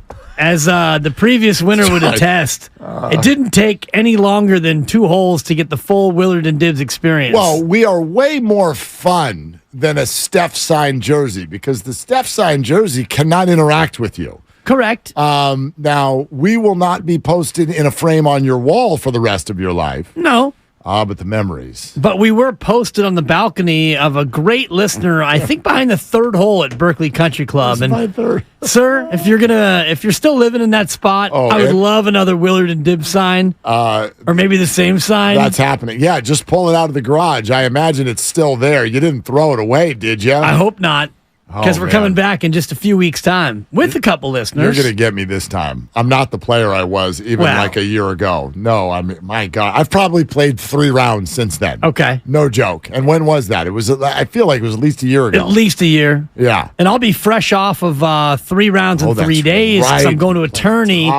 We got the Cal Pacific, the 35th annual Cal Pacific tournament. We're playing Old Greenwood. We're the last group to play Old Greenwood before the PGA Tour comes to town. Oh, that's right. The tour stop is coming up. The Barracuda. So they got the, Barracuda. So, pro tip, it is terrible to play right before a tour stop comes. It's great to play right after because right after, they'll usually mow that sucker immediately. Dude. But everything's in great shape. Yes, there have been people walking around, but it's at tour level shape. You play right before, well, you get the wrath of the course. And the rough is up. Exactly. The rough is up. I already saw a posting from Old Greenwood in Truckee, and they're like, hey, the rough is growing like a weed. Luckily for your boy, I don't hit it very far anymore. I used to be like a 260, 270. Well, you come out of your shoes. You pull out your putter once you're 200 yards and in. Yes, I do. Yeah. But with the driver now, I tend to be in the fairway a lot more often because I'm more of a Punch and Judy. Yep. Not to disrespect Punch or Judy. By the way, Old Greenwood doesn't need rough to be hard. It's hard anyway. Tough. Woo! Although, and the greens are going to be rolling at about an 11. Exactly. Your boy can flat out roll the rock. I can't wait. You're going to have a good time. Yeah, it's going to be fun. That's awesome. All right. 888-957-9570. We will definitely get back to your Warrior calls. So keep them coming there. But we wanted to throw this at you as well. This is from the Rich Eisen Show. And the man they called Juice. And I actually was texting you guys about this earlier today. I felt embarrassed because I'm like, all right, yeah, we should play that. And I was going to write use check sound. And I actually typed out on the text use check. And then I looked at it and I'm like, yo, that's not how you spell it. That's embarrassing. And I literally, like, how many years does this guy play with the Niners? How many years has he been here now? Probably 7. I'm like, I got a shot to spell Yastrzemski, if you ask me. I don't know if I could get it, but I got a shot. Use check. I'm like, how many years has this guy been here? And I looked at the text, and I'm like, that is so wrong. Every letter except for J is probably wrong. And I couldn't even come up with what might be right. Yeah. So I just changed it to Juice and hoped you guys understood what I meant. Completely understood. I'm like, get the Juice sound. And the way you spell it is J-U and then a collection of S's, Z's, C's, Y's, and K's. And you can put them in whatever order you want. Oh, can you? I didn't know that. Oh, yeah. All I know is, like, what does it autocorrect to? Because now I'm looking at the name. So if I did try to text you use check, here, I'll go to our show thread, and I'll just write J-U-S-C-Z-Y-C-K, or Z-K, I believe. Wait. It's J-U-S-Z-C-Z. Oh, ZC, the classic ZCZ combo. Thank you. Actually, it's so confused, it doesn't even have anything to offer. It's just like you're gonna. It autocorrects to get help. Yeah. Who are you? It lets you write it, and then it's just like we're gonna put the red line underneath it, and you can do whatever the hell you want after that because we have no idea what you're trying to spell. If you actually type out juice check, it autocorrects to the correct spelling of use check. I might have made that up. Thank you, Grandy. Do you know how to spell Yastrzemski? It's Y-A-S, and then the Z comes in where you wouldn't expect it. Y-A, is it? Give it a try. Y-A-S is correct. Y-A-S-Z-S-T-R-E-M-S-K-I? Nope. You're good at knowing what letters are supposed to be in there, but your order is all out of whack. There's just a couple Z's in there. You put the Z's where you want. Y-A-S-T-R-Z-E-M-S-K-I. T-R-Z? Damn right. Damn right, it's TRZ. They're the ones who report everything that happens at the airport, right? TRZ? Yes, Zemsky. Yeah, that's right. Speaking of, there are a couple stories out there from that site. Have you ever heard what's going on with Kim Kardashian and Tom Brady? No, but I have heard there's something going on with Victor Wembanyama and Britney Spears. Yeah, that's a collab. What the hell is that? What happened? She got slapped? Hit me, baby, one more time is the headline. For real, what happened? Apparently, she went up to him. I'm sorry, Lucas. You got it. No, Go for you it. got it. You got it. I want to hear what you see. There's no way she could slap him. She couldn't reach him. A member of his entourage or his security slapped her. She went up to try to get a picture and tapped on his shoulder or grabbed him from behind, and security saw it. What? How close am I, Lucas? Perfect. What did Five Fingers say to Britney Spears? Britney Spears tried to get a piece of Victor Wembanyama and got Five Fingers slap in the face. And she may be pressing charges now. Is that? I don't even know how that works. What's the law say? Like if you go, I mean, she went up and she ran by security and put her hands on him, right? Well, sounds like security was sleeping because I don't even know what the law is on that. Did somebody step out of line? Wemby is like literally twice the size of her. Can he claim self-defense? Well, the security was the one who apparently put hands on Britney. I mean, this is one of those moments. You go to ESPN.com, the number one headline is Wemby details security matter with singer Spears. And I'm like, of all the headlines that are the most 2023 thing of all time, please that's explain. it. Yeah, exactly. I got no Thank clue. you, Roxy. I got nothing for you. So wait, what happened with Brady and Kim? Reportedly, she was she wanted a picture. Okay. Excuse me, Victor. I'd like a picture. And she either tapped him or put her hands up near him, and security didn't recognize her. It's funny. I don't know if you. I wonder if the security guy has done that before. Probably. And then went. Are you familiar with Adam? I did it again. Adam Hadwin, the golfer. Who got? Are you going to roll right through that? It was going to be a good joke. You crushed I'm sorry. it. Yeah, absolutely. And I don't do crushed that. it. Can we do that again? No, you're just not used to me doing the No, jokes. I'm not. I feel terrible. I hate joke blocking people. It's over. The moment's past. It's really good, though. It's okay. Try to spell give you a use check again. J-U. Get the buzzer ready. I'm going to have to listen back to this to figure out how badly I just butchered that.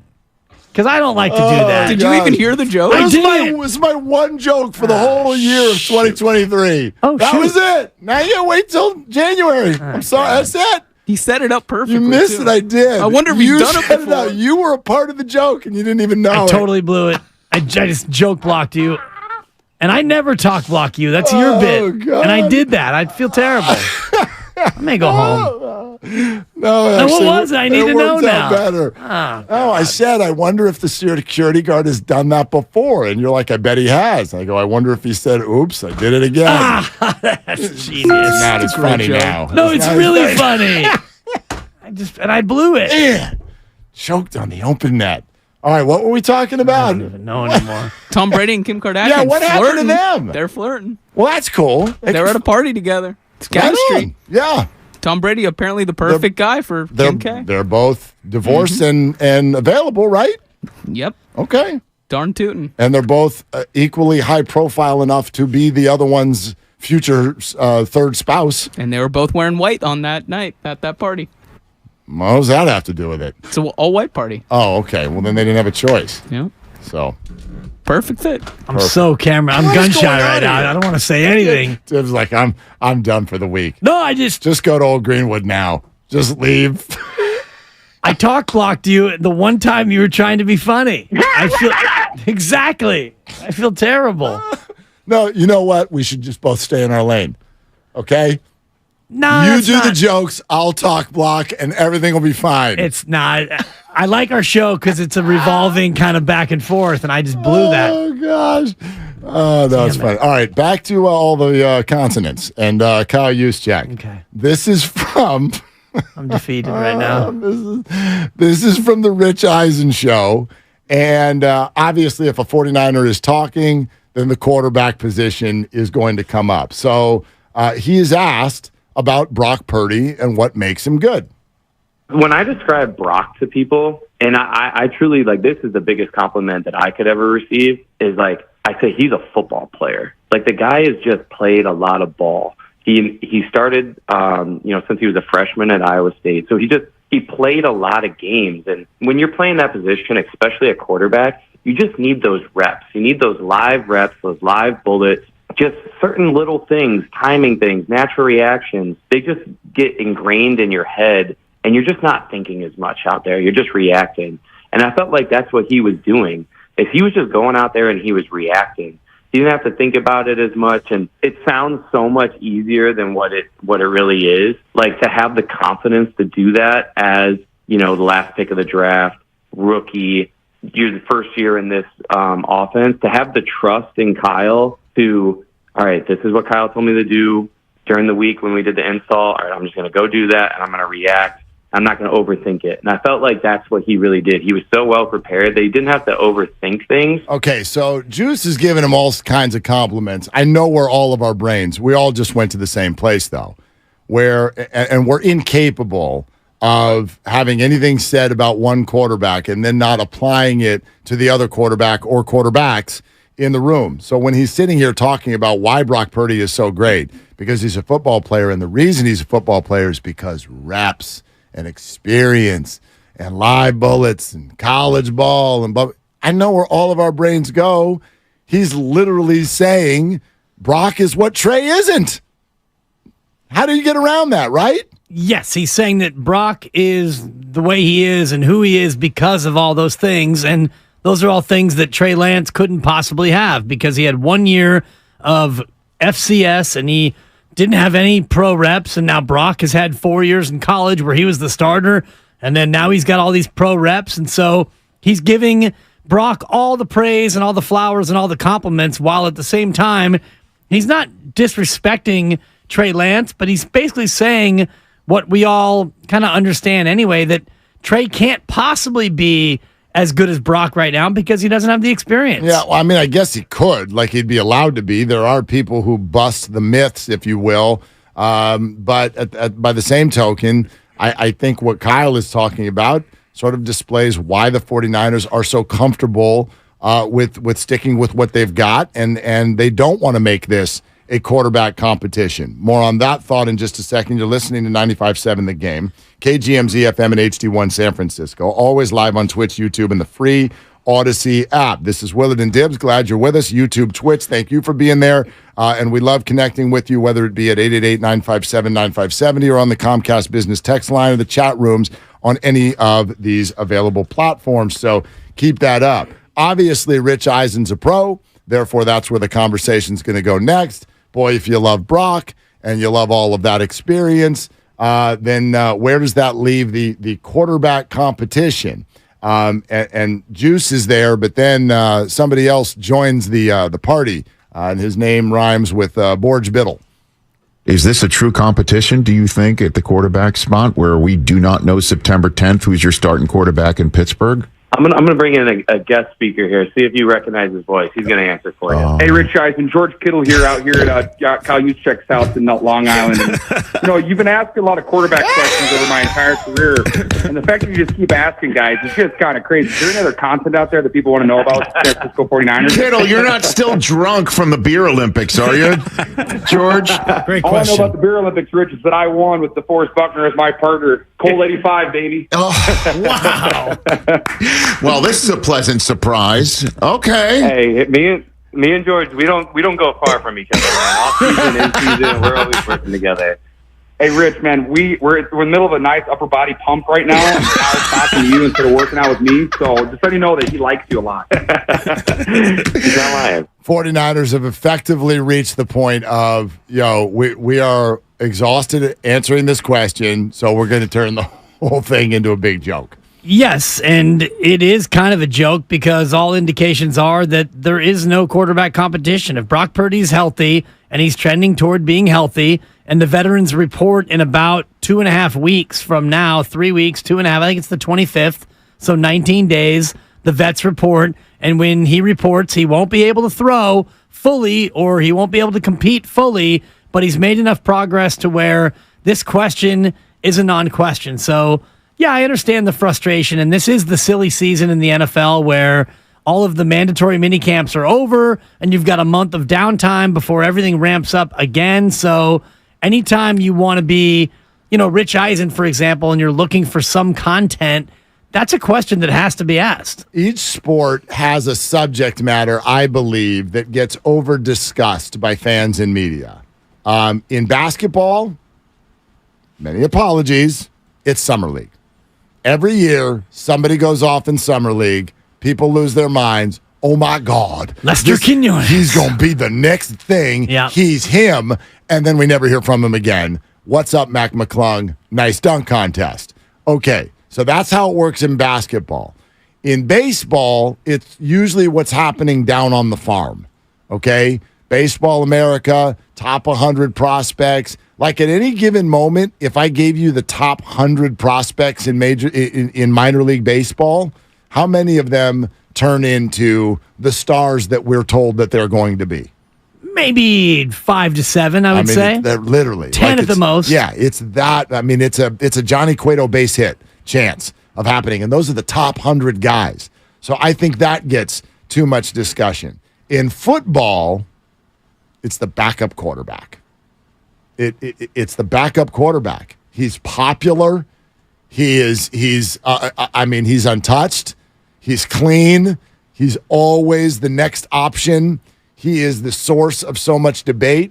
And I'm here to tell you right now, get ready, because what'd you say, 2.5, 3 weeks till this thing opens? Yep. We are about to enter in to the most annoying backup quarterback conversation that has ever taken place in the history of the National Football League. There will be more articles, more content, more discussion based on Sam Darnold and Trey Lance. Who's 2, who's 3, what do you do with who ends up at 3, what should happen, where should we go? We're going to spend 5 weeks on it. And then Brock Purdy's going to show up in a vehicle and be the starting quarterback for the 49ers. That's the way it's going to go. Yep. And I think the conversation about who the backup, though, is very fascinating. And that, to me, becomes the real interesting question in and around training camp, because if it's not Trey Lance, what do you do with Trey Lance? Do you want him to be the 3? And I was talking to Larry Krueger about this, and there are a lot of people around the league that Larry's talked to who think that Brandon Allen is a legitimate backup quarterback. So you've got Darnold, Allen, and Lance, 3 guys for 2 spots.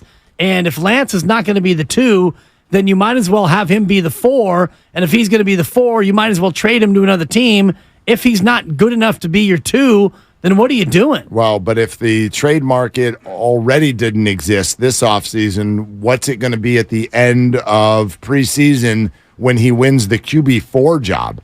Like, in other words, even if he is the QB3 or QB4, I would bet that the 49ers will not publish that in a depth chart. No, of course not. Yeah, I mean, I just don't know what market is out there for him. And let me restate. Well, a QB injury is right around the corner. A QB will get hurt during the preseason. There's no doubt about that. Well, Brock might not, because he might not play in the preseason. No, but if you take any other quarterback, and maybe it's a backup somewhere else. You're talking about somewhere in the NFL. League-wide, someone will get hurt. Of course. In the NFL. I mean, but in August, someone's going to get hurt. Yeah, but who's good? If the view is that Trey Lance isn't even a potential starter, what are you trading for him? He's a potential starter. And I was just looking at Pro Football Focus's quarterback rankings, 1 through 32, and there are names on here like C.J. Stroud in Houston. Trey Lance could be as good as C.J. Stroud right now. Colt McCoy is the starter in Arizona with Calamari being out for as long as he's going to be out. Trey Lance could go there and be a player. Baker Mayfield in Tampa Bay is listed as the starter, or Baker Mayfield, whichever you prefer. Trey Lance is as good as he is. Is he? He could be. You could look at Trey Lance and he could be as good as Tom Brady, but he might not No, but be. if you're Tampa and you're sitting on Baker and you have an ability to get Trey Lance for a 4th and a conditional 6th, you might do that. I think that if Tampa was interested in that deal already would have happened.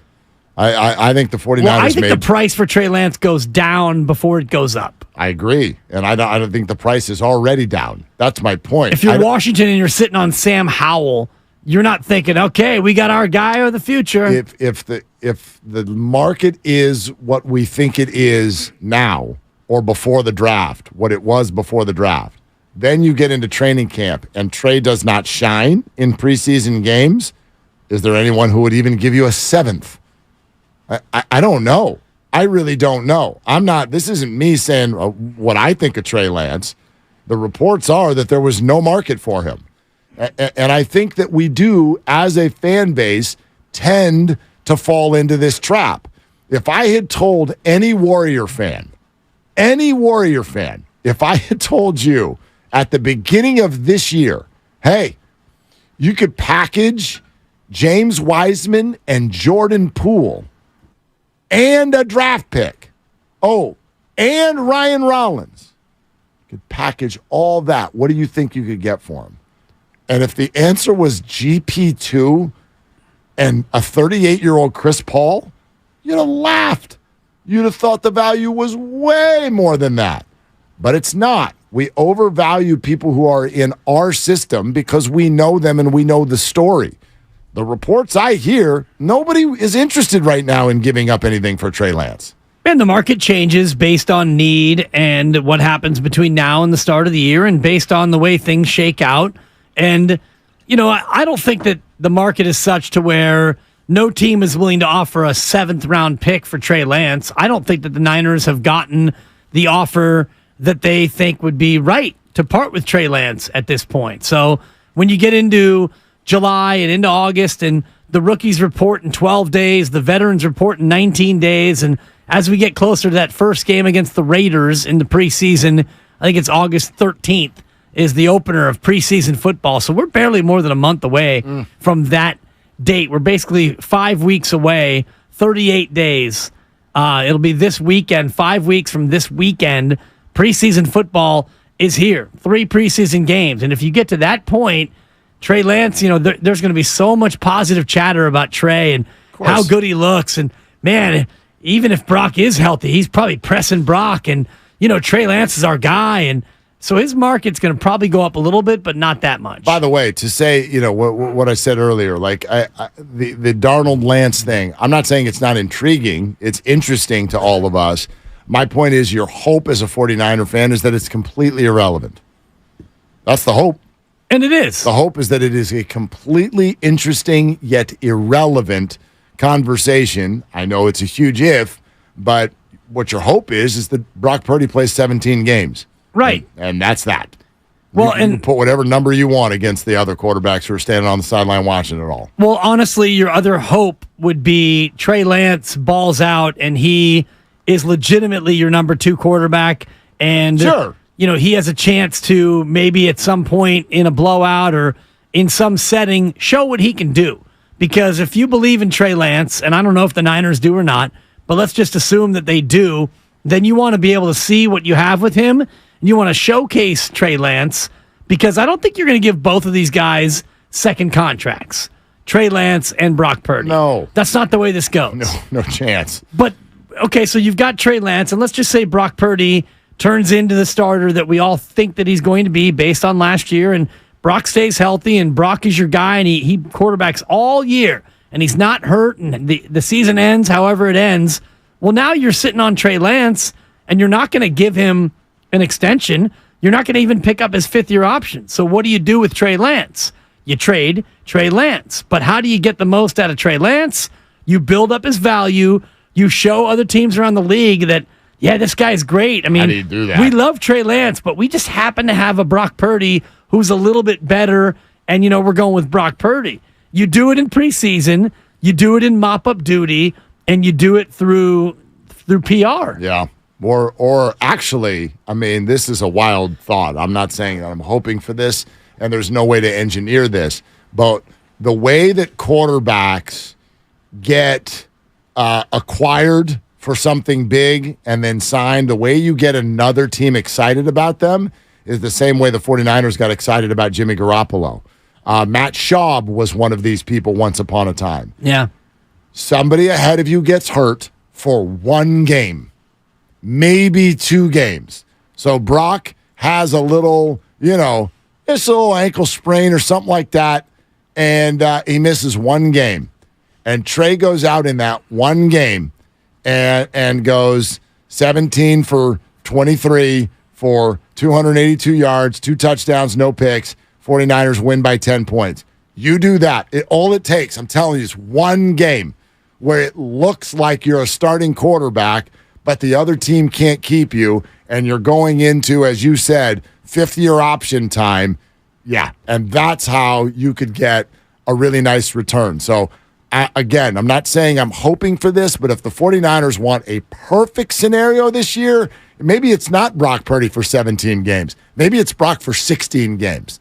And there's one Trey Lance game, and it goes really well, and the Niners get a really good return on a trade. Well, and there's also this, too, Mark. It may not be injury that prompts you to make that move, because we've talked about this before. The NFC West is not really that top-heavy. The Niners are the favorite, and it's not even close. So I clinched the 1 seed by week 16? Or even week 14. Yeah. So, well, you're not going to do that. Well, let's say the Niners are... You can clinch the division, but not the 1 seed. Well, let's just say the division. Let's say that you're 10-4 through 14. Okay. And, Philly is 12-2. You're 10-4, and Seattle's in second place, and they're 7-7. And the Rams are 6-8, and Arizona is 4-10. You got a 3-game lead with 3 to go. And I'm looking at the schedule right now, and you've got the Cardinals. You go to Arizona. So you just beat Seattle at home on December 10th to ostensibly clinch the division. You've got the Cardinals in Arizona. You got the Ravens at home on Christmas. You go to the Commanders on New Year's Eve. Your schedule over the last 3, the Ravens should be tough, and that's a home game.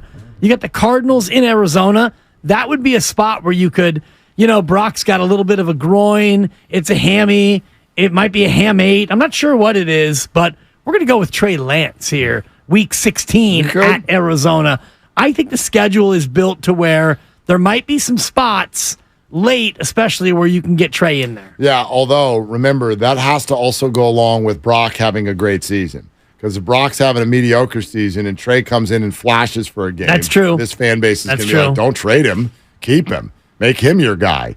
And Brock Purdy's being paid less than a backup quarterback. So if Trey Lance pops, then you're going to have that side. So it's prickly. I get it. It's why we're going to be talking about it so much throughout the year, even after it starts. I mean, there's a lot of pressure on Brock Purdy to come back and look at least like a version of the player that we saw last year and to stay healthy. And to be able to look like he's getting better the entire time with everything that's going on behind him. Right, because he needs to get better and he needs to be able to stay healthy, because before he had his UCL fall apart, he was already a little bit banged up in that brief time that he was the starter.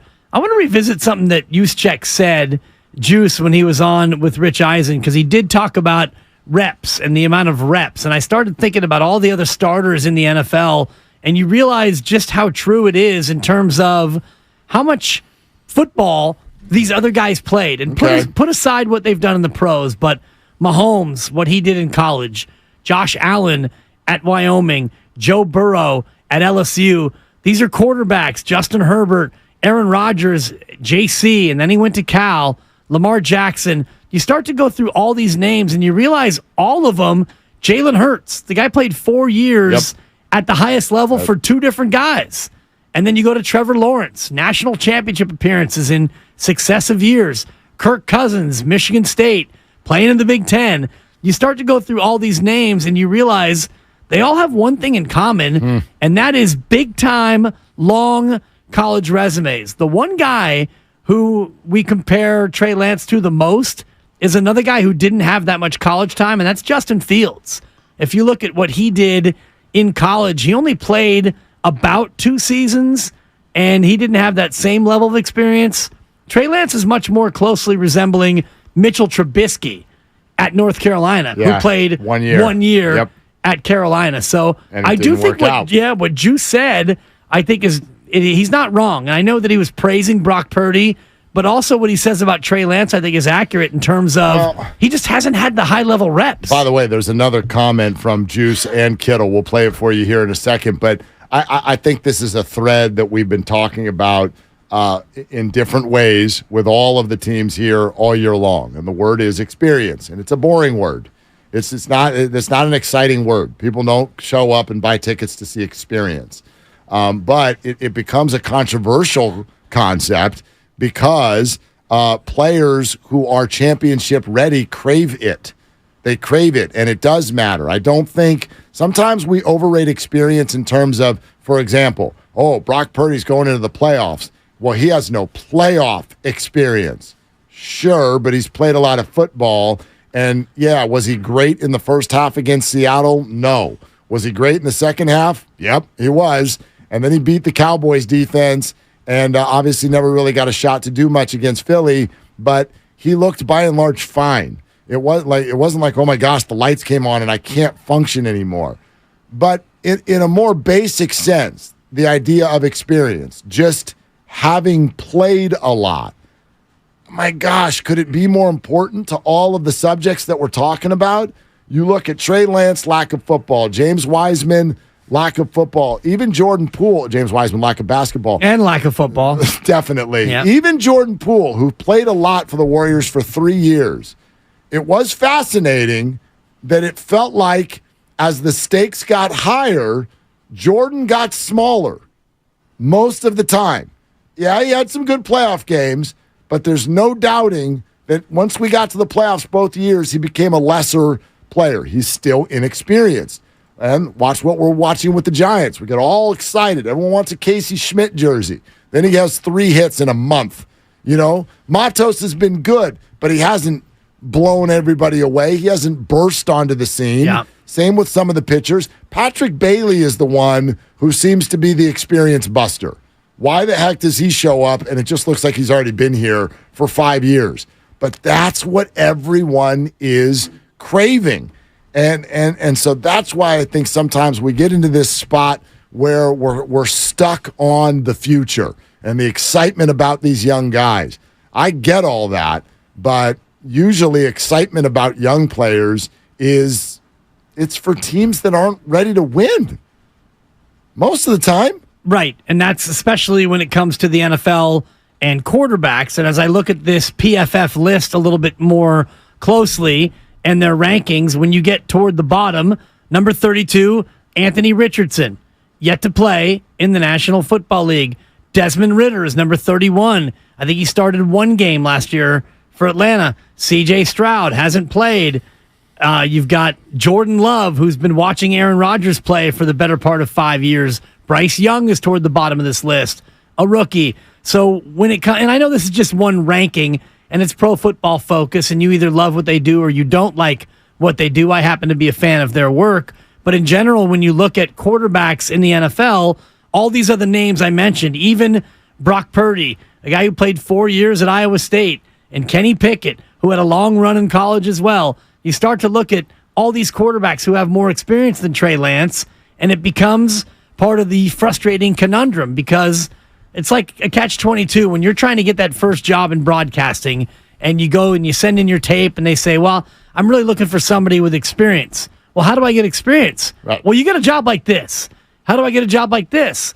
Well, you got to have experience to get a job like this, but I can't get experience until I get a job like this. And so it becomes unbelievably frustrating, not only in our business, but in many businesses. And now you're Trey Lance, and it's like, how do I become a better quarterback? It's by getting reps. How do I get reps?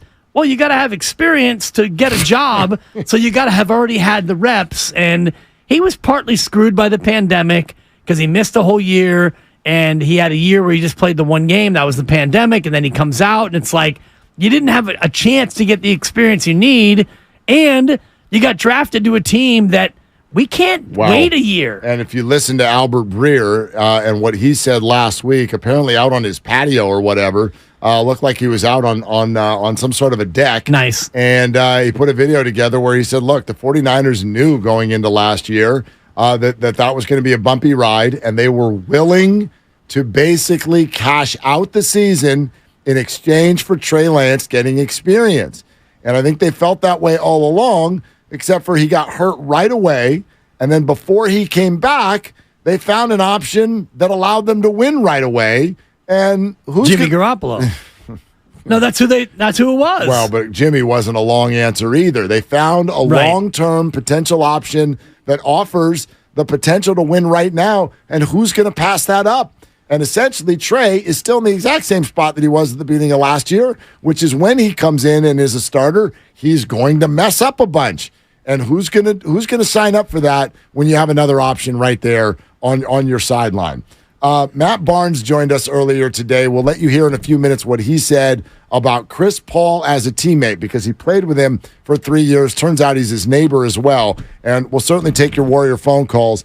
888-957-9570. Where do you see Chris Paul fitting on this roster as a teammate with the personalities like Draymond, Steph, Clay, Steve Kerr, and more already in the locker room? But there's one more from Juszczyk and Kittle. Remember, when we last left you on the Rich Eisen show, Kittle had jumped in on the conversation, and they were talking about beer, and then there was this.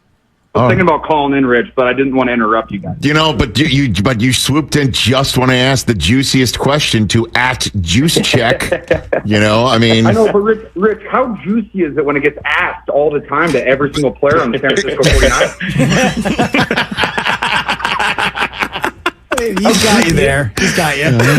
He's got you. Touche. Right. Look at George Kittle blocking and pancaking me right now. I like it. All right. Hey, I got weak side pass pro for my guy Juszczyk all day because I know he's got my back. I'm gonna let you guys finish your interview and I'll see Juice in a little bit. It's George Kittle, everybody. Yeah, so I mean, they never got to it, and this is what I think. Talk about getting talk blocked. All right, you're gonna hear a lot of this. Like, I mean, George Kittle's telling you right there, like, we're done with this question, and camp hadn't even started yet.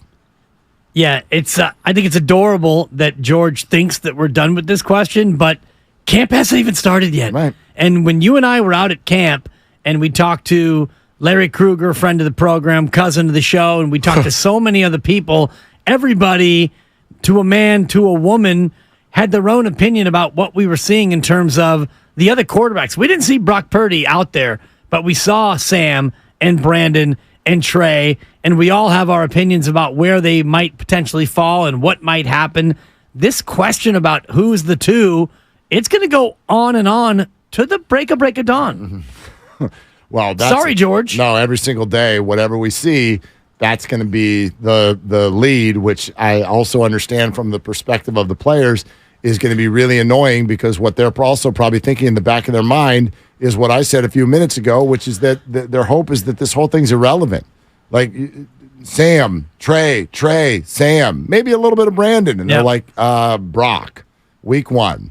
Brock, and then we'll worry about anything else after that. I think the other part of this, and I don't know if George mentioned this when he interrupted the interview, but if this is the biggest question at your training camp, you have a pretty good roster. That's a great point. And this may not be the biggest question, and I'll wait for Larry to go through the all-22 because I know it's not necessarily your jam, but there aren't a lot of starting spots among the all-22 that are up for grabs right now.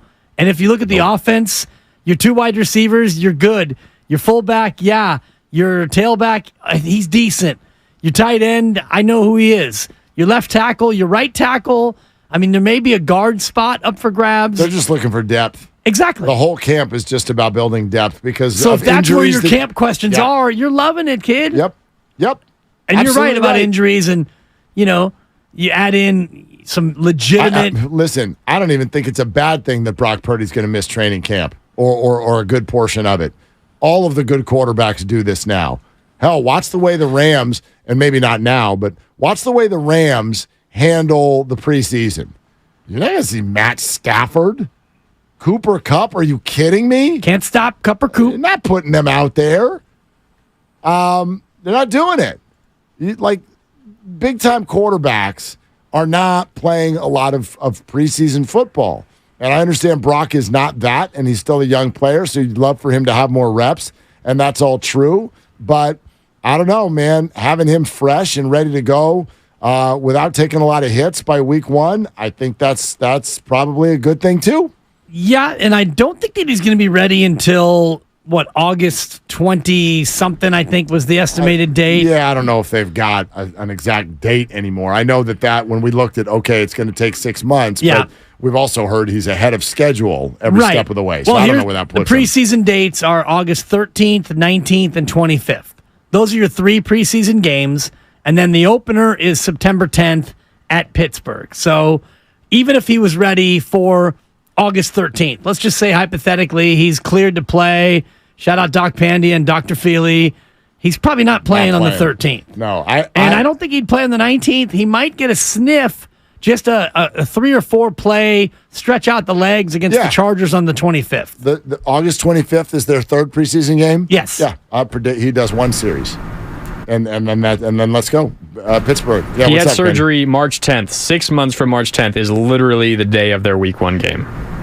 Yeah, I mean, he's. But it's the whole 6-month timeline. It's flexible, and it's based more on weeks than it is months. So, as you know, Grandy, being an astute calendarian, I made that up. 6 months does not equate to the same number of weeks. Well, there's also variables, right? Like we know that surgery, when it comes to baseball, is a little bit harder to recover from and get back to full strength in football because it's just a different arm angle. There's a different number of throws. Nobody's throwing 120 footballs in one game like they do when you're pitching. And by the way, all the warm-up pitches and everything. Like if you're a starting pitcher and you throw 7 to 9 innings and 120 pitches, how many pitches did you actually throw that day? Probably close to 200. So it's just different.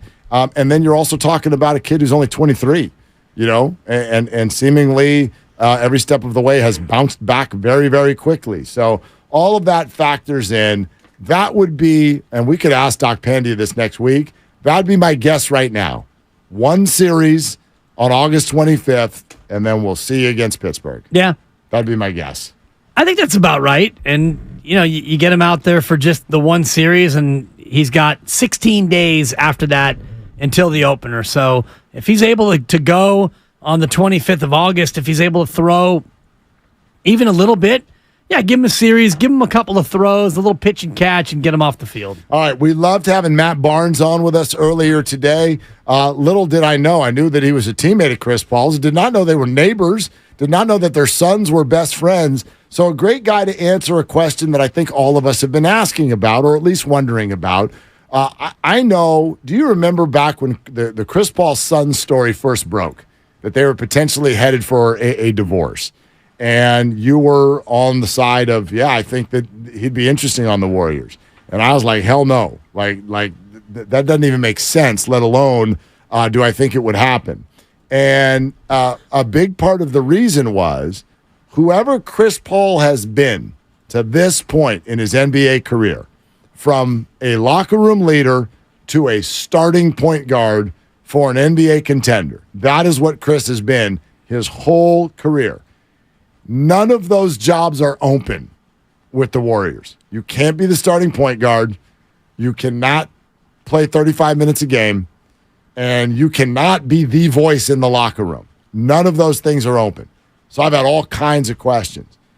Matt was interesting. He thinks it's all going to fit like a glove. Yeah. Is what it sounded like to me. And a little bit biased because he's friends, former teammates, neighbors, and their kids hang out. So you definitely have to take that under account, but Matt Barnes is not much of a bullschmitter, as we say. Shout out Casey. Nice job. Yeah. Thank you for saying it slow. You're welcome. I didn't want Grandy to worry. I've been on a good run. I haven't swore in like a month and a half now. 1 more day to go. I'm trying to get there. But Matt Barnes, he tends to be a straight shooter, I think, in terms of what he's going to say. Now, would he sugarcoat it over his friend? Yes. Maybe. But I also don't think that he would come on and just make stuff up if he didn't believe it. But also, good teammate to one person doesn't necessarily mean good teammate to another. You know what I mean? Pau Gasol thought Kobe Bryant was an amazing teammate. The families became unbelievable friends. Dwight Howard cried. Like that. So there you go. You know what I mean? But and Barnes even said, he goes, I think he's a great teammate. Yes, there were times with the Clippers where I had to step in and smooth things over with a young player to explain to him what Chris was trying to say, because Chris is going to be rough around the edges sometimes. He's Kobe-esque. He's in your face. He's a future Hall of Famer, not afraid to let you know about it. It can be his way or the highway, but it's something that resonated with Matt, at least. I think, first of all, Chris is a great teammate, great basketball mind. I think Chris sometimes got a bad rap because I look at Chris as a throwback kind of point guard, a no-nonsense. He's not necessarily a sugarcoater. He's going to give it to you straight with no chaser. And on those Clipper teams, we had some guys that couldn't handle that. You know, we had some younger guys that just couldn't handle the truth sometimes. And sometimes I would have to be the bridge to say, hey, this is what Chris is trying to say. But love him, would go to war with him every single day. And I think he understands the situation he's walking into. Obviously, he's walking into a dynasty team with its own set of leaders and in its own ways. And I think Chris is a great enough player and has a sharp enough mind to adapt and fit in smoothly with this Warrior squad. Lucas, will you look up for us the years that Matt was on the Clippers? Who were the young guys, quote unquote? When he talks about there were some young guys on that team that couldn't handle the way Chris Paul leads, I mean, is he just straight talking about Blake Griffin? And DeAndre Jordan. Jordan, yeah. Right? I mean, what age were those two guys when Matt Barnes was with the Clippers and Chris Paul was their point guard, Lob City? Are you talking about the first stint? Because Barnes was a Clipper. You're probably talking about the second stint. Well, his first stint was Elton Brand and Olden Polynice. Well, right. Oh, my God. But Chris dude. Paul wasn't on that team. No, but... so I'm talking about when he was there with Chris Paul. Matt Barnes was a Clippers twice. Yeah. And the first That's time... the team that I covered. The Elton Brand and Darius Olden Polynice and those guys. Quentin Richardson. Oh, my God. Wait, that was his rookie year. was on the team? Yeah. Polynice is an old guy. 2004, yeah. Yeah, that's the Olden Polynice Clippers. This team is Chauncey Billups was a 15-year vet on that Clippers team. You got Eric Bledsoe, Blake Griffin in his second year. DeAndre Jordan was in his fourth year. Okay. And DeJuan Summers, never heard of him. That's basically your young guys were Blake Griffin, Eric Bledsoe, and DeAndre Jordan in his fourth year. Uh-huh. You're talking about Blake Griffin. Well, yeah. They didn't like each other.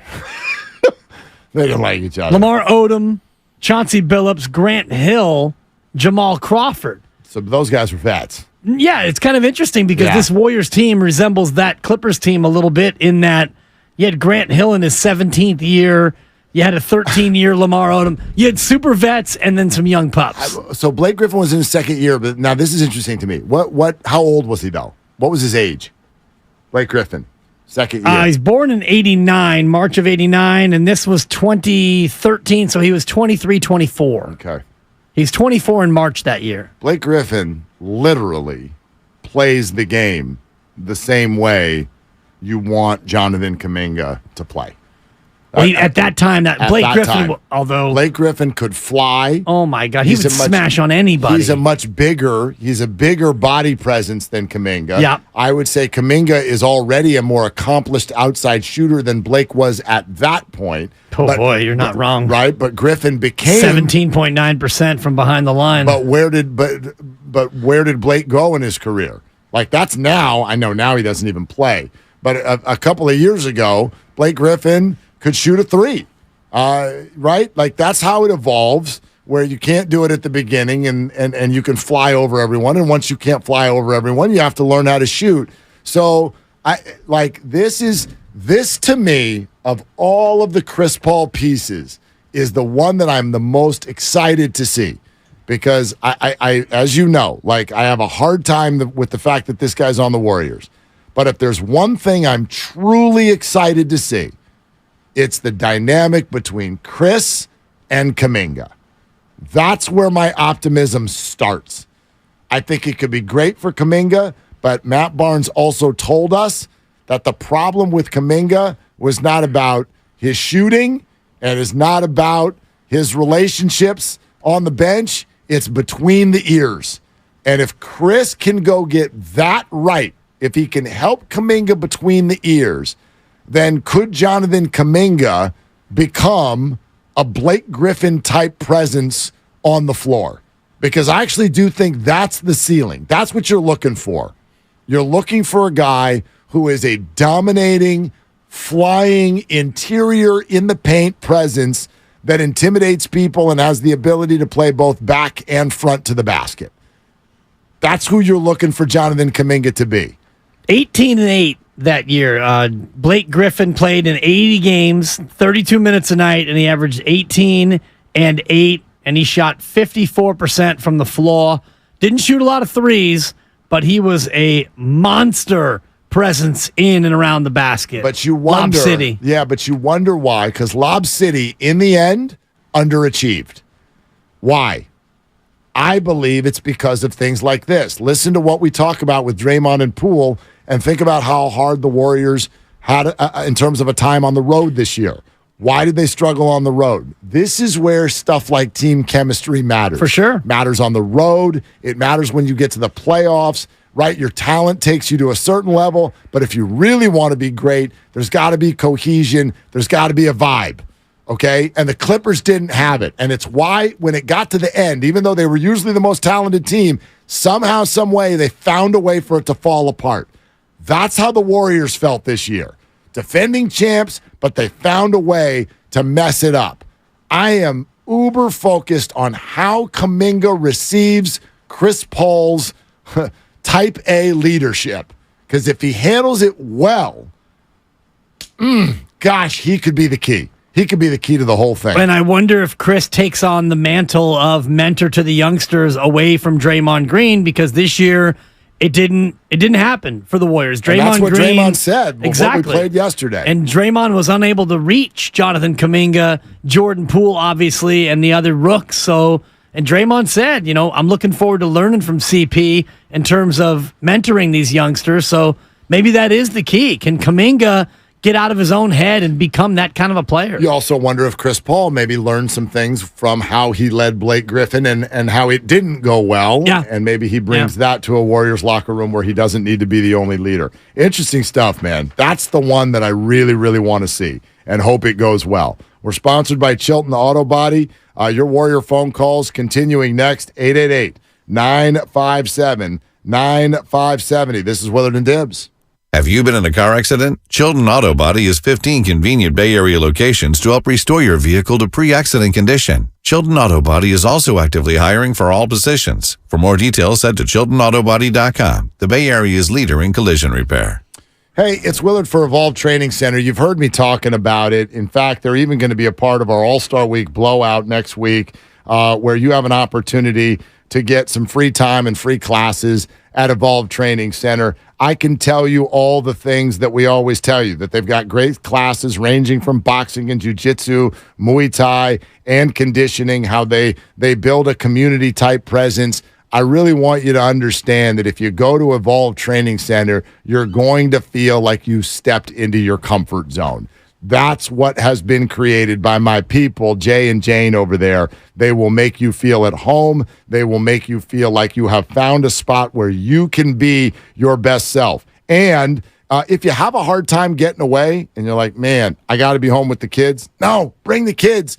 Doesn't matter what the ages are. They've even got anti-bullying classes that would be great for the little ones as well. So if you want to be a part of that community and the Bay Area's premier training center, interested in training like a pro without the blows, you got to go visit evolvetrainingcenter.com and get all the information. To try your complimentary 2-week trial, that is evolvetrainingcenter.com. They cannot wait to see you soon. The envelopes are sealed.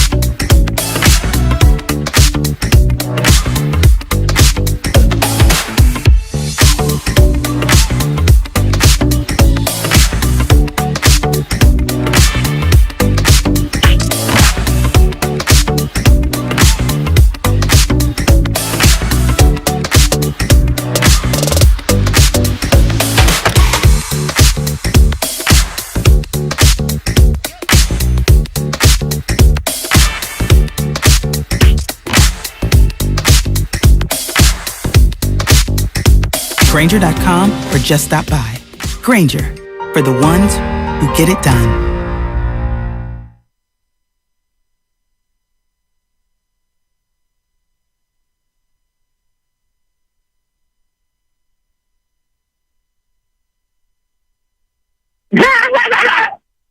Now, back to Willard and Dibs on 95.7 The Game. I'd like to shout out Damon Chang on our YouTube chat. Hello, Damon. Thank you for listening, and thank you for watching Willard and Dibs. Is Dibs not the most handsome man you've ever seen? Am I right?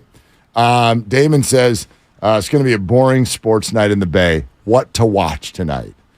I'd like to just turn that around. Look at nights like this as an opportunity. Okay? You always try to look on the bright side. Exactly. There's no free agent signings because Dame Lillard is just in the way of everybody, so forget that.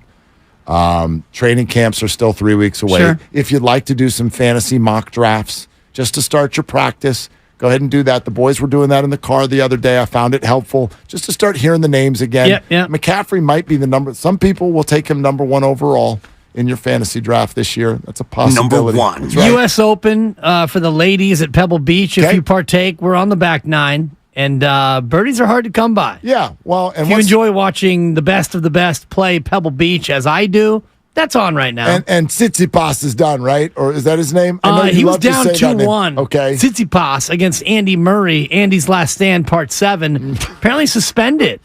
So they're going to pick it up again tomorrow. Beautiful. So we get Across more the pond. more Tsitsipas. Maybe. Tomorrow. Maybe less Tsitsipas if Andy knocks him out. Andy's got him down 2-1. Giants are getting ready for the Colorado Rockies coming to town, and all they've got to do is take 2 out of 3 so that I will be correct in my they're going to win 3 out of 4 the rest of the week. Just relax. Everything's fine. They're going to have either 49 or 50 wins. We put that in the bank, too. Yep. They go into the All-Star break. They'll have 49 or 50 wins, and everything is going to be hunky and dory. But, I don't know, go talk to your family. Cook a dinner. Come on, stop it. Seriously, cook something. You don't even need a cookbook anymore. Google Please. it. Google it. Google it. A few weeks ago, because I always make, I make Jude the turkey nachos. Yeah. Yeah, Abe's like, how come we never do chicken? And I go, you know what? It's a great freaking question. Let's go to Google. Chicken nachos. Boom. There's 8 different chicken nacho recipes. Boy, that's a great question. Right? So pull out some pots and pans, make yourself dinner, have a conversation. Don't read a book. Nobody likes to do that. But you know what I mean? Catch up on some show you've been looking at catching up on. Yeah. And then Dibs and I will be back tomorrow to get you ready for everything else that's back into action. Yeah, you're going to preview a little Giants activity, and we're going to continue to look at this NBA offseason and pour over some of that and maybe dip our toe into the waters of the NFL that's coming up. I will say this about Mr. Dame Lillard. Like, at a certain point, this has got to get figured out because the rest of the league is just on hold. And not that they actually are worried about that, but I always think about these things from the fan experience. I even said to you earlier, like the whole idea of Dame Lillard being, I would like to be traded, and I would like to be traded right there and only right there. Well, geez, you big fun ruiner. Like, what's fun about that? We love July in the NBA. We couldn't be further from games, but we love this month because it's filled with rumors and trade machines and different ideas. And so if a star player says, I want to be traded, that's kind of fun for all of us. And then he goes, no, I want to be traded there. And it's like, okay, fine. Tyler Hero and what else? And the whole thing is kind of zapped. So I don't know, man. Like, I'm always thinking about the fan experience, and I think these leagues are too. The NBA and the NFL do a great job of being relevant 12 months out of the year, even when they're not playing. Yep. And so this is kind of momentarily bad for the league that we get to the week of July 4th, a tradition of free agent signings and trades, and Dame Lillard has paused the whole damn thing, and we got nothing going on. We had a lot going on, though, on Friday and Saturday, and then I guess once the Dame news came out, it did kind of slow, but this was not a big bumper crop of free agents anyway. Not a lot of huge names were out there in terms of the free agent market, and so when the Chris Paul trade happened, the first one to Washington, that kind of set the whole thing off and got it all started. And then when Chris Paul got dealt here in the Jordan Poole trade, that had things ratcheted up as well. That was draft day. You and I were on our way to Chase Center to do a live show down there. And since then, there haven't been a lot of huge names making big moves. Chris Paul, James Harden has been out there, Russell Westbrook on the move, and, Kyrie Irving returning to Dallas, and now all eyes on Dame Lillard. You think we got any Woj bombs left? Like the Dame Lillard one is the last of the last. Yeah, but if Dame goes to Miami, yes, it's a Woj bomb, but I'm sorry. To me, it's not even. It's okay, fine, it happened. You know what I mean? I mean that tweet or that thread that you don't see coming. Yesterday, it happened, but it was just kind of a. It's kind of a water balloon that didn't pop. It's like 3-way deal. It's all right, Grant Williams and. Somebody went somewhere in Dallas and Boston. I mean, is there something big that we don't see coming on the horizon? I think I've heard from a number of Warrior fans who still feel like the Warriors are going to be involved in one. And I think they're either right or that's just the result of them sort of wanting the Warriors to do something that is I don't know, something that's going to resonate because they haven't yet. Well, nothing can possibly resonate. The only thing that's out there is a veteran minimum signing, and the one that would resonate the most would be the one that we want the least, which is Kelly Oubre Jr. If he re-signs with the Warriors, that would probably make the biggest impact, honestly. And even Dario Saric, if he signs with the Warriors, that's kind of been expected. That wouldn't make the same ripple that Oubre Jr. would in terms of him signing. The only other thing that could happen, Mark, would be another trade.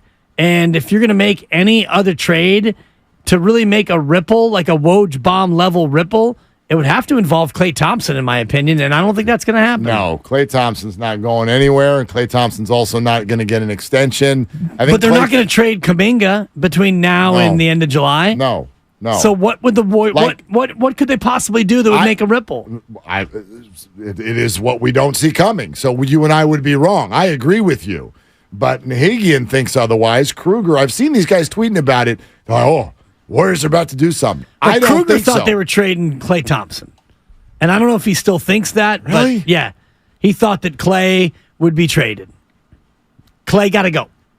I think, look, we could all, and we often are, wrong. We could all be wrong. But I think that everybody could be well served by sort of learning when a team talks, when to believe them, and when not to believe them. And I just think there are key phrases.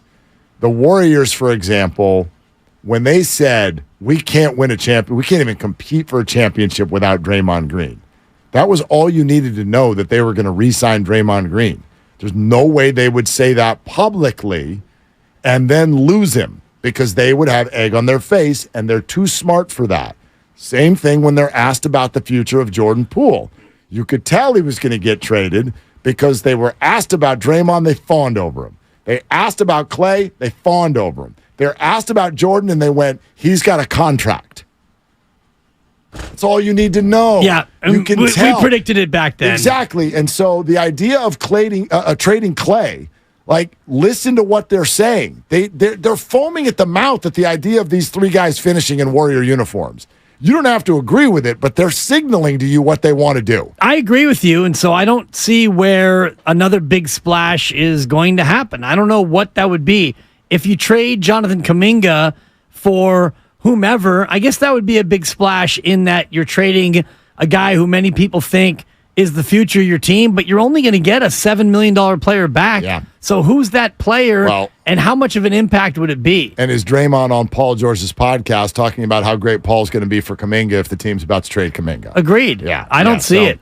All right. Never forget that the All-Star Week blowout is next week. Every show, every day, starting Monday. Gift cards, Warriors tickets, Steph jersey, Klay jersey, signed, rounds of golf with all the hosts. Be here for every show, every day, all week long, okay?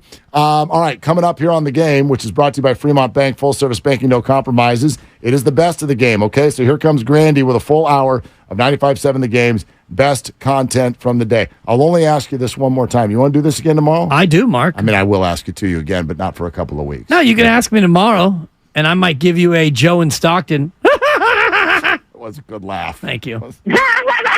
Good impression, too. You Not worked bad. on that pretty I have, quickly. in the bathroom. All right. Well, I'm glad something good's going on there. All right, for Dibs, for Grandy, and for Lucas, I'm Mark. Shoot your shot. It's all you got. The following is an attorney advertisement. If you get sidelined by a workplace injury, the workers' compensation attorneys at Boxer and Gerson can help get you back in the game. Our team of skilled attorneys will fight by your side for the treatment and compensation you deserve. We care about justice for injured workers. That's what makes us Northern California's premier workers' comp law firm.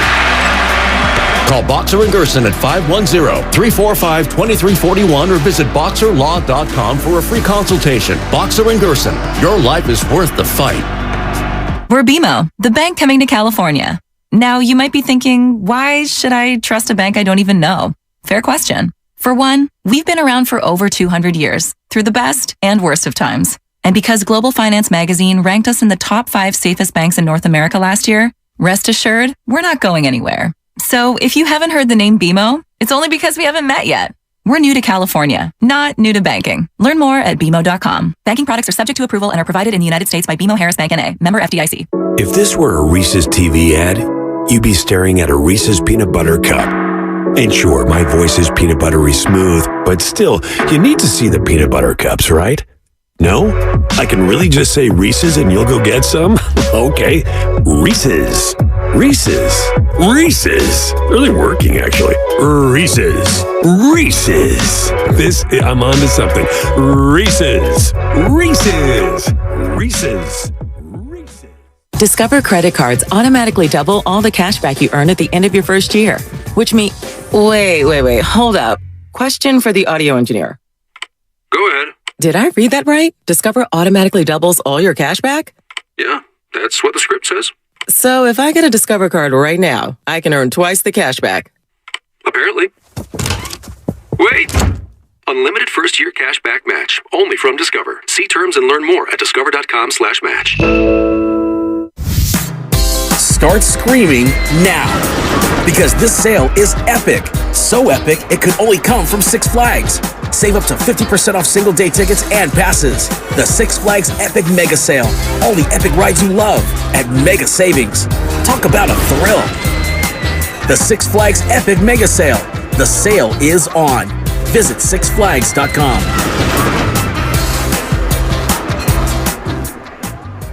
It's time for summer with the San Francisco Symphony. Single tickets are on sale now. Here are thrilling concerts by the Queen of Mariachi, Ida Cuevas, and soul star Maxwell. Experience classical masterworks like Edward Elgar's Enigma